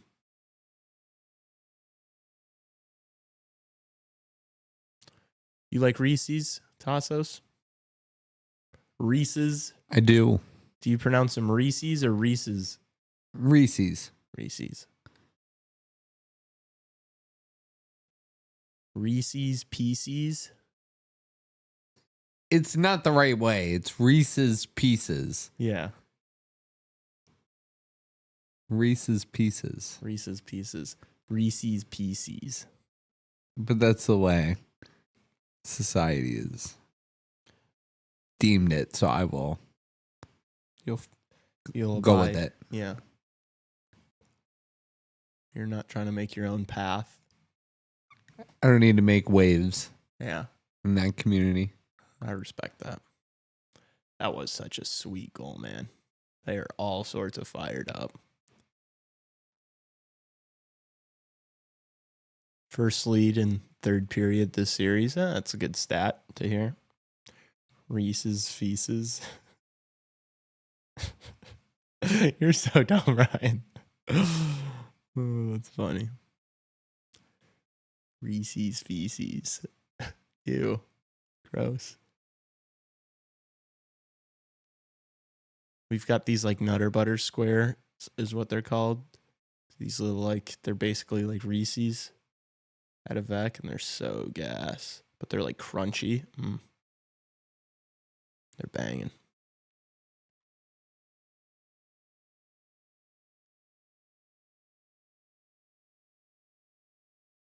Oh, Lawton just spun around and threw that towards the net. That could have been problems if it was on target.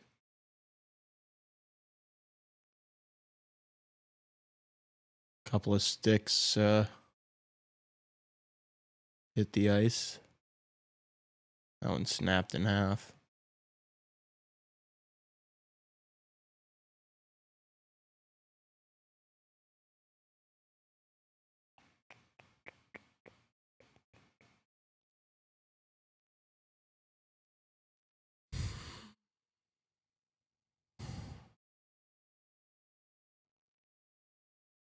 What? What are you talking about? Oh, your passport. I look like a criminal in my passport photo.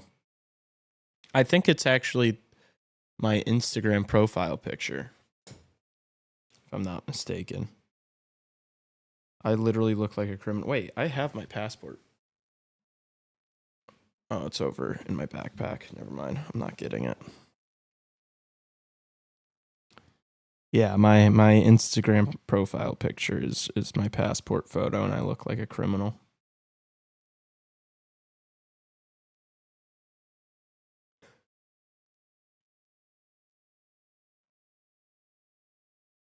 My hair was so long at the time.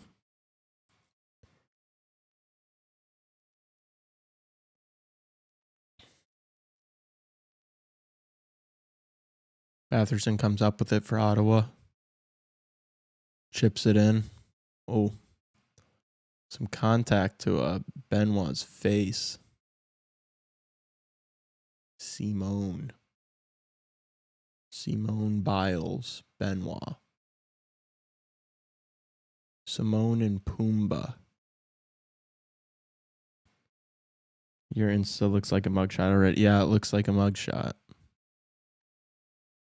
It's the funniest fucking thing ever.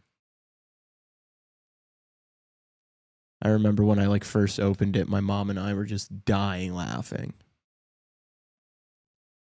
'Cause it looked so bad. It's like kind of hard, but it just looks like extremely damning. Oh, Ottawa might be coming the other way. An odd man rush. If they hurry, a 4-on-2. Oh, they lose the puck. That was sloppy. Not decisive enough. 9 minutes left. 9 and some change.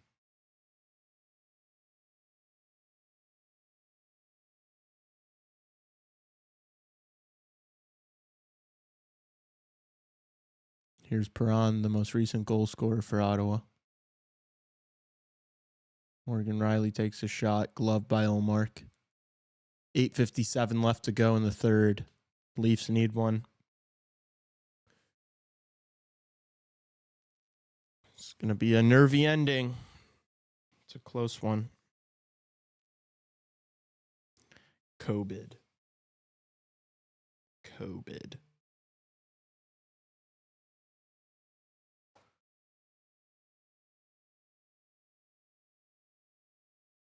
Oh my gosh. Is me yawning so much making any of you yawn? Because I know yawning's contagious.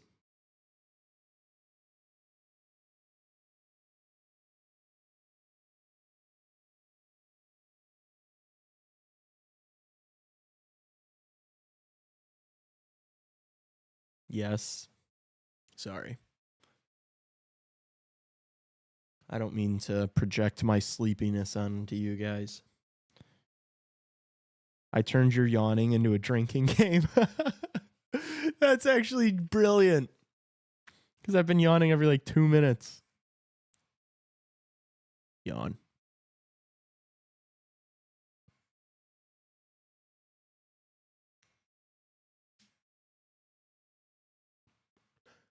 It's just what Leafs hockey does to me. I'm just kidding. It's what Ottawa Senators. Dude, I just watched the 82 Chicago Blackhawks games, bro. Yeah, that's crazy. You watched a lot of Chicago Blackhawks hockey, didn't you? Yeah. More than you maybe ever thought you would? Maybe. Maybe. Maybe more than I ever thought I would.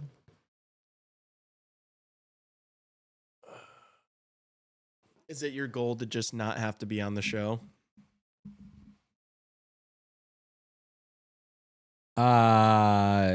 Yes. Yeah. Shout out to Lee for doing this for 8 hours.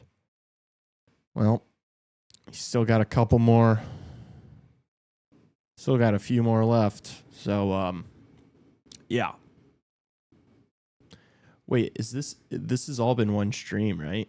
It has. Oh my gosh, yeah, you can go back 8 hours and fucking 20 minutes. That's diabolical. Still got the fucking 8:55 puck drop. Need a belligerent Lee argument to wake things up a bit. Yeah, dude, I just don't even have the brain power to think about anything that pisses me off right now. Cheers. Enjoy your drinks. Yeah, if you guys are drinking, every time I yawn, that's a sip.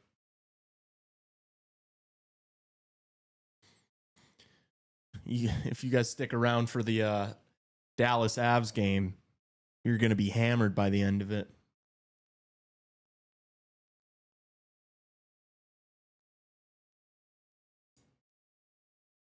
Sends win the draw. Shabbat plays it up the ice to Brady, who just sends it in. Watch out, Tanev. Boom. Brady wins the puck. This is why you like Brady Tkachuk in the playoffs, for plays like that. Just big boy hockey. Dump it in, make a hit, get the puck back. Lose the puck. Nylander. Oh, I don't think Ullmark was really expecting that shot to get off. Holy cow! Benoit just pancaked that guy. What a hit. We're going to have to go back and see that one. Uh-oh. Someone's coming. Oh, I thought Perron was coming for some retribution. Meaning being hammered with the drinking game. Yes. Isn't there a cap on stream times? I feel like what Chaos guys ran into that in their 24-hour stream. It's like 12 hours, right? We talked about. So it'll be cutting it close, but a 12-hour stream is nasty work. We need to never do this again. Except it's going to be happening times 2. There's only one first round of the Stanley Cup playoffs, so there's that. There won't be 4 games back to back to back to back. Well, you get the point. And there's half as many teams. Oh.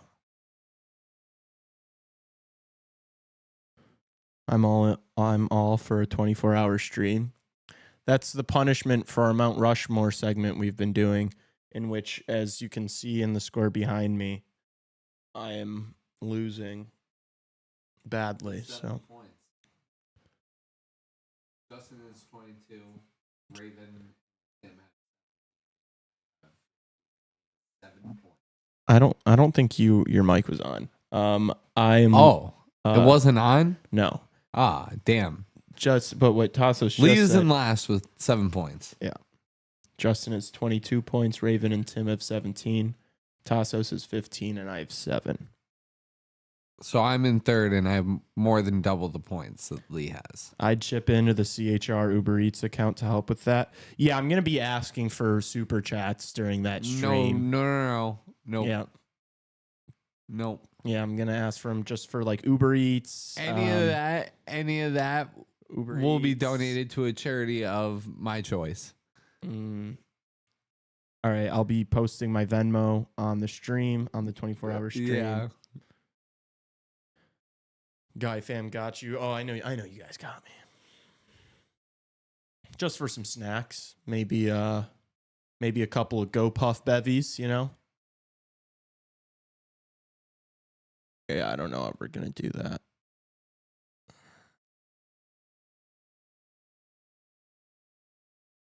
I wonder by the end of this, Tassos Foundation. No, exactly. That's not. It would be know for a fact that's your. Yep. It's the Tassos Foundation for he wants to buy a couple of pairs of shoes. He's got his eyes on a couple of shirts. Scored oh you're no! being an idiot. Fuck!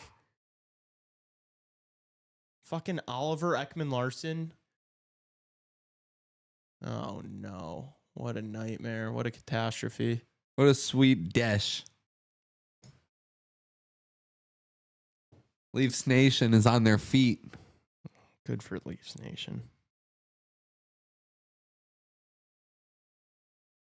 You gotta watch it the second time if you didn't watch it the first time. I can't be asked. Look at that pass from Willie Nylander.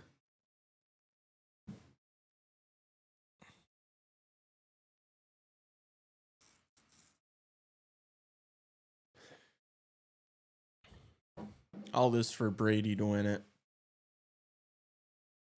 With 30 seconds left.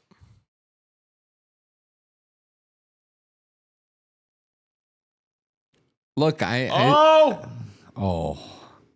That just went wide, dude. That was close. Look, I said last game was his Stanley Cup. If he scored the OT winner in tonight's game, that would actually be his Stanley Cup. Yeah.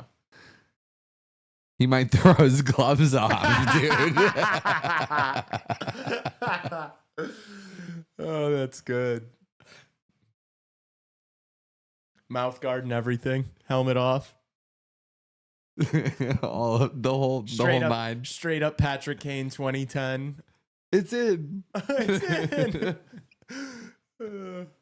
Skates the length of the ice over to Olmark. Gets pounded in game 5. Yeah, that's probably how. I hope he celebrates like he wins the Stanley Cup if he gets a game winner. Just because it's going to rub Leafs fans the worst way possible. Dave Bolin 2013, yeah. I was thinking worse than that. Brady OT winner coming, yeah. It's in the script. I'm talking like double OT game 7 of the Stanley Cup final.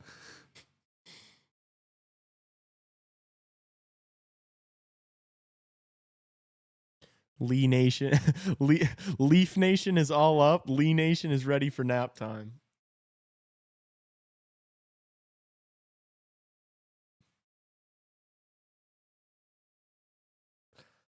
I think I'm going to hit that zone of like being overtired to where you're kind of like geeking and delusional. I think I'm entering that pretty soon, which is better than like the past hour and a half of just straight up lethargic. You'll get a second win. I'm open. I'm waiting for it. Sanderson in. Oh, shot gets blocked by Tanev. Out of play. 3:25 left in regulation. Boom. It was impressive that Ekman-Larsson like got that on net. Got down on one knee. It's a goal scorer's goal.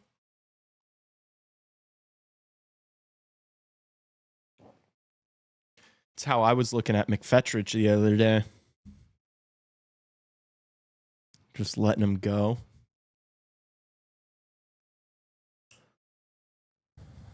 TJ Brody is burying that. I don't know about that. TJ Brody would still be at the blue line.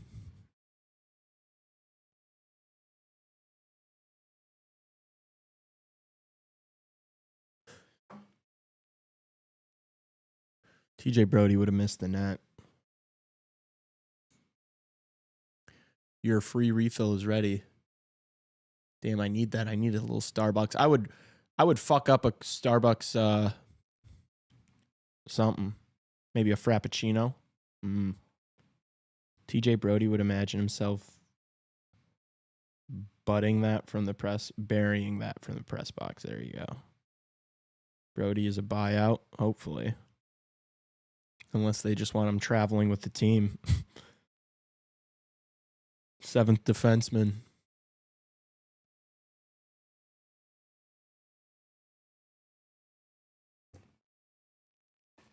These cans are starting to hurt my fucking head, man.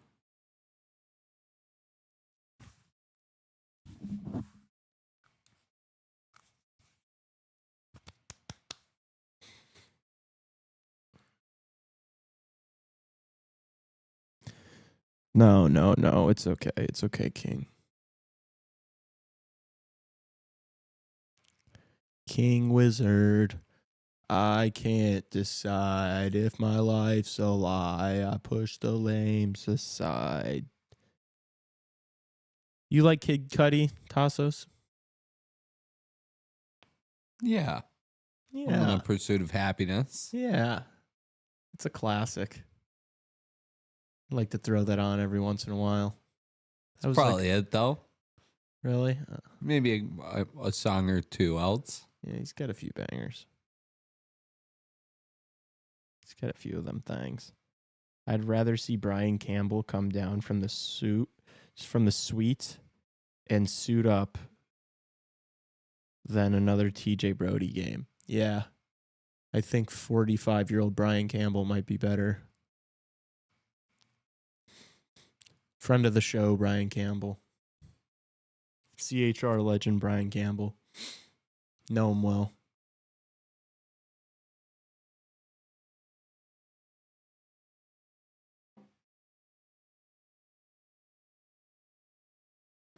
I lived next to his niece.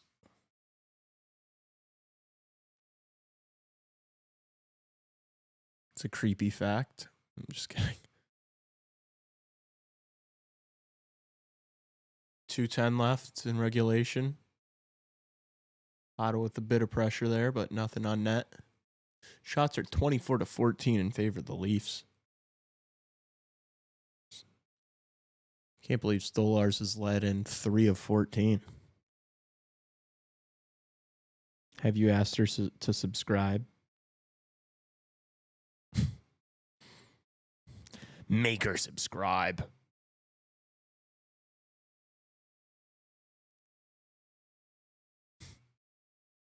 Just kidding.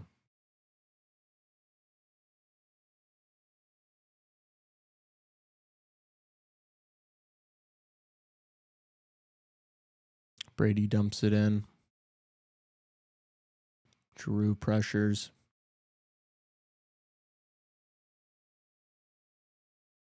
Oh, Matthews just got wrecked.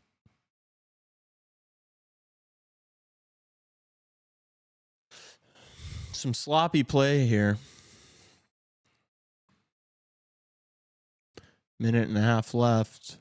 See if Ottawa's got anything left in the tank in this third period. Domi, the game 2 overtime hero, moves it to Pacioretty.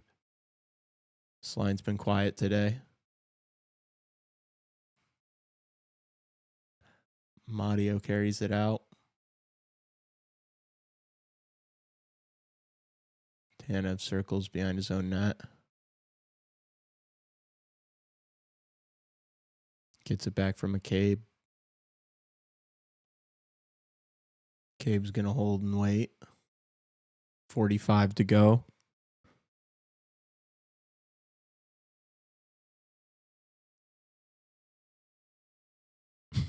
Stop. Boom. Shot from the point, blocked. Oh! Lawton wants it back. Ekman Larson, 20 seconds here. Here's Lawton. Ooh, was looking for a deflection, didn't get one. Benoit keeps it in the zone.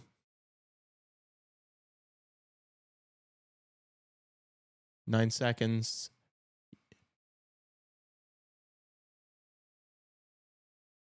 That's going to do it. We're headed overtime for the third straight game in this series. It is crazy to think about how all of these could have gone the other way. Makes you think maybe Ottawa could get back in this series.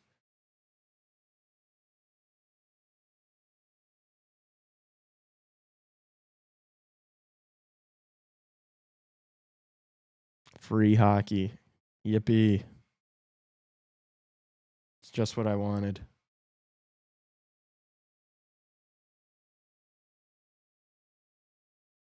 Only took the Leafs 9 years to address their needs. I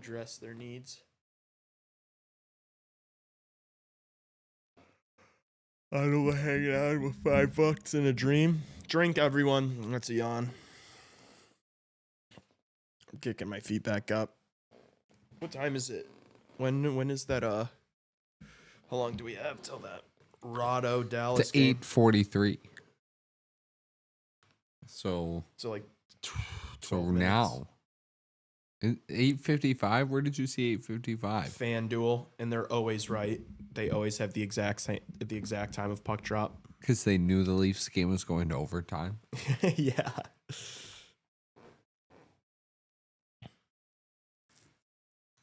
If you're gonna sit like that, I would move your mic down a little bit.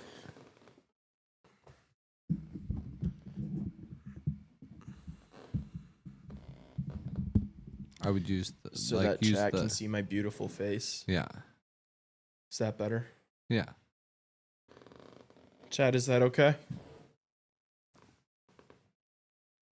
Yeah, that's chill.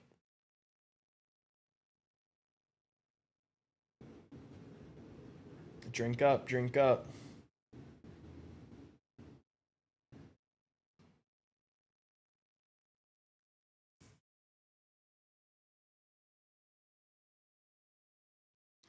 You guys ready for my Colorado Avalanche? We get to see Nate McKinnon play hockey. W's in chat. Loud and clear. Yes. Yes, that's perfect.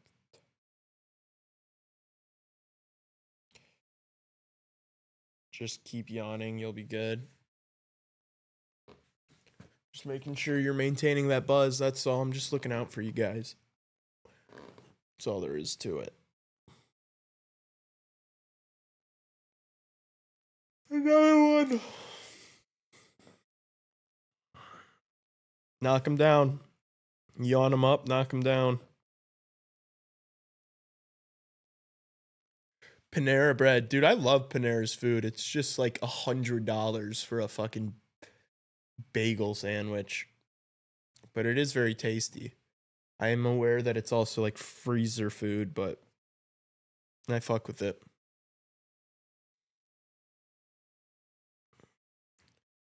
They have this Chipotle chicken avocado melt type thing.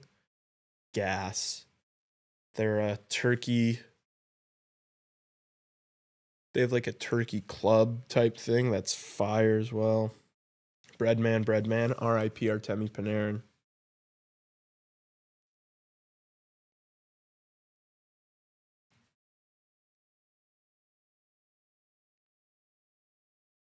Yeah, they are. They're just like little guys. So it's like the licorice in the middle and then just nerds all around it, and they're like this big. They're so yummy.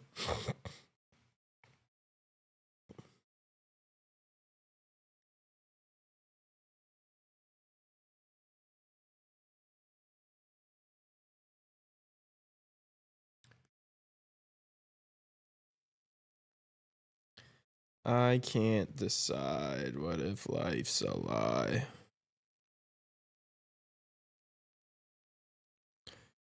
Down 2-0, backs against the wall. Montreal dominates at home. Wish we could have done the same. How am I on Sen's Twitter right now?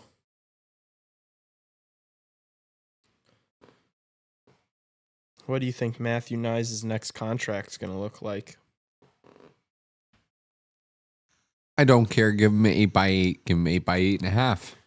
Give him 8x9. Whatever he wants to stay 8 years. I like that tattoo you have on your arm, Tassos. Thank you. Mm-hmm.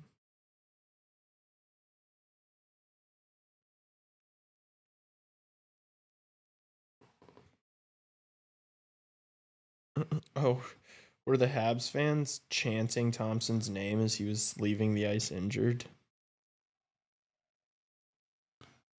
That's classy. Who's gonna be the overtime hero, Tassos? I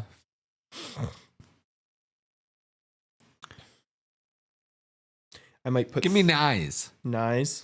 Give me Nyes. I might put $3 on someone. Nyes is a good one. Tavares is a good one.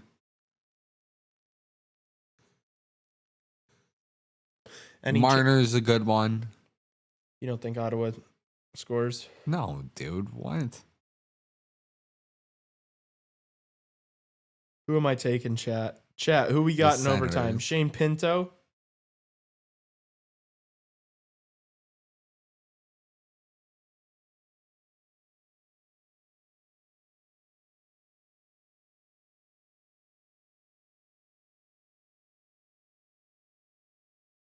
Who am I going to take? What the fuck?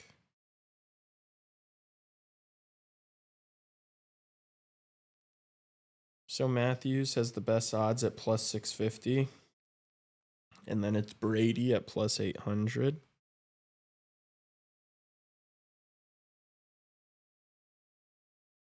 Who's all the way at the bottom? Guess. Simone Benoit. He's third from the bottom. Who is it? Nicholas Montempalo. What is it for him? Plus 13,000. So $10 wins you $1,300. Should I bet on Mott? Should I put $10 on Montempalo? Get out of the hood really quick. I don't know that's a solid choice. Probably not. I could, but you could do that throughout the playoffs, especially if you got together with some buddies. You each put in like $50. You bet $50 on like Colin Blackwell type players. Yeah. Yeah. You'd win. You just got to hit thousands of dollars. Well, you just tens have of to thousands of dollars. Well, probably not. If it was that easy, everyone. If you do it a lot, you'd have to do it a lot. You'd have to do it the entire first round of the Stanley Cup playoffs. You'd have to bet every game. And what you would have to do, I don't know. You'd have to do it before the game, but and you would bet like the lowest. I'm not gonna lie, chat. I think Ottawa wins. That's crazy, dude. I just think it's unlikely a team's gonna win 3 overtime games in a row. Like, what are the odds that happens? But who am I betting on for Ottawa?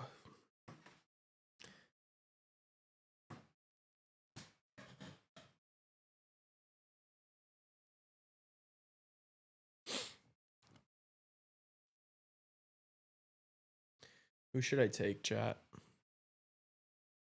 I'm putting 3 buckaroonies on someone. 3 Rupples. That's 16 Rupples. Who gets the reference? Who gets the reference? Say it if you know it. Say it if you know it. Where's Ottawa here? My brain is so fried. Holy shit. I can't even figure out what the Ottawa logo looks like. I'm cooked. Gabe! They're talking to Landy.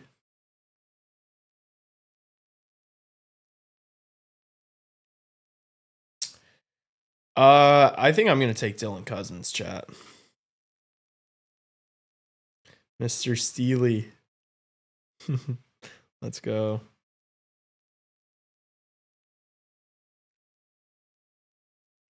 Yeah, I think I'm going to take Dylan Cousins, chat. $3 plus 1,500. $3 to win 45. Lock it in. Lock it in. Dylan Cousins. Who's riding?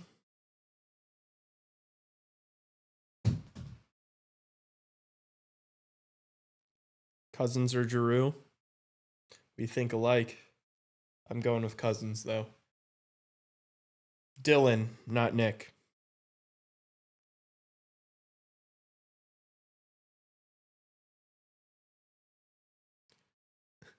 Biz holding up Landy's jersey. What is he saying to him?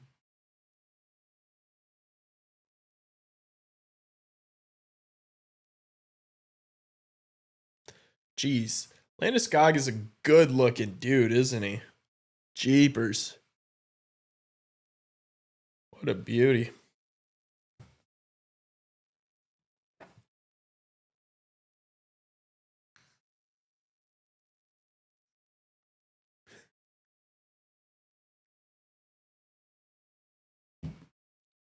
I'm going to tell Tassos that we have to shift over to that game and not watch overtime just to see his reaction.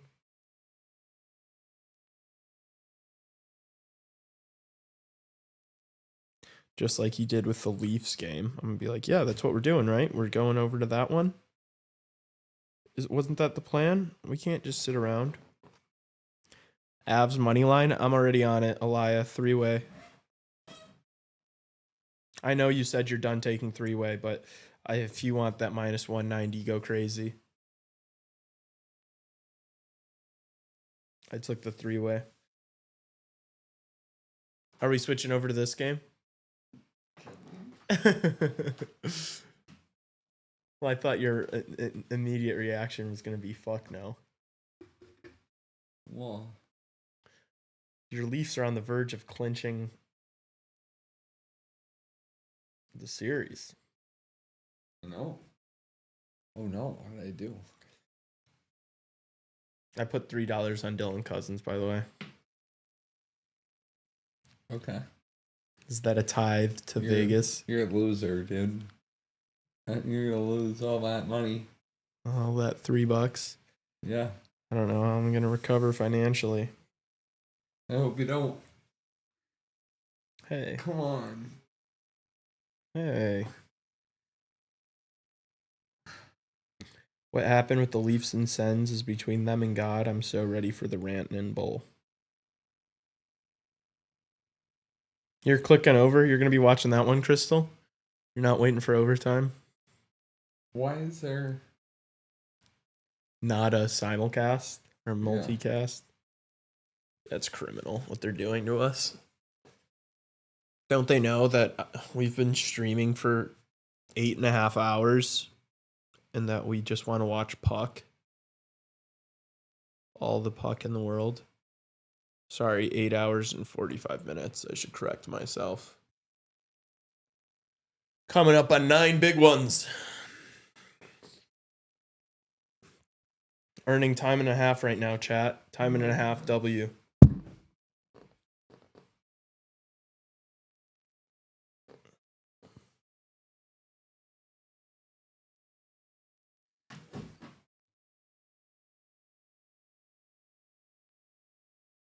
My only parlay is that game. Took the over and Dallas winning. Really?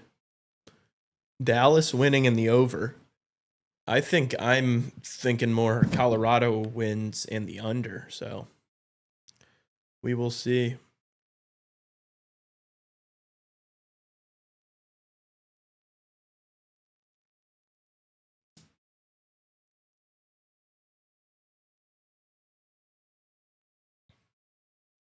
Landeskog to Natchez. Well, Natchez loses the puck. Dallas throws it to the middle. Oh, big hit.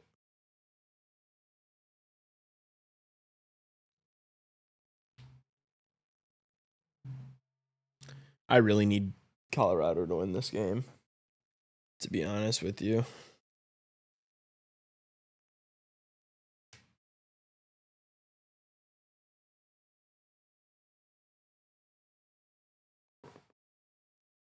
Oh, that's solid, Elia. I mean, you could put more. I didn't put a ton on it, to be honest with you. I just put $15. I'm just like, I just feel like I've been getting screwed in these games, so I'm lowering my units and playing it safe. I think you should be happy with that. You've got basically $50 on it to win 60 something, so I'd just let that ride. If you put more on and fucking Dallas wins in overtime again, you're going to be sick to your stomach.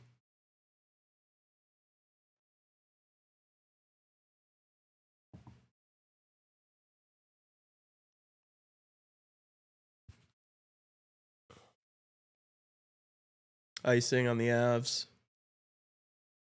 I actually do want to watch the overtime, to be honest with you. But if you would... Me too. Do you want to just do that?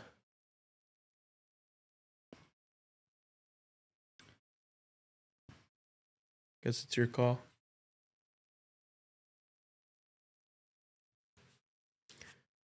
We'll have plenty of time to watch this Avs Stars game.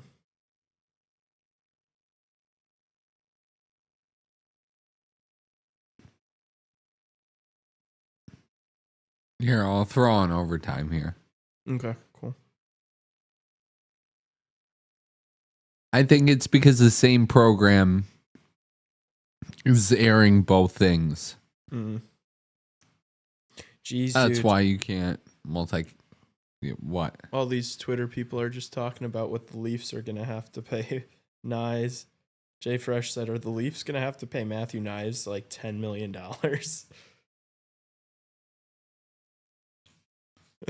Somebody replied to him, I'd honestly be comfortable with 8 times 7.5 type deal. He replied, yeah, I bet you would. That's really funny. Look what Boldy got. That's Nice's next deal. What is Boldy's deal? I don't even know off the top of my head. I'll find it and get back to you, chat. Any guesses? Any guesses? Matt Boldy's making $7 million a year. This year, next year, the year after that, and the year after that. So 4 by 7.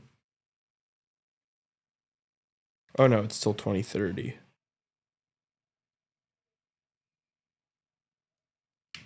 That's a fucking steal, dude.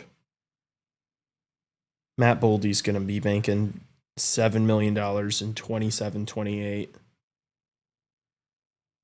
That's going to be the best contract in the league. That kid's a fucking superstar in the making.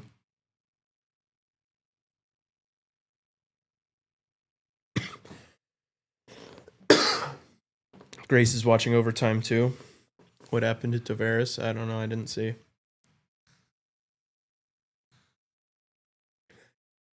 Did something happen? Oh, Wyatt Johnson has the best contract. I think Matt Boldy's better than Wyatt Johnston. Like, without a doubt in my mind, I think he's better than Wyatt Johnston.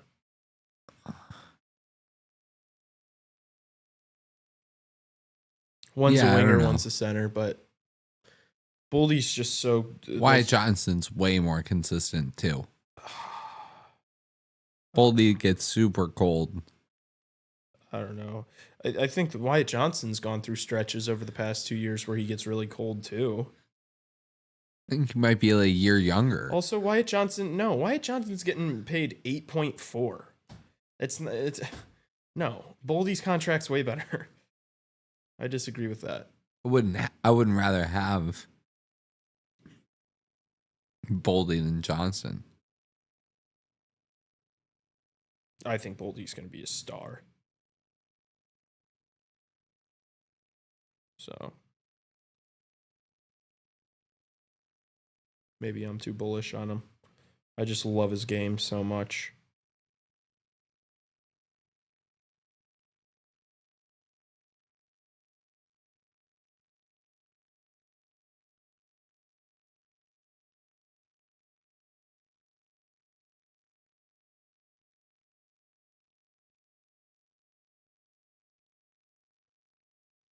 Get Cousins on the ice. Get my overtime hero out there, please.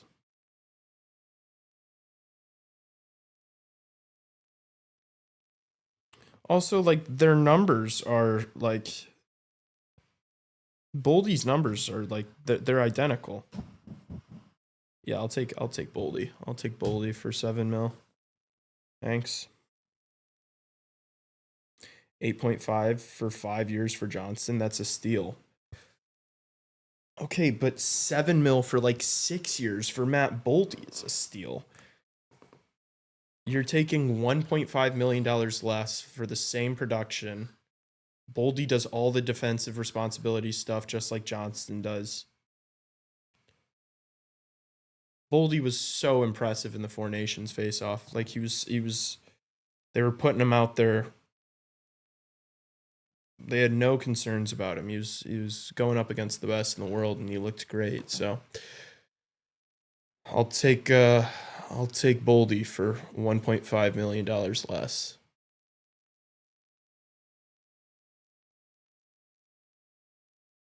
Every single year.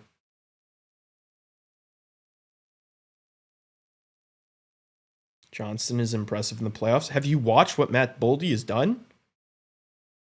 He's scored in every single game. He's had better production so far this postseason than Wyatt Johnston has. He's literally gotten like a goal and assist every single game until today.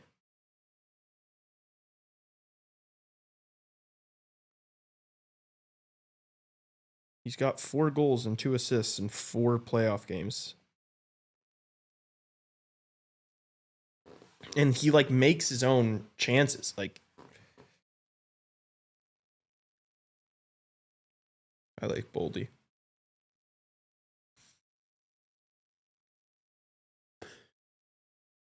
Oh, did he get called for that high stick? He definitely got him. Yeah, he did. That's a brutal penalty.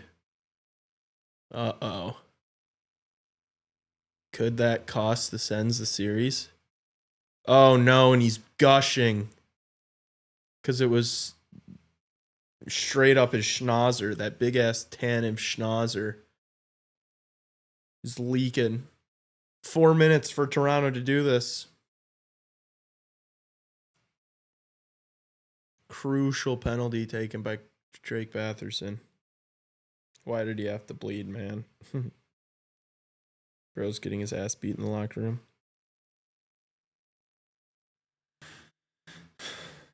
Yeah, that was bad.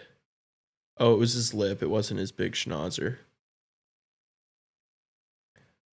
My buddy said at home games, the Stars play the Bing Bong. Oh, that's pretty fire. Let's see. Is Toronto going to do it on this peeper?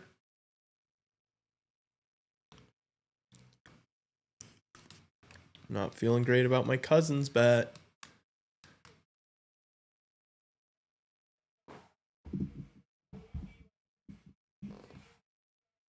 Oh. Matthews wants to be a hero.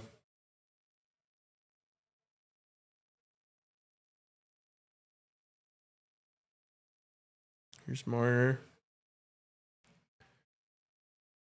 Gets it to Nylander. Nylander loses the puck. Thought he had Marner there. Oh, they didn't get it out, though. Marner kept. Sloppy pass, though.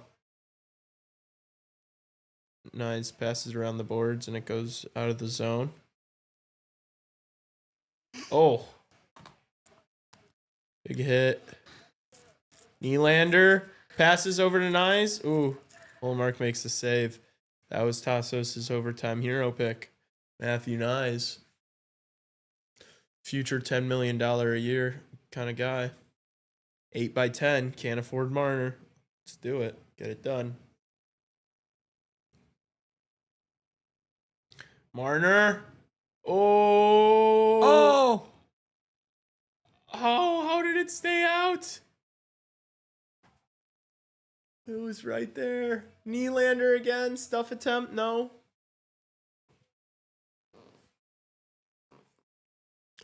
Riley, top of the key. Oh, another good save from Ullmark. Ottawa clears. 2:20 left.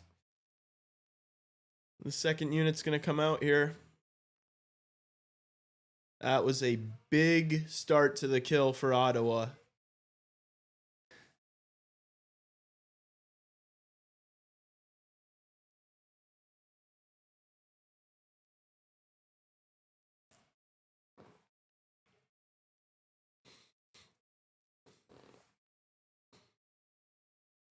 Here's Domi.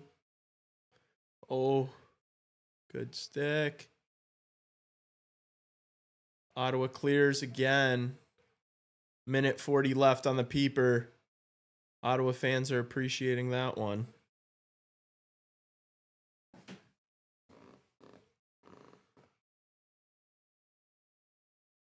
Here comes Nylander. Over to Nyes. Nyes pulls it back. I don't know about that pass. Ottawa clears the length of the ice. Here's Pinto. Oh, his shot gets blocked.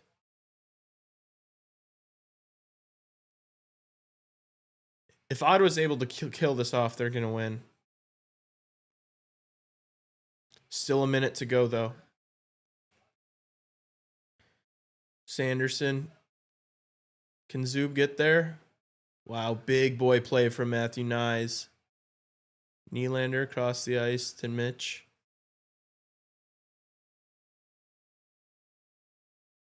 Keep an eye on Matthews there in the slot. Marner behind the net. Oh, and Ullmark makes the save on the stuff attempt. 31 seconds left on the peeper. It's been an amazing kill so far for the Sens. Is Batherson going to have his Marian Hossa moment? Step out of the box, score the winner. Oh, it hit the post. Wow. It was that close. That's crazy.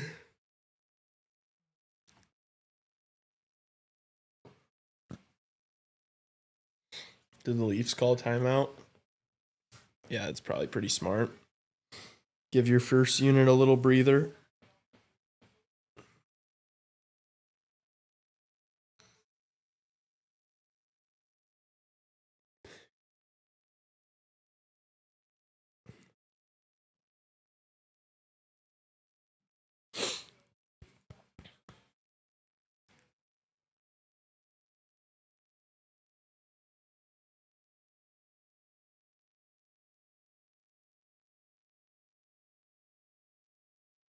This is a big draw here, chat. Really big draw. Ottawa needs to snap this back. They can snap it back and get it out of the zone. It's like basically the kill. Let's see. Big draw for Austin Matthews. Oh, he's not even the one taking the draw. Oh, Ottawa snapped it back out of the zone. 20 seconds.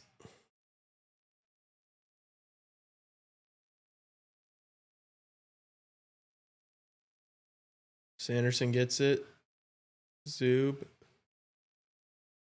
Giroux's going to clear it. He does. And the Ottawa Senators kill the 4-minute double minor in overtime to stay alive in the series. Oh, Lawton throws one to the front of the net. Goes into the corner. All right, let's get Dylan Cousins and Brady Tkachuk out on the ice.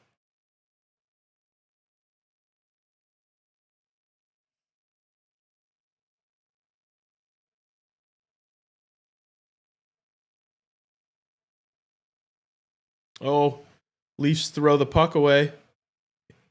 Here's Batherson. Oh, good save by Stolarz. A couple of saves by Stolarz. He covers up. I think he made 3 stops right there in that short sequence.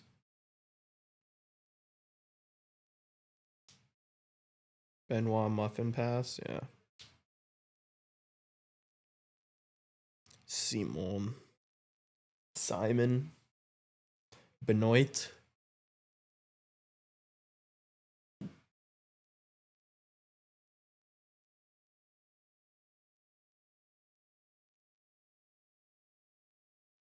Stolarz.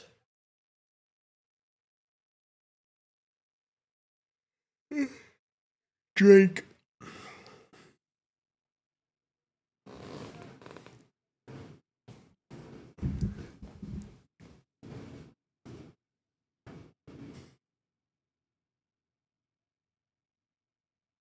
Brady dumps it in.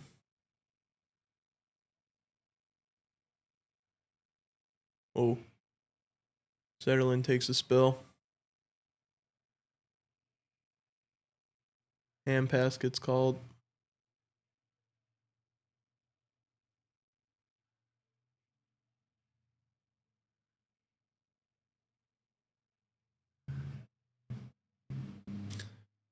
It's my overtime hero pick, Dylan Cousins.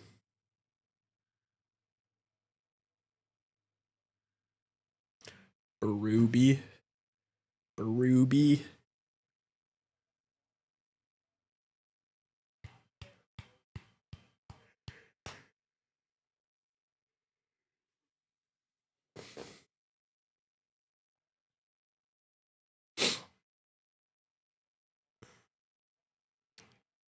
Almost 10 minutes into this first overtime period. Oh.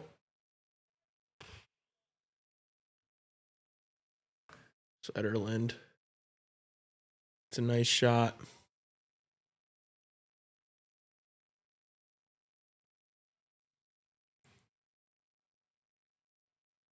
That was a great save.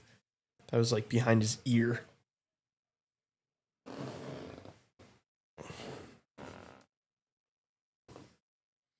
Hopefully the Hawks' former Panthers goalie will be in the playoffs too. Yeah, true. He will be. He's going to be an absolute stud. Oh, Ottawa tries to cram it in.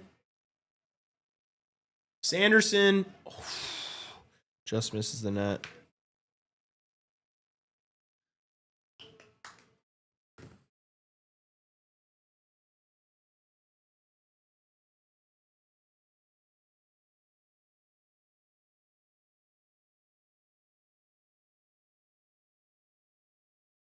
Righty, lefty, lefty, righty, lefty gunplay.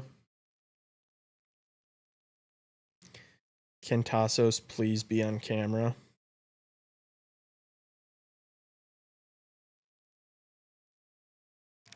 Who's going to control the clock? There is no clock, technically. Oh. Might as well come sit over here then. You want a cup of coffee? Yeah, sure. How do you take your coffee? Uh, A little bit of something. Yeah, I need a little bit. Yeah, I'm a little wuss. I need a little something in there. You really stepping away right now? What a savage. What? There's no clock. Yeah, no one's gonna score in the 140 seconds. All right. Tassos is going to get us coffee. The book is out on Spencer. Hopefully, Jimmy Waite teaches him how to protect the upper corner of the net. That's his downfall. I'm not a huge goalie guy. I'm not a goalie expert, so. But I think he's come in and done a really fine job thus far. In front of this or behind this pretty poor Blackhawks team. So I think he's going to be a absolute dog.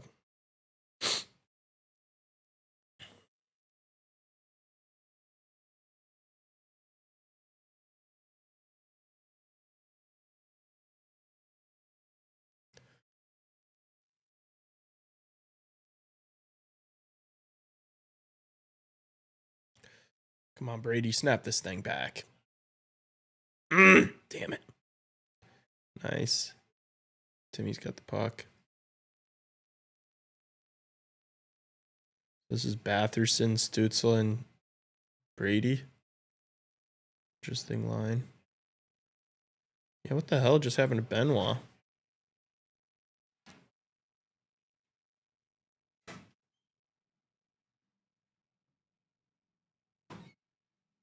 Did you have it ready already? Yeah, the coffee just now. Oh, hell yeah, thank you.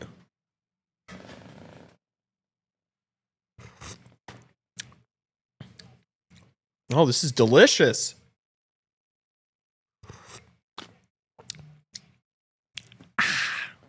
Delicious. Some Lee ASMR. Not the pot leaf mug. Bro, Tassos, do you even burn, dog? Do you even burn, bro? No shit.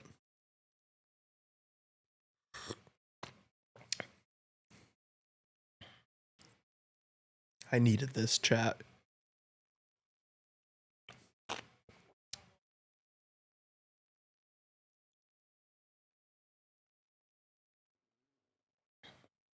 All right. Come on, Sanderson. Let's cook.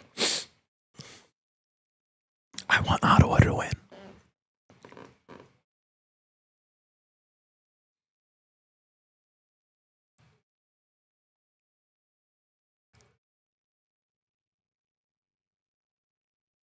Oh, here comes Mitch. Matthews. Oh, just wide.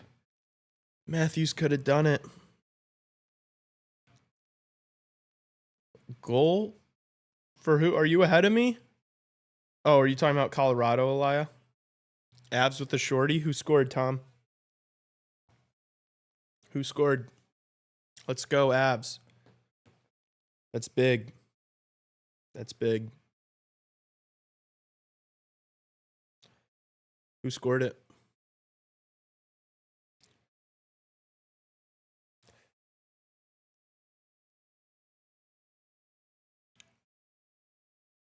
Oof.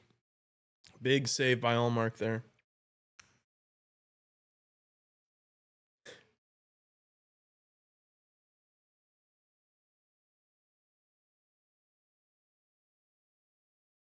Avs are up 1-0.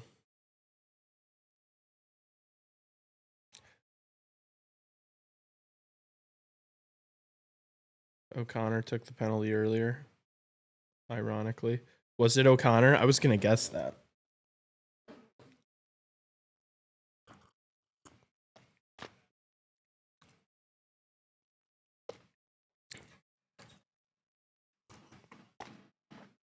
There he is.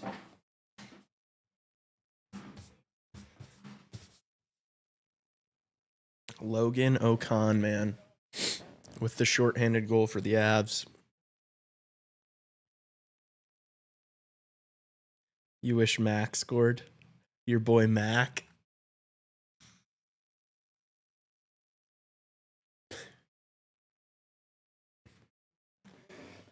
Bro, do you even burn? Oh, Think about it. right when you walked out of the room, I was like, dude, does this kid even burn?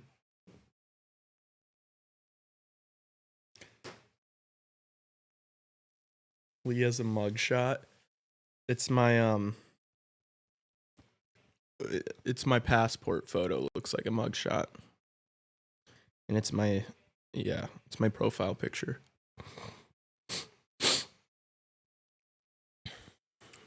Here's Batherson with some speed.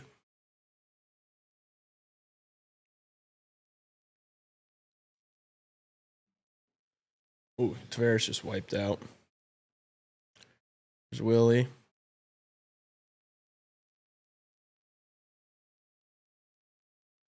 What a play. Benoit. Oh, Benoit. that would be crazy if he just does it back to back. Oh, Giroux! Stolarz loses his stick, but he makes the save.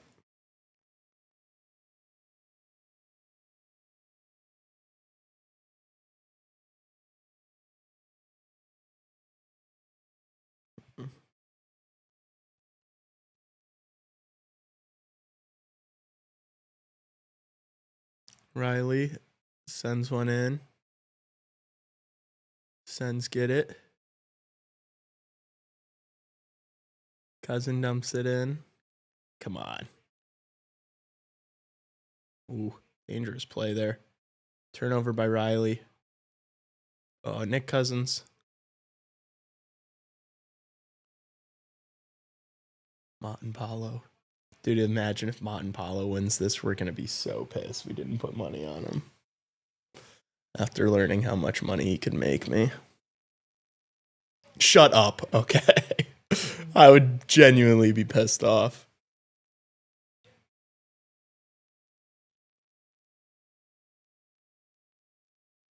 Oh my gosh, Zub's stick just shattered in half. O'Reilly needs to get that deep.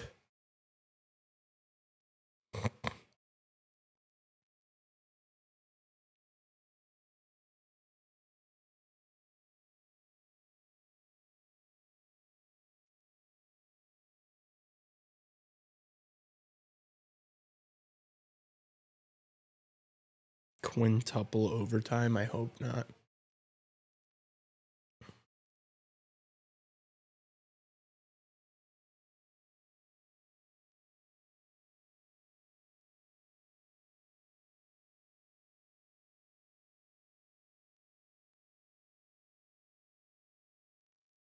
Timmy Stu. Good defense from Benoit. Here's Mitch. Drops it to Nyes. Matthews. Ooh. Oh, Matthews again. Mark makes a save.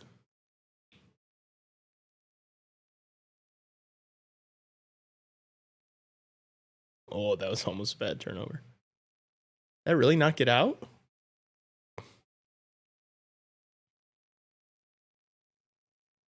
Gonna be icing here. 3 minutes, 2 seconds left. If you put $10 on every player to score, could you profit? No, unless it was a player like Montempalo or Benoit. Like if Matthews scores, you're winning $65 on that. So you'd be down a ton. If Brady scores, you win $80.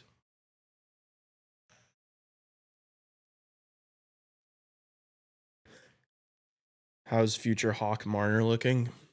He's been looking good all playoffs.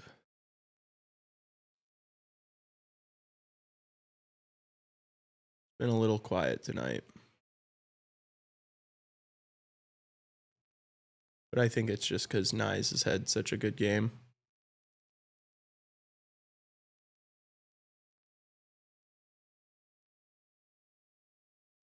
McMahon gets cut off the puck.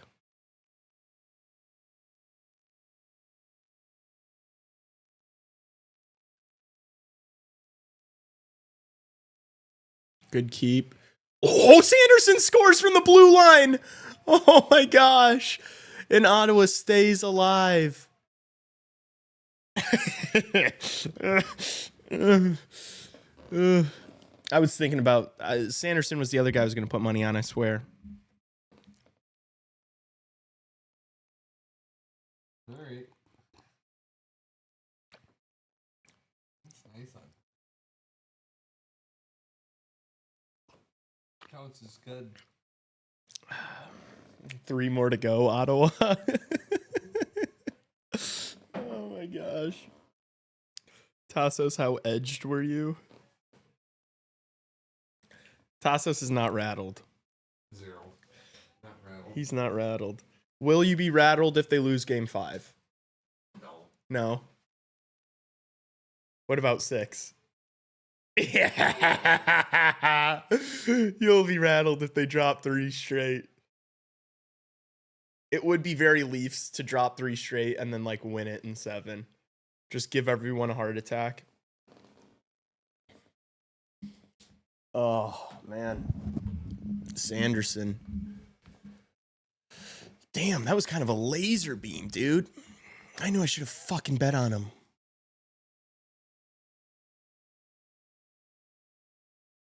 Oh, that was a good keep, too. It was a beach ball.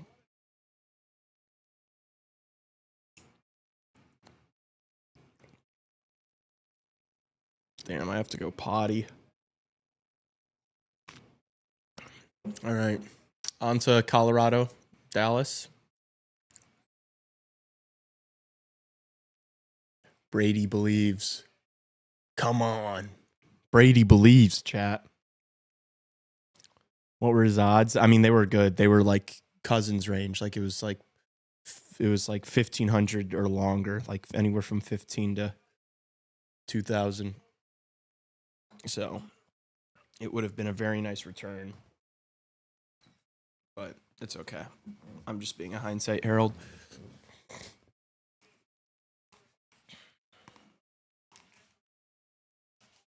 Why do I even bother with these? Uh-oh. Bless you. Thank you. Bless you, big guy. Good night, Lo. Have a good sleep.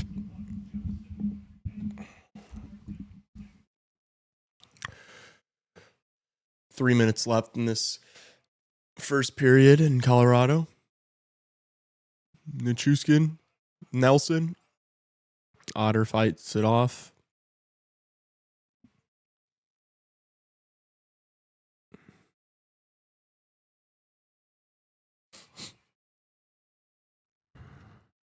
Tara says, bless you. Thank you, Tara.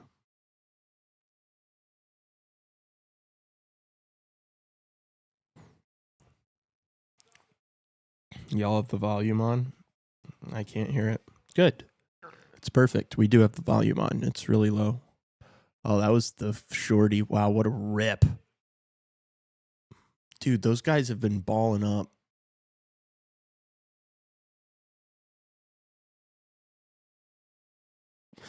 I said that fourth line has been cooking for Colorado.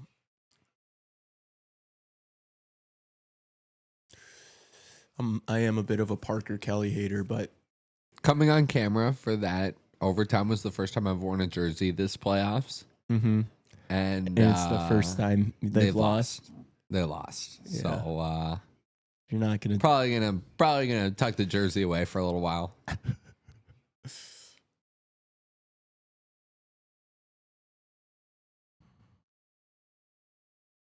Biz is gonna crash out. He probably will. I hope if you're ready, if the Maple Leafs make the Stanley Cup final, we're gonna do some post game shows for that. I'm down. I'm super down.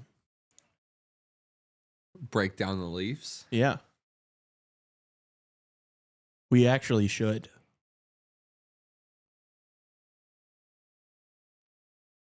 I think you'd be much more passionate about that, too. I think you'd really get into it. Would you guys want that if the Leafs make it to the final? Some post games? Maybe we do one just to knock some boots around. Honestly, maybe we just do post games for the final regardless of who gets there. I would love to go there. To the Stanley Cup final? Yeah. This year? Yeah. I mean, that'd be sick. Wouldn't it be? Yeah, it'd be expensive, but we need a really good skip before then. A really good skit. Then we'll get to go to the Stanley Cup final.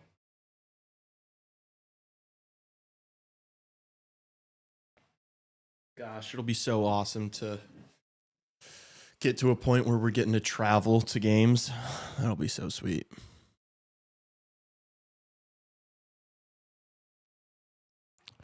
Going to the draft and shit. Let's go to the draft, dude. It's in LA. Yeah.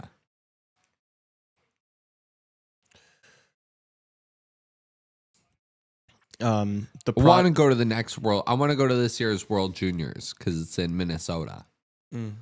That's on the list for me. For CHR to get out to.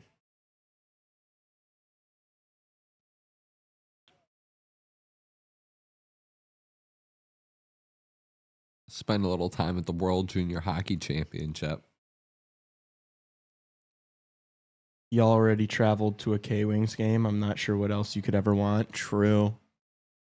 It's a good point, Holt. I'm really glad we did that, though. That was a good experience. Here's Mac. Come on. Cook 'em, baby. Cook 'em. Makar. Oh, Nature's all alone. Who's trying to go 5-hole? Family trip to Toronto. Go see Niagara Falls. I love Niagara Falls. We'll go on a trip next year.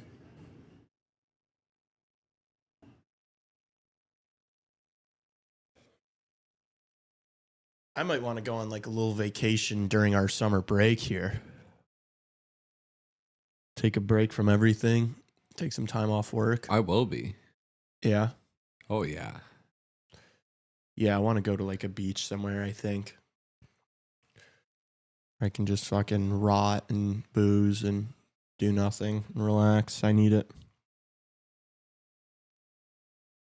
I was so... Oh, they score! McKinnon! Let's go, Mac!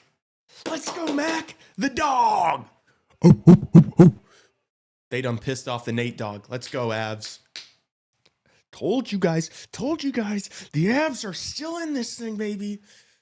The Avs are winning this whole fucking shebang. I want an Avs Florida final so bad. I need it. It's not a I want, it's a gotta have.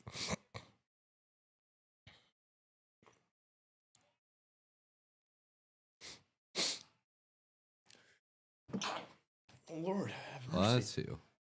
Oh my Bless gosh, you. dude. I'm getting my ass Hey, kicked. shut up. I was so worried when you guys were coming. I thought for sure there'd be like 500 people there and we'd lose 6-1 in Fort Wayne and it would just suck. Dude, it was perfect. It was a sweet game. There were a good amount of people there. The tour was awesome. It was lovely to meet you. It was just fun. And also just the road trip in general was fun with just all the boys. That was the best part, was meeting Holt. Yeah. Chopping it up, talking about K-Wings lore.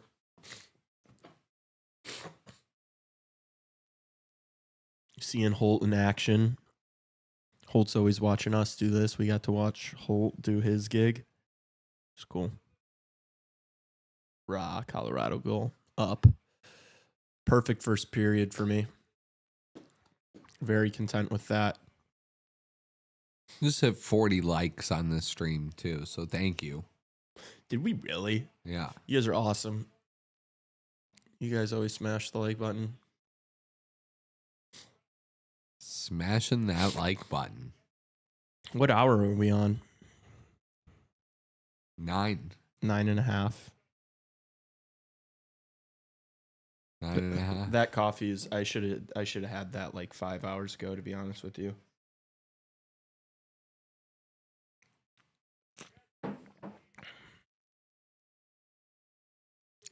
I've been here the entire time. Beast mode. Spend your Saturday with CHR.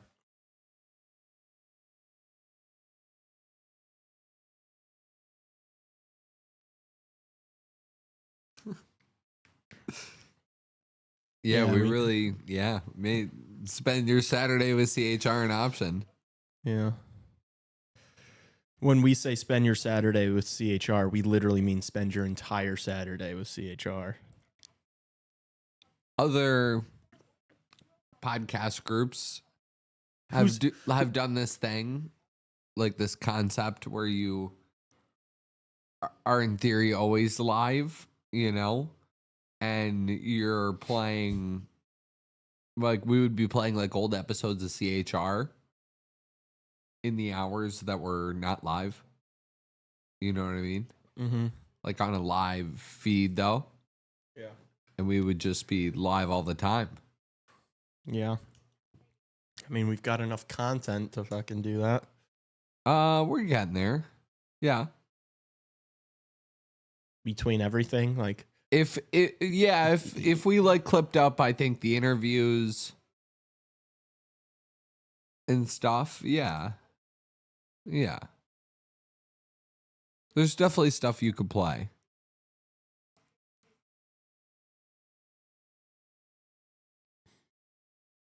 Especially in a couple weeks and a couple months. Would you be open to sitting here for a couple minutes while I use the restroom? Sure. Right this second? I guess, like, if you want to wait a minute No, or two. no. We could do right this second if you'd like. Yeah, wouldn't mind. We could also just like leave the chair there. True. I could sit there. Yeah. Actually, you don't. I mean, yeah. If you're just sitting there talking, it doesn't matter, I guess.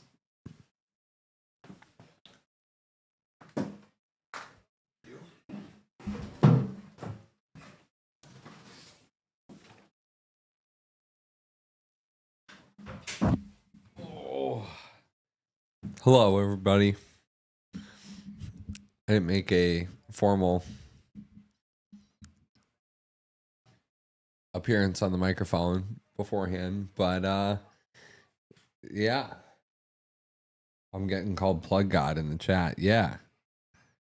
I love that. Nice to see you all too. Thank you for having me in this moment with you all right now. Tough loss for the Leafs. It's okay though. It's a 3-1 series. I'm not really concerned about it at all. It's my chin hitting the mic a bunch. Yeah. Whoa, Tassos still works here. Tassos fronts the whole thing. Yeah. So yeah. Hope you guys are enjoying the stream. 4 games. I don't know. I've been sitting over there with Lee the whole time. So Lee, where'd Lee go? In the bathroom. Who is this? Who is this?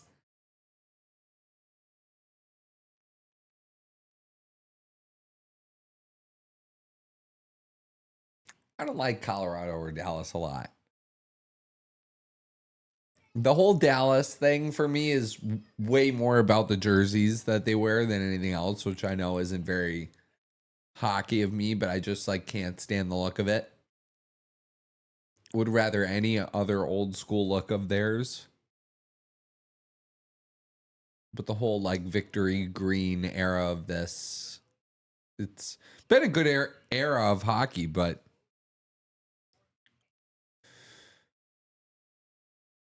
yeah, it's just the logo. Like I don't know. It doesn't look good. Avs, good franchise. Joe Sakic, Patrick Waugh, Ray Bourque. I get it. Peter Forsberg.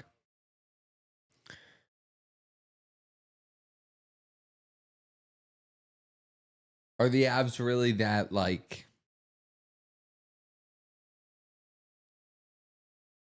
I don't know.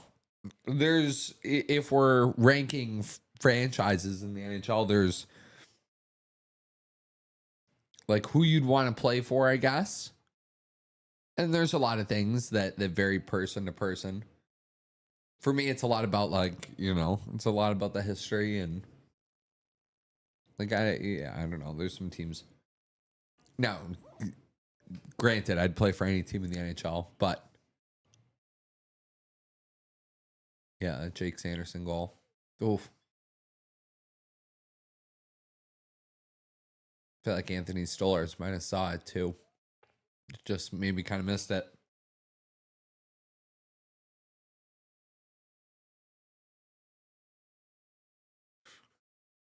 All right.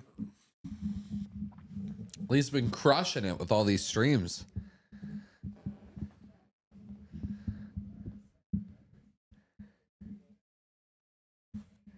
Should I embarrass him a little bit? Oh. When he said he had to go to the bathroom, he meant I thought he meant a quick 60 seconds in and out of the. We're going on a few minutes of me sitting here now.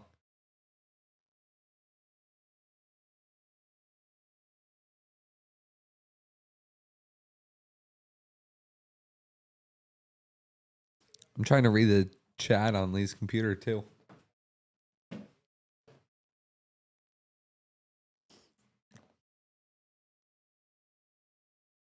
do really dislike Dallas jerseys. Their AHL team pulls it off way better. Agreed.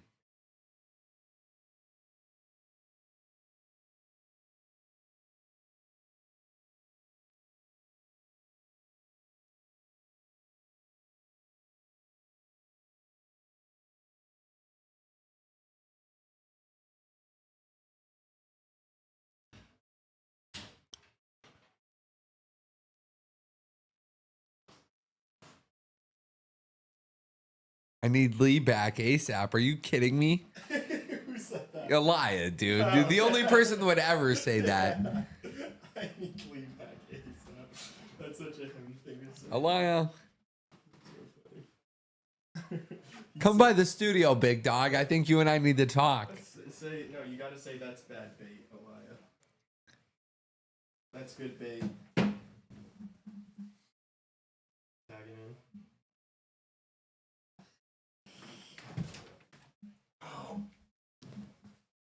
The king has returned. Just committed an act of biochemical warfare in the bathroom. We're back, though. What's up? What's up? New face. I missed you, chat. I was away for 2 minutes. I missed you. It's too long. I forgot what Tassos looks like. Yeah, I feel like he hasn't been on. Probably haven't seen him in like a week.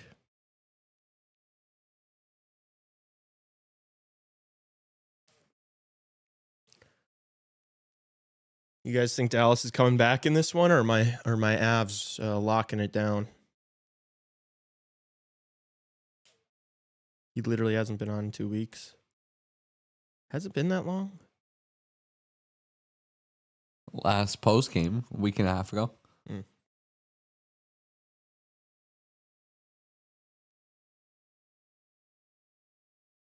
It's been a while.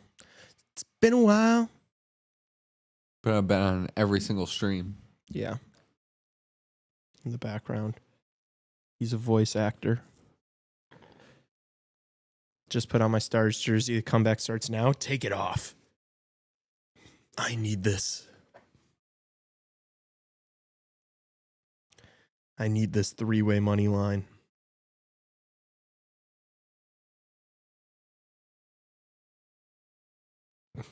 I guess even if somehow the Avs lose or like don't win in regulation, I'm still up $20 on the day. So that's good. That's good.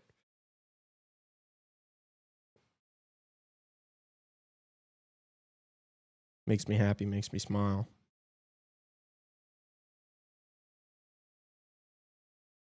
We miss your face, Tassos.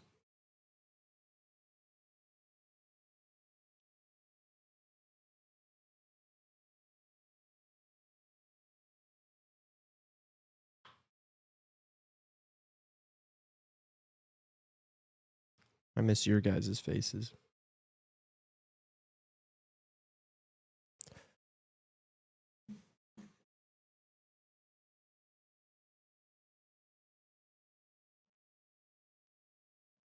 This is a meal. Are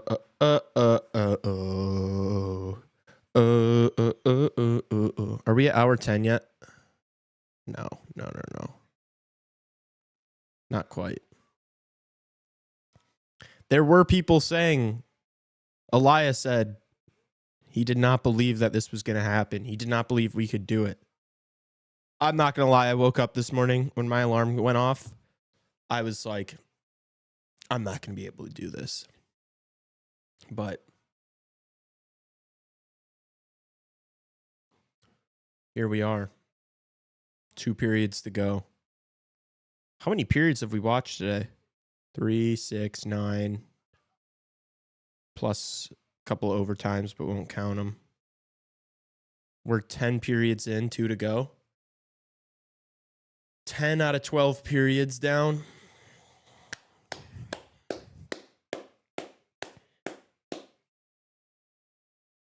Credit to you guys, though. Been putting in that work. It's been a grind. It's been a grind. I'm going to have a solid 45 minutes off tomorrow in between my serving shift and the streams here. A lot of time to really just unwind and reflect, and then straight back to it.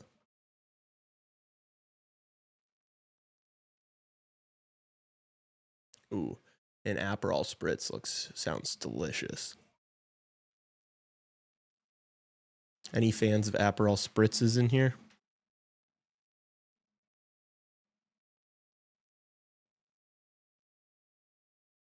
I fuck with them.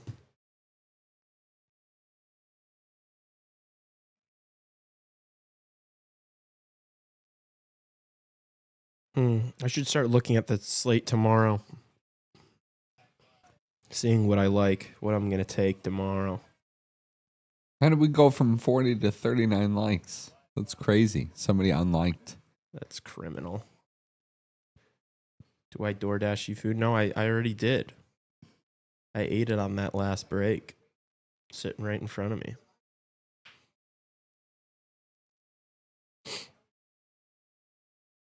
Oh, tomorrow?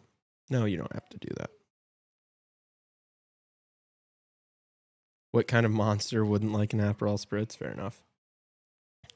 My coworker and I at Avec, we make Aperol Spritzes, but instead of just like a Cava Brut, instead of just like a sparkling wine, we use a sparkling rosé or like a sparkling pet nat. It is so fire. It's next level. It tastes like candy. You can just chug them. Next time you make one, do a sparkling rosé instead of just like a cava. Trust.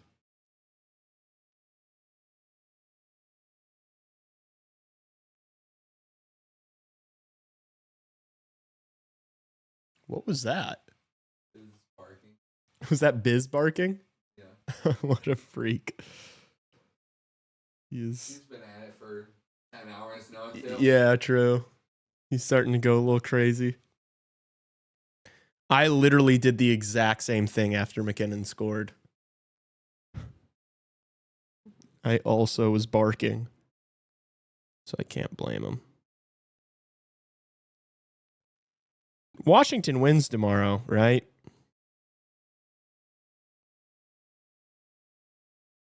Dude, that's going to stress me out if fucking Montreal wins tomorrow. I won't lie.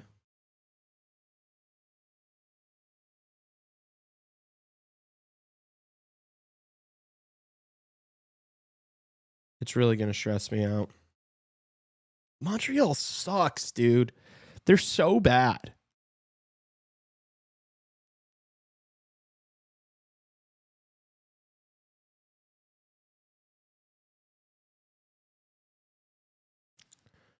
I'm just looking at the book, seeing if there's anything I like. What does a point prop parlay of Suzuki and Caulfield get you? Minus 128. It's kind of a lock. Nobody else scores on that team.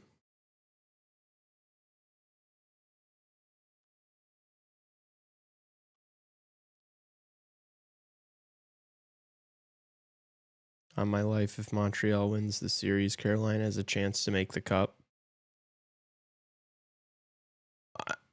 I disagree. I disagree with that. I think Carolina makes it to the Eastern Conference Finals regardless of who they play in the next series. I think Carolina gets through Washington. I don't think they get through whoever comes out of the Atlantic.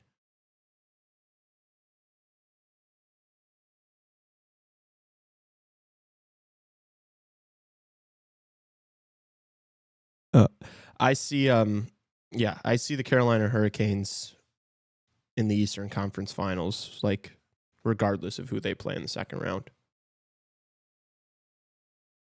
So that's just me, though. I do have a bet of Eastern Conference Finals of Panthers versus Canes. So that'd be nice if that works out.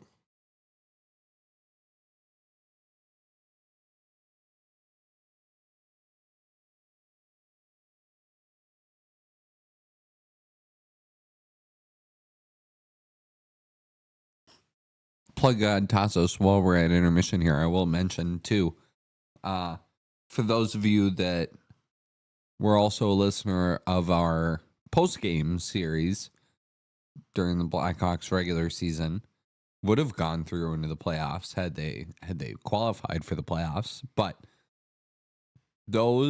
all 82 of them can now be found on Spotify and Apple Podcasts under CHR post game. Yes, sir. And you will find it there on Spotify and Apple Podcasts going forward. So that's a change we made recently. So I'm just you'll hear that probably a handful more times before next season rolls around. But Plug God post games, Tossie post games. Just freeing up some room on the main CHR show page. It's tough when we do 3 shows a week and then there's like 4 or 5 Blackhawks post games. Mm-hmm. That's true. It's been a while.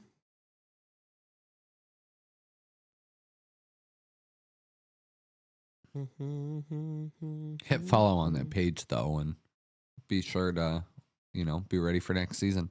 Mm-hmm. Third period underway. We're back underway. Second period underway. Second period.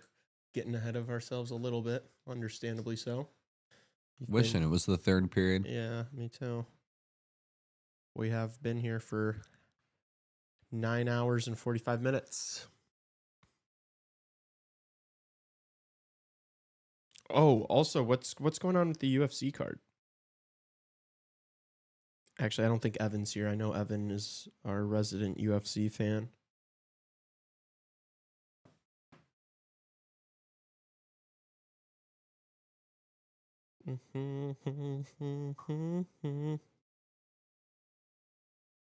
Couple more fights left on the card.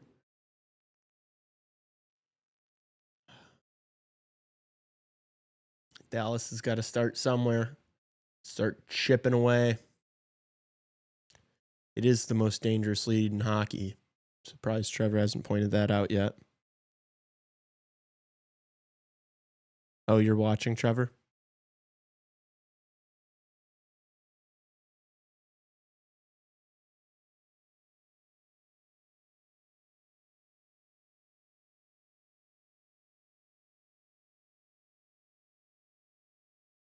Oh, Nate just loses it.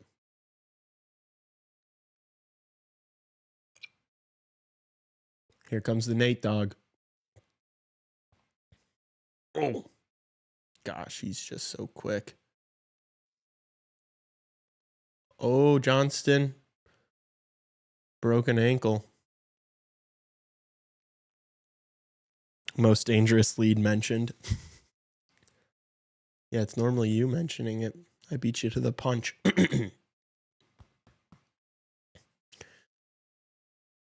I've been packing my apartment up today, and it's been really nice having to listen all day. That's what we're here for, baby. Holt, where are you moving to?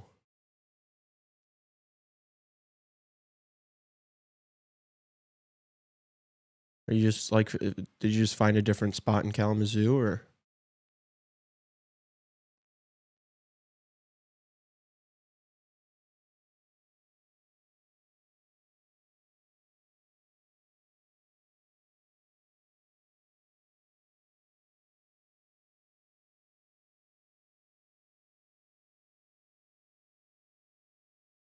Sagan versus Coyle.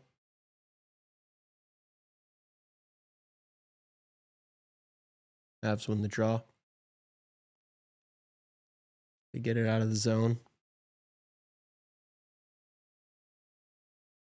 Oh, he knocked that out of midair. Oh, that would have been a crazy goal.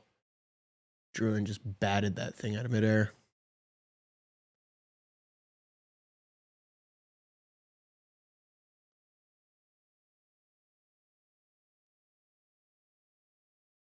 I'm Sagan for Dallas. Looking for Duchesne. Nice passing play from Colorado there.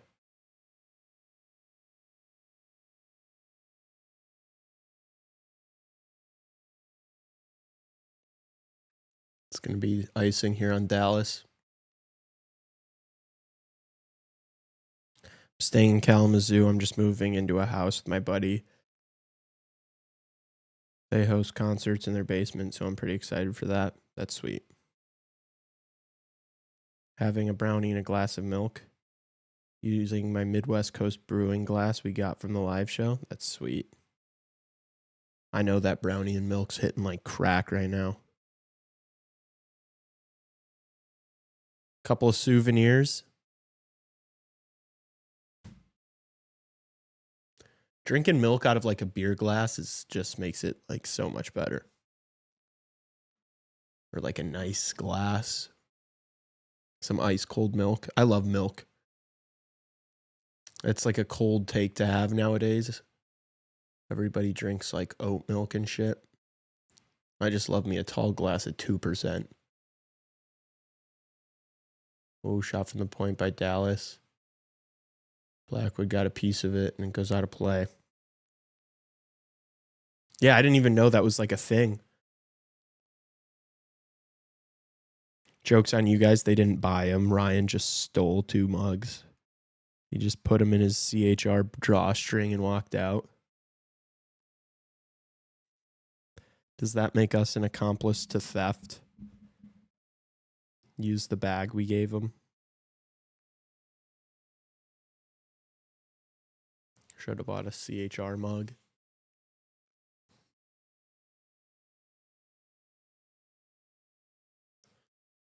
It's a Midwest Coast mug, not a CHR mug. And it's not a mug, I would assume.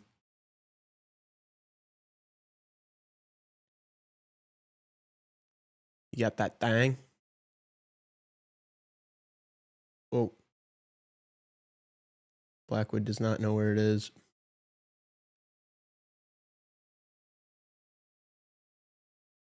Some good pressure from Dallas here.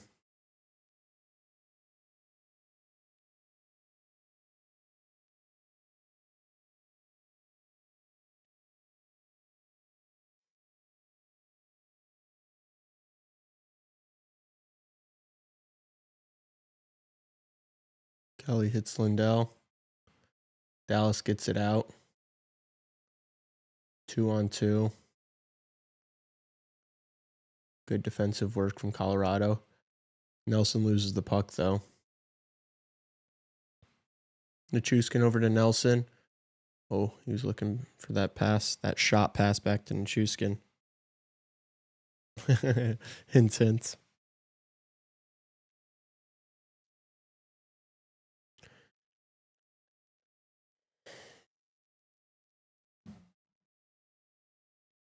Like this type beat. Oh, like the mug. Like the other one. Yeah, I mean, you could download a picture and throw it on a mug. Nothing's stopping you. We wouldn't. We'll make mugs, though. We'll make mugs. If you guys want CHR cups.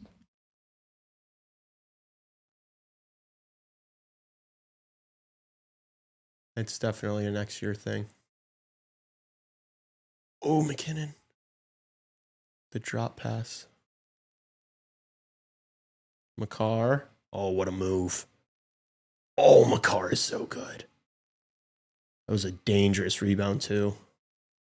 No Colorado player was there, though, to pounce. Nice move by McCarr into the O zone. McKinnon circles back. Tays over to McCarr. McCarr from a tight angle. Goes wide. Nate just keeps. Oh. Oh, the reverse hit from McKinnon. Oh, what a play. What a save by Ottinger on McCarr from the slot. That was a great look. Ottinger keeping them in this game. That one deflects wide. This looks like a power play. That's what this line can do, especially when the top defense pairing is out. They're just too good. Oh, McKinnon looking for the feed. Dallas is exhausted. These guys need to get off the ice.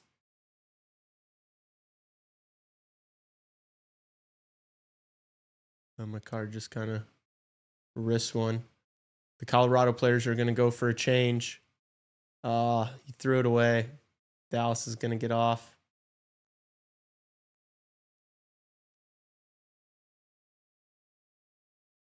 Watch Gabe skate. He's flying out there. Oh. Gerard turns the puck over. Here's Duchesne with speed. Oh. Now Colorado's coming back the other way. 3-on-2. If they hurry. The trailer. Oh! Nelson robbed twice by Ottinger. Holy shit. Ottinger is playing out of his head right now, keeping Dallas in this game. He's made some big stops over the past couple minutes. Whoa, big hit. Shot from the point. Ottinger fights that off. Another one. Doesn't get to the net. Dallas gets it out. This has been all Colorado here the past few minutes. Otter is nuts. Yeah, dude. He's playing great right now. He's played really well this whole series, honestly.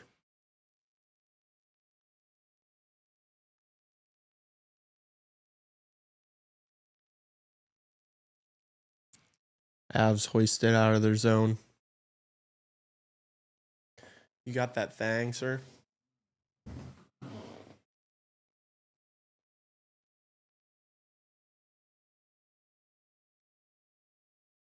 Colorado dumps it in. Ottinger plays it.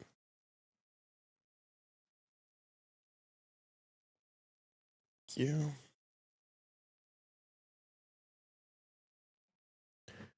McCarr scanning behind his own net. Pass on the tape for Kelly.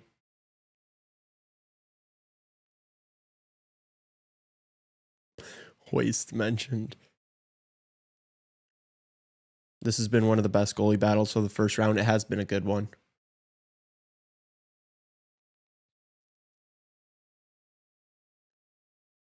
Low-key Anderson and Markstrom has been a good one too.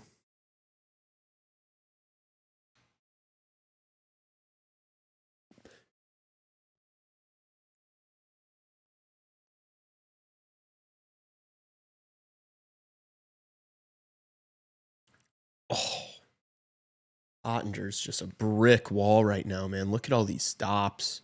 He's just tracking everything. His glove hand is locked in right now.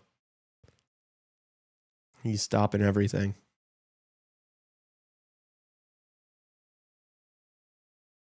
If this show exists in 2027, will you do another live show for Four Nations? Yeah.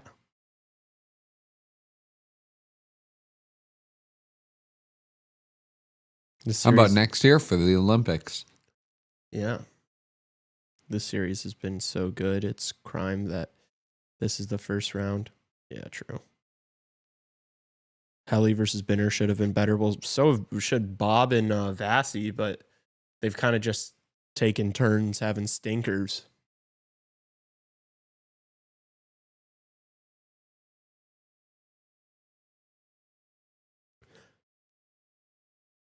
Giga Chikadze wins by decision.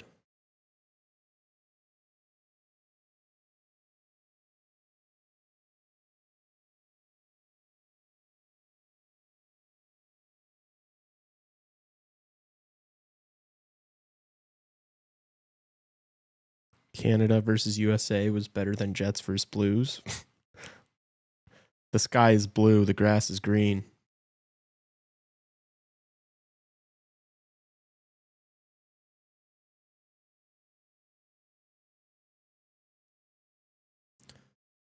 Oh, really? Yeah, AO.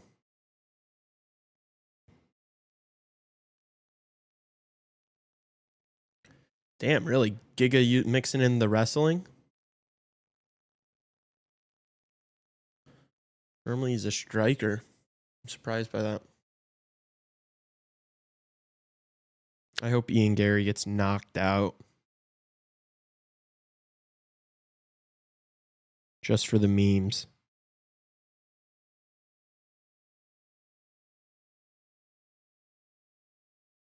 Yeti wouldn't let me use the CHR logo from Google to customize a cup.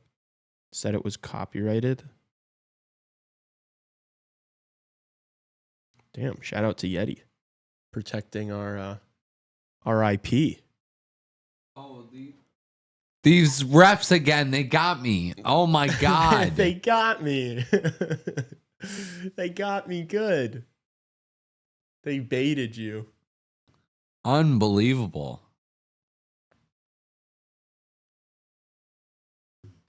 Drop the puck.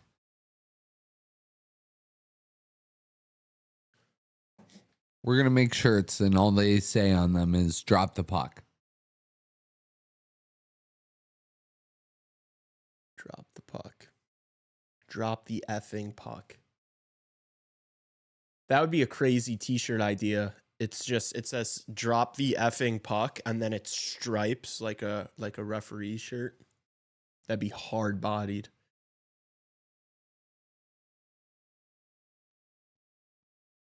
And then on the back it says I hate zebras. Damn, I'm cooking right now.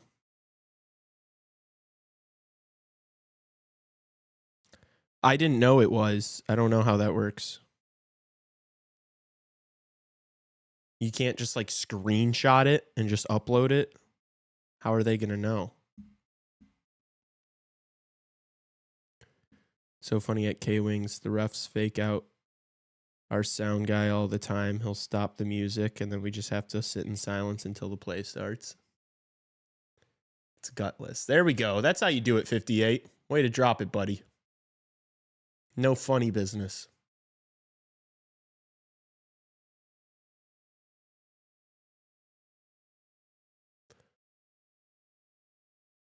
The Librarians. Wow, can't wait to tune into that.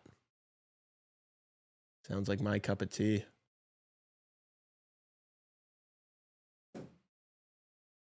Oh, gotcha, Ryan.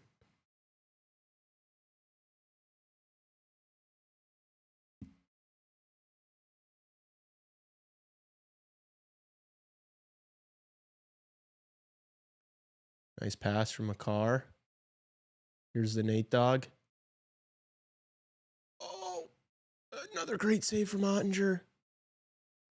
This line has been on it tonight. I told you this was going to happen. If they play well, this is how the series goes. Oh! Did the Avs score? Did Otter keep that out? Otter's dead, dude. He's going to be dead after this game. 20 shots in the first half of the game. We've still got half the game to go, and he's already faced 20. This guy's going to need an ice bath after this one. Oh my gosh, it really did pop out. Cheapers.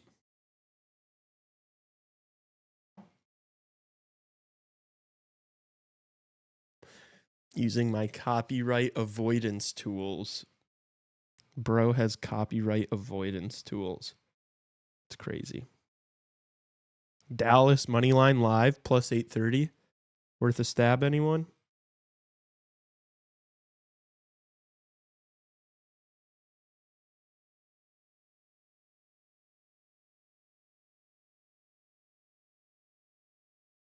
Worth a stab? I'm just kidding.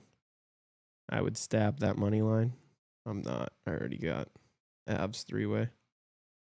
Well, that could be a nice little hedge.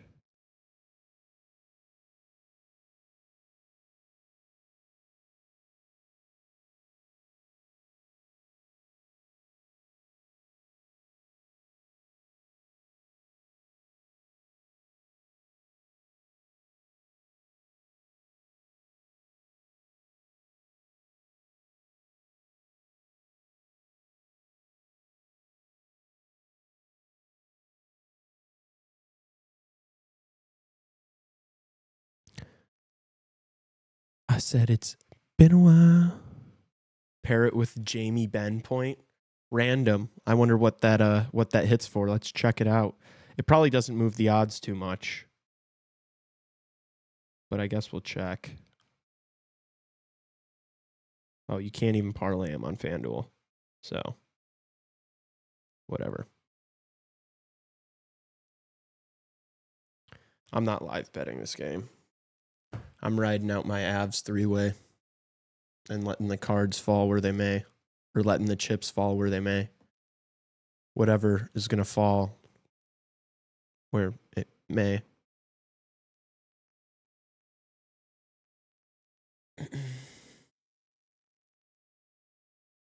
This has been all Avs, though. First half of this game. Dallas is going to need a... I don't even think it's necessarily that Dallas is just playing bad. I think the Avs top dogs are just on one tonight.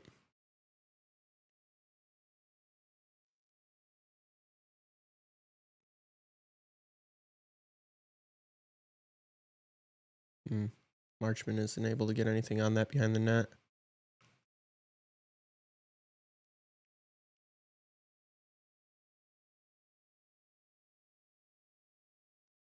Yeah, Dallas's defensemen are going to start pinching a lot. Could be opportunities. Odd man rushes the other way. Nate McKinnon. Oh, I think he just missed the net. Unless Ottinger got a piece of that too. Well, they adjusted the shots. They took away a shot on goal for the Avs.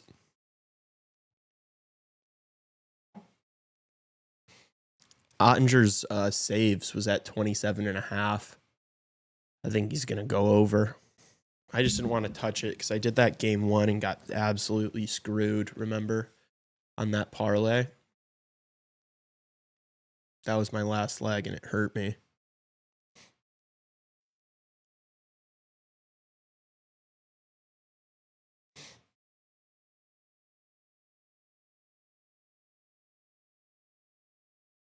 Ooh, big collision there.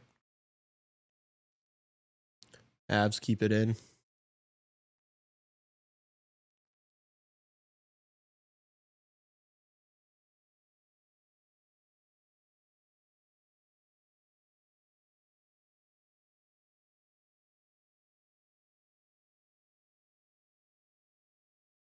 Love this from the Avs fourth line.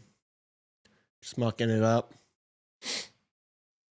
Grinding in the corners. Love that. Just eating time. How is it still in there? Now it's out. Oh, good keep. Oh, Landeskog almost got that.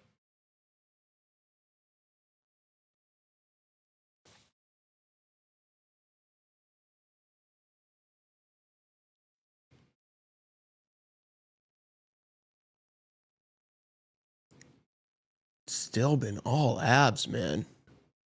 Feels like this whole game's played in the Dallas zone. Oh, Landeskog! Landeskog! Landy, turn it up just a little bit. Holy shit, they're jumping on him. Oh, that's fucking awesome. Landy! Oh, this place is fired up for him. That's so sweet.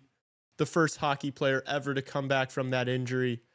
And he scores a goal, a big goal in the playoffs. Let's go. Can't not be happy for that man. Oh my gosh, and it was a rip. Oh my gosh, what a bomb. Ottinger's been so locked in on the glove hand. Big goal for our bets. Yes, sir. More importantly, absolute cinema. Landy goal. Everybody up. Landy, Landy, Landy. Let's go. That's awesome. Let's go, Avs. Let's go, Avs. Get another one. Why not? Oh, Ottinger makes a big save. Dude, Ottinger's getting peppered, man. Dallas needs to wake up. Their guy's getting rocked.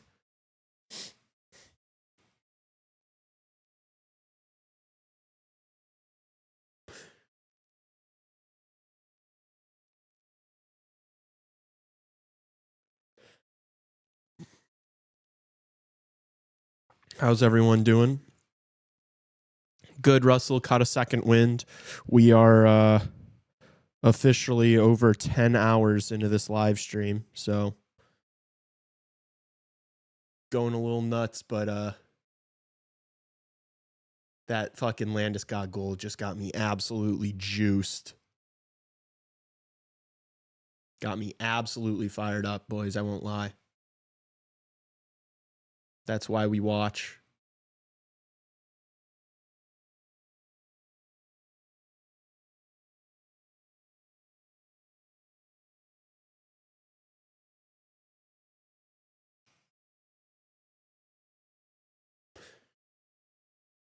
Damn, I would have liked to seen the bench reaction to that goal. I don't know if they showed. Oh my gosh, McKinnon so fast. No way. Oh, I thought he was going to get that over to Natchez. Holy shit. He just ran somebody over. He's just a wrecking ball tonight. McKinnon's on one. Max on one, Elia. What a day of hockey today. Yeah. It's been a good one. All day long. Oh, good save from Ottinger.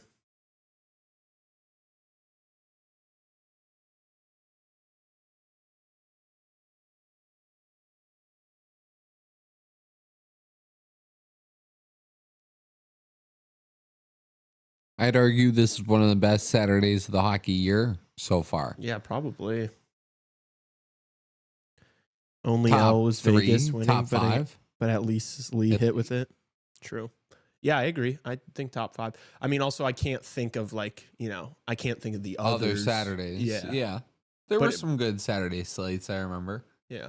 But this may have been the best 4 games. The Yeah, playoffs started on Saturday a week ago today, but it was only like 2 games. Mm-hmm. Oh! How did Ottinger save that? Dude, Dallas needs to help their guy out, man. He's let in 3 goals, but has played completely out of his head. That's how many good chances Colorado's had this game. Dallas is just getting beaten up. Dude, if Colorado's playing their best hockey, they're better than Dallas.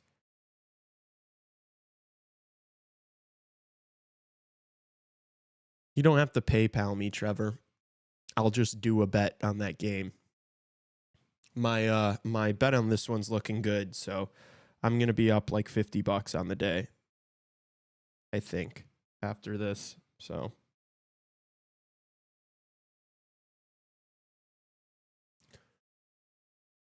that'll be pretty solid. I'll definitely have a bet or 2 on the Edmonton game tomorrow. We can all do it together and get more. Yeah, I'll wait till we're live because it's the later game. So we're going to be live for the game beforehand. So we'll figure something out on stream if everyone wants to ride together.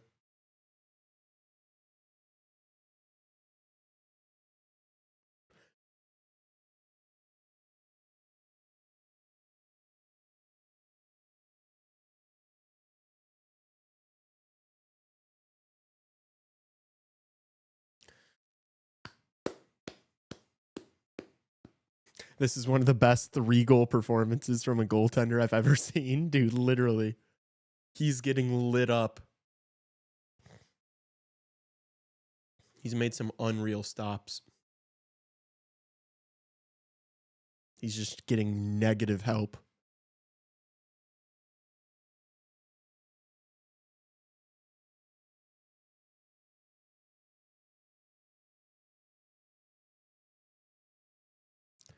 Edmonton money line, McDavid point, and the over. I don't know if I'm going to take all that stuff. Those are all I don't know. We'll talk about it.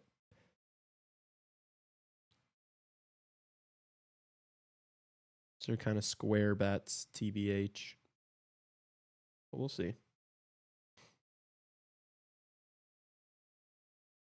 We shall see. We'll discuss.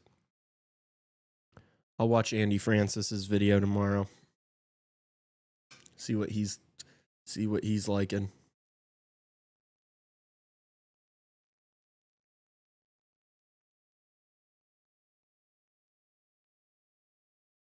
Yeah, but Trevor, what if the under hits?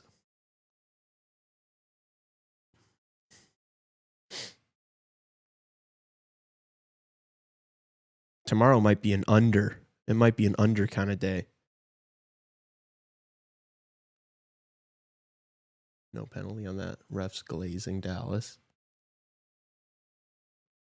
Well, I mean, they're not going to add insult to injury.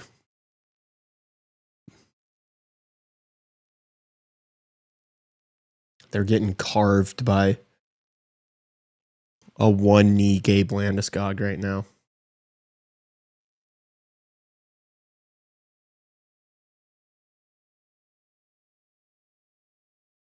Avs win the draw with help from that referee's leg.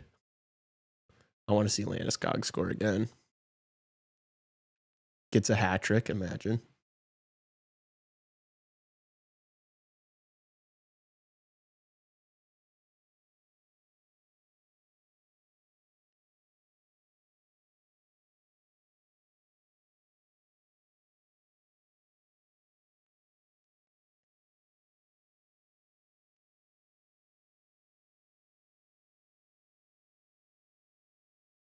The Avs are just still battling. They're not satisfied with a 3-goal lead. They want more. Is that another Otter save? Or did that hit the pipe? This whole game's been played in the Dallas zone. It's been insane. Colorado's at 30 shots already, and we still have 3 minutes left in the second. This has been the most dominant game of the series, even more dominant than game one. Dallas has led in this series for a minute. And after this, we're going to be tied 2-2. They've had 1 minute of leads through 4 games. I'm pretty confident in my Avs still. Natchez, what a feed. And Otter again, man. Holy shit. Just robbing Lehkonen. I didn't see that play. I didn't catch it.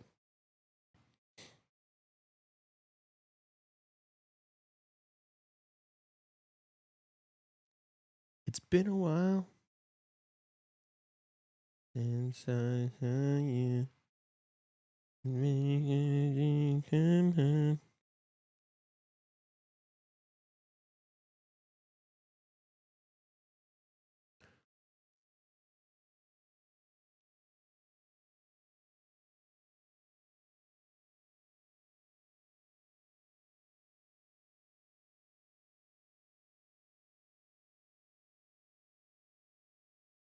Nice. Chat, help me with this tweet. I'm retweeting the Gabe Landeskog goal. Nice, makes me smile. What's the flight line? Makes me feel good, makes me smile. What should I say? Dudes will see this and think hell yes. Dudes will see this and say hell yes.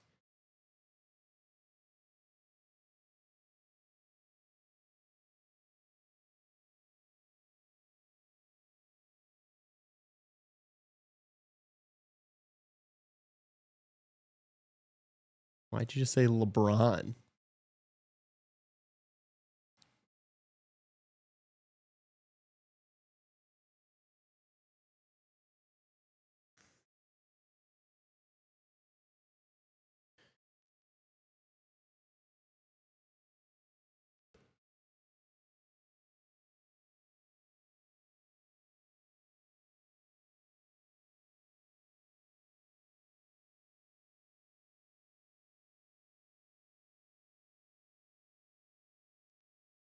So happy for Landy. What a moment. What a goal.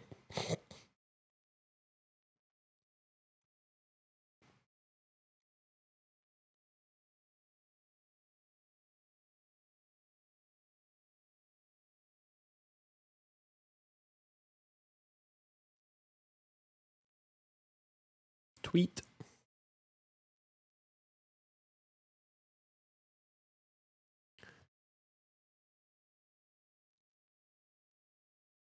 Oh, flight. Oh, I see. Oh, maybe a breakaway for the Avs? Oh, interesting decision. Didn't think he was going to get there, I guess.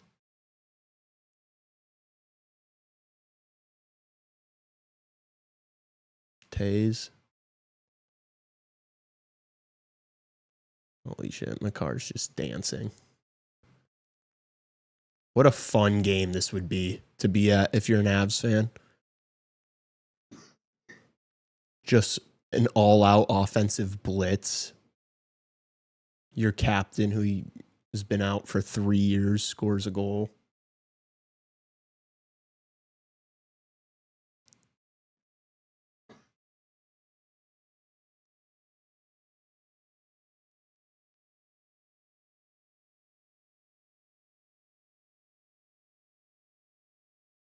Bless you. If I'm Otter, I'm fighting someone in the locker room. I already smashed the like button. Thank you.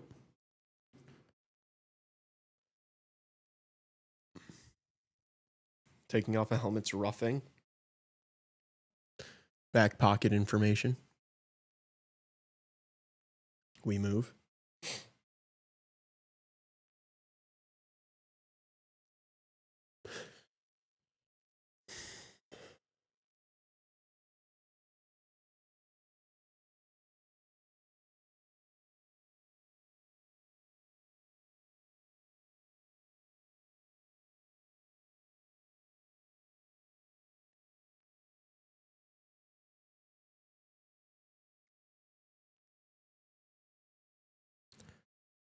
Wonder if I can take the over for 50 shots. Yeah, that'd be a crazy juiced alternate over. I don't even know if they would have it listed. They're not going to get to 50 shots. I don't think they're still going to have their foot on the gas like they've had these first 2 periods. But who knows? It's the end of 2. All Colorado. Completely dominating. 32, 1-2 after leading 2 periods this season. Although only 1-2 in the postseason.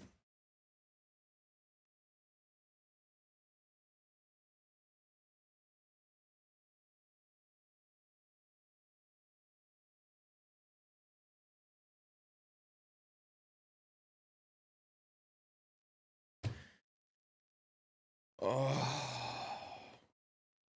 One more period. One more long ass intermission. This is going to be the longest of them all, I fear.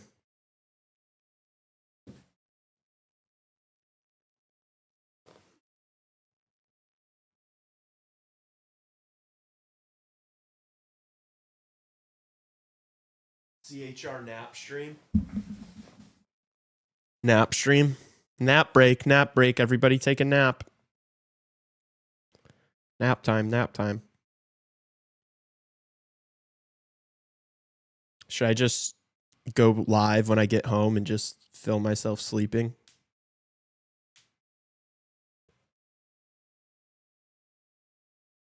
You act like you've been streaming for 10 hours, buddy. Wake up and enjoy the grind. Yeah, buddy. Snap out of it, pal. You haven't even been live that long. Good point. You're right.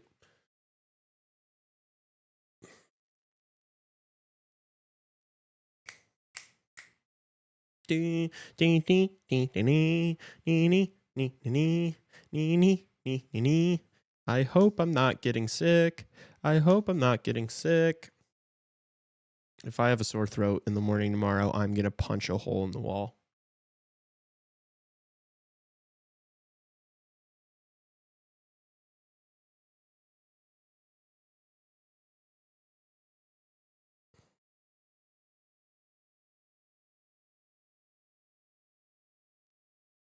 Boom.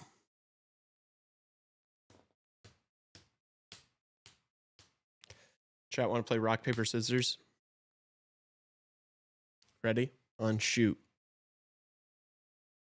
Rock, paper, scissors, shoot. Who said rock? Who said rock? Be honest.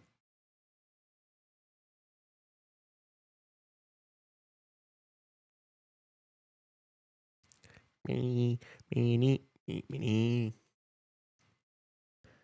Paper? You did not. You're cheating. You cheated.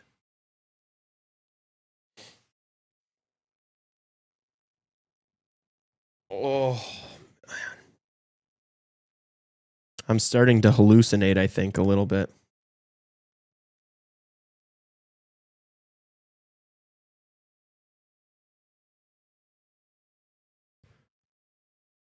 Need to drink some water after the stream. I need to drink a lot of water before bed.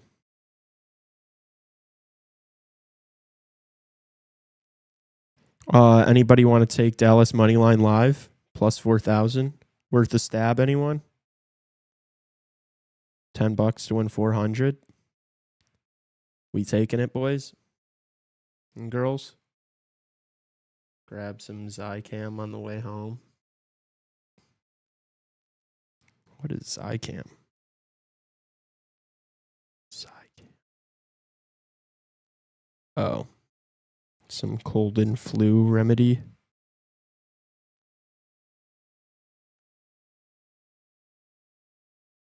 I've probably got some Tylenol or some shit out. At the crib. At the brib. You take it when you think you're about to get sick. Noted. I do have that fear. I am normally able to tell. I just got to take a long hot shower. Normally that's what does it for me. And then sleep. But I do have to be up by 9 tomorrow. So hopefully I can fall asleep before like 1:30. But who knows with the coffee I drank an hour ago. Probably going to be tossing and turning.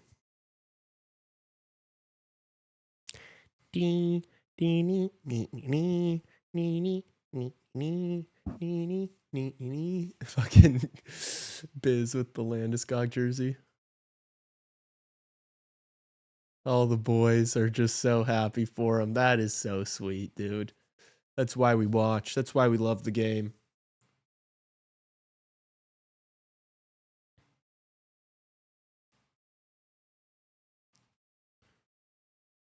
Preventative. Heard that, chef. Heard, chef. Heard, chef. Oh, I want to actually listen to what Biz said to Landy.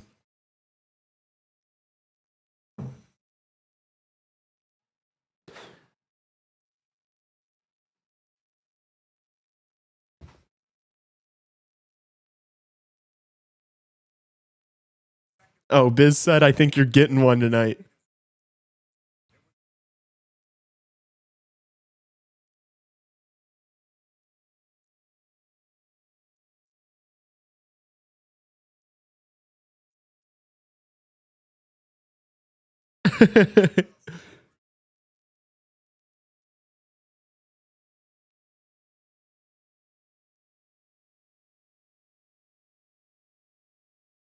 Dude, Gabe Landeskog is a fucking beauty. What a guy.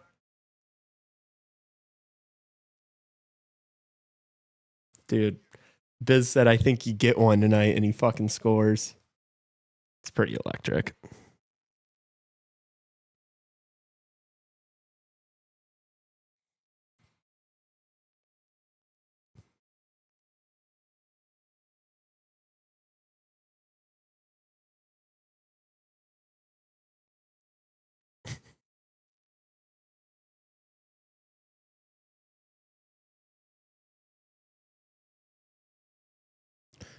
Dee, dee, dee, dee, dee, dee, dee, dee, dee, dee.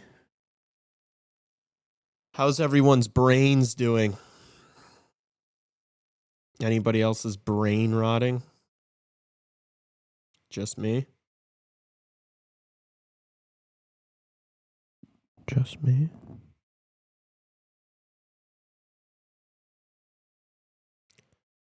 You merely adopted the darkness. I was born in it.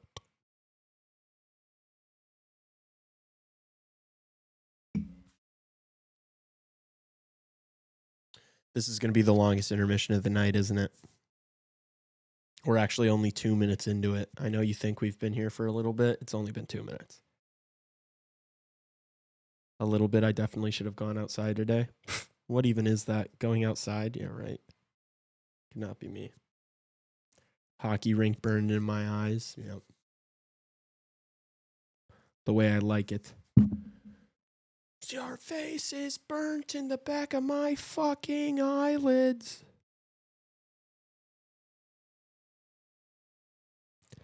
Uh-oh. Are the Oilers going to have a kazoo, a retirement residency kazoo team do the anthem?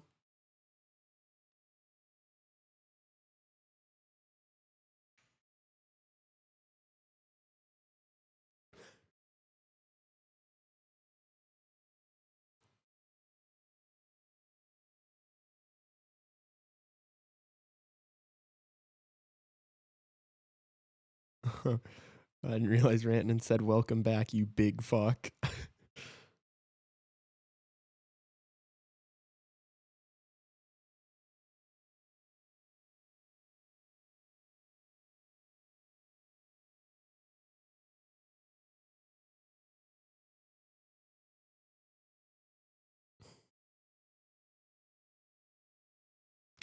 There should be a worst GM of the year award.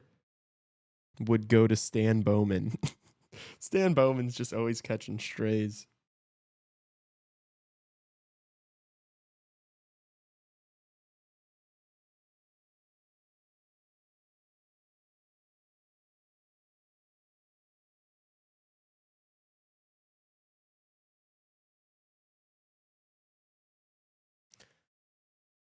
Shooting stars. I go to sleep after watching playoff hockey and then dream about more hockey.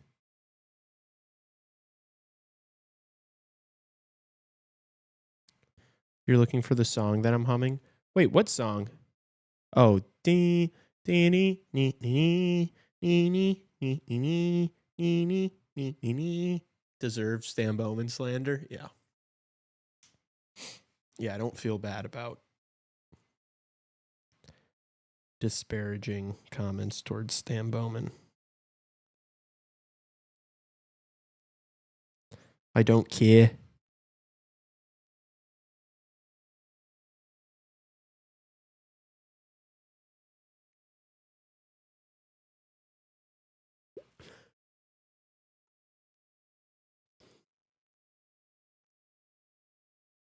What up? Welcome back, unknown boy.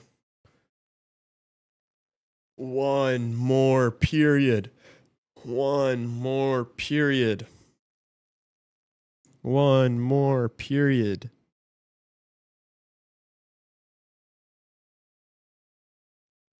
Imagine Dallas scores 3 unanswered and we go to overtime. The stream would end at hour 12, and that would be it. It's 10:42 already, Chad. I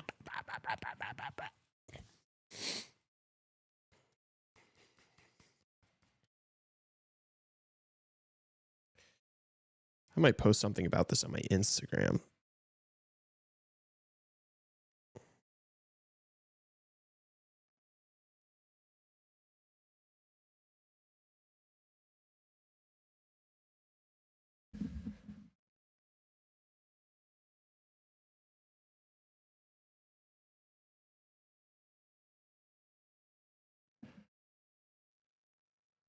Are they going to tie it and take it to overtime after that comment? No. Not happening. Avs look too good tonight. Landy scored. They're not blowing this.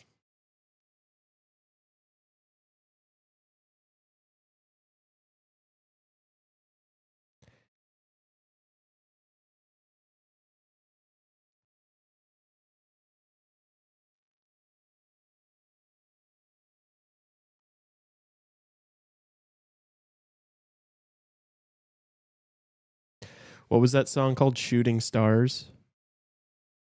Shooting Stars. Everyone go follow my Instagram, Lee Grossman.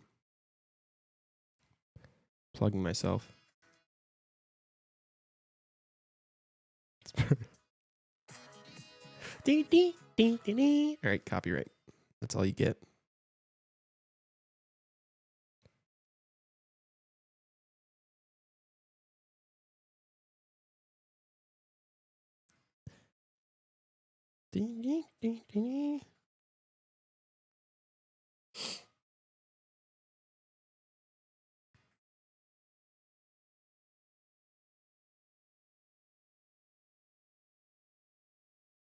What emoji do I put on here?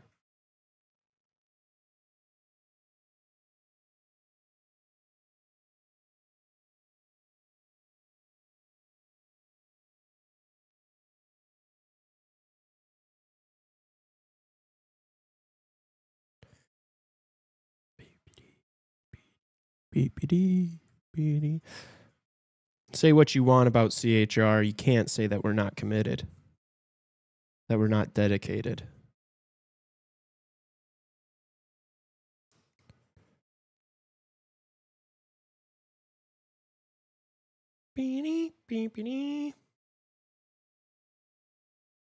Still surprised that in nearly 3 years Landeskog was gone, they didn't rename their captain. Yeah, because they respected their guy. That's respect.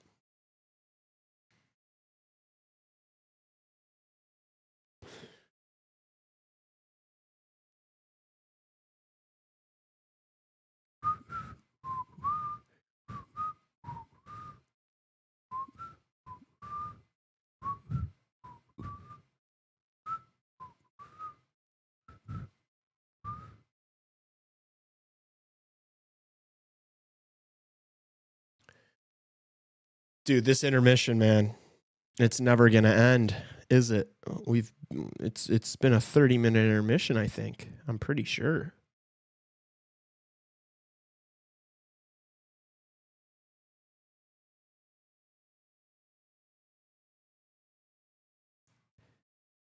Ding, ding, ding, ding, ding, ding.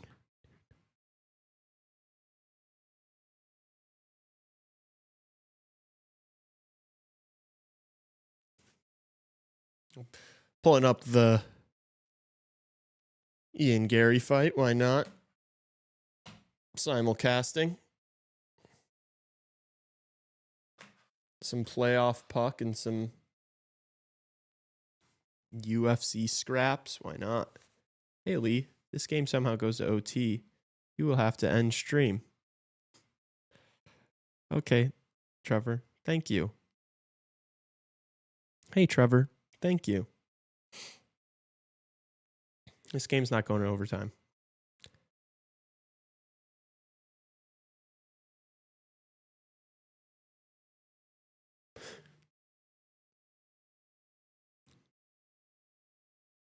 I would hate for the footage to be deleted. We're going to be fine, dude. We're like at 10 hours and like 40 minutes only. We've got time. Nah, man, Dallas is just getting warmed up. Holt said, don't sleep on Dallas. Holt said, I like Dallas here. I like Dallas in this spot.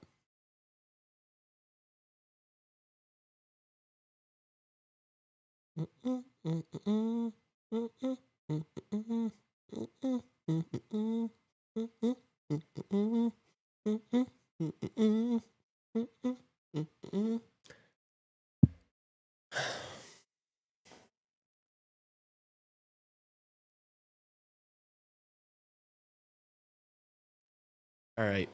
Can we get these UFC walkouts? I'll commentate UFC. I'll get in my UFC bag right now. We'll just keep the stream going for the UFC fights. I'm just kidding. It's the last one. The UFC fight's going to end before the hockey game, probably. Ian Machado Gary walk out, probably playing some Brazilian music. He's such a fraud.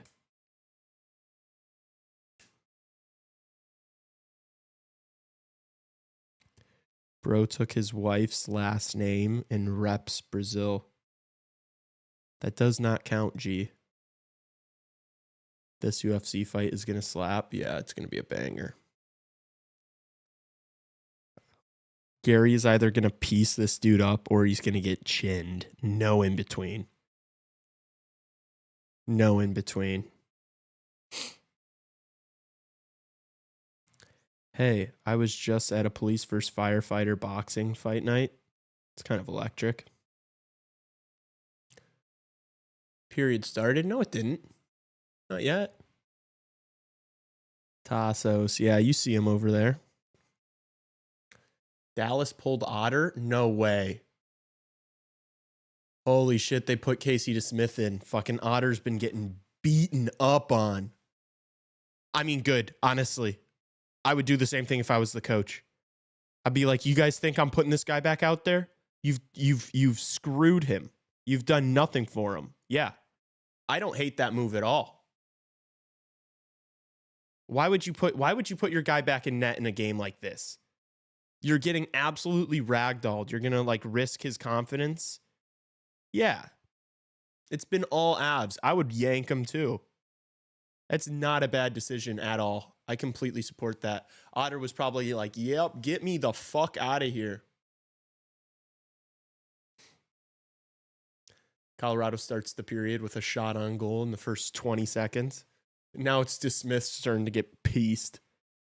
Dallas doesn't deserve him right now. They've done him no favors tonight. I like that decision from DeBoer. Look at that look in his eye.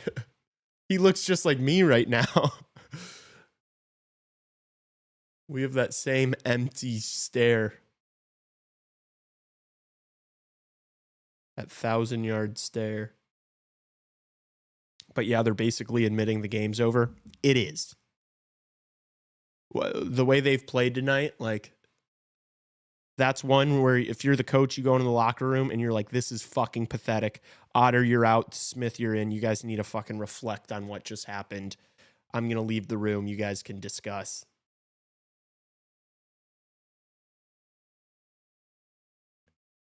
There's been 35 shots on net. We still have an entire period of hockey to play.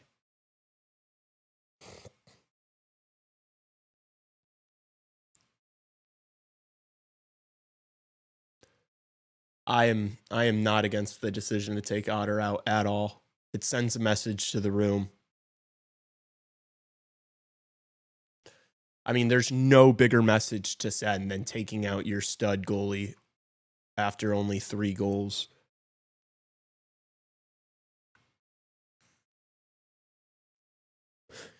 Kicking garbage cans like the coach from Letterkenny. Oh, McCarr. DeSmith picks up where Ottinger left off. Just having to face wide open looks.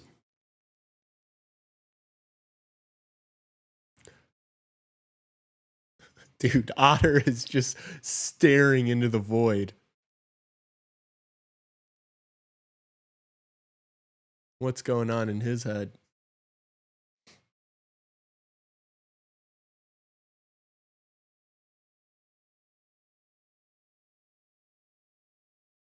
Someone better buy Otter a steak and a case of beer after this. Yeah, right.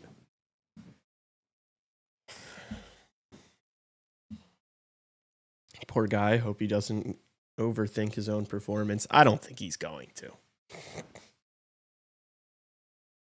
think he's fully aware of the performance he put on and how many unreal stops he made. I think he knows this ain't on him.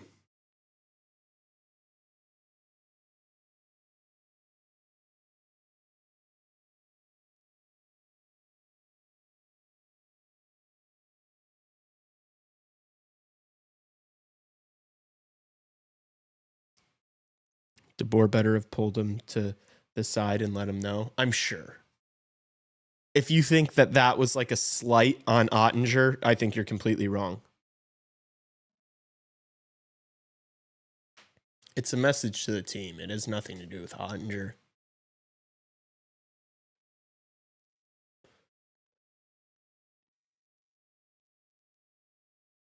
Holding on Ryan Lindgren. This is Dallas's chance. Wow, this is the same stream from earlier. Yes, it is. Lee, you're a beast. Y'all were discussing the most handsome Hawks players when I tuned in earlier. Yeah, that was that feels like an eternity ago. Yes, we are 10 hours and 45 minutes into the stream.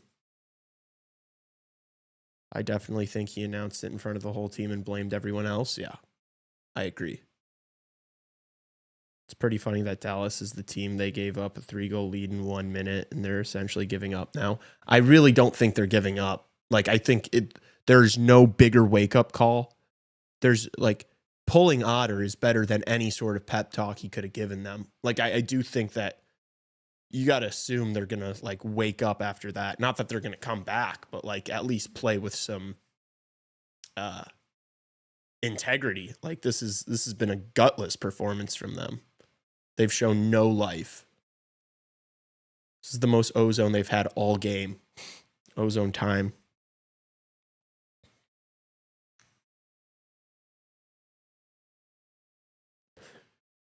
Went to dinner, now my parlay isn't looking too good. Yeah, I don't think Dallas is winning this game, Crystal. They've been getting completely dominated. And Ottinger got pulled after playing, honestly, probably his best game of the season, and he got pulled.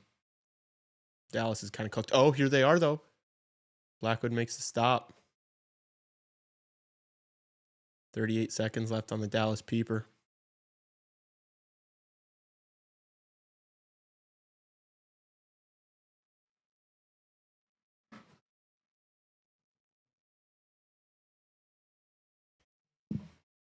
It's a great kill from Colorado. We did get another follower on Instagram. Woo, woo, woo, woo.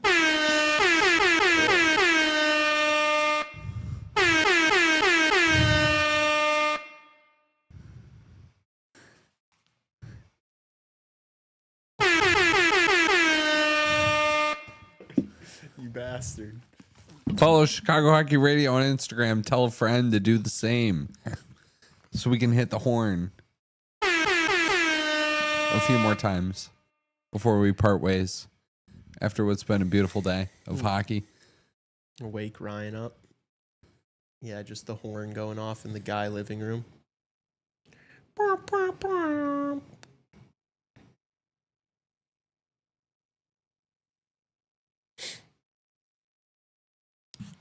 Shout out to anybody that is new always. Mm-hmm.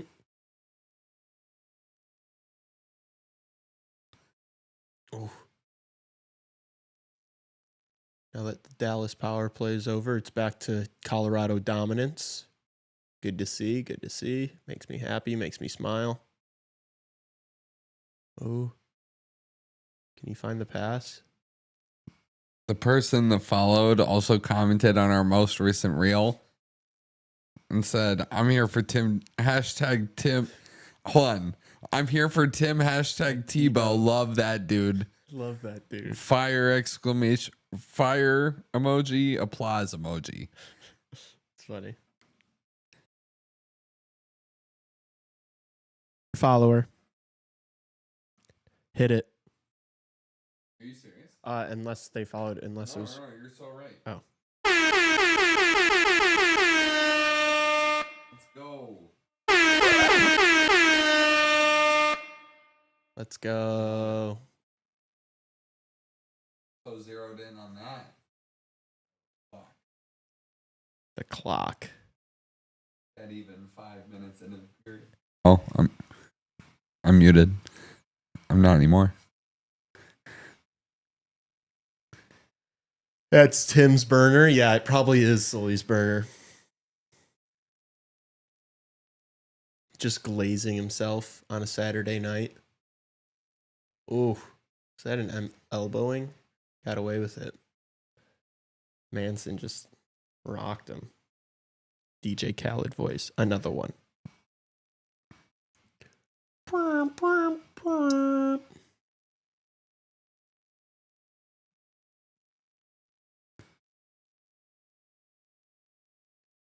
You're playing COD.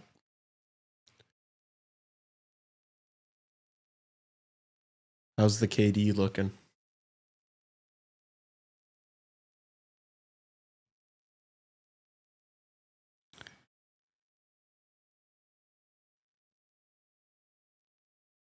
Oh, yeah. Of course they're here. The Guy family doesn't turn off CHR.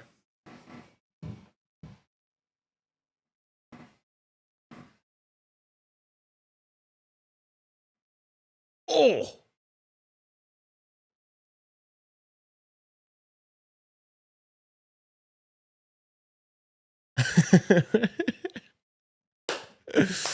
I'm so dead.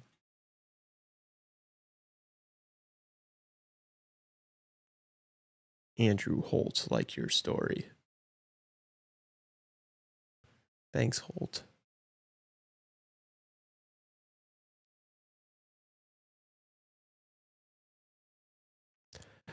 Some ASMR for the final stretch of the stream. I'm gonna be whispering for the rest of this period. Colorado takes a shot from the point. It's deflected and blocked out in front. Dallas is trying to show any form of life, but they are just getting absolutely dominated. Here's Nathan McKinnon. Oh, takes the shot himself. Oh, and Nate just almost finishes on the second chance opportunity. Okay. You're peeking the mic. Stop.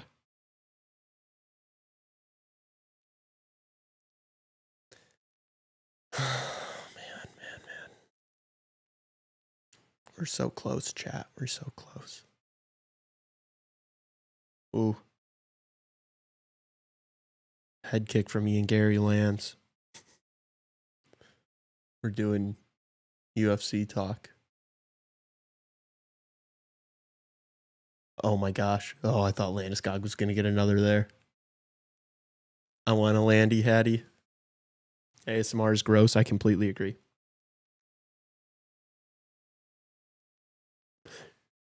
Are you guys going to make a highlight video from this stream?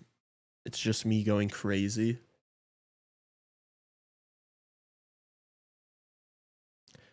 It'd be a lot of footage to siphon through to develop any sort of clip. I'll tell you what, it's definitely not going to be me making one. I don't think we're going to make a clip from this. Yeah, I didn't get stuck. UFC radio. UFC hockey radio. Nice leg kick from Gary. MV Lee. Thank you, Thomas.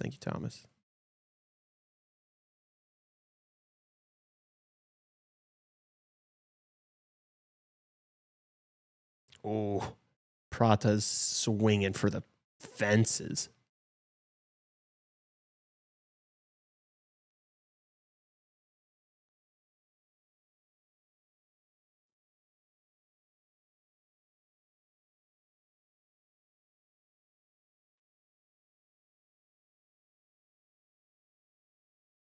You have Thomas blocked?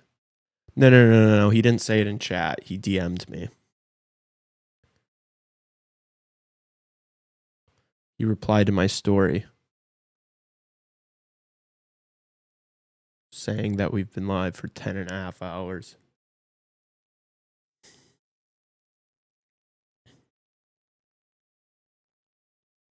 Yep. Ooh, right hook from Prantas.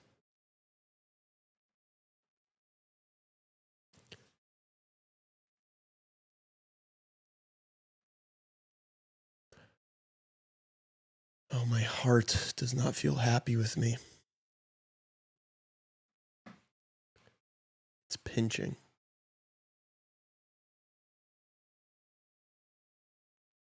Oh, what a move by Coyle. Oh, DeSmith makes the save. Holds on.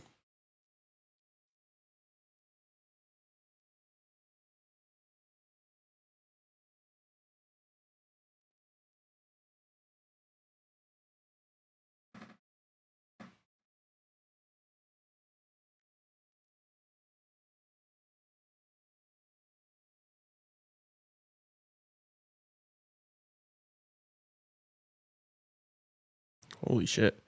Couple of nasty ground and pound shots from Gary.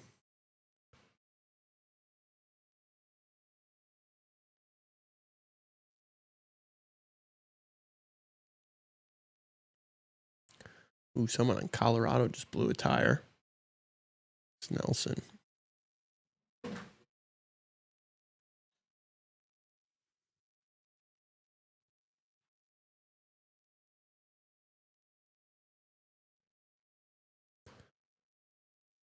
Nice block by Nelson. Here's Landeskog.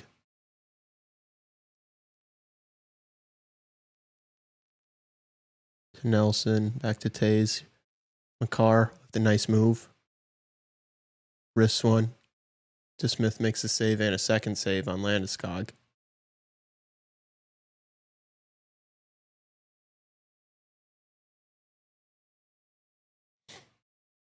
Pratas blocked that head kick. Oh my gosh, that ground and pound shot was nasty. Jeepers.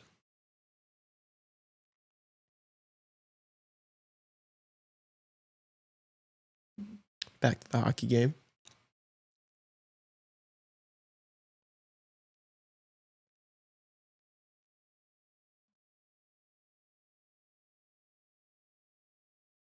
Dallas wins the draw. Rantanen carries out, but he loses the puck. Colorado come right back the other way. It's just been wave after wave of attack. Feel like Rantanen entered the zone before the puck got there. But we'll see. Might not even matter. Probably is not going to matter. Love that play from Lehkonen tying him up on the boards.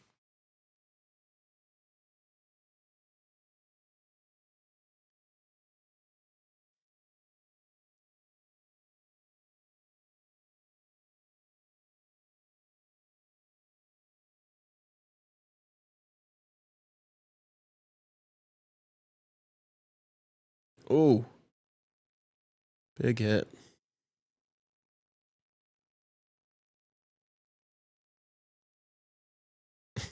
Oh my gosh. My Zoom was on that entire time, Tassos.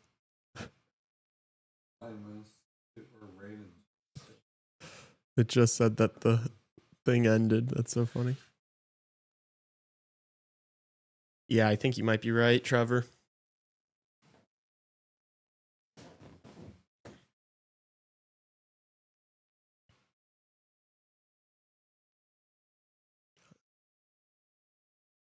Over halfway done with this third period, this final period of the Saturday slate. We're almost there. We're almost there. We're almost there. We're almost there.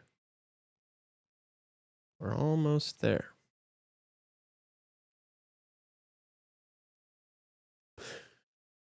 Well, yeah, I think if Pratas win, it's going to be by a violent knockout. Oh, that jab from Gary.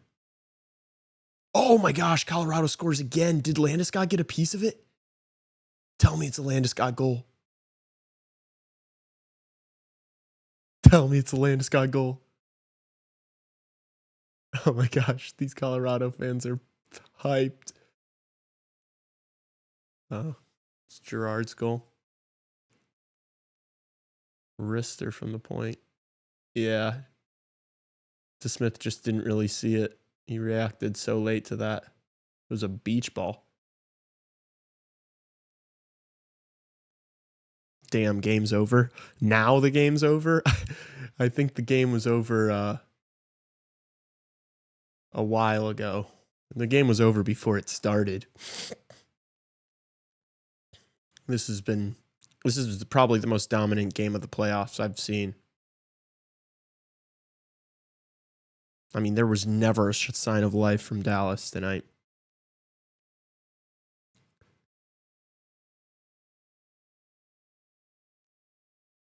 Honestly, I'm not bummed that this was like, I'm so happy with this. I have a lot of coin on Colorado, and So I'm very happy with how this game has gone. I love seeing Landeskog score. I'm so happy with this one. No overtime either, so. Oh, Lehkonen gets robbed. Great save from DeSmith. Should have been 5. Holy shit. Trevor, they're actually going to get 50 shots on net. I said they weren't. I'm going to be wrong. They're going to get 50. This has been domination.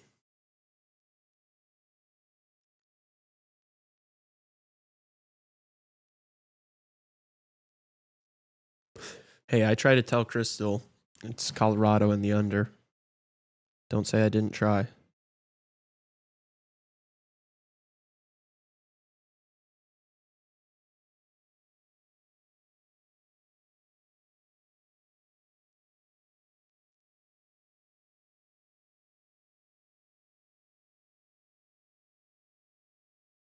Oh, spinning back kick from Gary just missed.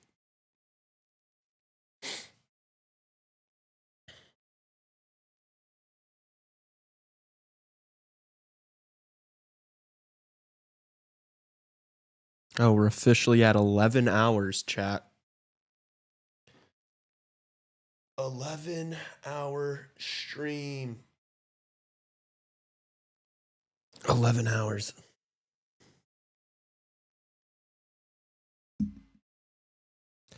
Yeah, he looks tired, but Gary doesn't look like... Gary looks a little winded, too. I don't know if there's going to be a...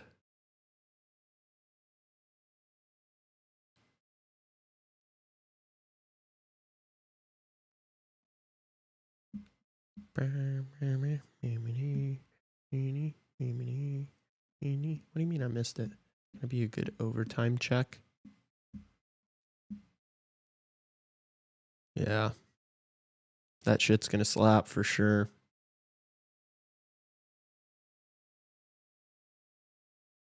It's gonna hit.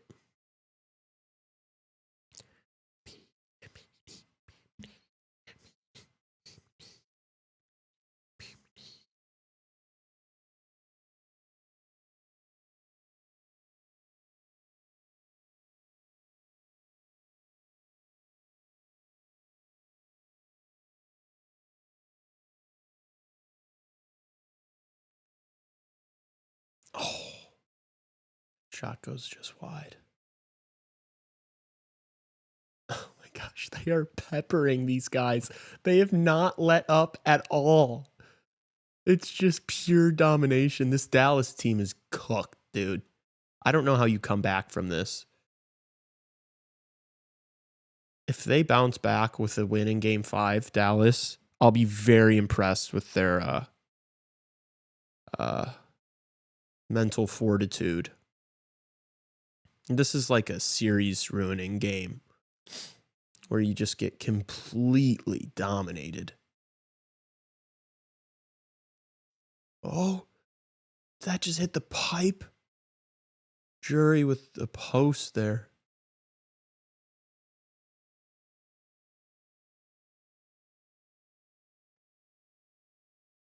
Two is just a series reset. We'll see. Resilience. That's the word I'm looking for. Thank you, TJ. My brain is not firing at all cylinders.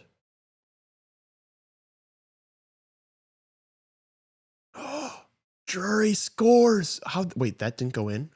Oh, I totally thought he roofed that.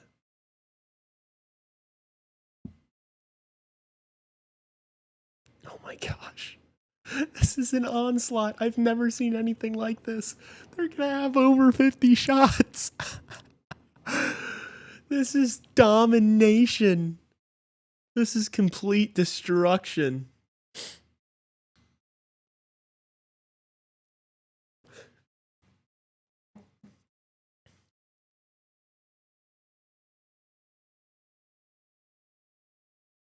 DeSmith's probably fucking pissed about having to come into this game. Oh my gosh, Ian Gary with an insane combo. Nasty uppercut. Smith doesn't know where the puck is. It's out of play.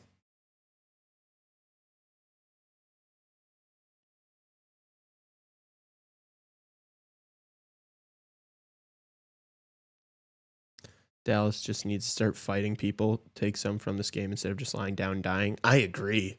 Like, you should be getting physical. They're not even, like, frustrated. That's how defeated they are, Holt. They're not even, like, pissed off. They're just, like, sad. That's how bad it's been. I think they just got it into the Colorado zone for the first time since the power play.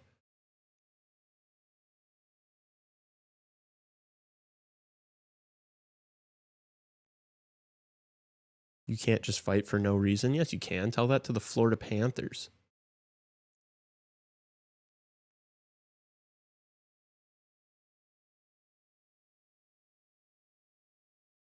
That's what, like, the Ottawa Senators have done all series long.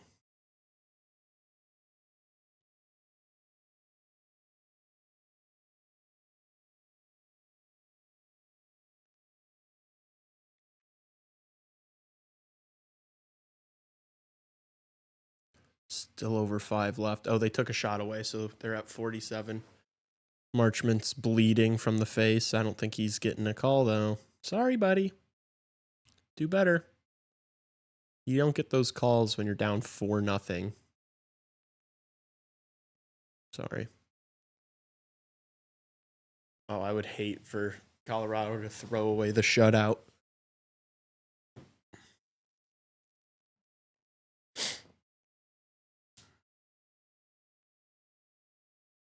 One gets blocked. Fans showing their appreciation for that.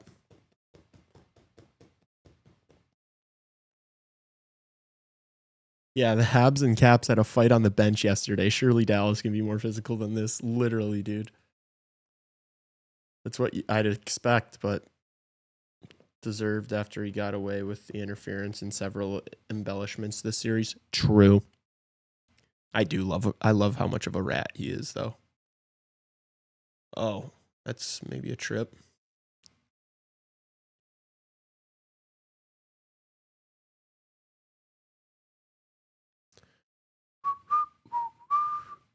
That's a trip.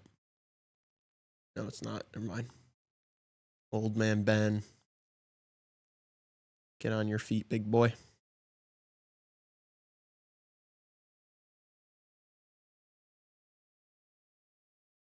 Yeah, that's kind of the point, Trevor. You're just trying to inflict damage on the other team.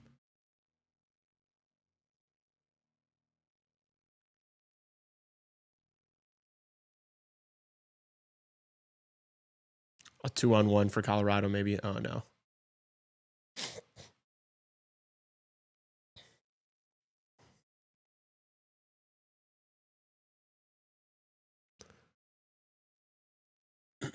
.338 left. One more commercial break.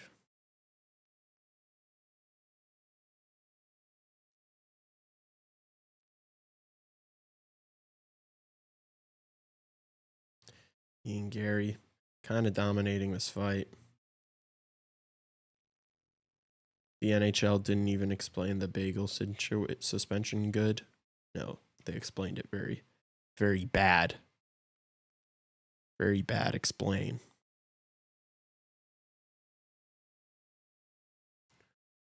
Oh my gosh, guys. I'm so exhausted.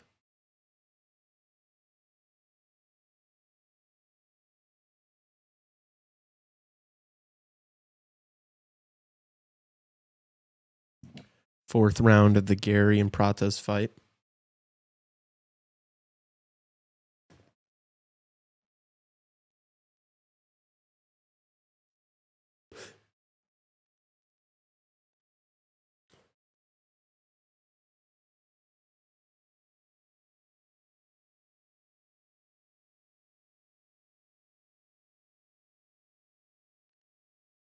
Yeah, I think this is going the distance, dude. I don't think either of these guys are, like, at this point in the fight, the power is gone. But we'll see, who knows.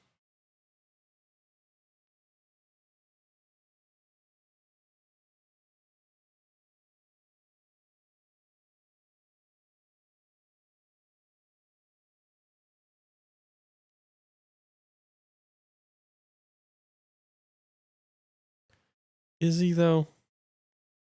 He's landed a couple this fight.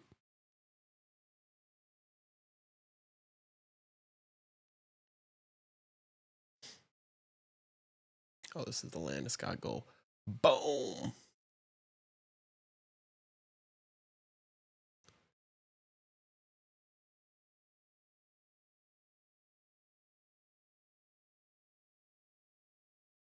Hell yeah. Thank you guys all for fucking tuning in. Everybody's locked in right now to see the end of this stream. Everyone wants to see me collapse. I'm not. I'm going to power through.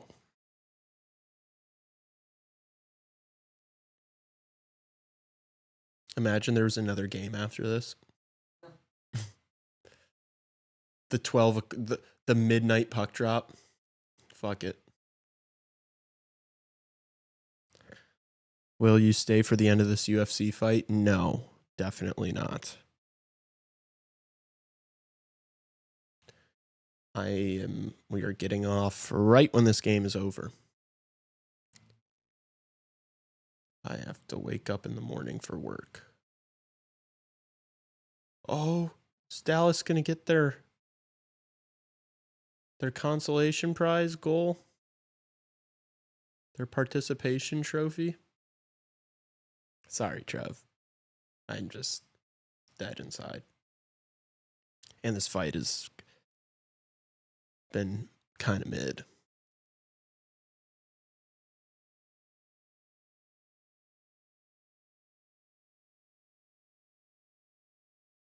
First shot from the point for Dallas. Blocked out in front. Colorado clears the zone, but it's going to go for icing.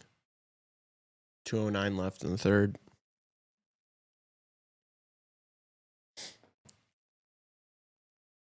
Oh, a couple of big shots.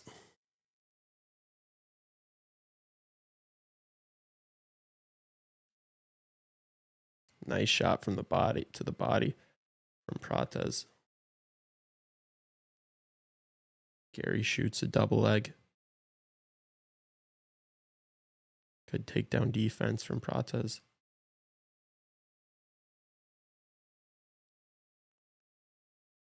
Oh my gosh, drop the puck. Rope Hintz, I didn't even know he was playing tonight. That's the first time I've seen him all evening.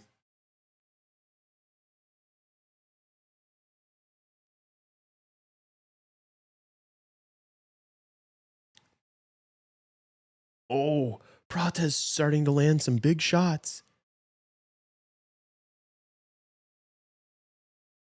You can see some of that damage on Gary's face. He's gushing. Oh, Dallas maybe in? Oh, that's got to be a penalty. It is. Dallas is going to finish the game on the peeper. Blackwood makes the save to preserve the shutout. Colorado finally touches the puck. They're going to have 1:39 of power play time. Let's see if they can score their participation trophy. Maybe a small moral victory to say you didn't get shut out.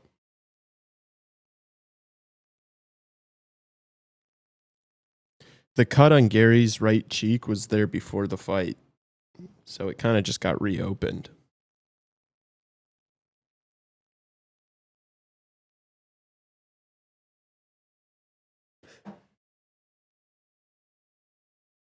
Prates has got to go for it in this final round. Just like the Dallas Stars, he has to empty the tank. Let's see if Dallas can get one. I want to see the Avs shut them out. I want to see them dominate this kill. To be honest with you. Fuck yeah. Oh. Big block. Avs clear it. Go for a change. Minute 16 left.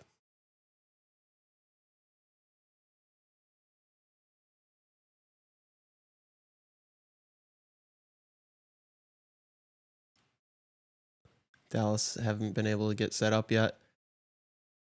The Avs intercept and send it the length of the ice.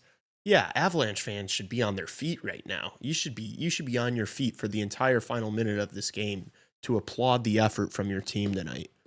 Because what an effort it was. Jeez, I mean, these Dallas Stars guys are just falling over. Blackwood makes the save. Yeah, you got to clap your guy. And now here the scrums come. Now here they come. Here's the frustration. There you go. This shit should have started 20 minutes ago if you're Dallas. Like, you should have been mucking it up a long time ago.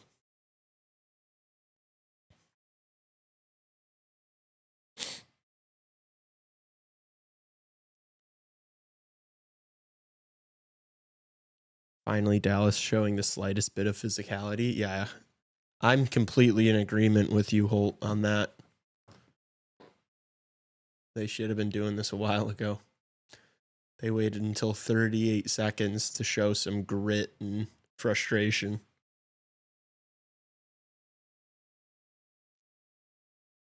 Question the mentality a little bit.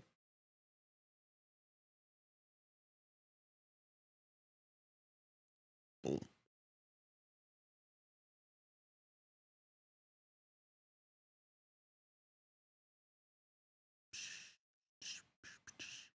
Oh, Taze kind of hit his head on the ice there.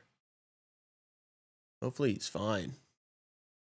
You hate seeing that when a guy's head like snaps back.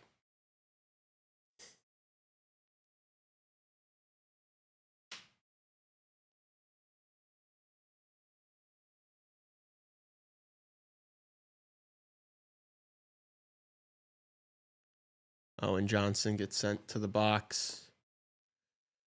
So it's going to be 4-on-4 for the final 38 seconds. Good. Let's preserve the shutout.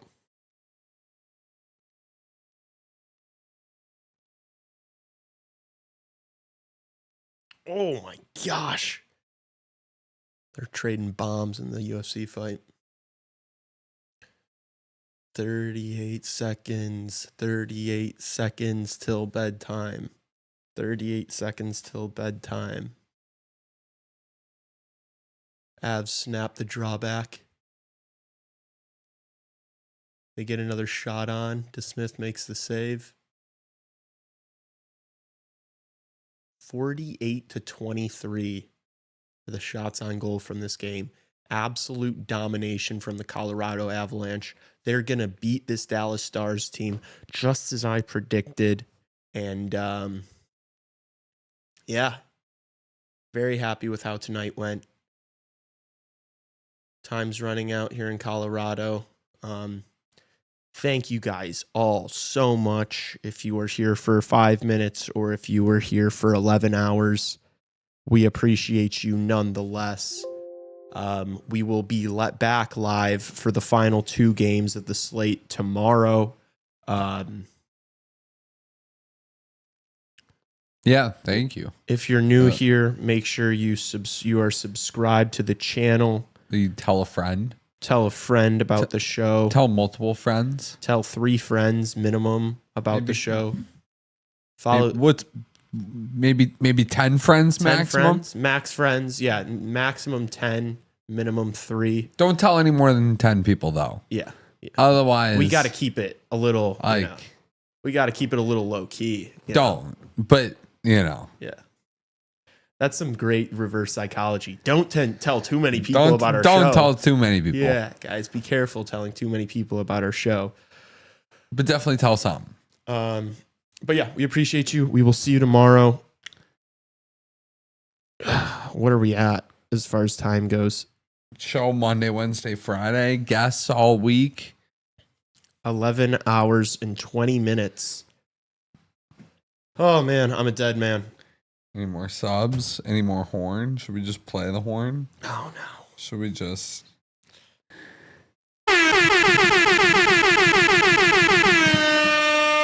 And on that note, we will see you tomorrow.